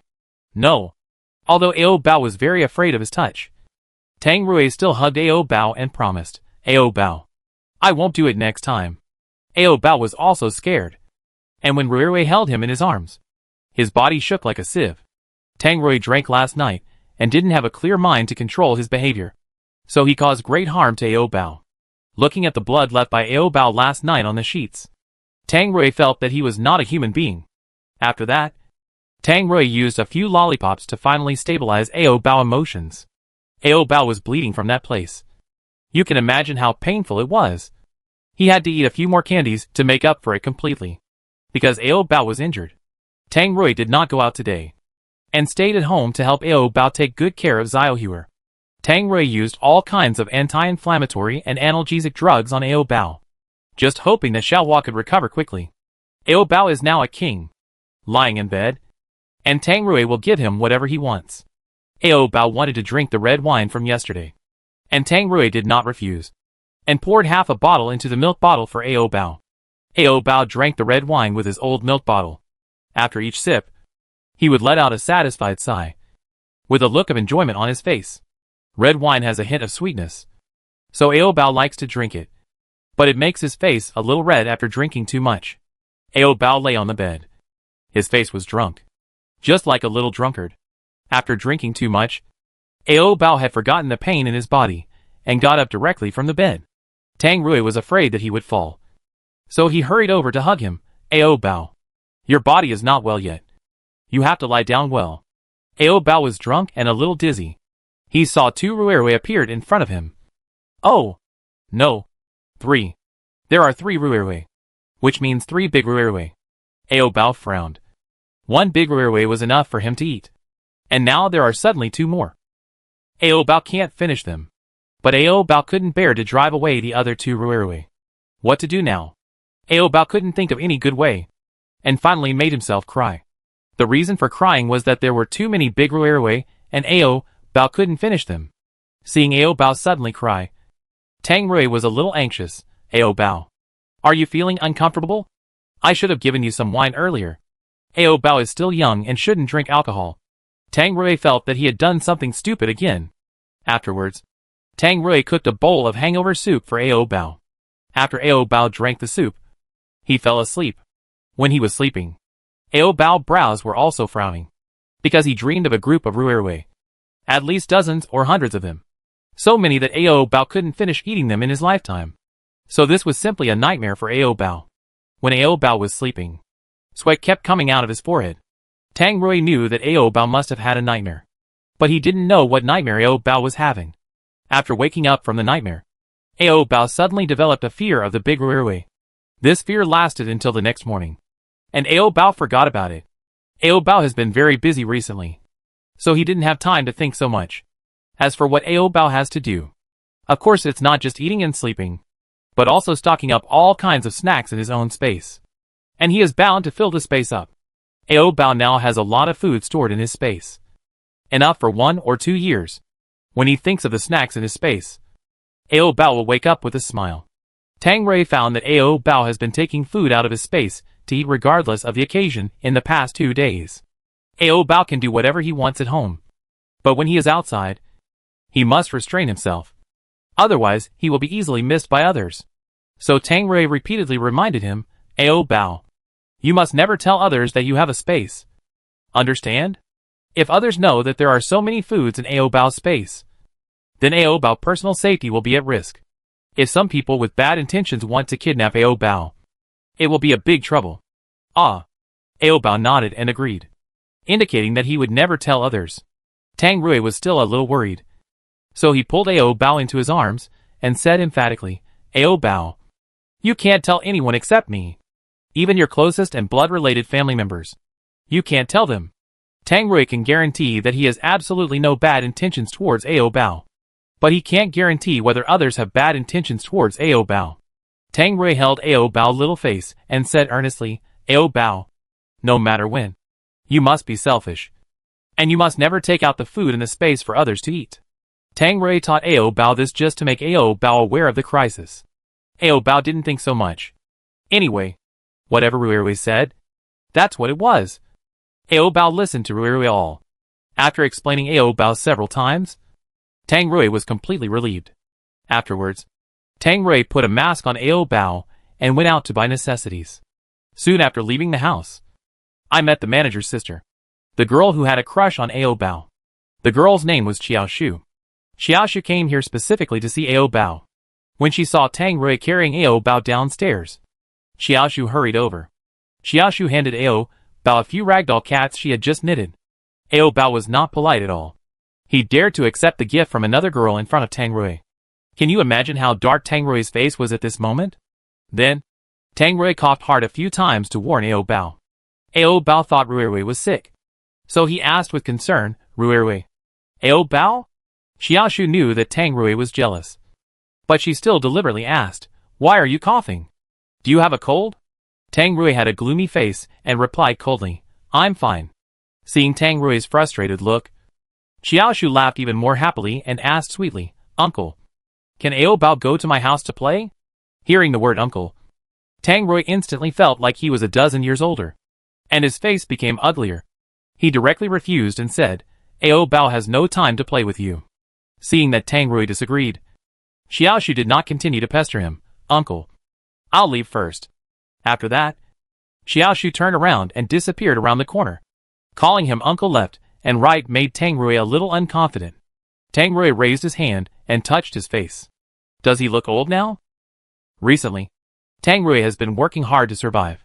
He hasn't looked in the mirror properly. So he doesn't know what his image is like now. If he gets old too fast, Ao Bao will probably dislike him. With such concerns in mind, Tang Rui decided to dress himself up. Tang Rui took Ao Bao to the department store, bought a razor and went home. Then shaved off all the stubble on his chin in front of the mirror. After shaving, the whole person was refreshed and looked at least several years younger. But Tang Rui was still not satisfied with his image, always feeling that something was missing. Finally, Tang Rui found that his hairstyle was a bit messy, so it made his image a bit worse. Originally, Tang Rui had a short haircut, but he hadn't cut it recently, so his hair is now very long and almost covers his eyes. Tang Rui combed all the broken hair in front of his forehead to his head, and now he was energetic. Ao Bao saw that Rui had been in the bathroom for a long time and didn't come out, so he came over curiously to take a look. This look made Ao Bao fascinated. It was the first time that Ao Bao found Rui so good-looking, because in Ao Bao's eyes, Rui was just a big piece of meat. So Ao Bao had not carefully observed whether Rui was handsome or not. Seeing Ao Bao standing at the door, Tang Rui called him, Ao Bao. Ao Bao came to his senses, and then quickly stuck to him and wanted to hug him. I thought Rui would reach out and hug him decisively. In the end, Tang Rui not only did not hug him, but also drove him away. Ao Bao, go to the living room to play. Tang Rui was still jealous, so he also wanted to ignore Ao Bao and teach him a little lesson. Ao Bao was so shameless that he didn't leave even if he was driven away. He just wanted to hug Rui. Hug? Tang Rui turned his face away and said, no. When they went out to buy things, Tang Rui didn't hold Ao Bao either, and the two just held hands. But Ao Bao was too lazy, and he stopped after walking a few steps and didn't move. Tang Rui didn't indulge Ao Bao, but just said, Ao Bao, if you don't want to walk, stay at home and wait for me. When Ao Bao heard this, he immediately stopped being lazy and followed him obediently. After Tang Rui dressed himself up, he became more eye-catching. On the way, I don't know how many people came to show their goodwill to Tang Rui. Ao Bao panicked, when he saw so many people thinking about Ruirui. Whenever someone came over and wanted to talk to Ruirui, Ao Bao would immediately pounce on them and bite them. If Tang Rui hadn't stopped Ao Bao would probably have bitten several people. Tang Rui took Ao Bao all the way from the ordinary area to the superpower area. The survivors in the area of superpowers were even more unreserved. Whether they were men or women, old or young, they would come over to greet Tang Rui. During this period, a handsome young man came over and handed Tang Rui a hastily written love letter.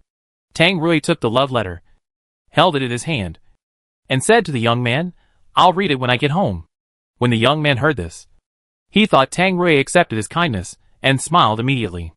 Ao Bao, who was next to him, saw Ruirui accepting someone else's love letter, and his heart was suddenly blocked. Combined with Ruirui's cold attitude towards him today, Ao Bao seemed to understand something. So Ao Bao pulled his little hand out of Ruirui's palm, turned around and ran away. Tang Rui reacted quickly and chased after him. Ao Bao, don't run around. How could Ao Bao's short legs outrun Tang Rui's long legs? Ao Bao was soon caught up. Tang Rui picked Ao Bao up and slapped him on the butt. Ao Bao was already feeling wronged, and he was slapped on the butt. He was not convinced, and opened his mouth to bite Tang Rui's neck. Tang Rui didn't even try to dodge, and was bitten by Ao Bao. Ao Bao was angry, and after being bitten, he didn't let go immediately, but kept trying. Ao Bao didn't let go until his skin was broken and bleeding. Seeing Ruirui bitten by him, Ao Bao felt even more sad and burst into tears in the street. Woo! Tang Rui didn't care about his bleeding wound and helped Ao Bao wipe his tears. Ao Bao, don't cry. Seeing Ruirui still holding the love letter in his hand, how could Ao Bao not cry? The reason why Tang Rui took the love letter was to make Ao Bao jealous. Tang Rui would not accept the kindness of others, because he only had Ao Bao in his heart and could not tolerate anyone else. Seeing Ao Bao crying out of breath, Tang Rui patted his back and apologized. Okay, I was wrong. In order to make Ao Bao calm down, Tang Rui threw the love letter in his hand. The young man followed and saw Tang Rui throwing his love letter on the ground. The young man asked Tang Rui sadly, "Didn't you accept me?" Tang Rui replied decisively, "Sorry, I have a lover." After hearing this, the young man left tactfully. Otherwise, he would be embarrassed if he continued to make trouble. Although the matter has been settled, Ao Bao still cares about it. After returning home, Ao Bao stopped talking and sat on the bed playing with toys without saying a word to Tang Rui. Tang Rui also realized that his behavior today was a bit too childish. He actually deliberately accepted someone else's love letter in order to make Ao Bao jealous. This is not the style of a tough man at all. Ao Bao. Tang Rui reached out and wanted to pull Ao Bao's hand. Ao Bao dodged Tang Rui's hand as if he was electrocuted. Seeing that Ao Bao didn't let him touch him, Tang Rui felt very sad. But it was all his own fault, and he couldn't blame others. When sleeping at night, Ao Bao wrapped himself in a quilt like a cicada pupa, completely preventing Tang Rui from touching him. Seeing that Ao Bao was so resistant to him now, Tang Rui had to be honest and not touch Ao Bao. But Tang Rui couldn't sleep without holding Ao Bao. After tossing and turning for a long time, Tang Rui put on a sullen face and took the initiative to ask for peace. Ao Bao, I'll give you meat. Don't be angry. Ao Bao hadn't fallen asleep yet, and when he heard Ruirui was going to give him meat, Ao Bao hesitated, not knowing whether to eat it or not. Ao Bao definitely wanted to eat meat, but it would hurt Ruirui if he ate it. In order to make Ao Bao forgive him, Tang Rui even said, "I'll give you a small piece of meat." After Tang Rui said this, Ao Bao readily agreed. I thought the small piece of meat was Ruirui's finger, but it turned out to be Ruirui's tongue. This piece of meat is indeed a small piece, but it will still hurt to eat it, because Ruirui will bite it with his teeth from time to time. Although it hurts a little, it's still very comfortable overall.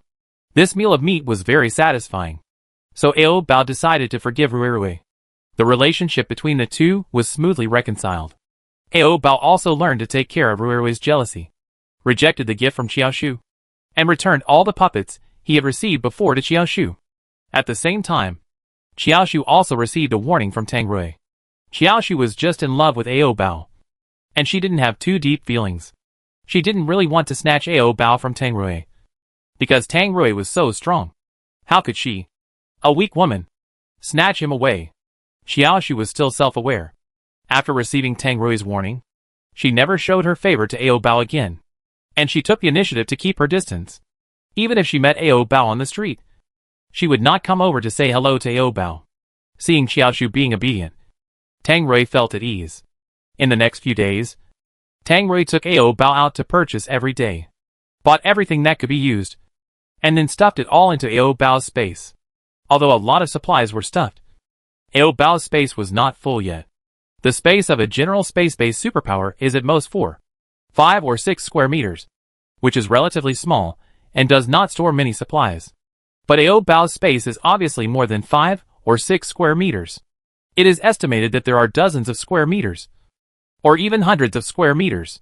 It is better to be larger so that more supplies can be stored. Tang Rui put all the supplies into Ao Bao's space without reservation. Tang Rui was not worried that Ao Bao would take these supplies and leave, because he knew that Ao Bao could not leave him now, could not leave his big Ruirui, and could not leave his meat. Especially after Ao Bao tasted Tang Rui's tongue that time. He became even more clingy. As long as Tang Rui was busy and free, Ao Bao would stick to him. Ao Bao would put his little finger into Tang Rui's mouth, and then use his little finger to seduce the tongue hidden in his mouth. Ao Bao's suggestive action was already very obvious. He wanted to eat this slippery and moist meat. Tang Rui held Ao Bao's little finger in his mouth, sucked it twice, and then said, Ao Bao, didn't you eat this morning? Do you want to eat more?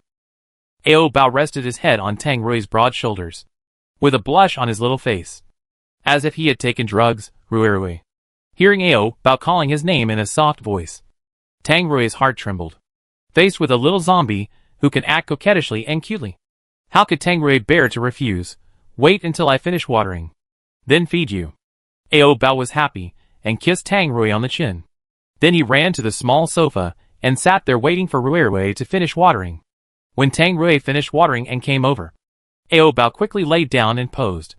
The movements were skillful, and it was obvious at a glance that Ao Bao often did this. Seeing Ao Bao so impatient, Tang Rui informed him in advance, Ao Bao, I have to go out to do a mission later, so I can't eat for too long. Tang Rui originally saved dozens of crystal cores, but now they have all been used up. If he wants to exchange for more supplies, he must go out of the safe zone to find crystal cores. When Ao Bao heard that Ruirui would be busy later, a disappointed expression appeared on his face. But eating for a while is better than eating for a while. Ao Bao hurriedly urged Ruirui to be faster. Seeing that Ao Bao started to urge, Tang Rui didn't waste time. After eating for more than 10 minutes, Ao Bao took the initiative to say that he didn't want to eat anymore. After all, the mission is more important. Only by completing the mission and getting crystal cores can Ao Bao have crystal cores to exchange for more lollipops. Ao Bao didn't eat anymore. Tang Rui was a little surprised, because Ao Bao had been pestering him to eat before. Tang Rui licked the water stains on his lips, and then asked, Ao Bao, are you tired of eating? Ao Bao nodded. A trace of loneliness appeared on Tang Rui's face, and then he whispered to himself, why do you get bored so quickly? Is it because I didn't do it well? Tang Rui was talking to himself, and his voice was very low, so Ao Bao didn't hear clearly what Ruirui said. Soon, Tang Rui put away the lonely look on his face and took Ao Bao out to do the task to obtain the crystal core.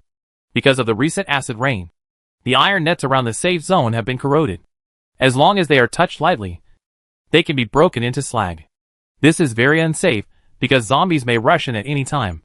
But the ruler is dead, and now the order in the safe zone is very chaotic. No one cares about the rusty barbed wire. Everyone only cares about their own 3 acres of land. If no one cares about this hidden danger, it will be sooner or later that the zombies will occupy the safe zone. The only thing Tang Rui can do is to try to eliminate the zombies gathered around the safe zone. When Tang Rui kills zombies, Ao Bao will hang on his back obediently, without making small moves or causing trouble. As long as Ao Bao behaves a little better, Tang Rui's mission will be much easier.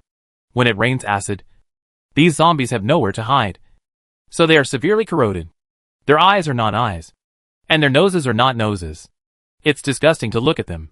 Other superpowers were disgusted by the ugly appearance of these zombies. But Tang Rui has a strong mentality, so he always has a blank expression. There is another thing that needs to be paid attention to. That is, the zombies after the acid rain seem to be upgraded. Even the low-level zombies have become difficult to deal with. because these low-level zombies also know how to dodge. In the past, they just stood there and got beaten. But now they know how to hide. There were even some superpowers, who were defeated by a small low-level zombie. Tang Rui also clearly felt the strain. That's right. He felt the strain when dealing with a group of low-level zombies, which was a bit insulting to his title of the strongest in the safe zone. Tang Rui's fight was a bit strenuous, and he had to distract himself to hold Ao Bao on his back so that he wouldn't fall off. So the fight was even more difficult. Tang Rui had no choice but to say to Ao Bao on his back, "Ao Bao, get off first and find a safe place to hide." Ao Bao obediently got off Rui's back and ran to hide behind the bushes. Tang Rui shouted worriedly, "Don't go too far, or you'll get lost." After Ao Bao hid, he replied to Rui, "Ao." After Ao Bao was well hidden, Tang Rui devoted himself to the battle. During the fight, Tang Rui found that even if the zombie's head was blown up, the zombie would not die. Their bodies without heads could still move. Their bodies must be dismembered to make them completely unable to move. Originally, Tang Rui only needed one punch to kill a zombie, but now he had to use 7 or 8 punches to completely kill a zombie, which reduced the efficiency. At the end of the fight, Tang Rui felt more and more difficult, and he was almost injured by a low-level zombie just now. Ao Bao watched Rui fighting so hard and wanted to help. So Ao Bao picked up the stone at his feet, rushed over, and fought with a group of zombies. Ao Bao thought he could kill a zombie with one stone. But these low-level zombies are no longer what they used to be. Ao Bao smashed the zombie several times but failed to kill it. Instead, he was pushed down by a low-level zombie. The zombies that were soaked by the acid rain became more irritable. They didn't care whether Ao Bao was of the same kind or not, and they came up to bite Ao Bao. Ao Bao didn't have time to hide, and his white and tender little arm was soon bitten by 2 low-level zombies. Tang Rui saw it, rushed over, and rescued Ao Bao from the mouths of the 2 zombies. Tang Rui really didn't expect that zombies would bite their own kind. Seeing Ao Bao's white arm bleeding from being bitten, Tang Rui also became irritable instantly. Tang Rui caught the 2 low-level zombies that bit Ao Bao, and then forcibly tore off their arms and legs. The scene was so bloody that it was uncomfortable. After getting rid of all the low-level zombies around, Tang Rui returned to Ao Bao. At this time, Ao Bao was crying because of the pain. "Oh, Rui, it hurts." Ao Bao would cry in pain if he got a small cut, let alone a small piece of flesh on his arm being torn off. Tang Rui held Ao Bao in his arms with a distressed look, and wiped the blood around the wound with a cloth. "Ao Bao, bear with it for a while. I'll carry you back and buy some painkillers." Ever since Ao Bao recovered his sense of pain, Tang Rui has been thinking about buying painkillers, but he didn't have any extra crystal cores, so he didn't buy them. Tang Rui stopped talking nonsense, picked up Ao Bao horizontally, and ran to the safe zone, because Ao Bao was bitten by a zombie. The guards at the door didn't let them enter the safe zone. Tang Rui beat up all the guards. After arriving at the pharmacy, Tang Rui asked the boss to give him some painkillers. The boss didn't give the medicine to Tang Rui directly. He looked at Ao Bao, who was trembling in pain, with doubt. At the same time, the boss also noticed the bite on Ao Bao's arm and asked, was he bitten by a zombie? Tang Rui didn't lie. He was indeed bitten by a zombie. "Give me the medicine first." The boss hit back and accused, "You actually brought the zombie virus to the safe zone." Ao Bao's face turned pale with pain, and Tang Rui was very anxious. Seeing that the boss was still nagging, Tang Rui got angry and grabbed the boss's collar and shouted, "I asked you to give me medicine. Did you hear me?" Tang Rui's face was so scary that the boss's legs were a little weak. Because he didn't dare to offend Tang Rui, the boss still took out the painkillers. After getting the pills, Tang Rui quickly fed Ao Bao to eat. At this time, the boss next to him quietly pressed the alarm, and soon a large number of guards surrounded the place. The area outside was surrounded by people, but Tang Rui was not in a hurry at all. Tang Rui's attention was on Ao Bao. "Ao Bao, does it still hurt?" After taking the painkillers, Ao Bao felt a little better. Not so painful, and his face was much relieved. But it was only slightly relieved, and the pain was still there. Seeing that Ao Bao was still a little uncomfortable, Tang Rui took out a lollipop from his pocket, peeled off the plastic paper outside, and fed it to Ao Bao's mouth. After Ao Bao ate the candy, he was completely relieved and stopped crying. Tang Rui was relieved now, and even kissed Ao Bao on the face a few times. Just as Tang Rui was comforting Ao Bao, someone outside held a loudspeaker and shouted at this place, "The boy who was bitten by the zombie. Please leave the safe zone on your own. Otherwise we will not be polite." Hearing the people outside yelling at Ao Bao to leave the safe zone, Tang Rui's face gradually darkened. Ao Bao hid in Tang Rui's arms in fear, and the candy in his mouth was no longer sweet at this moment. Ao Bao was also worried that Rui would abandon him, so his little body trembled violently. And he whispered, "Rui, don't." Tang Rui tightened his arms, hugged Ao Bao tighter, and comforted him. "I'm here. It's okay." With Rui's words, Ao Bao trembling was slightly reduced. Then, Tang Rui held Ao Bao and walked out of the pharmacy, looking at the group of guards outside and said, "I will leave as soon as I go home and pack my things." Tang Rui had to take away the dozen pots of vegetables planted on the balcony at home, so he had to go back. The guards didn't give Tang Rui time to go back and pack up. "Please leave the safe zone immediately. Don't waste any more time. After being bitten by a zombie, the zombie virus will soon break out." So the guards were just urging Tang Rui to leave for safety. Seeing that they were unwilling to compromise, Tang Rui had to use violence. Before the fight, Tang Rui rolled up his sleeves and said, "Ao Bao, hold me tight. Don't fall down." Ao Bao didn't care about the pain in his arms, and hugged Rui's neck tightly. Seeing that Tang Rui was ready to fight them, the guards took 2 steps back. As the strongest man in the safe zone, Tang Rui's strength should not be underestimated. If they fought hard, no one would be happy. Just when the guards were hesitating whether to fight Tang Rui, the manager of the ordinary zone came over. The manager discussed with the guards, and the final result was to allow Tang Rui to go home and pack his luggage. But he had to do it as soon as possible and not waste time. And Ao Bao's mouth had to be sealed to prevent him from biting people after mutation. Tang Rui agreed, and he personally helped Ao Bao to glue his mouth shut. Seeing Ao Bao's mouth glued shut, the guards were relieved. After that, Tang Rui ran to take Ao Bao home to pack his things. The manager also went back with Tang Rui. On the way back, the manager repeatedly asked, "Are you really going to leave? If you don't want to leave, I can use my privilege to let you stay." Tang Rui walked in front holding Ao Bao. The safe zone will soon be breached by zombies, so there is no difference between staying here and leaving here. The manager trotted behind him and asked, "How do you know that the safe zone is going to be breached?" "The acid rain that fell at night these few days has made all the low-level zombies evolve. They are more difficult to deal with than before. And the iron nets around the safe zone have also been corroded by acid rain. It won't be long before the zombies will rush in." The manager panicked. "Then we have to repair the iron net quickly. Otherwise, what should we do with so many survivors?" Tang Rui said calmly, "It's too late to remedy it now, because the zombies will break through the power grid tonight and enter the safe zone." Seeing that the zombies were about to attack, the manager had no time to continue chatting with Tang Rui, because he had to go back and prepare the things he needed to escape. After Tang Rui returned home, he threw all the useful things in the house into Ao Bao's space as quickly as possible. Although everything can be placed in Ao Bao's space, Tang Rui still carried a lot of things in his hands, in order to conceal the fact that Ao Bao had a space. If Tang Rui didn't hold anything in his hands, it would make others suspicious. So Tang Rui carried 2 large backpacks to pretend.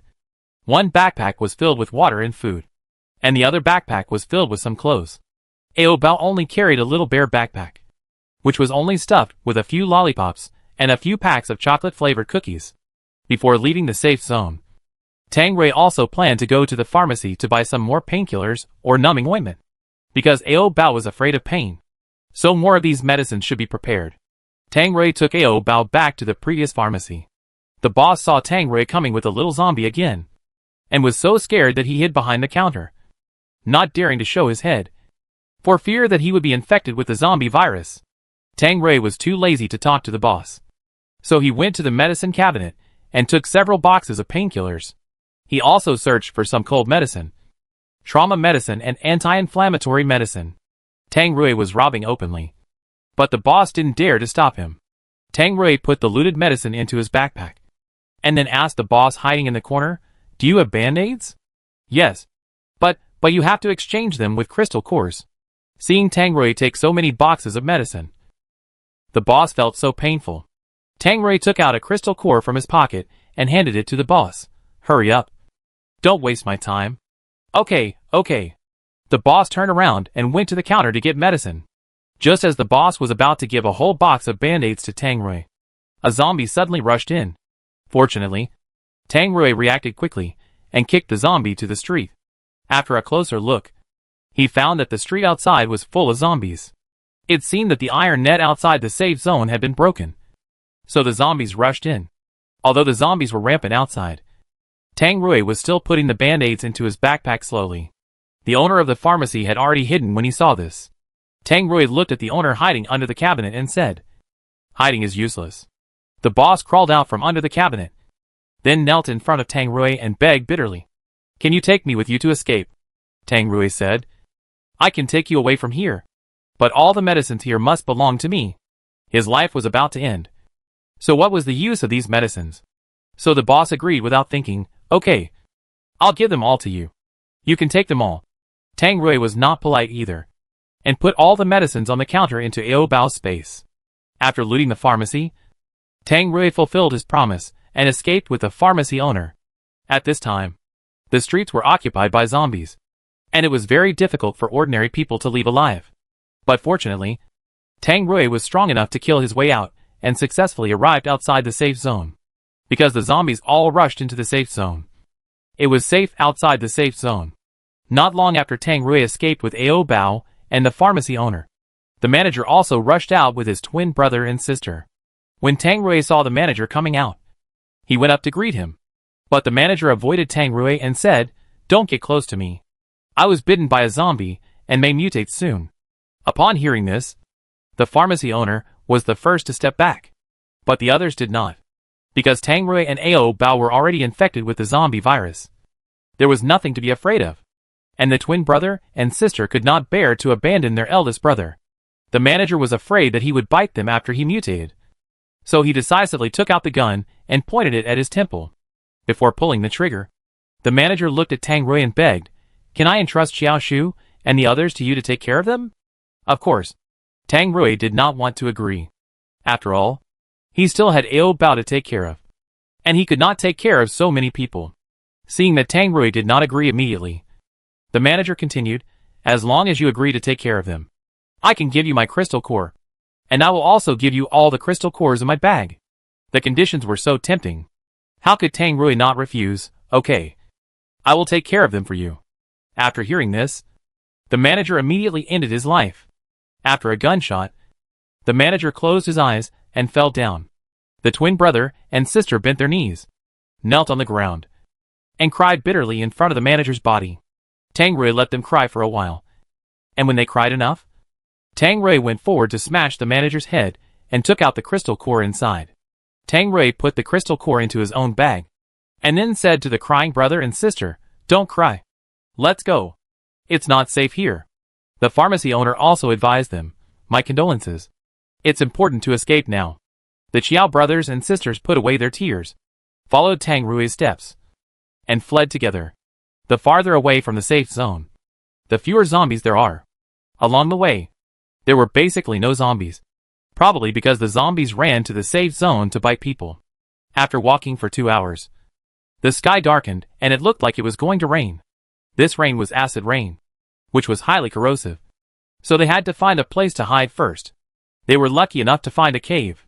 Tang Rui picked up some firewood, lit a fire, and sat around it. The other people all looked sad. Only Tang Rui and Ao Bao were relaxed. Especially Ao Bao. He was still in the mood to play with toys, and didn't worry about how difficult the future would be.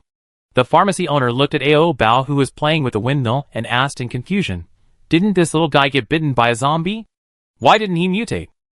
Tang Rui didn't tell him that Ao Bao was a zombie, but only said, "Ao Bao has antibodies, so he didn't mutate." The pharmacy owner showed a trace of joy and surprise on his face, and then exclaimed, "There are antibodies, so humans are saved." Tang Rui continued to lie with his eyes open. Ao Bao antibodies can only immunize himself, and can't save others. The pharmacy owner was disappointed. What a pity. Ao Bao didn't pay any attention to what they were talking about, because Ao Bao's focus was on the windmill in his hand. This windmill had to be blown hard to turn. After blowing a few breaths, Ao Bao felt too tired. So he took the windmill to Ruirui and asked Ruirui to help him blow it. Tang Rui has a large lung capacity, and he can keep the windmill turning for a long time with just one breath. Watching the windmill spinning so fast, Ao Bao laughed happily. Ruirui, huh, huh, huh. Ao Bao wanted Ruirui to keep blowing. Otherwise the windmill would stop. Tang Rui smiled and agreed. Okay. At this time, only Tang Rui and Ao Bao could still laugh. After playing for a while, Ao Bao felt tired and stopped playing. He leaned his head against Tang Rui and yawned. Seeing that Ao Bao seemed to be going to sleep, Tang Rui held him on his lap and let him sleep in his arms. Ao Bao rubbed his eyes, then put his little head under Tang Rui's coat and fell asleep soon. The atmosphere in the cave was very quiet, with only the sound of Ao Bao snoring. After Ao Bao fell asleep completely, Tang Rui said to the other three, "There is also a safe zone in the next city. I will send you there safely." The drugstore owner asked, "What about you?" Tang Rui glanced at the drugstore owner coldly and said, "Where I'm going has nothing to do with you. Don't ask so much." Tang Rui is likely not to take Ao Bao to the safe zone again, because he and Ao Bao want to live a pastoral life. That is, the kind of life that is shameless except for growing vegetables. Seeing that Tang Rui was so heartless that he wanted to abandon them in the safe zone, Xiaoshu cried and said, "But my elder brother asked you to take care of us."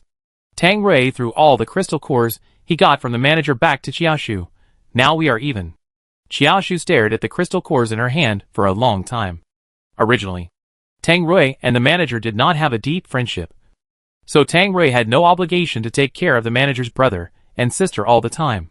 Tang Rui then said, "The only thing I can do is to send you to the next safe zone smoothly." Tang Rui had done his best, so Xiaoshu could not make a scene again. After chatting for a few words, the atmosphere in the cave returned to silence, with only the burning matches crackling from time to time. Just when everyone was lost in thought, thunder broke out outside, and the huge rumble woke Ao Bao up. Ao Bao was frightened by the thunder, and after waking up, he kept hiding in Tang Rui's arms and crying, and it was the kind that was hard to coax. Seeing Ao Bao crying loudly and crying non-stop, Tang Rui kissed the tears off his face with heartache. "Ao Bao, what's wrong? It's just thunder. Don't be afraid." Ao Bao was not afraid of the thunder, but the thunder, which awakened the long-forgotten memories in Ao Bao's mind. And these memories were all about abuse. So Ao Bao was so scared. Ao Bao curled up in Tang Rui's arms and trembled, begging for mercy in a very low voice. "Ao, don't hit me. Don't hit me."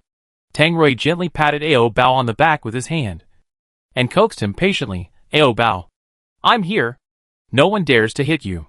With Tang Rui's comfort, Ao Bao's emotions gradually calmed down. The images of abuse in Ao Bao's mind gradually disappeared. Ao Bao sniffed, then rubbed his head in Tang Rui's arms. "Ruirui." Tang Rui responded patiently, "Yeah." After crying, Ao Bao felt empty in his stomach. "Ao, hungry. I want to eat meat." After that, Ao Bao put his little finger into Tang Rui's mouth as before, and then used his fingertips to seduce the piece of meat hidden behind his teeth. Ao Bao would also use his fingertips to stir slowly in Tang Rui's mouth, which was very suggestive. If they were alone, Tang Rui would definitely not refuse Ao Bao's little request. But now, there were 3 onlookers around. How could Tang Rui have the nerve to feed the meat in his mouth to Ao Bao in front of him? Tang Rui pretended not to understand Ao Bao's suggestive action and said seriously, "Ao Bao, you are hungry. Do you want to eat some biscuits to fill your stomach first?" Ao Bao sat on Tang Rui's lap, twisting his body constantly, and clamoring, "Ao, I want meat." Ao Bao said he wanted meat, but Tang Rui still insisted on tearing open a bag of small biscuits. "Ao Bao, this is a scallion-flavored crispy biscuit. Very delicious. You try it." Ao Bao turned his face aside, indicating that he didn't want to eat any scallion-flavored biscuits, but wanted to eat Ruirui's big tongue. Seeing that Ao Bao was going to make trouble with him, Tang Rui had no choice but to promise. "Okay. Okay. I'll give it to you." After that, Tang Rui kissed Ao Bao's little mouth in front of the other 3 people, and then put his tongue into Ao Bao's teeth for an especially lingering French kiss. When the other 3 people saw this scene, they all turned their eyes to other places at the same time, deliberately not looking at Ao Bao and the others. Although Tang Rui kissed very hard, Ao Bao didn't buy it at all, because Ao Bao didn't want to eat with his upper mouth. Ao Bao avoided Tang Rui's kiss, Then Ao Bao raised his little butt, posed, and said to Tang Rui, Ao, meet. Seeing that Ao Bao was so bold, he actually posed in front of the other 3 people. Tang Rui pulled Ao Bao into his arms with a smile. Ao Bao. Someone is watching us. Ao Bao didn't care about that. He was hungry, so he wanted to eat meat. And he only wanted to eat small pieces of meat. Ao Bao is just a low-level zombie. Can you expect him to have any sense of shame? Tang Rui had no choice but to negotiate. Ao Bao. Can you eat meat tomorrow? Let's eat some biscuits today. Ao Bao would make a scene if he didn't give him meat. Seeing that Ao Bao was not giving in, Tang Rui had to put his mouth next to Ao Bao's ear and whispered, then wait until they are all asleep before eating. Okay. Ao Bao agreed reluctantly. After that, Ao Bao kept staring at the 3 people with a very strange look, hoping that the 3 of them could close their eyes and go to sleep early, so as not to delay Ao Bao from eating meat. But this was the first night of the escape, and the 3 people were still in a bad mood. So how could they be in the mood to sleep? Especially the twin brother and sister, who had just experienced the pain of losing their brother. Their eyes were swollen from crying, and they couldn't sleep at all. Seeing that none of them were sleeping, Ao Bao got anxious and yelled at them, urging them to go to sleep quickly. However, the more Ao Bao yelled, the more energetic those people became, because they felt that Ao Bao looked like he was going to mutate. After all, Ao Bao had been bitten by a zombie before. What if Ao Bao suddenly mutated and bit them while they were sleeping? So they couldn't sleep and had to be very alert. Seeing that they were getting more and more energetic, Ao Bao cried anxiously, because if this continued, Ao Bao wouldn't be able to eat meat tonight. Seeing Ao Bao's angry look, Tang Rui not only didn't comfort him, but also smiled beside him. Seeing Rui laughing all the time, Ao Bao was no longer sad. Ao Bao was so angry that he wanted to rush over and bite the 3 people to death. Tang Rui controlled Ao Bao and said with a smile, Ao Bao, don't worry. They will sleep soon. Ao Bao didn't want to wait any longer and wanted to eat now. So Ao Bao lifted up the hem of her skirt. Fortunately, Tang Rui pulled down the hem of her skirt in time. Otherwise Ao Bao would have been exposed under the eyes of the 3 people. Ao Bao made a fuss for a long time before he finally stopped and ate a small biscuit to fill his stomach. While Ao Bao was eating biscuits, the other 3 people kept swallowing their saliva, because the 3 of them didn't bring any food with them. Their stomachs were empty now. Tang Rui could see that they were hungry. So he gave them a bag of biscuits and said in a mandatory manner, go to sleep quickly after eating. The pharmacy owner asked weakly, what if you can't sleep? At this time, who would still be in the mood to sleep? Tang Rui replied coldly, even if you can't sleep, close your eyes. Don't open them. Faced with Tang Rui's tough attitude, the 3 of them didn't dare to say anything and could only nod and obey. After Ao Bao finished eating the biscuits, his mouth was a little dry. Tang Rui fed Ao Bao some water. After eating and drinking, Ao Bao began to feel sleepy. Before the 3 people fell asleep, Ao Bao fell asleep first, but Ao Bao still remembered that he had to eat meat. So after sleeping for a while, he opened his eyes to see if the 3 people were asleep. Seeing that they were not asleep yet, Ao Bao closed his eyes and continued to sleep. It was also very tiring to see Ao Bao waking up and sleeping like this. So Tang Rui looked at the 3 people who were still reluctant to sleep and said, close your eyes and go to sleep. With Tang Rui's order, the 3 people quickly closed their eyes and fell asleep. But they were all pretending to sleep. Tang Rui knew they were pretending to sleep. Of course, it's just pretending to sleep. Tang Rui didn't care so much. Ao Bao saw that they were all asleep, and he excitedly posed, Ao Rui. Tang Rui smiled helplessly. Okay. I know. The 3 people pretending to sleep were curious about what Tang Rui and Ao Bao were doing, so they opened their eyes a little to peek. Tang Rui knew they would peek, so he made protective preparations in advance and used a sheet to block their sight. In fact, they could guess what Tang Rui and Ao Bao were doing without watching. Another thing is that the 3 of them already knew that Tang Rui and Ao Bao had such a close relationship, so the 3 of them didn't think it was strange at all. And their faces were also calm. After an hour, Ao Bao fell asleep, and Tang Rui took away the sheet. When the sheet was taken away, Tang Rui met the sight of the 3 people. Seeing Tang Rui suddenly looking over, the 3 people were frightened and quickly closed their eyes and continued to pretend to sleep. Tang Rui licked the juice on his lips and said to the three people, "Stop pretending." After being discovered, the three of them said in fear, "We didn't see anything." Tang Rui didn't care what they saw at all. Just said, "Rest early. We have to travel tomorrow." After that, just when Tang Rui was about to close his eyes to rest, Xiaoshu suddenly asked Tang Rui, "Does Ao Bao have an IQ problem?" Xiaoshu found that Ao Bao's eyes were too clear, like a 3 or 2-year-old child who didn't remember anything. And his childish little actions were also like a child. So Ao Bao was either mentally retarded or had become a zombie. Others said that Ao Bao had an IQ problem. Tang Rui didn't get angry, just nodded calmly, "Yeah." Seeing Tang Rui nodded in acknowledgement, Xiaoshu was filled with regret. She didn't expect that Ao Bao was really a mentally retarded teenager. While she was surprised, she also felt sorry for Ao Bao. However, Tang Rui deserved more sympathy. After all, it was very difficult to survive in the end times with Ao Bao, who had a problem with his IQ. Will you abandon Ao Bao in the future? No one would be willing to carry a small burden all the time. So she felt that Tang Rui would most likely abandon Ao Bao in the future. Tang Rui shook his head decisively. No. He could abandon anything, but not Ao Bao. Xiaoshu believed Tang Rui's words and breathed a sigh of relief and said, "That's good." Seeing that Xiaoshu kept repeating the word Ao Bao, Xiaoting next to her was unhappy and always frowned, as if someone owed him money. Xiaoshu and Tang Rui didn't talk for too long. They just said a few words and ended it, because they were not of the same age and had few common topics, and the sound of talking would wake Ao Bao up. So no one spoke in the cave. After the rain stopped outside, they closed their eyes one after another and took a nap. They didn't sleep for long before the sky outside was getting light. Because they didn't sleep much, the three of them were in a bad mental state. Although Tang Rui didn't sleep either, there was no sign of fatigue on his face. Needless to say, Ao Bao slept well and was full of energy the next day. He didn't look like a refugee. Tang Rui was still worried that Ao Bao didn't sleep enough. "Ao Bao, lie on my back and sleep well."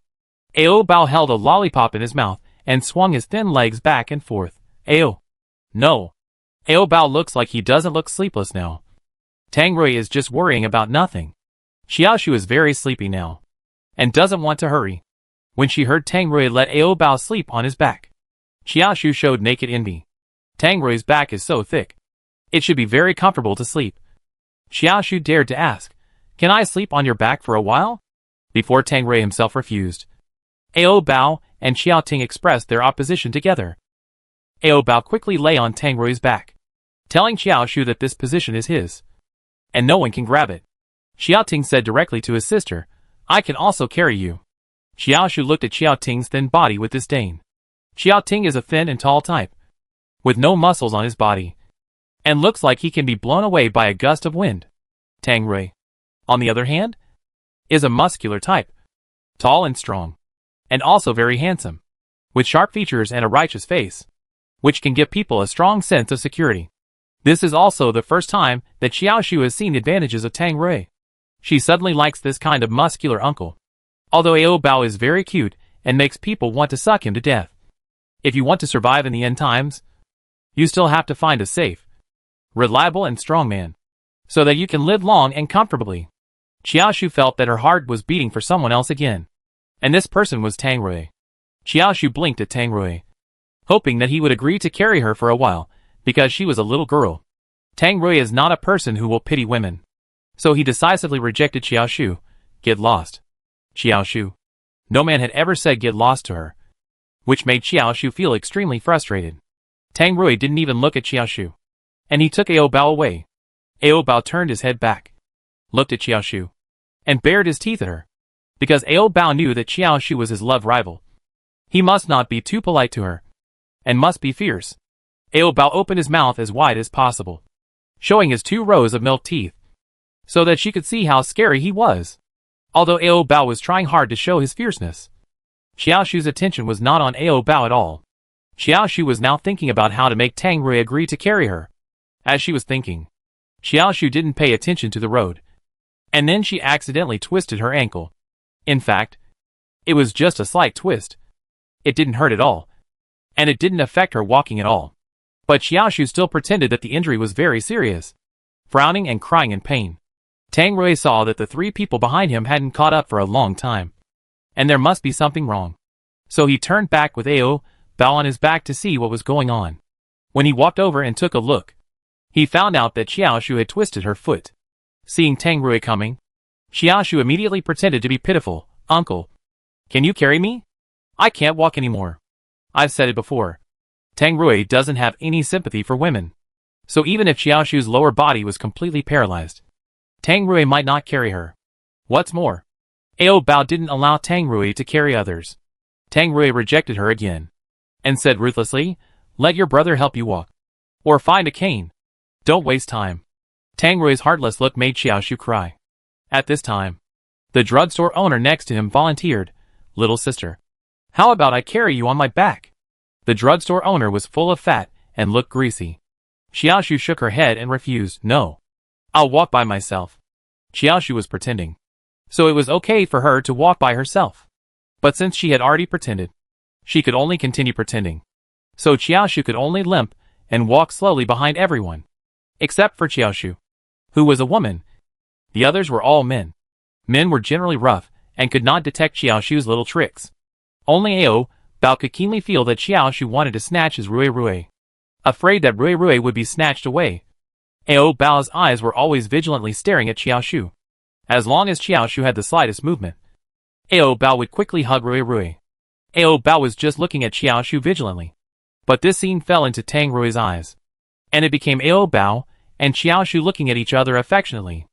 Bao actually dared to flirt with other women in front of him. Tang Rui stopped immediately and punished Bao. Tang Rui's way of punishing Bao was nothing more than spanking and biting lips.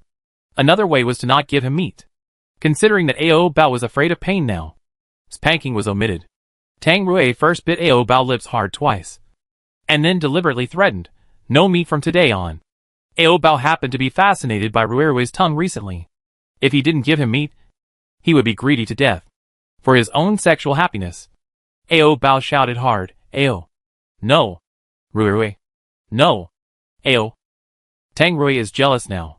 How can he not teach Bao a lesson? It's useless to shout. If there is no food, there is no food. Bao shook his head like a spoiled child. No. No. After shaking for a while, Bao almost fainted.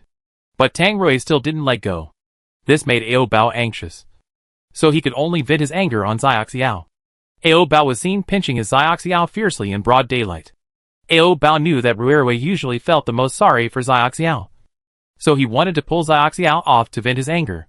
Watching Bao pinching his bird, Tang Rui, the three people behind him also said, Bao is a little mentally retarded. So it's not surprising that he would do this.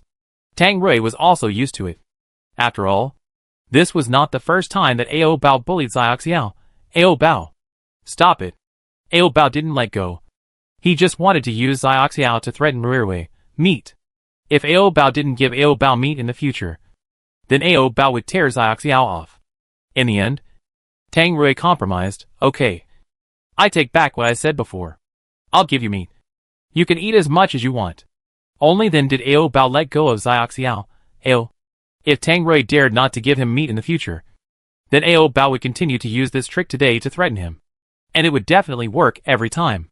After coaxing Bao, Tang Rui's jealousy suddenly faded a lot. Because the facts proved that Bao still liked to eat his meat. Tang Rui was fully confident that he could tie Bao tightly to his side. And he didn't think that a weak little girl like Xiaoshu could snatch Bao from him. Tang Rui smiled again. Bao, don't hurt Xiao next time. Seeing that Rui cared so much about Xiao and didn't allow him to bully Xiao, Bao felt unbalanced. So he pinched Xiao secretly when Tang Rui wasn't paying attention. As a result, Bao pinched himself and cried, screaming in pain. Tang Rui had never seen anyone as stupid as Bao. He had been told not to hurt himself, but he had to pinch again. Tang Rui helped Bao wipe his tears, and said with heartache and amusement, Bao, didn't I tell you to cherish Xiao? If you continue to bully it like this, what if it really falls off one day? What? Bao was so painful that he couldn't speak. And for Bao, it would be better if Xiao fell off, so that no one would compete for his favor. The three people behind him found the interaction between Tang Rui and Ao Bao very interesting. Especially Xiaoshu. She envied that Tang Rui and Ao Bao liked each other. Xiaoshu didn't want to get involved in their relationship. She just wanted Tang Rui to protect her in the end times. And then Ao Bao would be her little male pet. Xiao Ting would be responsible for warming her bed, washing clothes and cooking. And as for the drugstore owner, he could be raised as a dog. In other words, all she wanted was a bodyguard, a male pet, a servant and a dog. Xiaoshu wanted too much, which led to her not being able to keep anyone in the end. Xiao Ting had seen through his sister's nature, so he gradually faced up to this brother-sister relationship. Perhaps this relationship was wrong from the beginning. After thinking it through, Xiao Ting proposed to Xiaoshu that night that he wanted to be a simple brother and sister. Seeing that her brother really wanted to break up that abnormal relationship with her, Xiaoshu began to worry and began to keep him. Brother, don't abandon me. I only have you now. Ao Bao and Tang Rui watched this breakup drama silently while eating. Tang Rui suddenly worried that Ao Bao would learn bad things from them. So he covered Ao Bao's eyes to prevent him from watching the breakup drama. It suddenly became dark in front of his eyes, and Ao Bao thought he was blind. It took him a while to realize that it was Rui who covered his eyes. Ao Bao grabbed a big hand on his eyes, and wanted Rui to take his hand away. He wanted to watch the show. Seeing that Ao Bao wanted to watch, Tang Rui had to take his hand away. After taking it away, he did not forget to remind him, Ao Bao, they are breaking up. Don't learn from them. Ao Bao leaned on Tang Rui's arms and rubbed twice, like a spoiled child. Ao Bao would not learn to break up from them, because he wanted to be with Rui forever. The breakup scene of the twins Xiaoshu and Xiao Ting shocked the silent drugstore owner next to them. The drugstore owner leaned towards Tang Rui and asked in a gossipy voice, what is their relationship? Are they siblings or lovers? Tang Rui replied, they are siblings and lovers. It's not really true that they are lovers. The main reason is that they are still young and ignorant, and they don't understand the true meaning of love. So they mistake the family affection of being together day and night for love. The drugstore owner couldn't help but sigh, this world is crazy. At first, Tang Rui was as shocked as the drugstore owner. But thinking about how difficult it is to survive in the end times, human morality and ethics can be completely thrown aside. It's good to be alive. Xiao Ting was determined to cut off this deformed love. No matter how Xiaoshu cried and made a fuss, it was useless. Xiaoshu was tired of crying and collapsed on the ground. No one went up to comfort her. Only the drugstore owner walked over and handed her a piece of paper. However, Xiaoshu didn't like the drugstore owner's wretched and greasy look, so she threw the paper in his hand to the ground. The drugstore owner picked up the paper distressfully and said, why throw it away? You'll need it to wipe your butt later. Xiaoshu cried and roared at the drugstore owner, get lost. After that, no one cared about Xiaoshu anymore, and she was left there to make a scene and shout. Seeing her crying so hard, Ao Bao took a lollipop from his little bear backpack and handed it to her, trying to comfort her. But Tang Rui pulled Ao Bao back and didn't allow him to get close to the girl. Ao Bao, keep the candy for yourself. Ao Bao pointed at Xiaoshu, and then said to Rui, Ao, cry. Tang Rui hugged Ao Bao's waist and nodded, well, she's crying. Don't care about her. After a while, Xiaoshu was tired of crying and was too lazy to cry anymore. After Xiaoshu stopped crying, Tang Rui said to her, stop making trouble. Save your energy. We still have a long way to go tomorrow. Xiaoshu seemed to slowly accept the reality and nodded with tears in her eyes. Once she calmed down, everyone was at peace. It didn't rain at night, so they set up camp directly on the grass by the roadside and made a fire. Tang Rui took out a small iron pot and put it on the fire to cook some soup for Ao Bao. The three people next to him drooled at the soup in the pot. After escaping from the safe zone, they hadn't eaten a hot bite, so they were more or less greedy. But they didn't cook much, only enough for Ao Bao to drink. Tang Rui himself couldn't eat it, let alone the others. The pharmacy owner was quite shameless, so he asked Tang Rui, can I have a sip? Tang Rui directly replied, this is human flesh soup. As soon as he said this, the pharmacy owner immediately retracted his neck and showed horror. Why did you give him human flesh soup? Ao Bao is a zombie, and it is not strange to drink human flesh soup. But the pharmacy owner didn't know that Ao Bao was a zombie, and Tang Rui didn't explain much. Just asked, there are so many cannibals in the safe zone. Is this strange? The pharmacy owner thought it over. After all, there are so many cannibals. So he came over again and said in a pleading tone, "Give me a sip." From horror to misunderstanding, and then to the final acceptance. The pharmacy owner completed this mental journey in just 1 minute, and he can be regarded as a powerful and ruthless character. After hearing the conversation between Tang Rui and the pharmacy owner, Xiaoshu next to him vomited directly. Since she didn't eat much, she couldn't vomit anything, so Xiaoshu could only dry heave. Xiaoshu retched and questioned Tang Rui, "Why did you feed Ao Bao human flesh? There are other foods. Where did you get this human flesh?" Tang Rui replied to Xiaoshu indifferently, "It's just ordinary beef jerky. It's the kind of beef jerky that comes in bags. It's very hard and hard to chew." So Tang Rui boiled it in a pot and made it into broth for Ao Bao to eat. The reason why Tang Rui lied to the drugstore owner and said it was human flesh was just to make him less greedy. But he didn't expect the drugstore owner to be so receptive. This drugstore owner is big and fat, and looks very honest.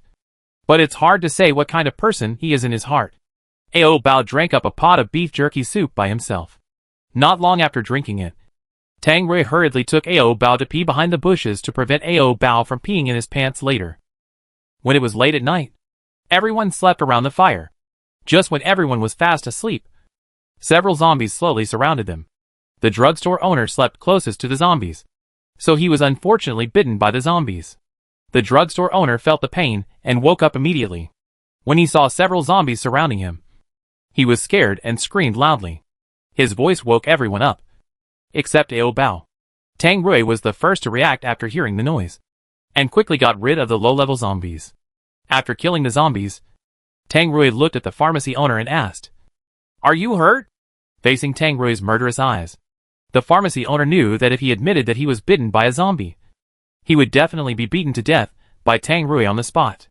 So the pharmacy owner quietly hid his bitten arm behind his back, then shook his head and said with a little guilt, "I'm fine. Luckily you dealt with them in time." Tang Rui wanted to ask him if he was really fine. But at this time, Ao Bao suddenly woke up, "Rui Rui." Hearing Ao Bao calling him, Tang Rui did not continue to ask the pharmacy owner, but went back to Ao Bao first. Tang Rui pulled the awakened Ao Bao into his arms and coaxed him, saying, "Ao Bao, it's okay. You can go back to sleep." Ao Bao looked around and saw that there was really nothing wrong, so he fell asleep again. After Ao Bao fell asleep, the pharmacy owner took the initiative to say, "It seems that this area is not safe. How about I keep watch? You guys go to sleep first." After walking for a day, Tang Rui was indeed tired. So he nodded and said, "If there is any unusual movement, wake me up immediately." The pharmacy owner agreed with a fake smile, "I know." After being bitten, the pharmacy owner's body began to twitch uncontrollably. Tang Rui also found that his body was shaking all the time. So he asked, "What's wrong with you?" The pharmacy owner replied naturally, "It's too cold at night. So cold that people shiver." Tang Rui kindly threw him a leather jacket to cover him. After Tang Rui and the others fell asleep, the pharmacy owner's whole face became hideous because of the distortion. The pharmacy owner knew that he was going to mutate. And at this time, he suddenly remembered that Tang Rui had said before that Ao Bao had antibodies to the zombie virus in his body. The pharmacy owner looked at the sleeping Ao Bao, and his eyes suddenly glowed. The drugstore owner quietly crawled to Ao Bao's side, because Ao Bao was curled up in Tang Rui's arms. He couldn't do anything, but he was about to mutate, so he didn't care about that. The drugstore owner opened his mouth and bit Ao Bao little butt. Ao Bao felt pain in his sleep and thought it was Ruirui biting his butt again. So he shouted in a half-awake state, "Ao Ruirui, it hurts." The drugstore owner wanted to suck Ao Bao blood, but it was impossible to suck blood through 2 layers of cloth. There was no blood. So the drugstore owner thought he didn't bite hard enough. So he kept trying. Ao Bao was already crying in pain. Woo! Tang Rui woke up after hearing the noise and saw the drugstore owner biting his own Ao Bao butt. Did he think he didn't exist? How dare he molest Ao Bao in front of him? Tang Rui punched the drugstore owner hard. The drugstore owner's head was smashed, and he died immediately. Ao Bao was still crying. Woo! Ruirui, it hurts. Tang Rui kicked the drugstore owner's body away and helped Ao Bao check if his butt was bitten. Luckily, the drugstore owner bit through a skirt and a pair of underwear, so Ao Bao felt pain. But his butt was not bitten. There were only a few teeth marks left. which would probably disappear soon. Tang Rui rubbed the bitten area for Ao Bao and comforted him softly. Be good. It doesn't hurt anymore. Rui, bite.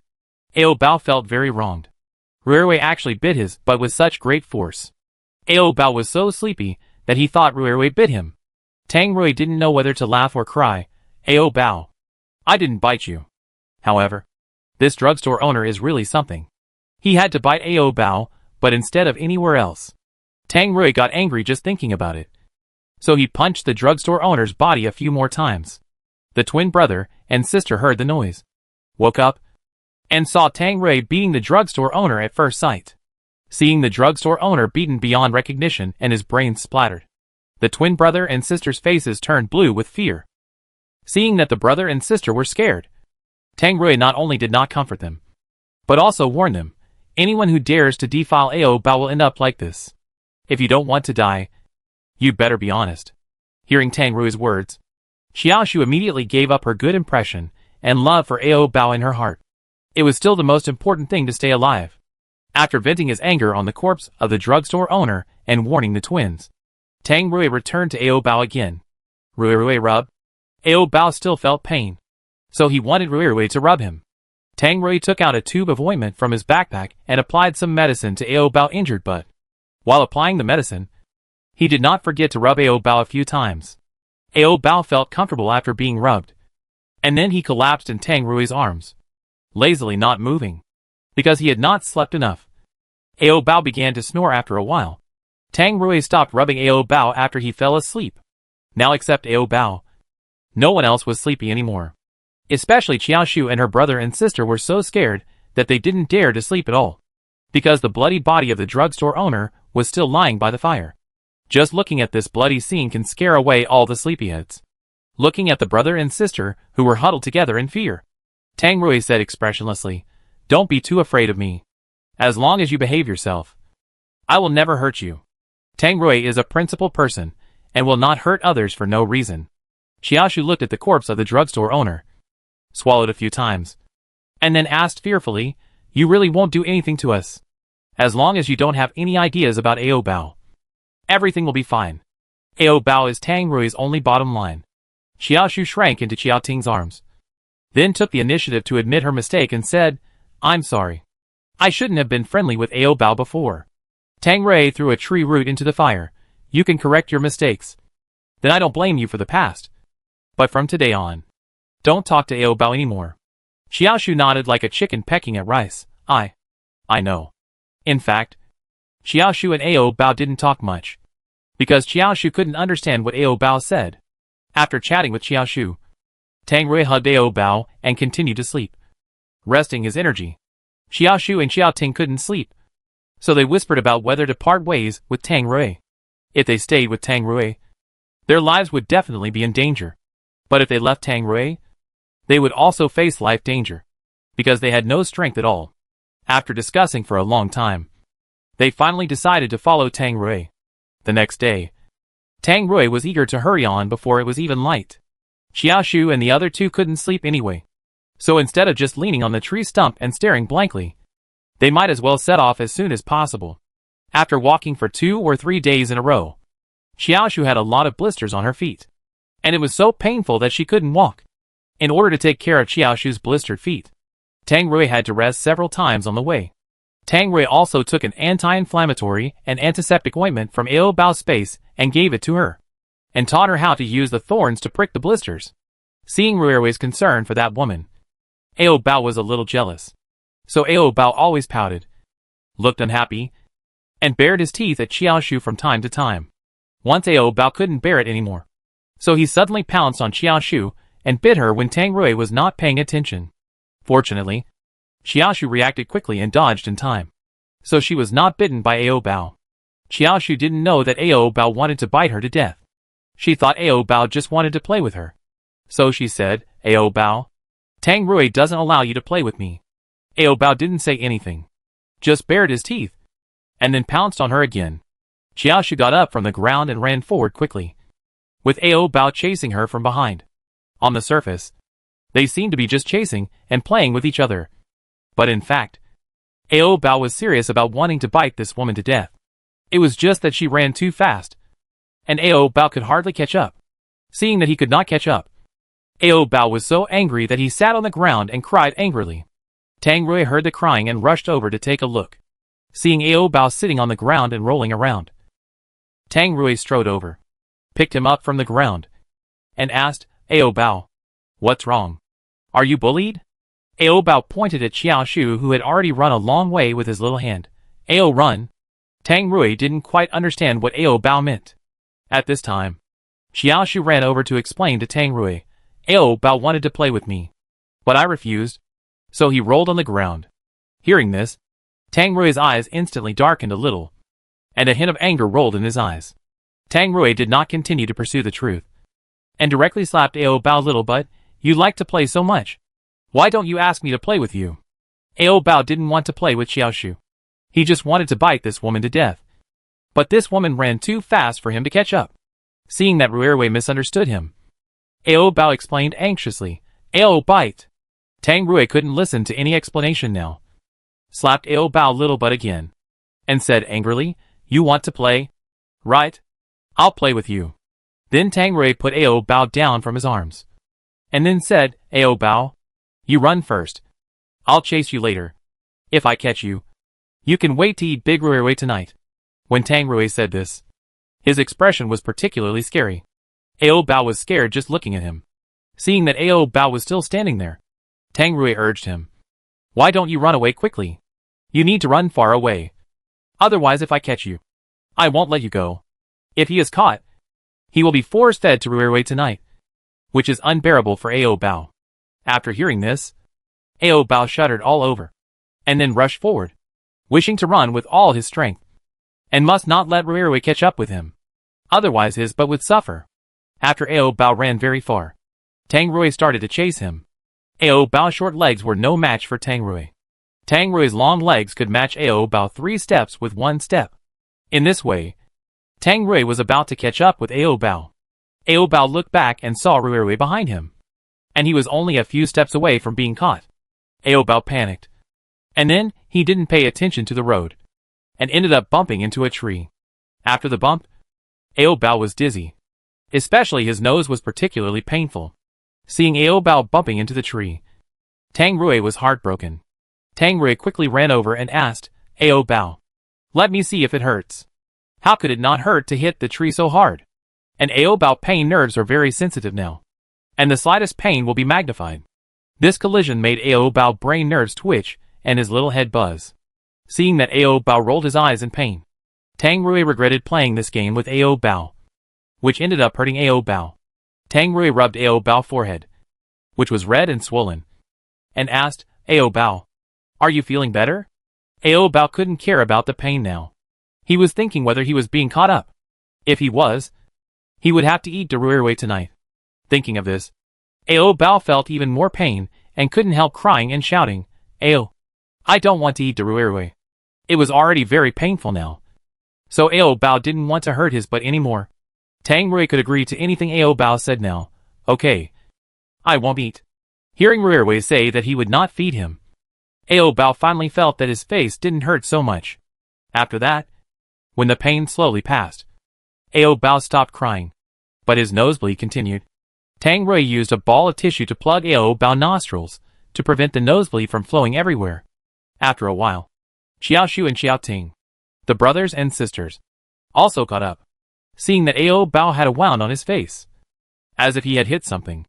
Xiao Shu wanted to speak to show concern for Ao Bao, but she suddenly remembered Tang Rui's warning last night, so she could only hold back the words that were on the tip of her tongue. Tang Rui rubbed Ao Bao and said, next time you run, remember to look at the road? Okay? Every time Ao Bao ran, he would fall. Either his knees or his palms would be rubbed, and he would bump into the wall when running at home before. He was really a little confused. He was almost caught up by Ruirui just now. In such an emergency, how could Ao Bao still have the mind to look at the road? Tang Rui looked at Ao Bao's red nose, smiled bitterly and said, why do you have to run so hard? Don't you want to be caught up by me? If he was caught up by Ruirui, he would have to eat Ruirui. So of course Ao Bao ran hard. What's wrong with eating the Ruirui? Didn't you like it very much before? Tang Rui remembered that in the past, Ao Bao always took the initiative to stick his butt up and wait for feeding. But now, he has become so scared. It's okay if he doesn't take the initiative. But Ao Bao always tries to hide. Ao Bao doesn't like to eat big meat now. Only small meat. And there is another reason that it hurts. Tang Rui knew that Ao Bao was afraid of pain. But this kind of thing can be avoided on the first day. But not on the 15th, Ao Bao. You will have to adapt slowly in the future. Even if it hurts. You have to bear it little by little. Ao Bao shook his head vigorously. Ao, I don't want to eat the Rui. I'll let you go tonight. But I'm not sure about tomorrow. Tang Rui spared Ao Bao today because he was hit so badly. But he can't escape so easily next time. The conversation between Tang Rui and Ao Bao made the Chiao brothers and sisters next to him blush. After all, they are not kindergarten children anymore. So they understand what the Rui is as soon as they hear it. I just didn't expect Tang Rui and Ao Bao to talk about this so openly. They should at least avoid the two outsiders. Xiao Shu and Xiao Ting turned their faces away uncomfortably, looking at the scenery or something to divert their attention. Although Xiao Shu and Xiao Ting often took a bath together and kissed occasionally, they actually didn't do it to the last step, which means that there was no substantial relationship between them. After hearing the explicit conversation between Tang Rui and Ao Bao, Xiao Shu and Xiao Ting's desire buried deep in their hearts was aroused. But this desire was just a little bit of a sign, and would not expand immediately. In order to win Rui's sympathy, Ao Bao pretended to be in pain and pitiful, and occasionally groaned, Ao. Seeing that Ao Bao was always screaming, Tang Rui stuffed a lollipop into his mouth. After a candy was stuffed into his mouth, Ao Bao stopped crying and licked the lollipop attentively. It seems that the lollipop is more effective than the painkiller. After comforting Ao Bao, Tang Rui turned his head and looked at the two people standing next to him and said, It's getting dark soon. Pick up some firewood to make a fire. Xiao Shu and Xiao Ting nodded, and then did what Tang Rui said. Tang Rui took advantage of the time when the two light bulbs went to pick up firewood to eat Ao Bao tender tofu. Tang Rui sucked on Ao Bao chubby cheeks again and again, wishing to suck all the flesh on Ao Bao face into his stomach. Now Ao Bao can feel pain. As long as Tang Rui sucks a little harder, Ao Bao can feel it very painful. So Ao Bao frowned and his eyebrows were almost twisted together. Woo woo. Knowing that Ao Bao was in pain, Tang Rui stopped sucking and just put his lips next to Ao Bao earlobe and asked, Ao Bao, while they are not here, if you want anything, just ask as soon as possible. Ao Bao now just wants to quietly finish the lollipop in his hand. Seeing that Ao Bao didn't say anything, Tang Rui asked again, Don't you really want to eat something else? Ao Bao turned his face to the side, indicating that he didn't want to listen to him at all. Tang Rui straightened Ao Bao's little face. Are you angry with me? Ah. Ao Bao just wanted to eat a piece of candy quietly. Tang Rui continued to tempt. Don't you want to eat a small piece of meat? Hearing the small piece of meat, Ao Bao was a little moved. Just when Ao Bao was about to agree to eat, Xiao Shu's scream came from not far away. Tang Rui quickly took Ao Bao to see the situation. When he rushed over, he saw Xiao Shu sitting on the ground. Tang Rui asked her, What happened? Xiao Shu pointed to the wound on her ankle and said, I was bitten by a snake. Tang Rui looked at her ankle and saw two small tooth holes on it. What did the snake that bit you look like? Xiao Shu trembled in fear and said, Black. Tang Rui asked again, Is there a pattern? Xiao Shu cried and shook her head. No pattern. By the way, will I die? Tang Rui said calmly. No. That snake is not poisonous. Generally, snakes with dull colors are not poisonous. So Xiao Shu is lucky. Xiao Shu breathed a sigh of relief. Then she reached out and grabbed Tang Rui's clothes and said pitifully, Uncle, can you pick me up? I'm so scared that my legs are weak. Seeing that Xiao Shu actually wanted Rui to hold her, Ao Bao immediately roared at her like a puppy. Ao ao ao. Tang Rui certainly didn't hold her. He just reached out and pulled her. Seeing Rui holding someone else's hand, Ao Bao remembered this hand, and he would never allow Rui to touch him with this hand again next time. After Xiao Shu stood up, because her legs were really weak from fear, she accidentally lost her balance and fell straight into Tang Rui's arms. In fact, Xiao Shu really didn't mean to seduce Tang Rui, but her series of actions made her look like she was deliberately seducing him. Tang Rui always looked like a stranger who didn't want to get close to him, and he pushed Xiao Shu away directly. not letting her stay in his arms for even a second. Although Tang Rui pushed away quickly, Ao Bao was still jealous. Now Ao Bao felt very uncomfortable. He felt that his Ruerui was about to be snatched away. Xiaoshu was bitten by a snake and limped when she walked. Tang Rui saw that she was having trouble walking, so he went to find a wooden stick for her to use as a crutch. Xiaoshu was touched by Tang Rui's heartwarming move. After returning to the camp, Xiaoshu suddenly took out a ball of yarn from her backpack and quietly knitted a puppet. Xiaoshu spent 2 or 3 hours knitting a man in military uniform. A closer look would reveal that the puppet looked a bit like Tang Rui. After knitting, Xiaoshu gave the newly made puppet to Tang Rui. Tang Rui wanted to refuse it, but seeing that the puppet looked a bit like himself, Tang Rui thought it was very novel. So he took it and looked at it carefully. It has to be said that Xiaoshu is really ingenious and is a first-class knitter. Tang Rui liked this little puppet very much. So he asked her, "Can you knit another puppet that looks like Ao Bao?" Xiaoshu agreed immediately. Sure. Xiaoshu did not delay and started knitting immediately. In fact, she had long wanted to knit one in the image of Ao Bao, because Ao Bao image is very suitable for being made into a puppet. If it were before the end of the world, the puppet based on Ao Bao would definitely be sold out. Tang Rui took the puppet that looked like herself to Ao Bao and asked with a smile, "Ao Bao, do you like it?" Ruerui actually accepted something from another woman. Ao Bao was very angry and wanted to throw the puppet on the ground and step on it. But the puppet looked very much like Ruerui, so Ao Bao was reluctant to dirty it. In the end, Ao Bao could only play with the puppet with mixed feelings. Xiaoshu sat by the fire and knitted a puppet that looked like Ao Bao in the light of the fire. Tang Rui particularly liked this little Ao Bao doll, and he put it in the small pocket on his chest with great care. Ao Bao felt even more complicated when he saw Ruerui liked the things knitted by that woman so much. Ao Bao knew that Ruerui must have fallen in love with this woman. In other words, Ruerui's meat no longer belonged to him alone. When he thought that Ruerui would give big Ruerui to that woman to eat, Ao Bao's nose was sore and tears were about to flow out. But Ao Bao still held back, did not cry out loud, and did not shed tears. What Ao Bao was most worried about now was what he would do if Ruerui no longer fed big Ruerui to him in the future. If it was not meat, it would rot little by little. So Ao Bao could only find a way to find meat to eat. After thinking about this, Ao Bao looked at Xiao Ting. Compared with Tang Rui, Xiao Ting was much thinner. Because Xiao Ting was a skinny handsome guy, he looked okay, but he had less meat. Ao Bao thought that Xiao Ting's meat was all bones, and it would be very painful to chew it. So he gave up the idea of eating Xiao Ting. Ao Bao set his eyes on Xiaoshu again. Xiaoshu had a little bit of meat on her body, but she was now the woman that Ruerui liked. If Ao Bao ate her, Ruerui would definitely punch his little head crooked. Now there were only 2 humans to choose from, Xiaoshu and Xiao Ting, and one of them was not tasty, and the other could not be eaten. So Ao Bao could only choose to starve temporarily, and see if he could meet other humans tomorrow. Preferably one with more meat. Ao Bao was blessed by the goddess of luck. The next day, he really met a human who was full of fat and looked very tempting. Ao Bao couldn't control his saliva. The fat man drove out of the safe zone. He ran out of gas halfway through the drive and stopped on the road. He was injured and looked very weak. When the fat man saw Tang Rui and his group, he hurried over to ask for food, seeing that the fat man was really pitiful.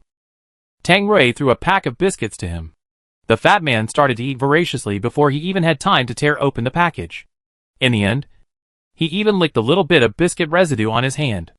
The fat man was not full yet, so he asked Tang Rui for more. Tang Rui was not a saint, and he wanted to save the food for Ao Bao. So he coldly rejected the fat man.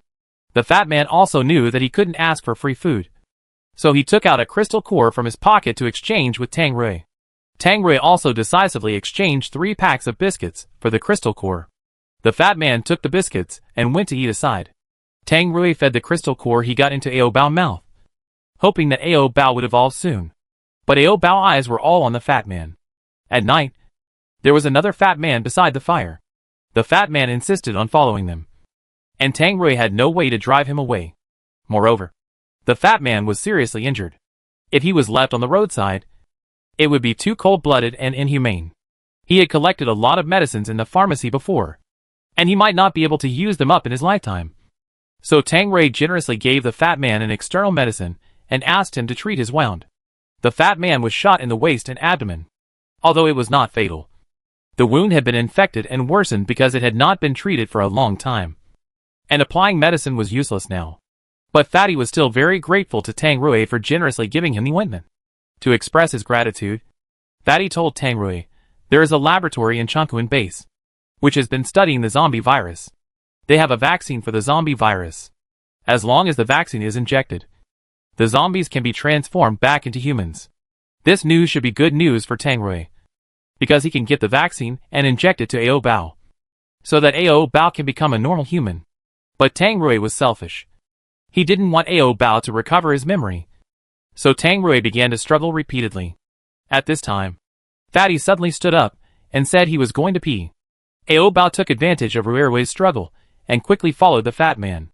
Ao Bao followed the fat man to the back of a bush. Just when Ao Bao was about to pounce and bite, Fatty fell down and died. Because Fatty had been shot for a long time and couldn't hold on. This was a bargain for Ao Bao, who didn't have to kill people himself. And the people died automatically. Ao Bao ran over happily and tore the fat man's meat to eat. The fat man had too much meat, and Ao Bao couldn't finish it in a short time. So he had to save the remaining meat for the next meal. After all, Rui's meat belonged to that woman.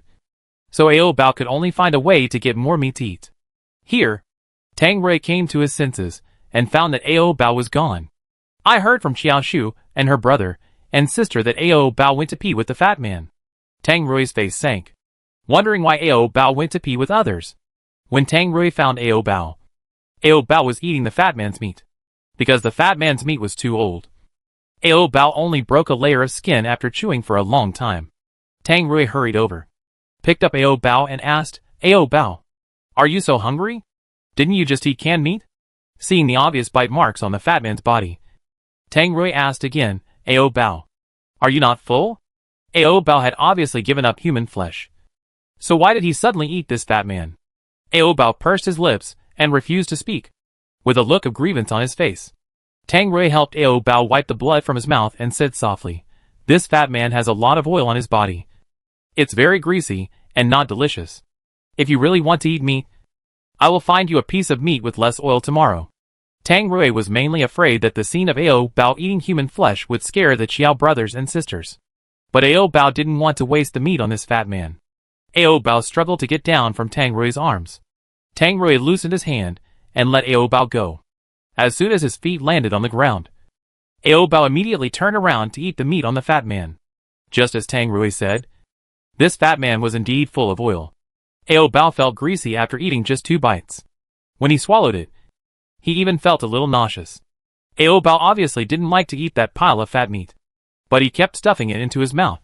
Tang Rui saw that Ao Bao was about to vomit, so he stepped forward to stop him again. Ao Bao, this meat is not delicious.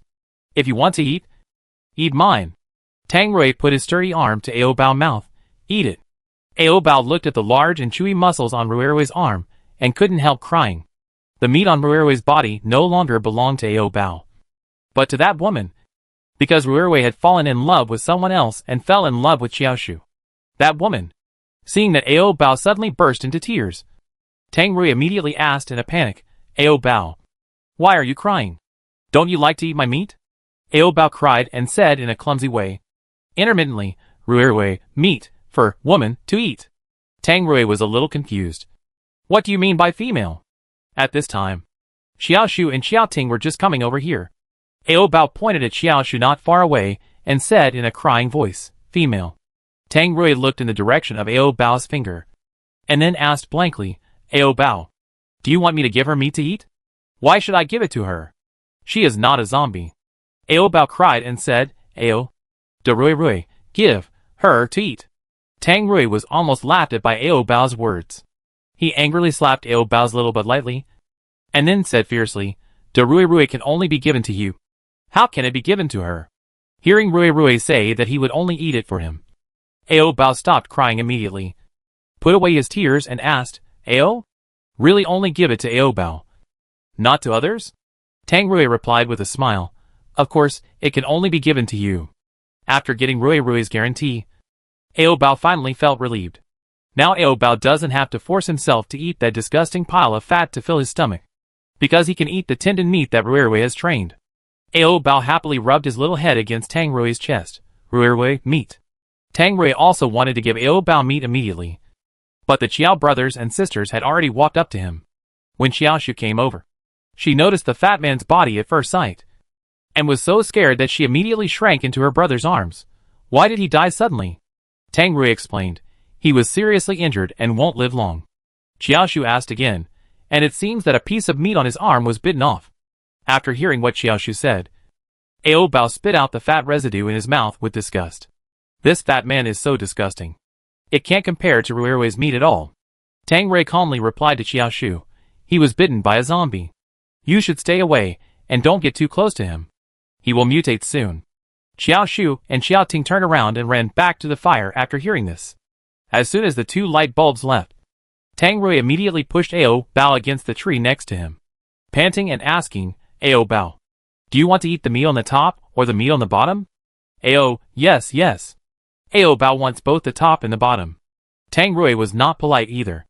After aiming at Ao Bao's lips, he kissed him fiercely. After a while, their lips and tongues were entangled together. Inseparable. Ao Bao liked the taste of meat in Ruirui's mouth very much, so he often took the initiative to stretch out his tongue to taste it. Tang Rui also liked the sweet taste in Ao Bao's mouth, and wished he could suck all the sweetness dry. Just as they were kissing hard, the fat man lying on the ground moved. After about a minute, the fat man slowly climbed up from the ground. Because Ao Bao bit the fat man several times, the fat man has now mutated into a zombie. Tang Rui was immersed in Ao Bao's soft lips, and didn't notice that a zombie had awakened behind him. So Tang Rui was unfortunately attacked by the fat zombie. Tang Rui was bitten on the back of his neck by the zombie. Tang Rui, who didn't feel any pain, didn't feel any discomfort. He directly backhanded and kicked the 300-pound fat man 10 meters away. When he was concentrating on kissing, he was interrupted. Tang Rui was in a bad mood. He went up and punched the fat man a few more times before he let out his anger. After getting rid of the fat man, Tang Rui returned to Ao Bao and kissed Ao Bao against the tree again. Just when things were about to go on like this, it suddenly started to rain. And it was acid rain. So we had to find a place to hide as soon as possible. As soon as the acid rain started, the Chiao brothers and sisters ran over to find Tang Rui and asked, It's raining. What should we do? There are no caves or houses nearby. Only trees. So it's a bit difficult to find a place to hide from the rain. Even Tang Rui, who has always been calm, couldn't help but frown at this moment. Hide under the tree for a while. Xiaoshu picked a leaf and put it on her head and asked, Will you be struck by lightning if you hide under the tree? If you are really struck by lightning, you may be able to activate a lightning ability. Tang Rui said casually, I don't know. It depends on luck. There is no other way at the moment. You can only hide under the tree. Xiaoshu and Xiaoting hugged each other. Ao Bao curled up in Tang Rui's arms. Because Tang Rui's body was strong and huge, he could help Ao Bao block all the rain. So Ao Bao didn't get wet. Xiaoshu and Xiaoting were in a worse situation. They were all wet. But fortunately the acid rain was not concentrated. So it was only a little rain, which would not damage their skin. Just as they were hiding under the tree, a few zombies came slowly from a distance. As soon as they saw the zombies, Xiaoshu and Xiaoting immediately hid behind Tang Rui. Now there was both acid rain and zombies. The situation could be said to be terrible. Tang Rui put Ao Bao down from his arms. Ao Bao, you stay out of the rain. Don't get wet. I'll go and deal with those zombies. Ao Bao grabbed Tang Rui's sleeve tightly, not allowing him to go. Ao Bao was worried that the acid rain would corrode Tang Rui's skin. Those zombies were rushing towards them, and Tang Rui couldn't just ignore it. Ao Bao, I'm fine. Don't worry. Tang Rui pulled his sleeve out of Ao Bao's hand, then rushed into the rain to fight those zombies. After fighting for a while, he had to stop fighting because the acid rain got into his eyes. Tang Rui came back to Ao Bao in the rain in a somewhat embarrassed manner. Ao Bao, give me a bottle of water from your backpack. The corrosive acid rain got into his eyes, and Tang Rui's eyes felt as if they were burned. Ao Bao hurriedly took a bottle of mineral water from his backpack and handed it to Ruirui. Tang Rui quickly poured the water on his eyes and washed them well. After washing with clean water, Tang Rui's eyes felt a little better, but his vision seemed to have declined. His eyes seemed to be covered with a layer of white fog, and he couldn't see things as clearly as before. Tang Rui rubbed his eyes vigorously, trying to rub off the white mist on his eyes, but it was completely useless. After rubbing, his vision was not clear. Ao Bao asked with concern, Rui. Ao. In order not to worry Ao Bao, Tang Rui pretended to be calm and said, I'm fine. Don't worry. Just when Tang Rui was washing his eyes, the zombies rushed over. Xiao Shu and Xiao Ting were so scared that they climbed up the tree directly. Tang Rui's vision was very blurry now, and he could only vaguely see the shadows of the zombies. Tang Rui hit those shadows. Because of the poor vision, Tang Rui took a lot of effort to clear these zombies. After the zombies were solved, the acid rain stopped. It seemed that the difficulties had been overcome. Xiao Shu and Xiao Ting smiled at each other. They could still laugh. But Tang Rui couldn't laugh at all, because his vision was not clear. Although he was not completely blind, this blurred vision would greatly affect future battles. In order not to worry Ao Bao, Tang Rui said nothing, but worried silently in his heart about what to do in the future. Ao Bao sat on Tang Rui's legs, seeing Rui in a daze. Ao Bao waved his little hand in front of his eyes and called him, Rui. Tang Rui came back to his senses, sucked on Ao Bao's little mouth and asked, What's wrong? Ao Bao saw Rui in a daze, so he called him. Tang Rui gently stroked the back of Ao Bao's head and asked, Do you want to sleep for a while? It will be dawn soon. After working all night, Ao Bao was already sleepy. Before going to bed, Ao Bao didn't forget to wet his pants. Seeing that Ao Bao's pants were soaked, Tang Rui wanted to take a clean pair of underwear and skirt from his backpack for Ao Bao to change, because his eyesight was a little bad. Tang Rui mistakenly put his black boxer shorts on Ao Bao as a skirt.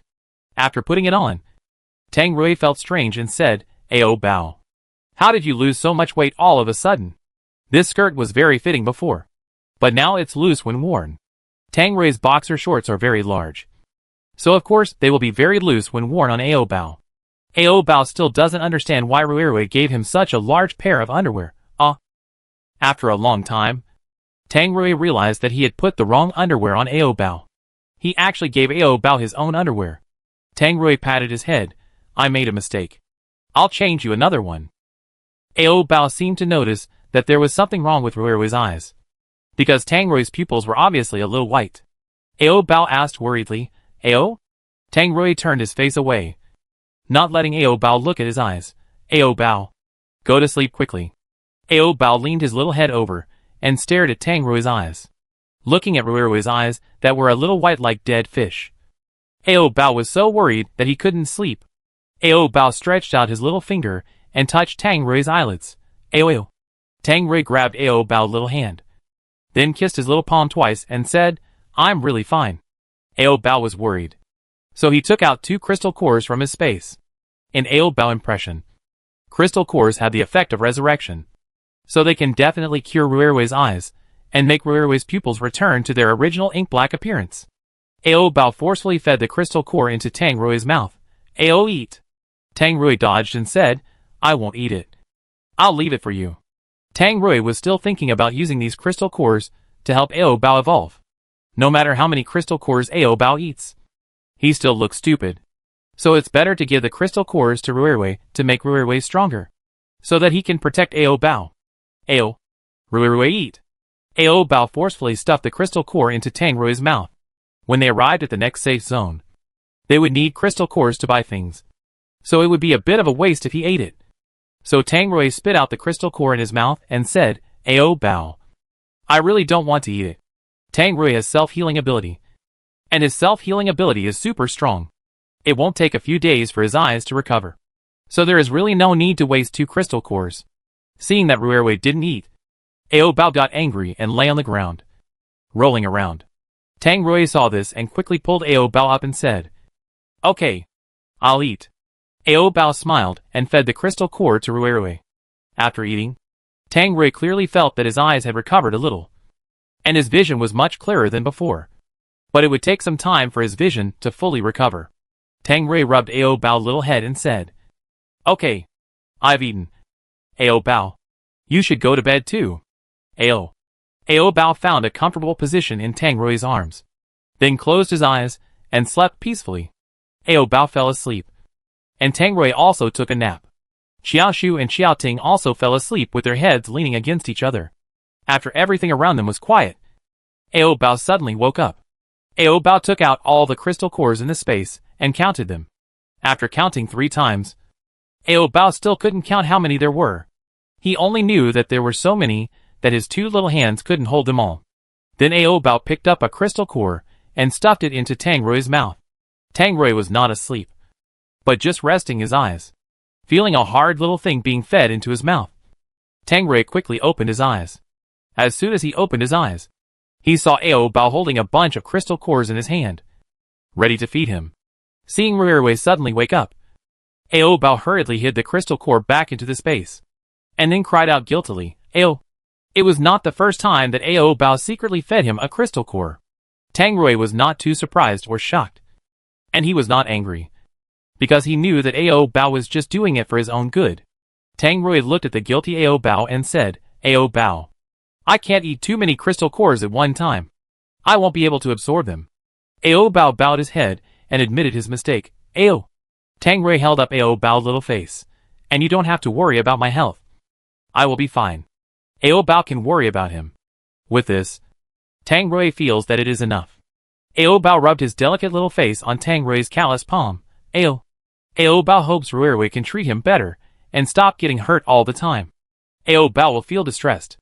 And if Rui dies, what will Ao Bao do in the future? Ao Bao only has Rui. Without Rui, Ao Bao can't live. Ao Bao choked up uncomfortably. Woo! Rui. Tang Rui held Ao Bao on his lap and asked, Why are you crying? I'm fine. Is it anything wrong? Rui only thought about Ao Bao and everything, never about himself. So Ao Bao cried out of pain. Woo! Tang Rui used his sleeve to wipe Ao Bao's tears. Don't cry anymore.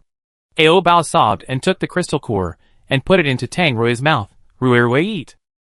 Seeing Ao Bao crying and begging, Tang Rui reluctantly ate another one. But Ao Bao couldn't just feed him one. As soon as he ate one, Ao Bao took another one and fed it to Tang Rui, forcing Tang Rui to eat. Ao eat. Tang Rui smiled helplessly and said, Ao Bao really can't eat anymore. I will feel uncomfortable if I eat more. Hearing this, Ao Bao stopped feeding him.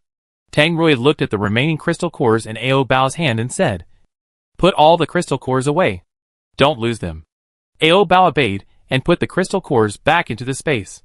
Afterwards, Tang Rui lowered his head, bit Ao Bao's little mouth, and said softly, As long as you worry about me, it's enough for me. In the end of the world, Tang Rui didn't have any pursuits.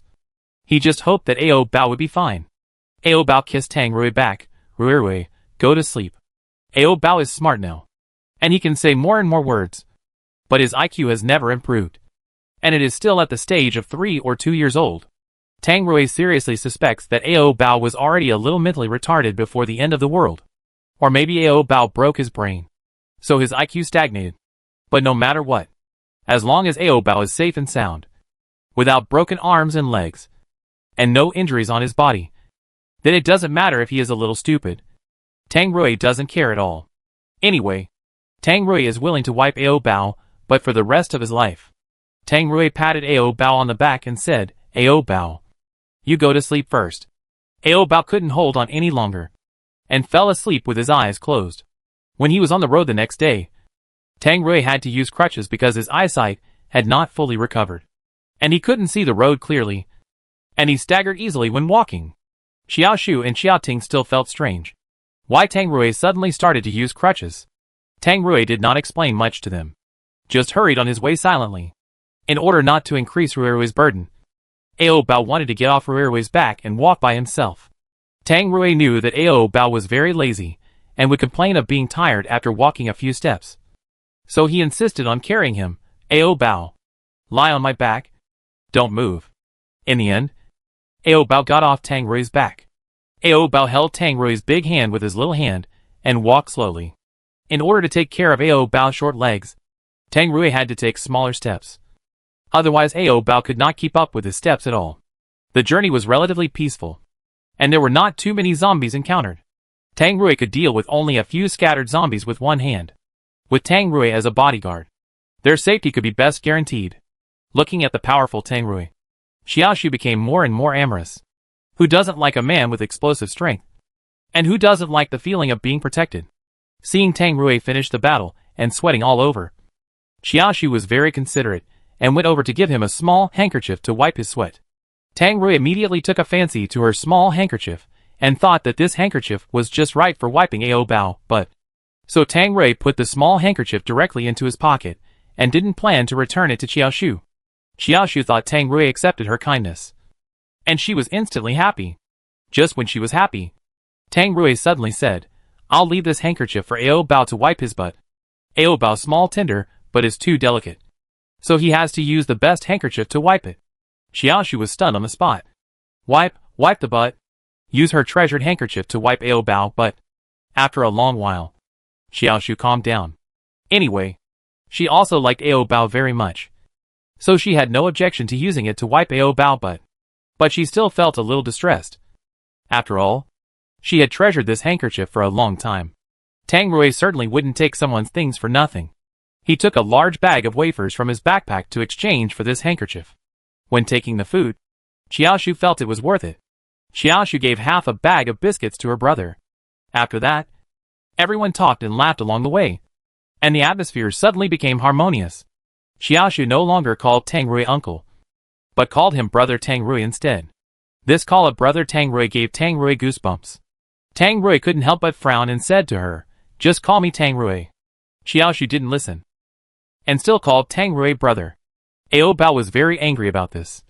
So he imitated Xiaoshu and changed his words to call Tang Rui brother. Ao, brother. Now it was Tang Rui's turn to get angry. And he slapped Ao Bao little but hard. "Who is your brother? Call me husband if you want to." The meanings of the two titles of brother and husband are completely different. But Ao Bao didn't like to call him husband. So he liked to follow Xiaoshu and call him brother Rui. Of course, Tang Rui didn't like to hear Ao Bao calling him brother Rui. After all, their relationship was so close that they had to call each other husband. If Ao Bao called him brother, then others would think they were brothers. Tang Rui patiently helped Ao Bao correct again and again. "Ao Bao, be good. Listen. Call me husband." Ao Bao seemed to be deliberately irritating him. So he stopped calling me husband. "Ao, brother Rui, Tang Rui." He really wanted to strip Ao Bao naked right here and there, and teach him a profound lesson. Ao Bao was addicted to calling him, and kept calling him brother Rui. Although there was nothing wrong with calling him brother Rui. Tang Rui just didn't like hearing Ao Bao calling him brother. But Ao Bao was just in a momentary mood. So he called him brother a few times. Ao Bao's favorite name was still Rui, because Rui was easier to call. Tang Rui always hoped that Ao Bao could call him husband. So he took time to come in the evening and taught Ao Bao to call him husband properly. Tang Rui first aroused Ao Bao's desire to eat meat. But after arousing it, he didn't give Ao Bao meat. Ao Bao was forced to twist and turn on him.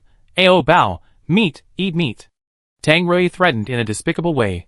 "Ao Bao, call me husband and I will give you meat to eat." Ao Bao obeyed this time and shouted obediently, "Ao Bao, husband." Ao Bao was also forced into a corner. So he shouted several times in a row, "Ao, husband, husband." Ao Bao could only call husband obediently in front of meat. And he basically didn't call husband at other times. Tang Rui originally thought that Ao Bao would not say the word husband. But it turned out that Ao Bao just didn't want to call him. Tang Rui suddenly regretted and said, "You can't eat meat even if you call me husband." Rui actually deceived the innocent little Ao Bao, which was too much. Ao Bao showed his little claws angrily and scratched Tang Rui's face. Ao. Tang Rui didn't dodge or evade and let Ao Bao scratch as much as he wanted, because he was thick-skinned and not afraid of scratching at all. Ao Bao's fingernails were all cut, so he scratched for a long time without even scratching a layer of skin. Of course, Ao Bao didn't want to really scratch Rui's face. He just wanted to express his anger. Seeing that Ao Bao was angry, Tang Rui smiled happily. Then Tang Rui aimed at Ao Bao's delicate lips and suddenly kissed him, feeling Rui's tongue reaching into his mouth. Ao Bao was stunned for half a second, then slowly immersed in this kiss.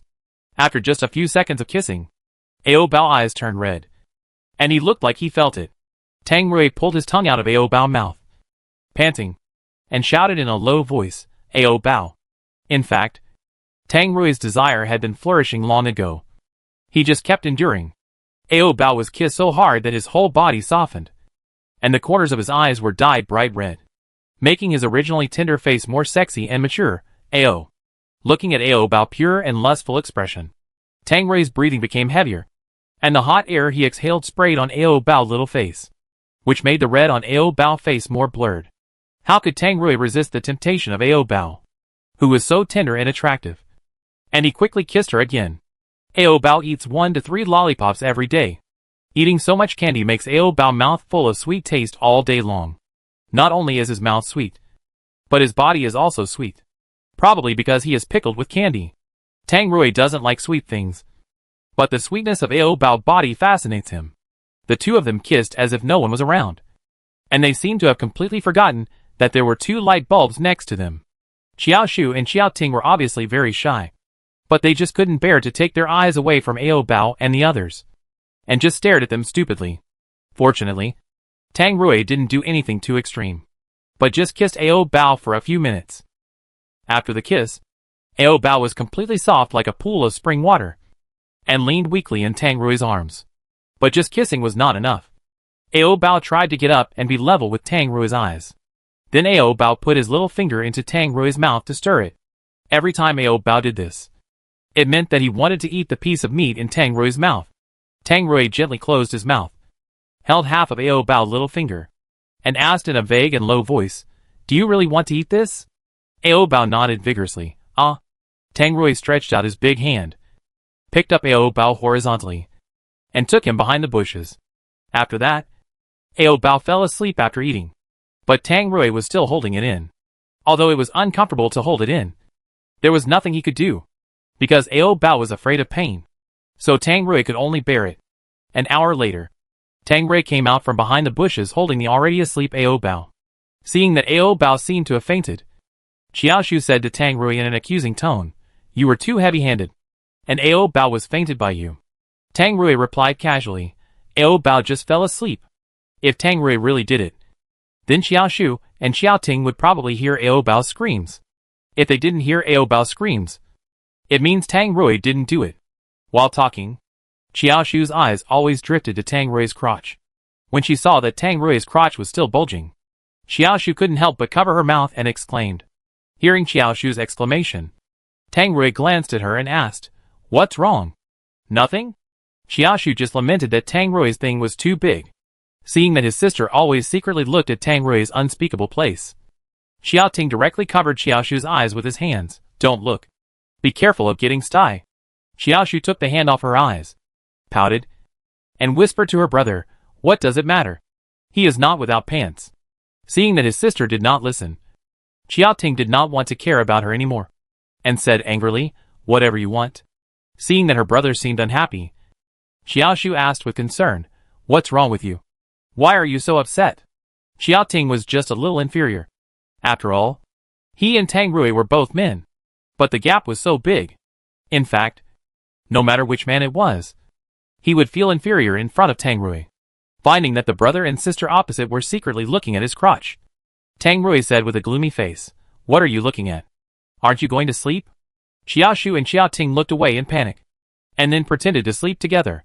After that, Xiao Ting could not help but compare his own with Tang Rui's. It would be better if he didn't compare, but the more he compared, the more inferior he felt, because even when Tang Rui was not hard, his size was very impressive, and that heavy lump was really incomparable. In front of Tang Rui, Xiao Ting was so inferior that he couldn't even straighten his waist. Xiao Ting lost to Tang Rui not only in size, but also in the courage of a man. Every time he encountered zombies, Tang Rui took action to deal with them, and Xiao Ting always hid behind with his sister. He really didn't want to be a man at all. And even Ao Bao, who only knew how to eat and sleep, dared to fight the zombies. When Tang Rui couldn't beat him, Ao Bao would take a small branch to fight with the zombies. In this comparison, Xiao Ting couldn't even beat Ao Bao, who looked very mentally retarded. Xiao Ting gradually felt burdened and frustrated, and felt that he was useless. In order not to make himself look too timid and cowardly, when he encountered zombies, Xiao Ting also picked up a thicker wooden stick like Ao Bao and fought with the zombies. But Xiao Ting didn't fight desperately, but sent himself to death. Seeing Xiao Ting running over to die, Tang Rui shouted at him, "Why did you bring Ao Bao here? Hurry up and take Ao Bao away. When Tang Rui said that, Ao Bao was holding a small branch and hitting the zombies. Although Ao Bao is also a zombie, this group of low-level zombies has mutated twice, and they sometimes bite their own kind. So Ao Bao is in danger now.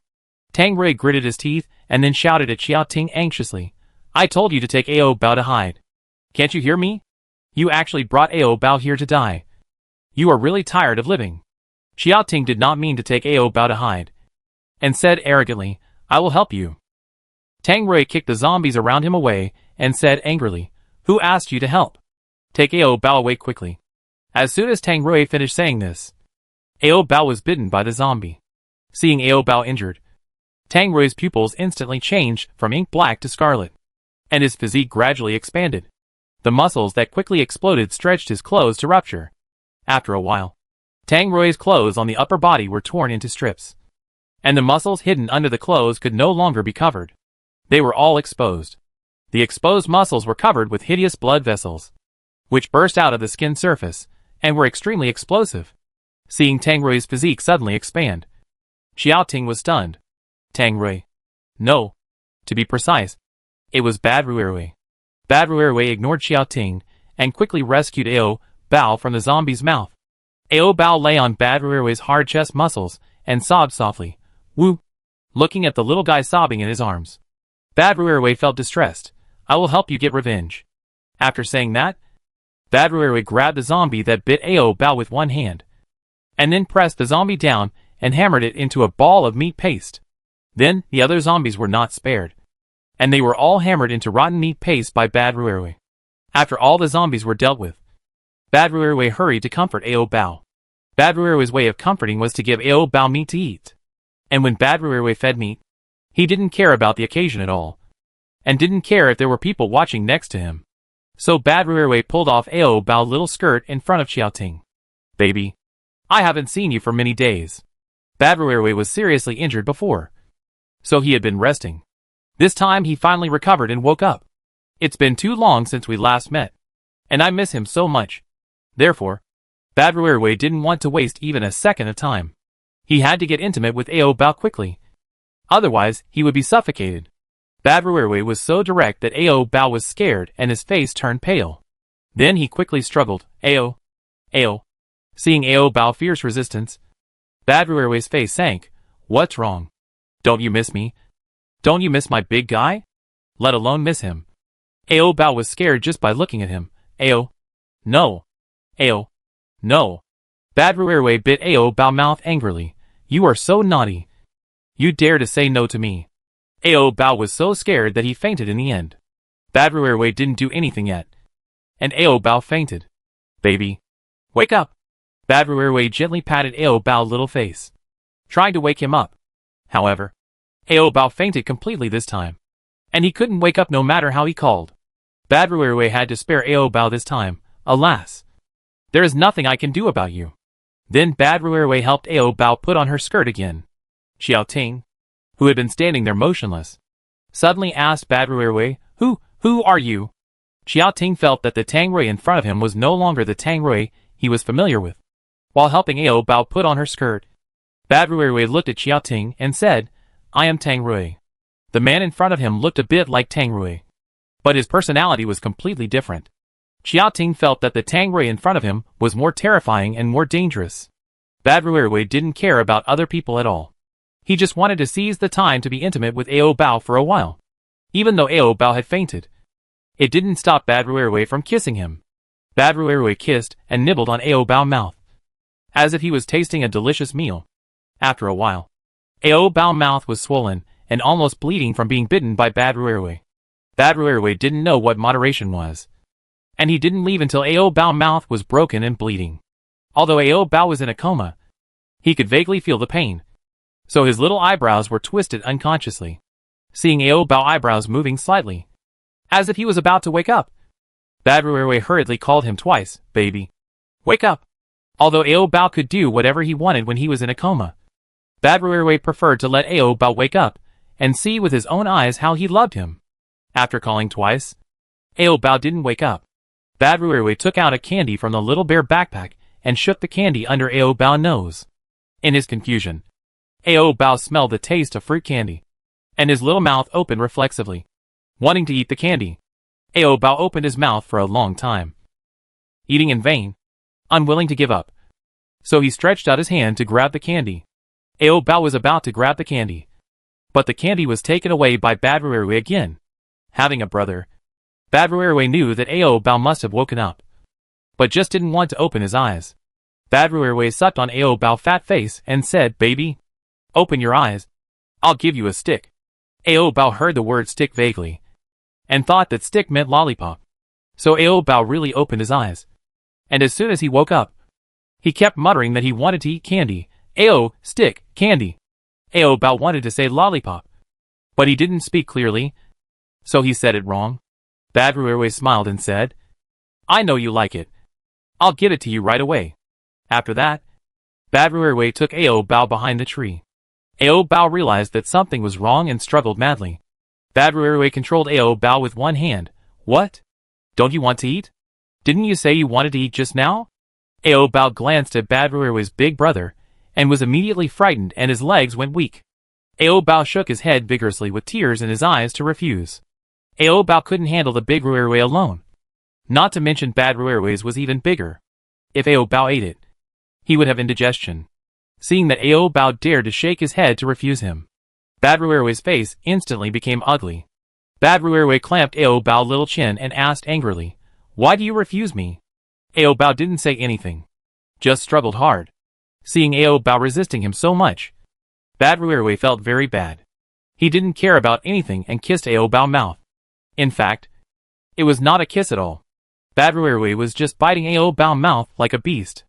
Ao Bao felt very painful, so he clenched his fist and hit Badruerwe. But Ao Bao's strength was useless. Just when Ao Bao was at a loss, Xiaoting came to rescue him. Xiaoting knew that he was fighting with Badruerwe, and he had no chance of winning. But seeing that Ao Bao was being bullied by Badruerwe, Xiaoting felt that as a man, he had to stand up and help. Xiaoting held a thick branch in his hand, took a defensive posture, looked at Badruerwe and asked, "Didn't you see that Ao Bao didn't want to? So please let him go." Badruerwe was already in a bad mood, and he met a provocateur. Badruerwe let go of Ao Bao's mouth, turned around and looked at Xiaoting, and said coldly, "Whether Ao Bao is willing or not, does it have anything to do with you? Get out of here. Don't force me to do it." Xiaoting swallowed his saliva twice, and then said nervously, "You are not Tangrui at all." Badruerwe was already a little impatient. "I am not." "Are you?"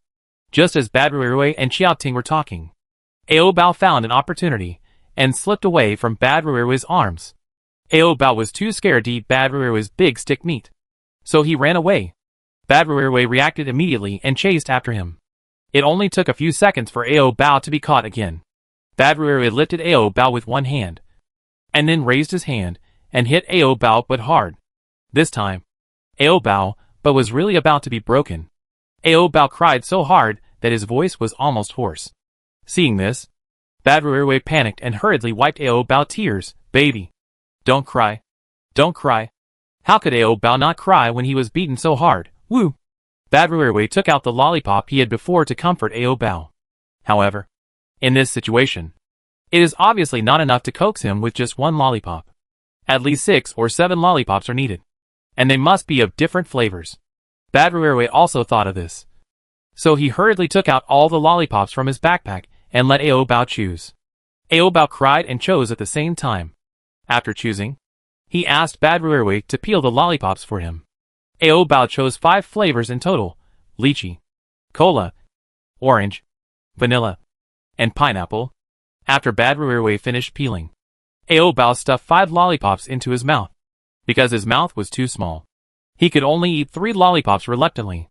Seeing Ao Bao holding 3 lollipops in one breath and stretching his mouth wide, Badruerwe's eyes began to darken involuntarily, as if he was blinded by desire. Ao Bao noticed that Badruerwe's eyes were a little strange, and his body began to tremble again. Badruerwe stretched out the dark tip of his tongue, licked his lips, and then said in a low voice, "Give me a taste." After that, Badruerwe opened his mouth and waited for feeding. Ao Bao took out the 3 lollipops in his mouth, and then obediently fed them to Badruerwe to taste. Bad Ruerwei shook his head and said, "This is not what I want to taste."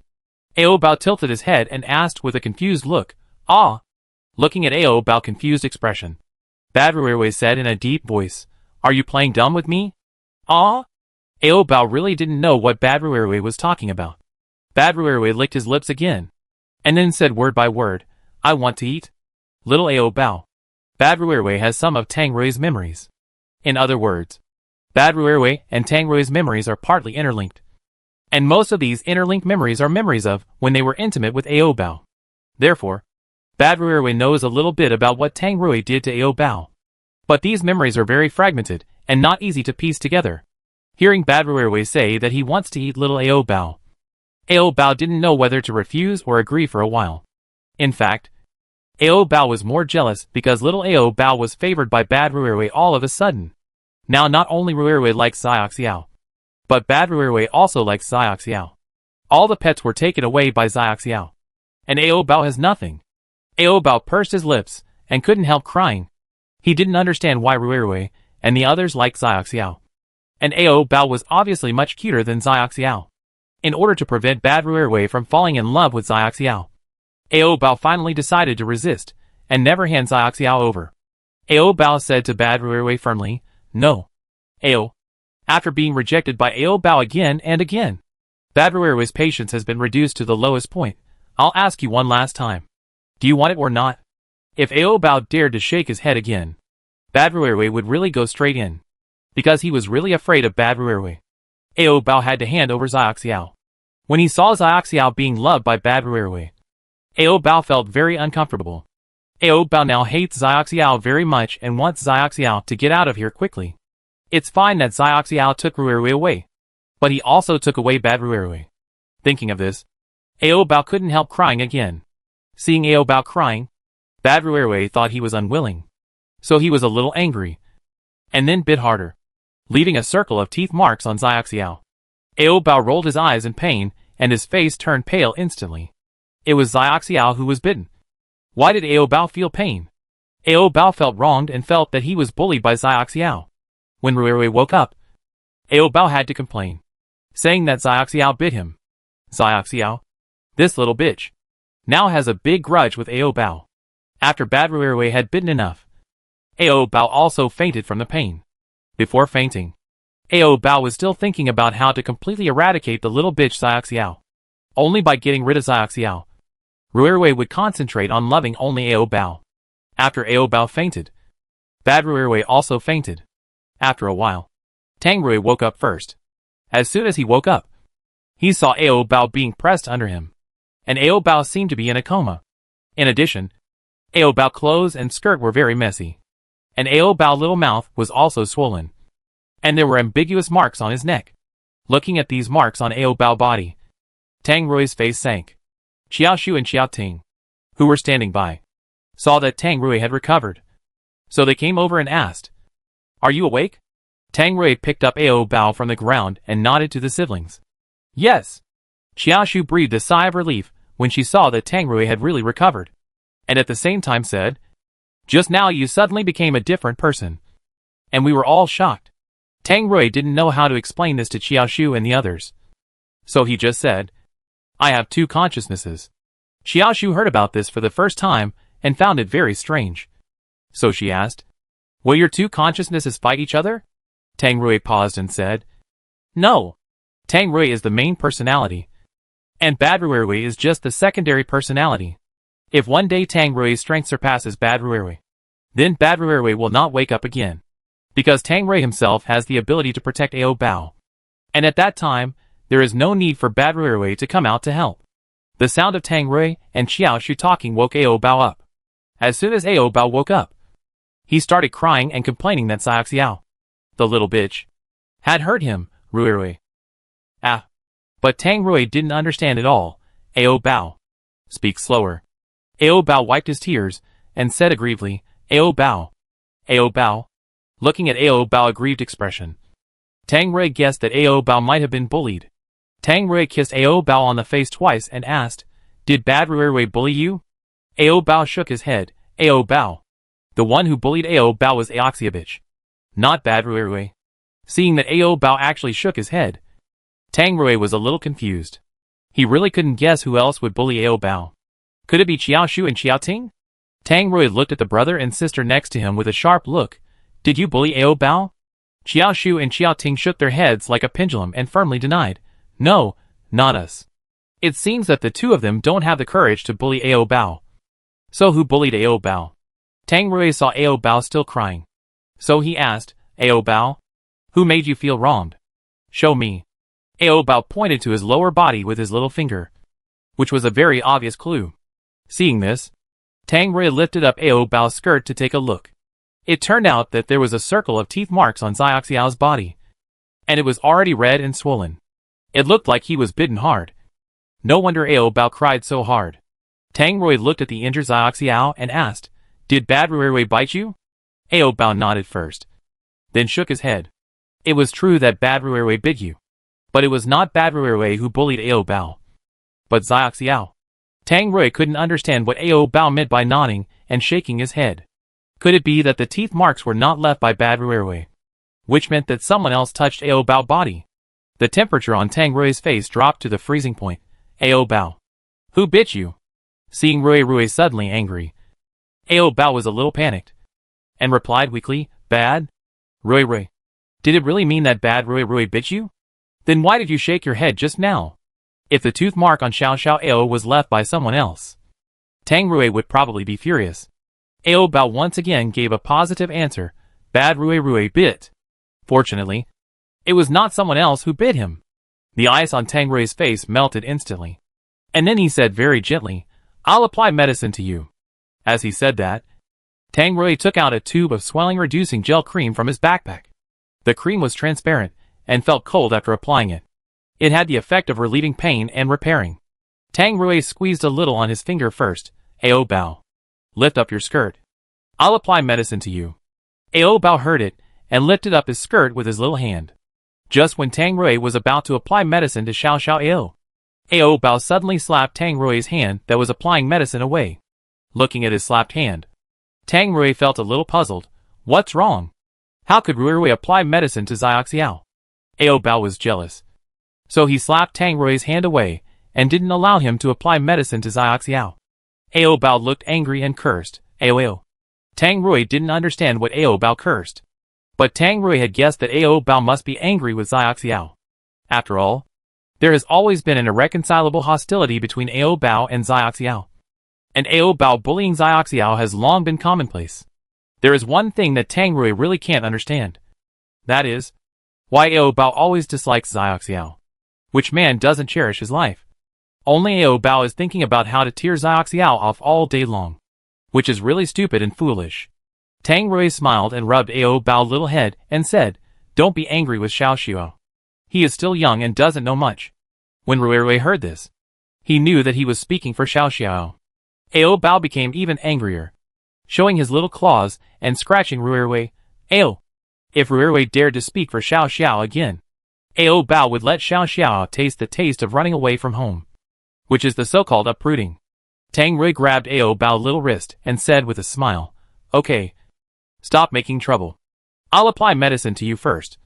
Otherwise it will be infected later. Ao Bao's self-healing ability is not strong, and the wound is easy to get infected or even corrupt. So it is necessary to apply medicine quickly to avoid bacterial invasion. Ao Bao lowered the hem of her skirt to cover Xiao Xiao, and did not allow Rui to touch it. Ao Bao. Let me apply the medicine first. After that, I will help you bully it and avenge you. In the end, Tang Rui had to persuade Ao Bao to let go of his grudges temporarily, and hand over Xiaoxiao, so that he could apply the medicine. Xiao Shu and Xiao Ting were confused as they listened to them, because they had no idea what Tang Rui and Ao Bao were talking about.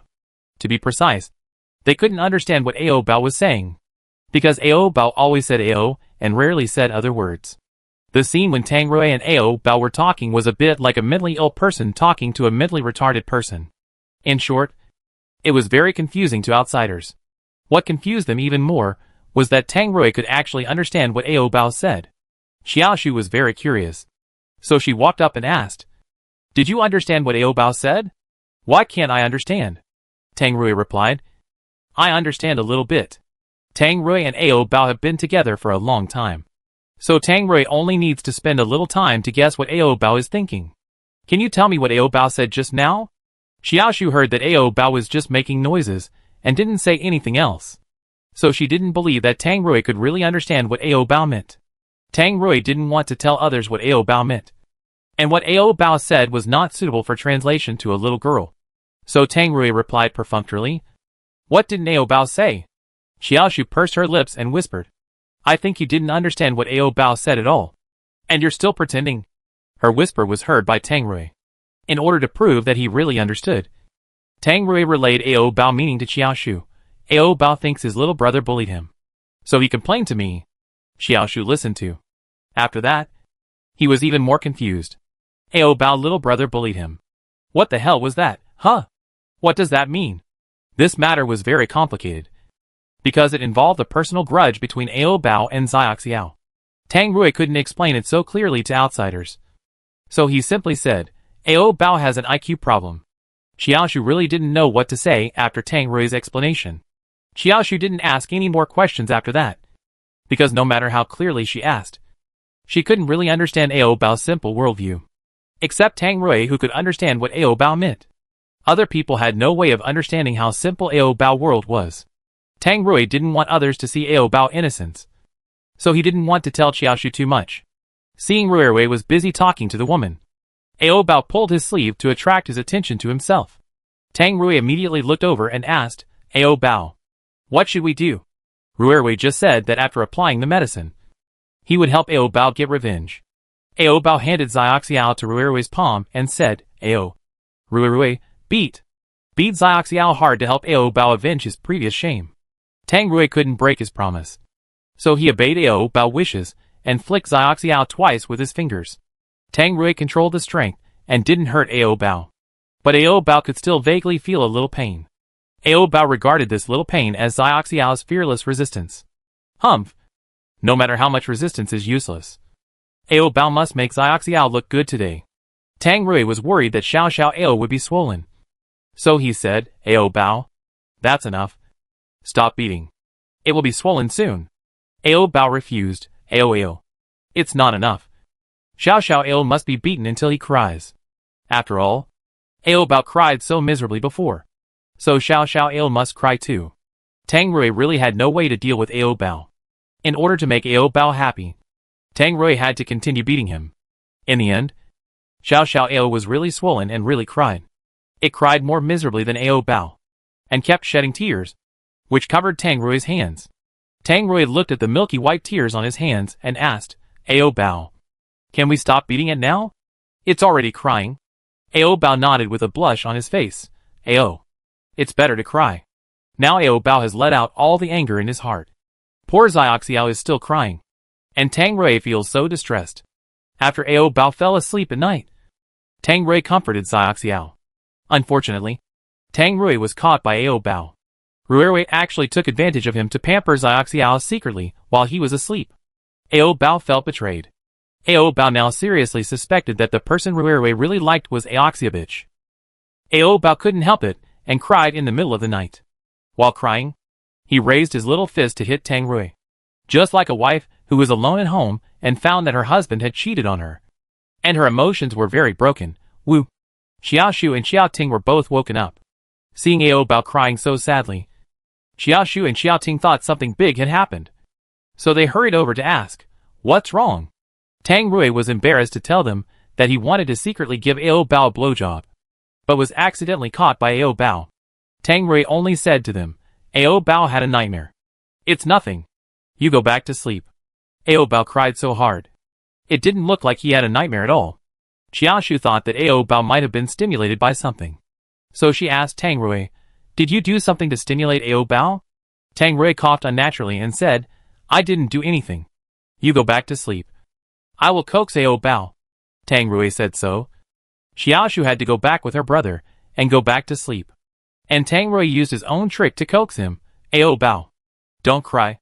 I'm just helping you teach Xiaoxiao a lesson. Ao Bao sniffed his snot. Ao? Really? Yeah. It's true. Ao Bao was confused and was soon fooled.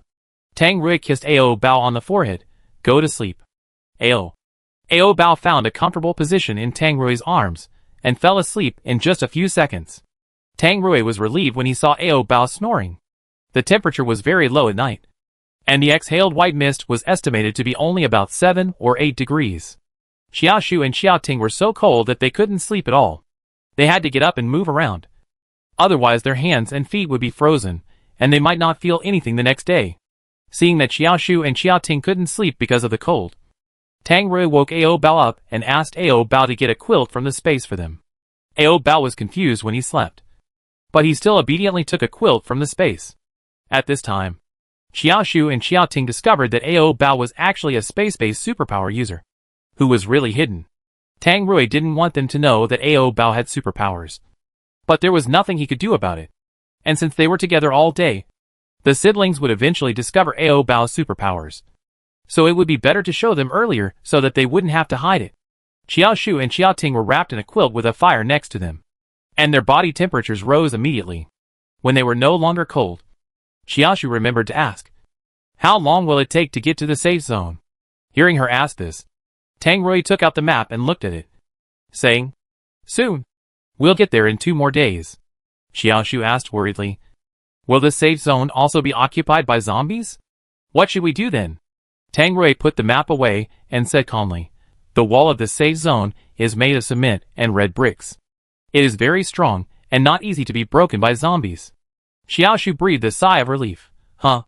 Finally. We don't have to sleep in the wild. When we get to the safe zone, I will arrange a place for you to stay. The future depends on you. Anyway, you are not children anymore, and should be able to be self-reliant." After listening to Tang Rui's words, Xiaoshu suddenly felt empty in her heart. She didn't know how to describe that feeling. She just felt that the separation was too sudden, and then coupled with the confusion about the future, she felt that life seemed to have no meaning. Xiaoshu buried her head in her knees, covered her crying voice and said, "If only my brother was still alive. With my brother, Xiaoshu and Xiaoting at least have someone to rely on." Tang Rui was not such a cold-blooded person. Seeing the girl crying, he expressed sympathy and said, "Your elder brother gave me several high-level crystal cores a long time ago. I will give them back to you now. When we reach the safe zone, you can use the crystal cores to exchange for things." Tang Rui woke up Ao Bao again and asked Ao Bao to take out the crystal cores in the space. Ao Bao had just woken up and was very confused. And then he took out all the crystal cores in a daze. Ao Bao wanted to ask Ruerui what he wanted the crystal cores for, but Ruerui actually gave most of the crystal cores to the woman. Ao Bao protested immediately. "Ao, these crystal cores can save lives at critical moments. And more importantly, they can be exchanged for a lot of lollipops, snacks, and small skirts. So how can you give them to others easily, and give most of them at once?" Tang Rui ignored Ao Bao's resistance and directly gave most of the crystal cores to Xiaoshu. "Ao Bao, it's okay.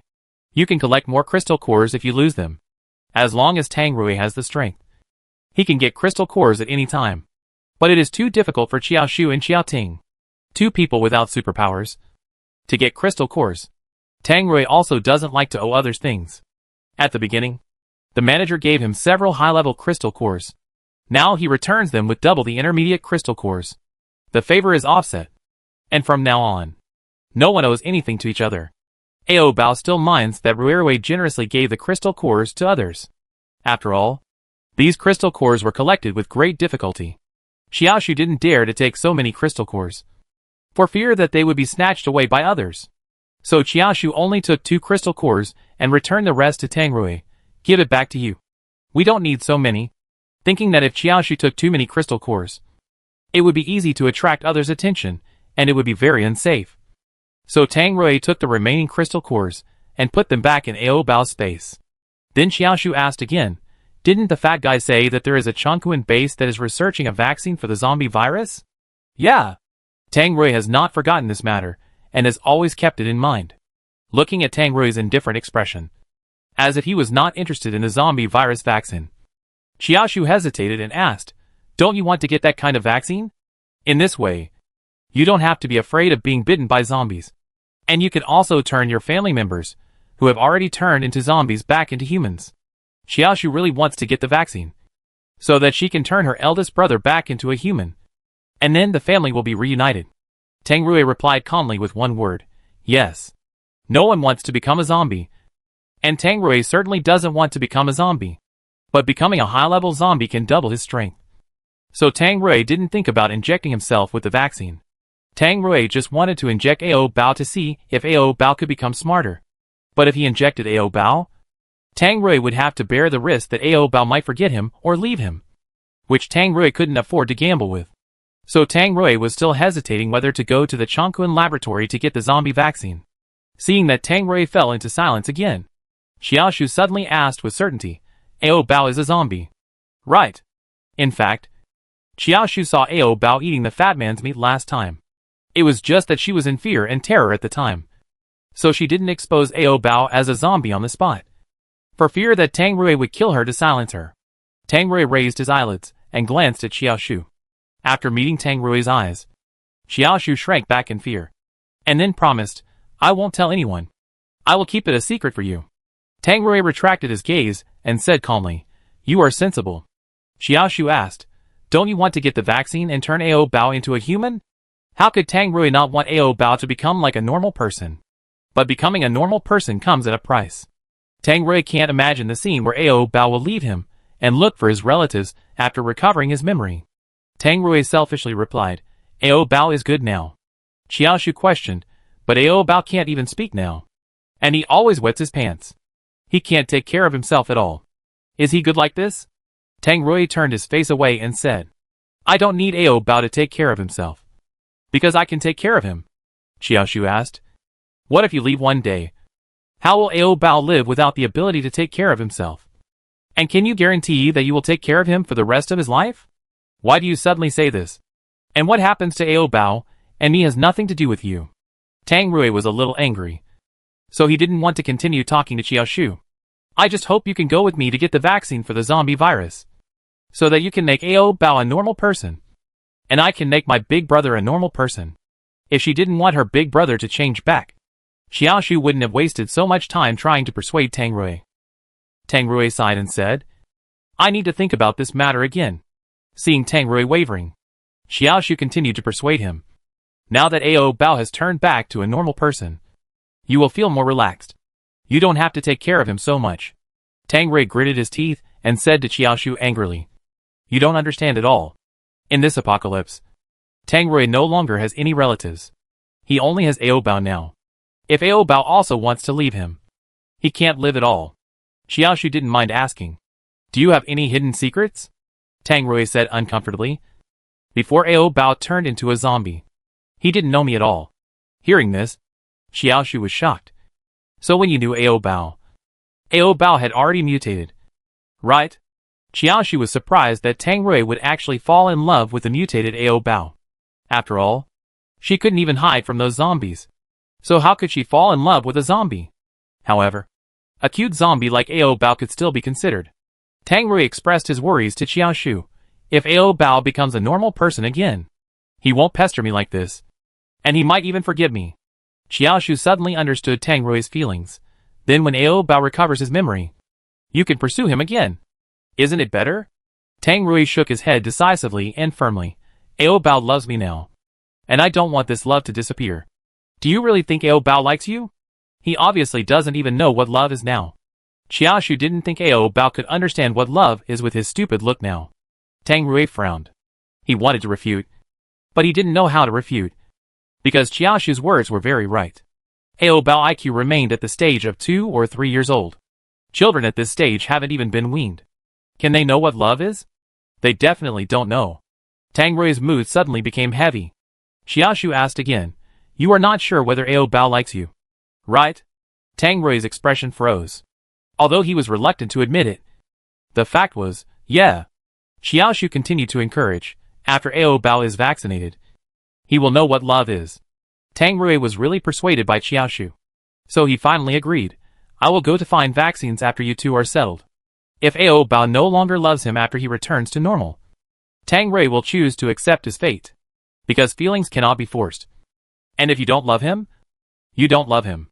Seeing that Tang Rui finally made up his mind, Xiaoshu clapped twice, and then asked happily, Can you take me with you to find vaccines? I want my eldest brother to return to normal too.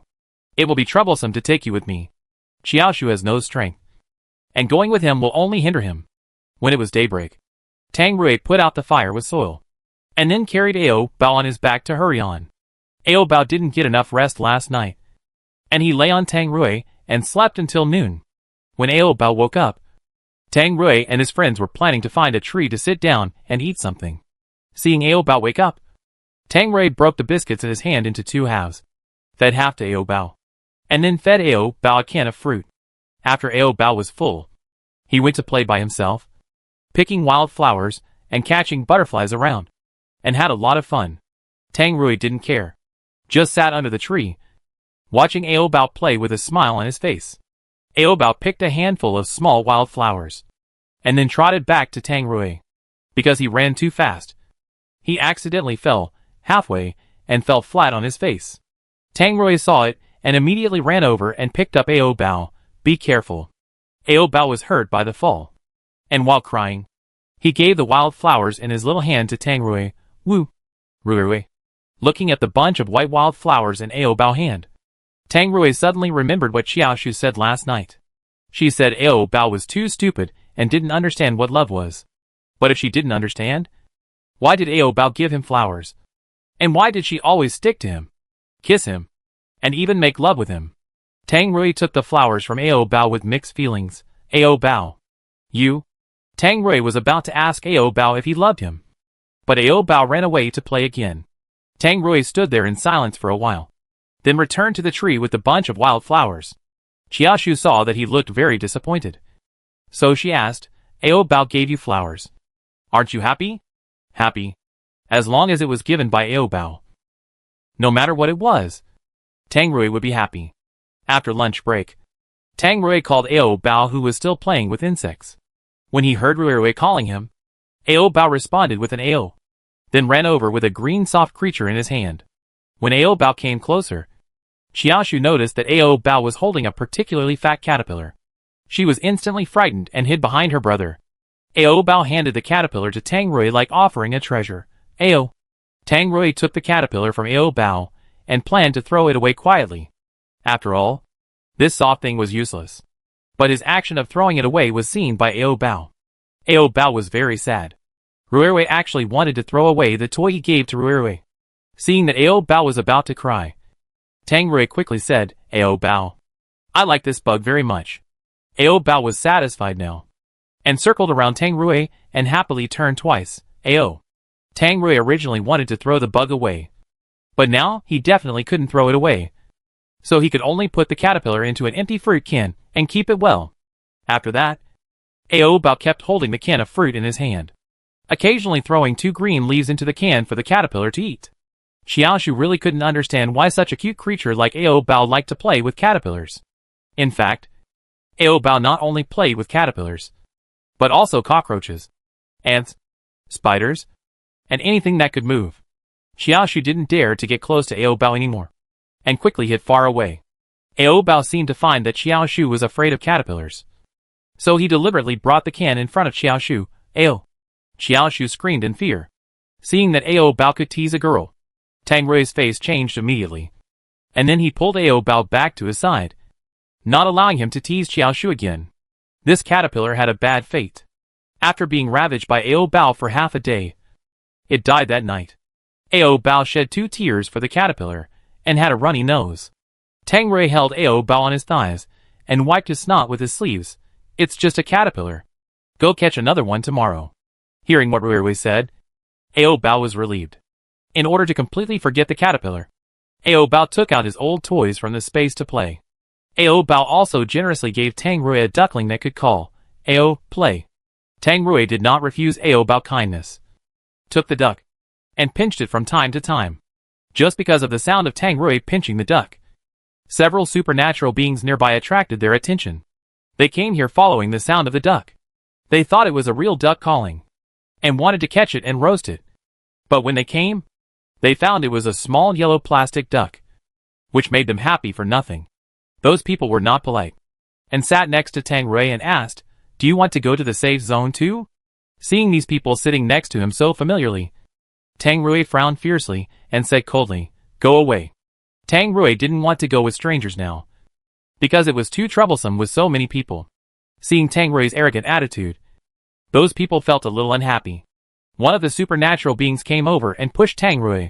How can you talk like that? Who are you telling to go away? Tang Rui slowly stood up from the ground. He was nearly 2 meters tall, almost 2 heads taller than the psychic. In terms of height, Tang Rui had an absolute advantage. The psychic was frightened by Tang Rui's momentum and took 2 steps back. Seeing that Tang Rui was not someone to be trifled with, those people knew they could not beat him. So they patted their butts and left. Ao Bao saw that they were about to run away, so he quickly chased after them. Ao, row, row. Tang Rui picked up Ao Bao by the waist and said, they all ran far away. I won't chase them anymore. Ao ran away. Ao, what a pity. So many row, row actually ran away. Ao Bao wanted to dry them and save them as dry food. Otherwise, when the food in the space was eaten up, he and Rui Rui would starve.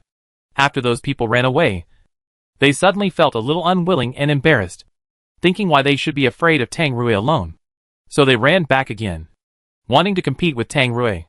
Seeing them coming back again, Ao Bao was undoubtedly the most excited, dancing happily in Tang Rui's arms. Ao, Ruru. This time, they must not be allowed to escape again. Ao Bao grabbed Tang Rui's arm and begged, Rui Rui. Ao Bao wanted Rui Rui to capture them and make them into jerky as a reserve food. Faced with Ao Bao begging, how could Tang Rui bear to refuse? Tang Rui rubbed Ao Bao's head and asked lovingly, Ao Bao, which one do you want to eat? Ao Bao pointed at all of them with his hand, meaning that he wanted to eat them all. Tang Rui smiled and agreed, okay. Looking at the smile on Tang Rui's face, those people felt creepy. And Xiao Shu and Xiao Ting, who were watching the game next to them, also felt a chill on their backs. Tang Rui picked up Ao Bao from his legs, then stood up and stretched his muscles. Those guys suddenly got scared again and ran away before they even started fighting. But could Tang Rui let them go this time? He definitely couldn't, because they had already been booked by Ao Bao. Tang Rui quickly chased after them, grabbed one of the thin-skinned superpowers, pressed him to the ground, and punched him in the head. Xiao Shu and Xiao Ting, who came to watch the fun, were shocked on the spot. Tang Rui used to have principles, which was that I would not offend others if they did not offend me. But now Tang Rui has no principles anymore. As long as Ao Bao wants to eat, he will kill. Looking at Tang Rui, who was gradually losing his humanity, Xiao Shu and Xiao Ting felt fear and terror from the depths of their souls. In the eyes of the brother and sister, Tang Rui is now simply a devil. The kind of devil who can do anything for love. Tang Rui was ready to kill the second superpower, and then the third. When killing the fourth, Tang Rui was shot in the forehead. The person who fired the gun was the fourth psychic that Tang Rui was going to kill.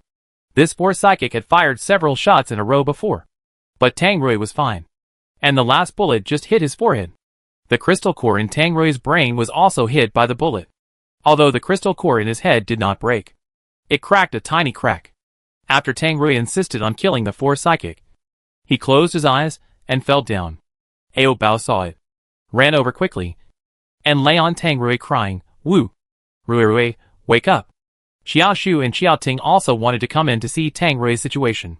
But the bloody and violent killing scene of Tang Rui just now scared the two of them very much, so they didn't dare to come over for a long time. Rui Rui. If Ao Bao had known that Rui Rui would be injured, he would not have eaten meat. After crying for a while, Ao Bao realized that he should use the crystal core to save Rui Rui at this time.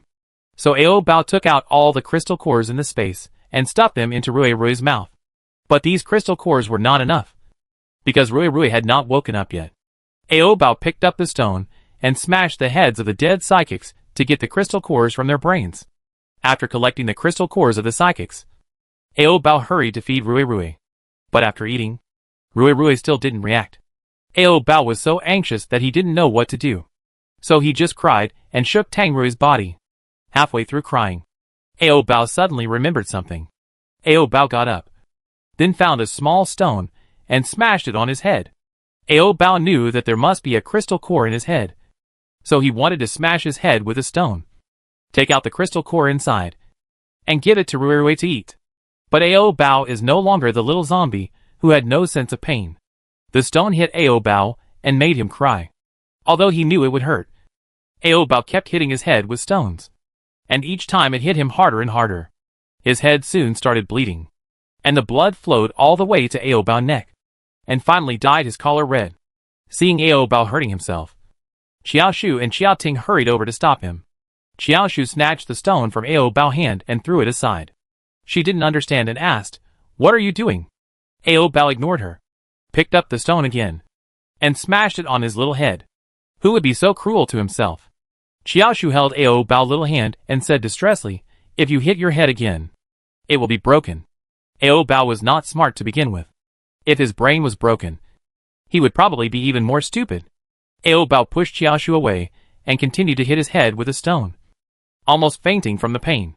Xiao Shu and Xiao Ting had to control Ao Bao's hands and feet one after the other to prevent him from hurting himself again. If Tang Rui woke up later and saw that Ao Bao's head was broken, he would definitely be furious.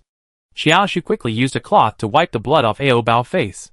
When she was about to wipe it, Ao Bao bit her hand. Fortunately, Xiao Shu shrank quickly. Otherwise she would have been bitten by Ao Bao. Xiao Shu was afraid that Ao Bao would bite her, so she didn't dare to go forward. "Ao Bao, I'll treat your wound. Don't move yet." Ao Bao turned his eyes to Tang Rui, who was lying unconscious on the ground. "Wu, Rui." Xiao Shu raised her hand and gently placed it on Ao Bao's little head, then stroked it again and again, trying to calm Ao Bao down. "As long as you are obedient, he will wake up soon." Ao Bao didn't open his mouth to bite her this time, but just stared at Tang Rui's body with a dull look. Xiao Shu took the opportunity to help Ao Bao wipe the blood off his face. While wiping, Xiao Shu was still very curious. Why was the color of Ao Bao's blood bright red, like a normal person? And the blood of zombies was obviously black. Could it be that Ao Bao was not a zombie now? Xiao Shu held a curious mentality and put her hand on Ao Bao's little chest, wanting to feel whether Ao Bao had a heartbeat. Just when she was about to touch, a pair of big hands clamped her wrist. The big hands were so powerful that Xiao Shu felt like her bones were about to be crushed. Xiao Shu frowned in pain. "Let go." Tang Rui shook her hand away, and then held Ao Bao tightly in his arms. Tang Rui just woke up and saw that the brother and sister wanted to do something bad to Ao Bao. So his face was naturally not very good. "What do you want to do to Ao Bao?" Xiao Shu felt very wronged. "We just want to stop Ao Bao from hurting himself. He was hitting his head with a stone just now. I don't know how many holes it has made." After hearing her words, Tang Rui quickly lowered his head to look at the person in his arms. At this time, Ao Bao had fainted from the pain. His tender little face was pale and bloodless. Tang Rui brushed Ao Bao's hair away and found that there were indeed many blood holes on the top of his head, and some wounds were still bleeding. Usually, if Ao Bao's finger broke a small layer of skin, Tang Rui would be distressed for a long time. Now Ao Bao's head was hit so badly that Tang Rui was half dead. Tang Rui covered Ao Bao's wound that was still bleeding with his hand, and said to Xiao Shu and the others anxiously, "Go and help me dig out the crystal cores of those superpowers." Xiao Shu was stunned and didn't understand. "What? Go and help me dig out the crystal cores of those superpowers who were killed by me before?" In this situation, only crystal cores can be used to help Ao Bao repair. Xiao Shu replied, "Their crystal cores have been dug out by Ao Bao and fed to you." Not long after, Ao Bao took a stone and smashed the heads of those people, dug out the crystal cores, and then put them into Tang Rui's stomach. When Tang Rui heard that Ao Bao had eaten all the crystal cores, his eyes were wet. Just when he didn't know where to find crystal cores to save Ao Bao, he suddenly remembered, "What about the 2 crystal cores I gave you before? It's still in my bag." After saying that, Xiao Shu went to rummage through her bag and returned the 2 crystal cores to Tang Rui. Tang Rui immediately stuffed the crystal core into Ao Bao's mouth. 2 minutes later, Ao Bao whimpered and then opened his eyes faintly. Seeing Ao Bao wake up, Tang Rui excitedly sucked on his little face a few times. Tang Rui's eyes were still red, and his voice was hoarse and trembling. "Ao Bao, why did you hit your head?" In fact, Tang Rui already knew the answer. He knew that Ao Bao wanted to take out the crystal core from his head and feed it to him. But Tang Rui still asked again unnecessarily. Ao Bao leaned in his arms and answered weakly, "Ao, give. Rui, wake up. Give Ao Bao crystal core to Rui, and Rui will wake up." "Ao Bao." Tang Rui buried his head in Ao Bao's chest to prevent others from seeing that he was crying now. No matter who wants to take Ao Bao away from him in the future. It will be impossible. Tang Rui will never let go. Absolutely, absolutely not. Tang Rui kept tightening his arms, and kneading Ao Bao into his arms little by little, feeling the wetness on his chest. Ao Bao knew that Rui must be crying. Ao Bao raised his arm, and touched Rui's head, as if to comfort him. Tang Rui didn't know how many times he had risked his life for Ao Bao. So it was time for Ao Bao to risk his life for Tang Rui once. Otherwise, Ao Bao would be useless if Rui always protected him behind him. He would only eat and sleep all day long and be very useless. After Tang Rui calmed down his emotions, he raised his head from Ao Bao's chest. Then Tang Rui asked Ao Bao to take out the medicine and gauze from the space and treat the wound on his head. By the time the wound was bandaged, Ao Bao's head had grown bigger because it was wrapped with several layers of gauze. In order to nourish Ao Bao, Tang Rui went to cut some fresh human flesh. When they saw Ao Bao biting the bright red human flesh, Xiao Shu and Xiao Shi felt physically uncomfortable. It was mainly because Xiao Shu and Xiao Ting were protected too well by their eldest brother. They had basically not seen any bloody scenes for so long since the end of the world. But since they followed Tang Rui, Xiao Shu and the others had seen all kinds of bloody scenes. But they still couldn't accept Ao Bao eating meat in front of them. Seeing that both the brother and sister began to feel nauseous, Tang Rui suddenly said to them, "If you can't bear it, turn your head away and don't look." Xiao Shu turned her head away first. But Xiao Ting was still watching. Xiao Ting was a boy after all, and his acceptance ability was a little stronger than that of girls. Seeing that Xiao Ting had been watching him eat meat, Ao Bao thought he wanted to eat meat too. So Ao Bao handed the meat in his hand to him and gave him some. Xiao Ting dodged and waved his hands. "I don't like meat." Tang Rui helped Ao Bao wipe his mouth and said, "Ao Bao, eat by yourself. Don't worry about others." Ah. Ao Bao ate meat very politely, and ate very deliciously. After watching for a long time, Xiao Ting felt a little hungry. Soon, Xiao Ting's stomach growled.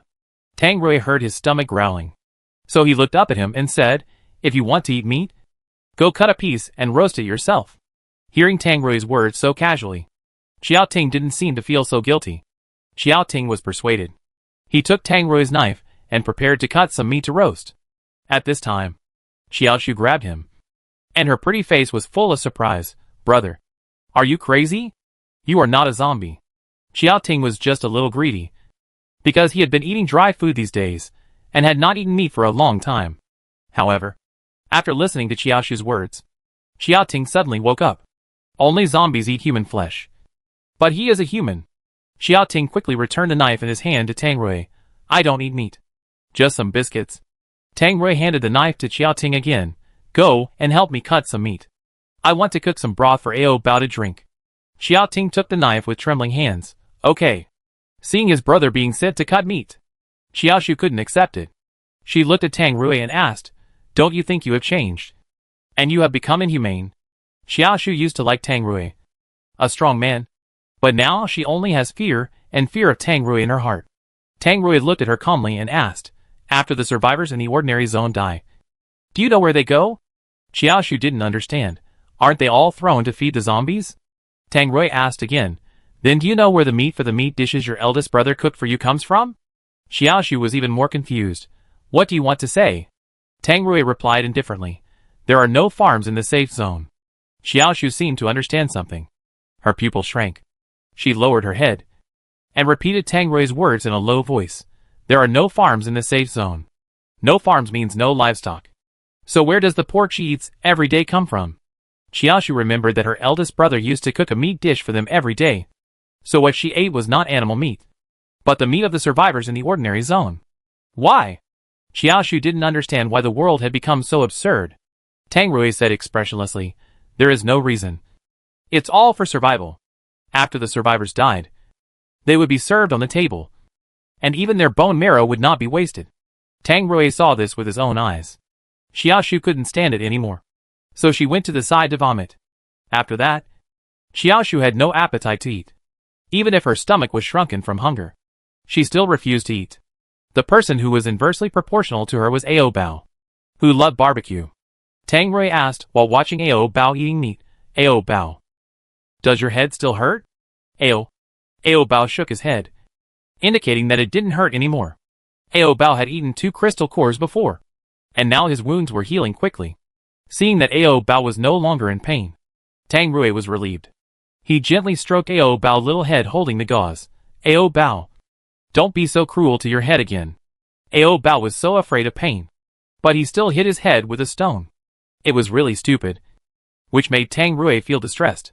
Tang Rui kissed Ao Bao on the top of his head twice. You must protect your crystal core, and don't take it out. Ao Bao is now a mid-level zombie with superpowers. There is a small crystal core in his head. If this crystal core is taken out, Ao Bao may turn back into a low-level zombie. Tang Rui only cares about Ao Bao, and doesn't care about himself. Ao Bao raised his head, and touched the bullet hole on Tang Rui's forehead, and asked worriedly, Ao. Tang Rui could feel that his crystal core was hit by the bullet. But fortunately the crystal core did not break completely. So it was not a big deal. I'm fine. Don't worry. The bullet in Tang Rui's brain has been taken out, and the bullet hole left behind will heal in a few days. After eating the meat, Ao Bao licked his fingers, then got up and licked the bullet hole on Tang Rui's forehead. Ao Bao wanted to help Ruirui clean the blood around the wound. After licking the wound on Ruirui's forehead, Ao Bao remembered that Ruirui also had several bullet holes on his body. In front of Xiaoshu and Xiaoting, Ao Bao tried to pull Ruirui's clothes to find the gunshot wounds. Ao Bao's sudden action of stripping clothes was like a little gangster. Seeing this, Tang Rui thought Ao Bao wanted to eat his big Ruirui. However, because of the recent rush, he had not found water to take a bath for several days, and his body had begun to smell sour. If Ao Bao wanted to eat big Ruirui, he had to wash it with water first. Otherwise the bacteria would be brought into Ao Bao's body. Tang Rui gently grabbed Ao Bao's hand while he was taking off his clothes and said, Ao Bao, don't worry. I'll wash first. Ao Bao didn't quite understand. Ah, Tang Rui explained, it's dirty. You can't eat it. You have to wash it. Ah. Ao Bao doesn't mind being dirty. When she heard Tang Rui say he wanted to take a shower, Xiaoshu silently raised her arm and smelled her armpit. She hadn't taken a shower for 4 or 5 days, and the smell was really strong and choking. Xiaoshu also wanted to take a shower, but the key was that there was no water. So she asked Tang Rui, where are you going to take a shower? Because of the constant acid rain, the river water has been polluted. So even if you find a water source, you probably won't dare to go in the water to take a shower. Tang Rui took out a bottle of mineral water from his backpack and said, wash with this water. Xiaoshu frowned. This little water is not enough for a single rinse. Tang Rui is so tall, but he only uses a bottle of mineral water to wash. How can this be useful? Tang Rui replied calmly, just wash one part. This little water is enough. Xiaoshu was choked by Tang Rui's words. After that, Tang Rui went to wash behind the tree alone. Ao Bao did not follow him, but sat there waiting for Ruirui to come back after washing. Tang Rui also wanted to wash his whole body, but water resources are very precious now, and it cannot be wasted too much. So he could only use a small amount of water to clean the key parts. It took Tang Rui only 2 minutes to finish washing. After washing, Tang Rui came to Ao Bao and picked him up from behind. He deliberately asked in a low voice, Ao Bao, do you want to eat meat?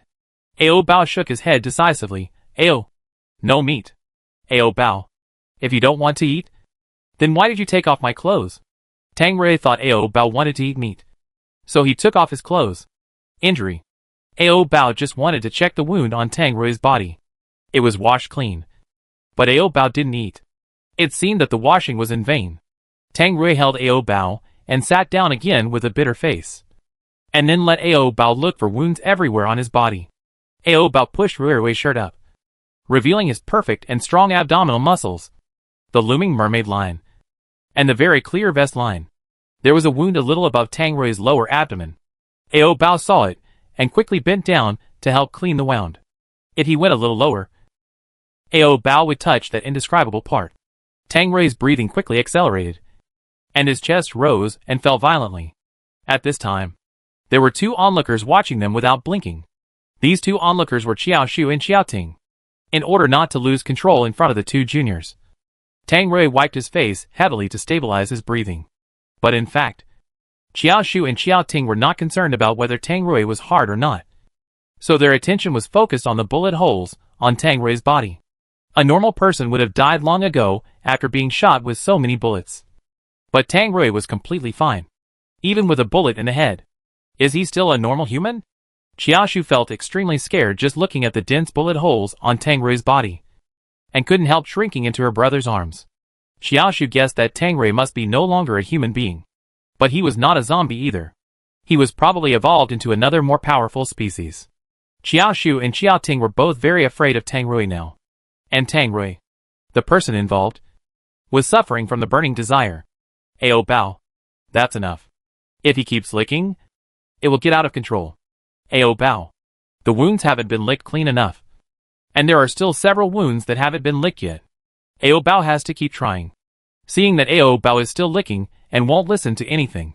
Tang Rui sighed and then said, Ao Bao. The broth in the pot is boiling. You can drink it. When Ao Bao heard that the broth was ready to drink, he immediately stopped licking and filled his stomach first. Ao Bao was so active in eating that Tang Rui didn't know whether he should feel relieved or sad. Tang Rui pulled down his shirt to cover his abdominal muscles. Then stirred the broth in the pot. And then sprinkled some salt and black pepper to season. Ao Bao smelled the fragrance and couldn't wait to take out his small bowl and spoon from the space. Seeing Ruerwei still seasoning, Ao Bao couldn't wait any longer. So he kept knocking on the edge of the bowl with a spoon, making the bowl clang loudly, like a little beggar. Knowing that Ao Bao was anxious to eat, Tang Rui scooped a little for Ao Bao to taste. Before, he had eaten soup made of dried meat, which tasted very ordinary. Now that he had eaten something fresh, Ao Bao even ate the meat scraps at the bottom of the bowl. The whole pot of meat soup went into Ao Bao's little stomach. And Tang Rui and the Qiao brothers and sisters didn't drink it. Xiaoshu and the other two were actually greedy. But they just couldn't get over the hurdle in their hearts. After Ao Bao was full, Tang Rui asked Ao Bao to take out the small bathtub in the space. This small bathtub is specially used for Ao Bao to take a bath.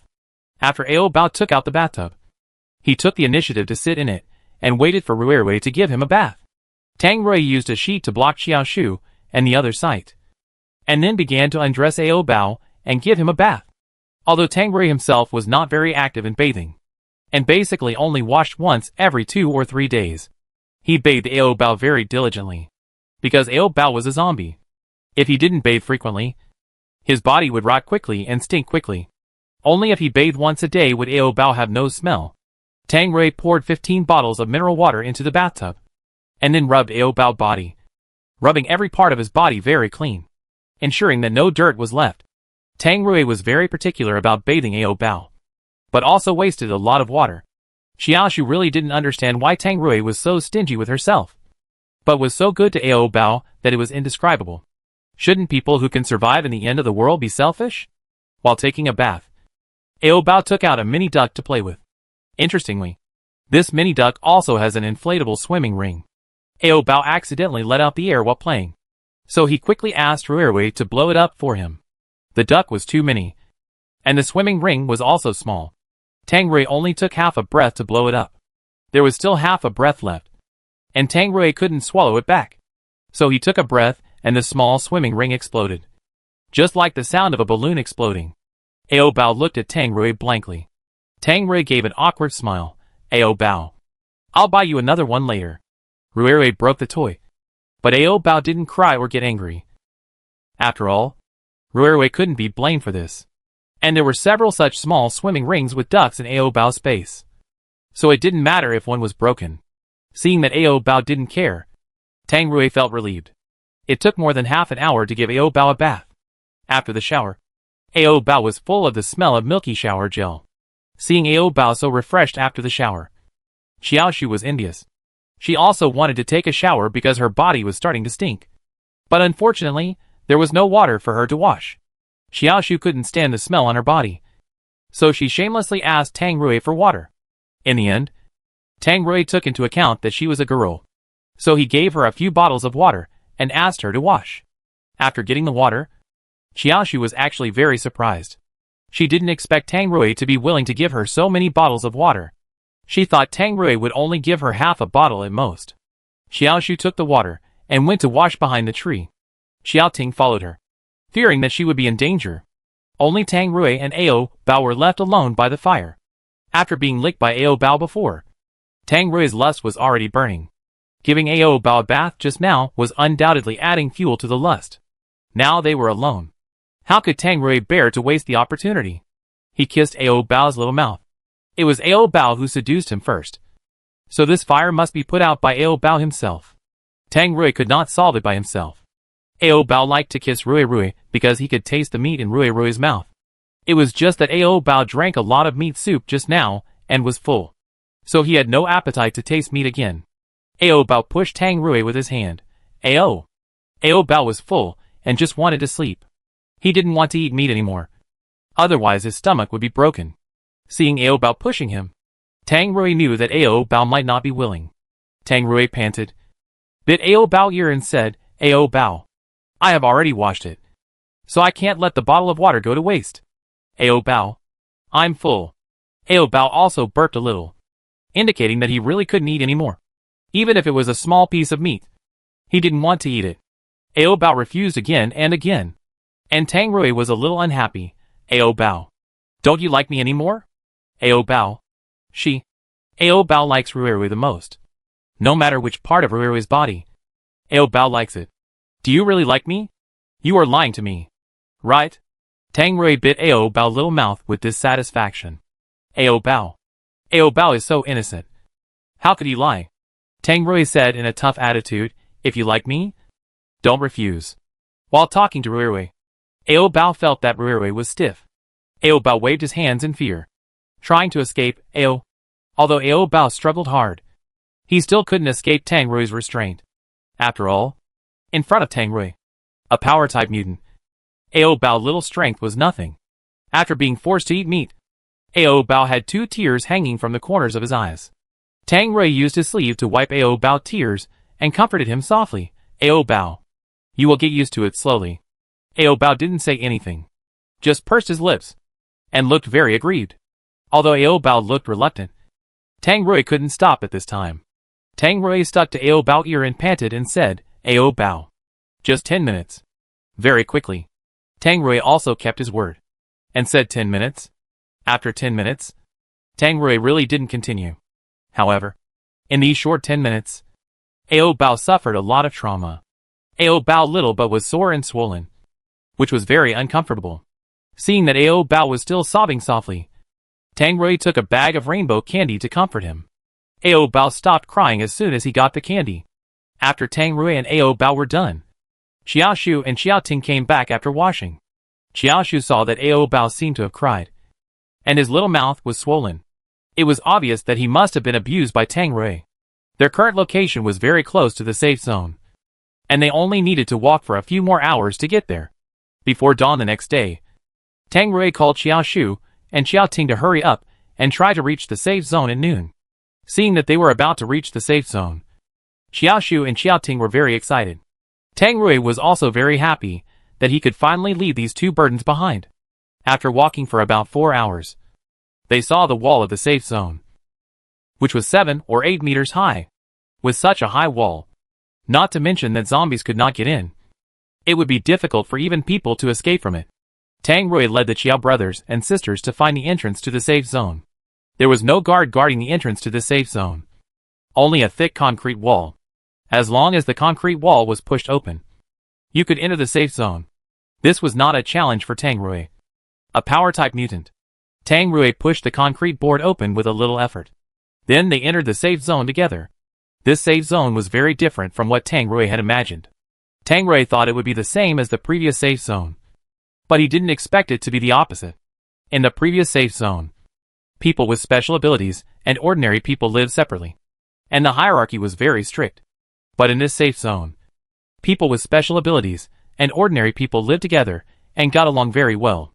More importantly, in this safe zone, people can grow their own food, and you can see many vegetable sheds along the way. Xiao Shu and Xiao Ting both saw hope for life here, so they decided to stay here decisively. Seeing that the 2 of them were willing to stay here, Tang Rui was relieved. After that, Tang Rui planned to lead them to find a place to live. Xiao Shu said she wanted to find a big house to live in, but the result disappointed her, because there were no separate houses in this safe zone.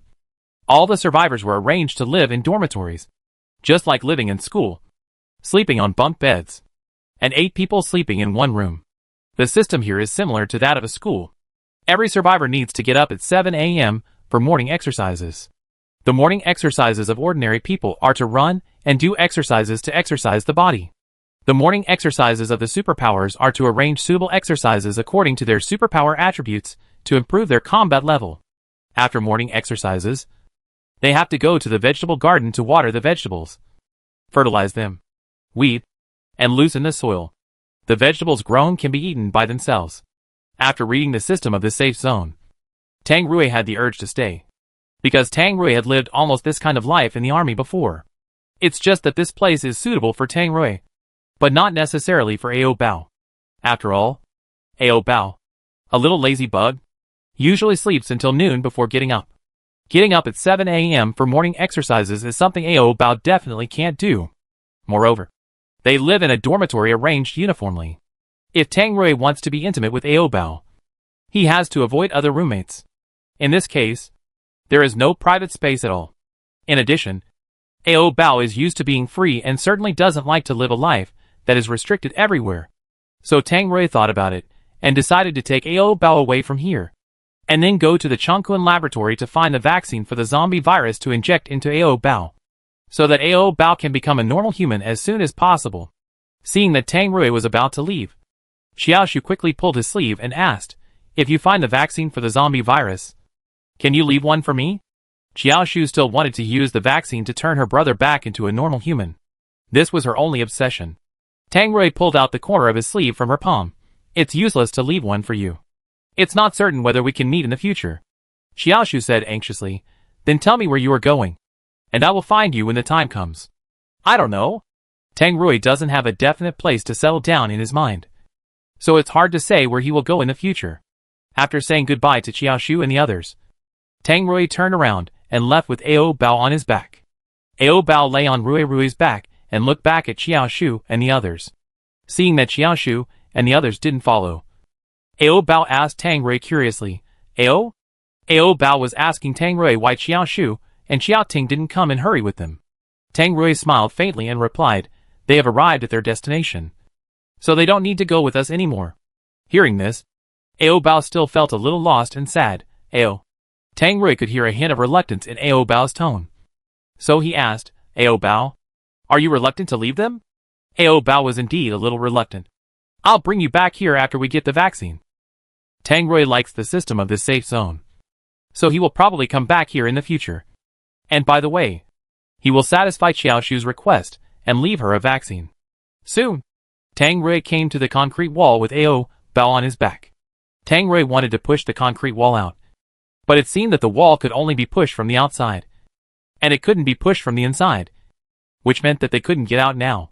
Tang Rui frowned, and then planned to use brute force to smash the entire wall. Just when Tang Rui was about to do it, a patrolman came to stop him.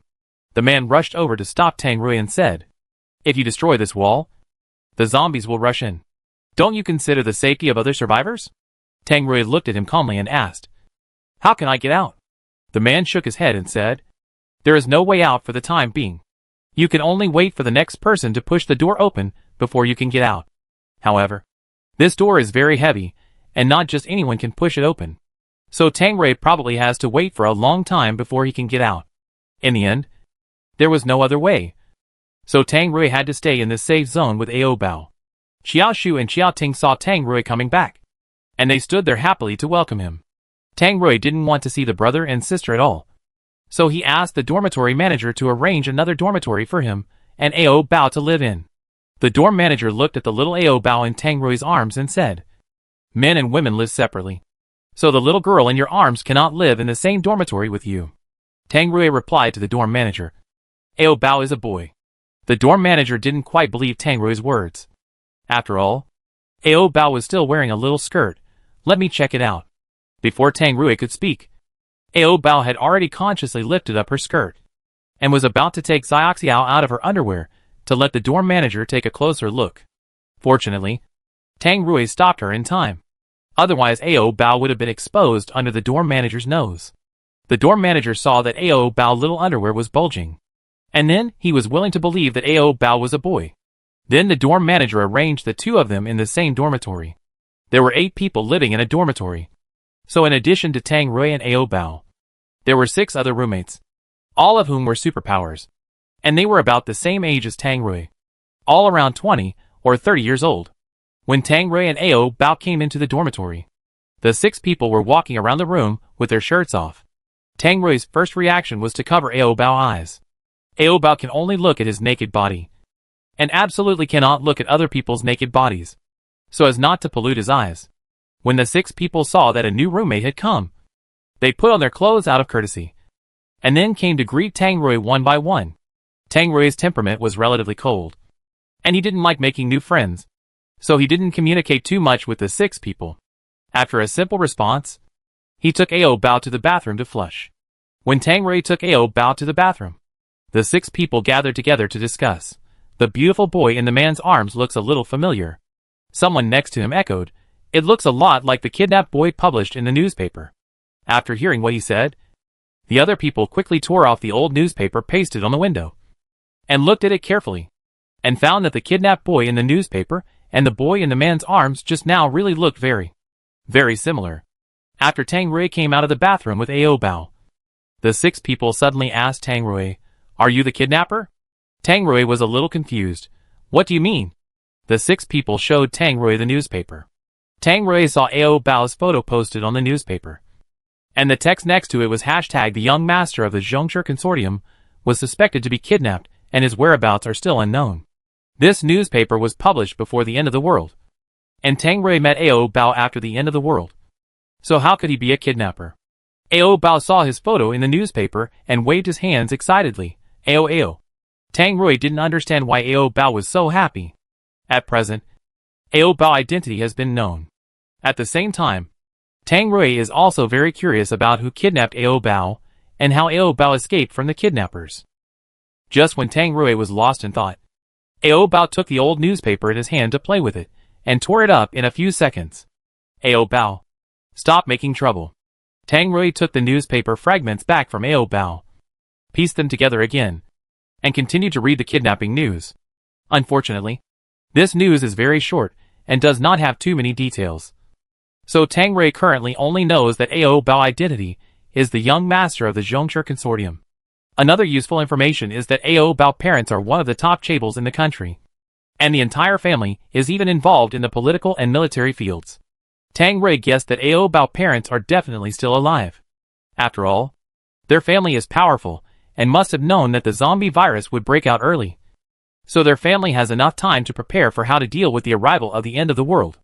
Unlike ordinary people, they have to wait until their friends around them mutate before they realize that the end of the world has come. But by then it is too late. After reading the newspaper, Tang Rui explained to the 6 roommates, "I'm not a kidnapper." The 6 people looked at Tang Rui with suspicion. "What is your relationship with this rich young master?" Tang Rui subconsciously blurted out, "Husband and wife." The 6 people didn't believe it even more.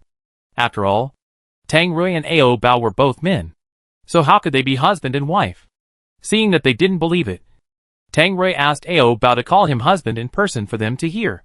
When he heard that he was going to call him husband, Ao Bao shook his head like a madman, and then shouted in a vague and perfunctory voice, "Ao Gong."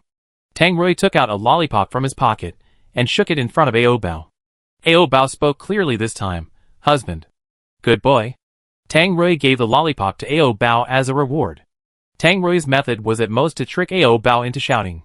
So the 6 people still didn't quite believe that Tang Rui and Ao Bao were husband and wife. Tang Rui didn't need the 6 people to believe in their relationship. Anyway, Ao Bao was his wife, and couldn't run away.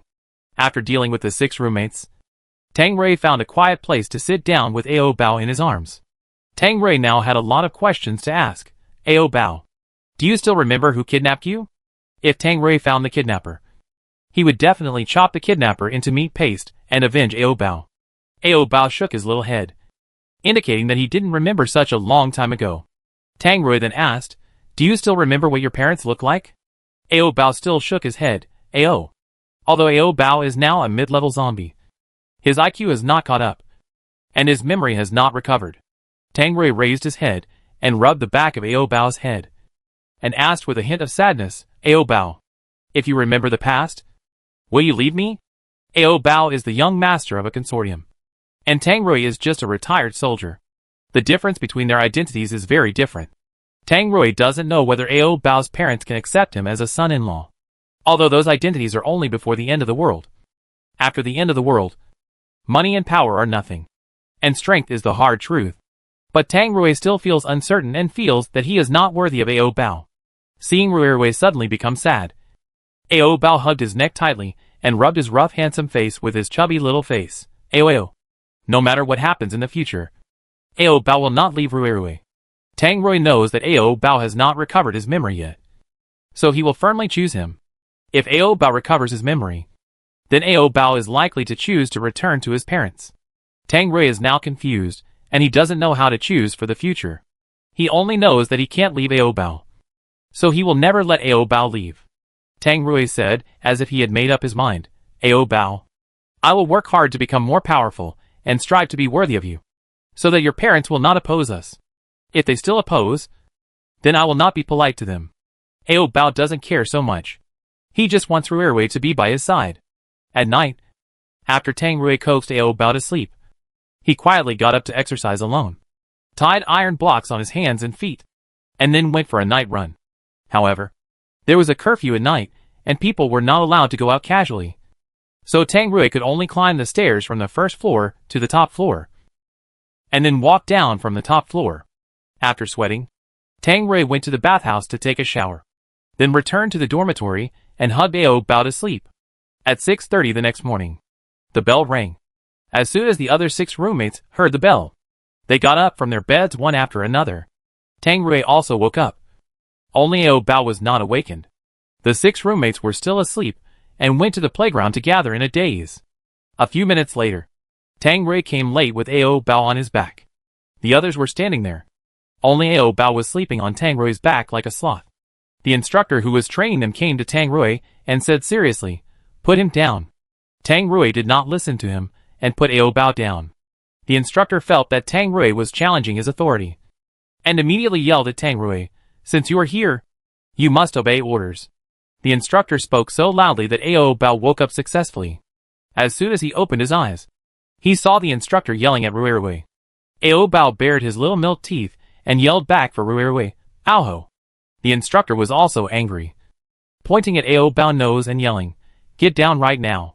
This man was fierce, and Ao Bao was scared. He quickly shrank his neck, and then whispered to Rui, Ao Ao. Ao Bao was yelled at. Tang Rui's temper was not so tolerant, especially when it came to Ao Bao. He would never give in. Tang Rui grabbed the instructor's arm and threw him 10 meters away. The instructor was also a powerful psychic. Although Tang Rui threw him far away, he stood up and scathed. Tang Rui realized that he had met his opponent, so he put Ao Bao off his back first. Ao Bao, stay away. As he said that, Tang Rui rushed up to fight with the instructor. Although the two were not much different in strength, Tang Rui won in the end. After defeating the instructor, Ao Bao could continue to sleep on Tang Rui's back. The instructor, who lost the fight, never cared about Tang Rui again. Tang Rui didn't need anyone to supervise him, because he was usually very obedient and trained very hard. Only when his strength improved could he be worthy of Ao Bao. So Tang Rui always trained desperately. In fact, Tang Rui's strength was already very strong, but he still felt that it was far from enough. When Tang Rui was training, Ao Bao would watch him from the side. Maybe Ao Bao's little appearance was too eye-catching. So as long as Tang Rui turned his eyes, or was not careful, Ao Bao would be approached by other psychics. When he saw someone approaching Ao Bao, Tang Rui would stop training and walk straight towards the approacher. Those approachers ran away as soon as they saw Tang Rui coming. Would Tang Rui let them go? Of course not. He had to give them a warning. Otherwise they would think that Ao Bao could be approached by anyone. The psychics who approached Ao Bao were eventually beaten up by Tang Rui. After that, those psychics did not come up again, but kept their distance from Ao Bao. After the training, we have to go to the plantation to work. While working, we met Xiaoshu and Xiaoting. Xiaoshu trotted to Tang Rui and asked, when are you going to find the zombie vaccine? Xiaoshu still didn't give up, and always wanted to find the vaccine with Tang Rui. The cement door can't be opened. If the door was opened, Tang Rui would definitely take Ao Bao away from here immediately. Xiaoshu said a little disappointedly, then you don't plan to find the vaccine? I will find it later. Tang Rui has already decided to turn Ao Bao back to a normal person. So of course, he will go to find a vaccine for Ao Bao to inject. After Xiaoshu got a satisfactory answer, she smiled and left. Before leaving, Xiaoshu secretly stuffed a bright red cherry tomato into Ao Bao's palm. Xiaoshu stole this cherry tomato. If she was caught, she would be punished. So Xiaoshu winked at Ao Bao and told him to eat it quickly and not to be caught. Unfortunately, Xiaoshu gave it to the wrong person. Ao Bao was a carnivore and didn't like vegetarian food. Ao Bao didn't like it, so he fed it to Tang Rui. Tang Rui shook his head. Ao Bao, eat it yourself. This cherry tomato was pushed around and no one ate it. In the end, it accidentally fell to the ground and was crushed by a passerby. Ao Bao felt distressed and wanted to pick up the juicy cherry tomato, but was stopped by Tang Rui. The fight between Tang Rui and the instructor made Tang Rui famous in the safe zone. After hearing about this, the upper level of the safe zone became interested in Tang Rui and wanted to see how strong Tang Rui was. So that night, Tang Rui received an order from the upper level, saying that he wanted to meet him. Tang Rui took advantage of Ao Bao's sleep and went to meet this upper level alone. After seeing the upper level's appearance, Tang Rui was stunned on the spot. The upper level in front of him was actually the man in the photo of Ao Bao. Although the photo had been burned, Tang Rui still remembered the appearance of the man in the photo. So Tang Rui definitely did not recognize the wrong person. Finally met, Tang Rui clenched his fists. He wanted to ask the man in front of him what the relationship between him and Ao Bao was. But Tang Rui controlled himself. He couldn't be so impulsive, because once he asked that question, it would expose that Ao Bao was in his hands now. What if this man wanted to take Ao Bao back from him? What should he do? So Tang Rui had to calm down.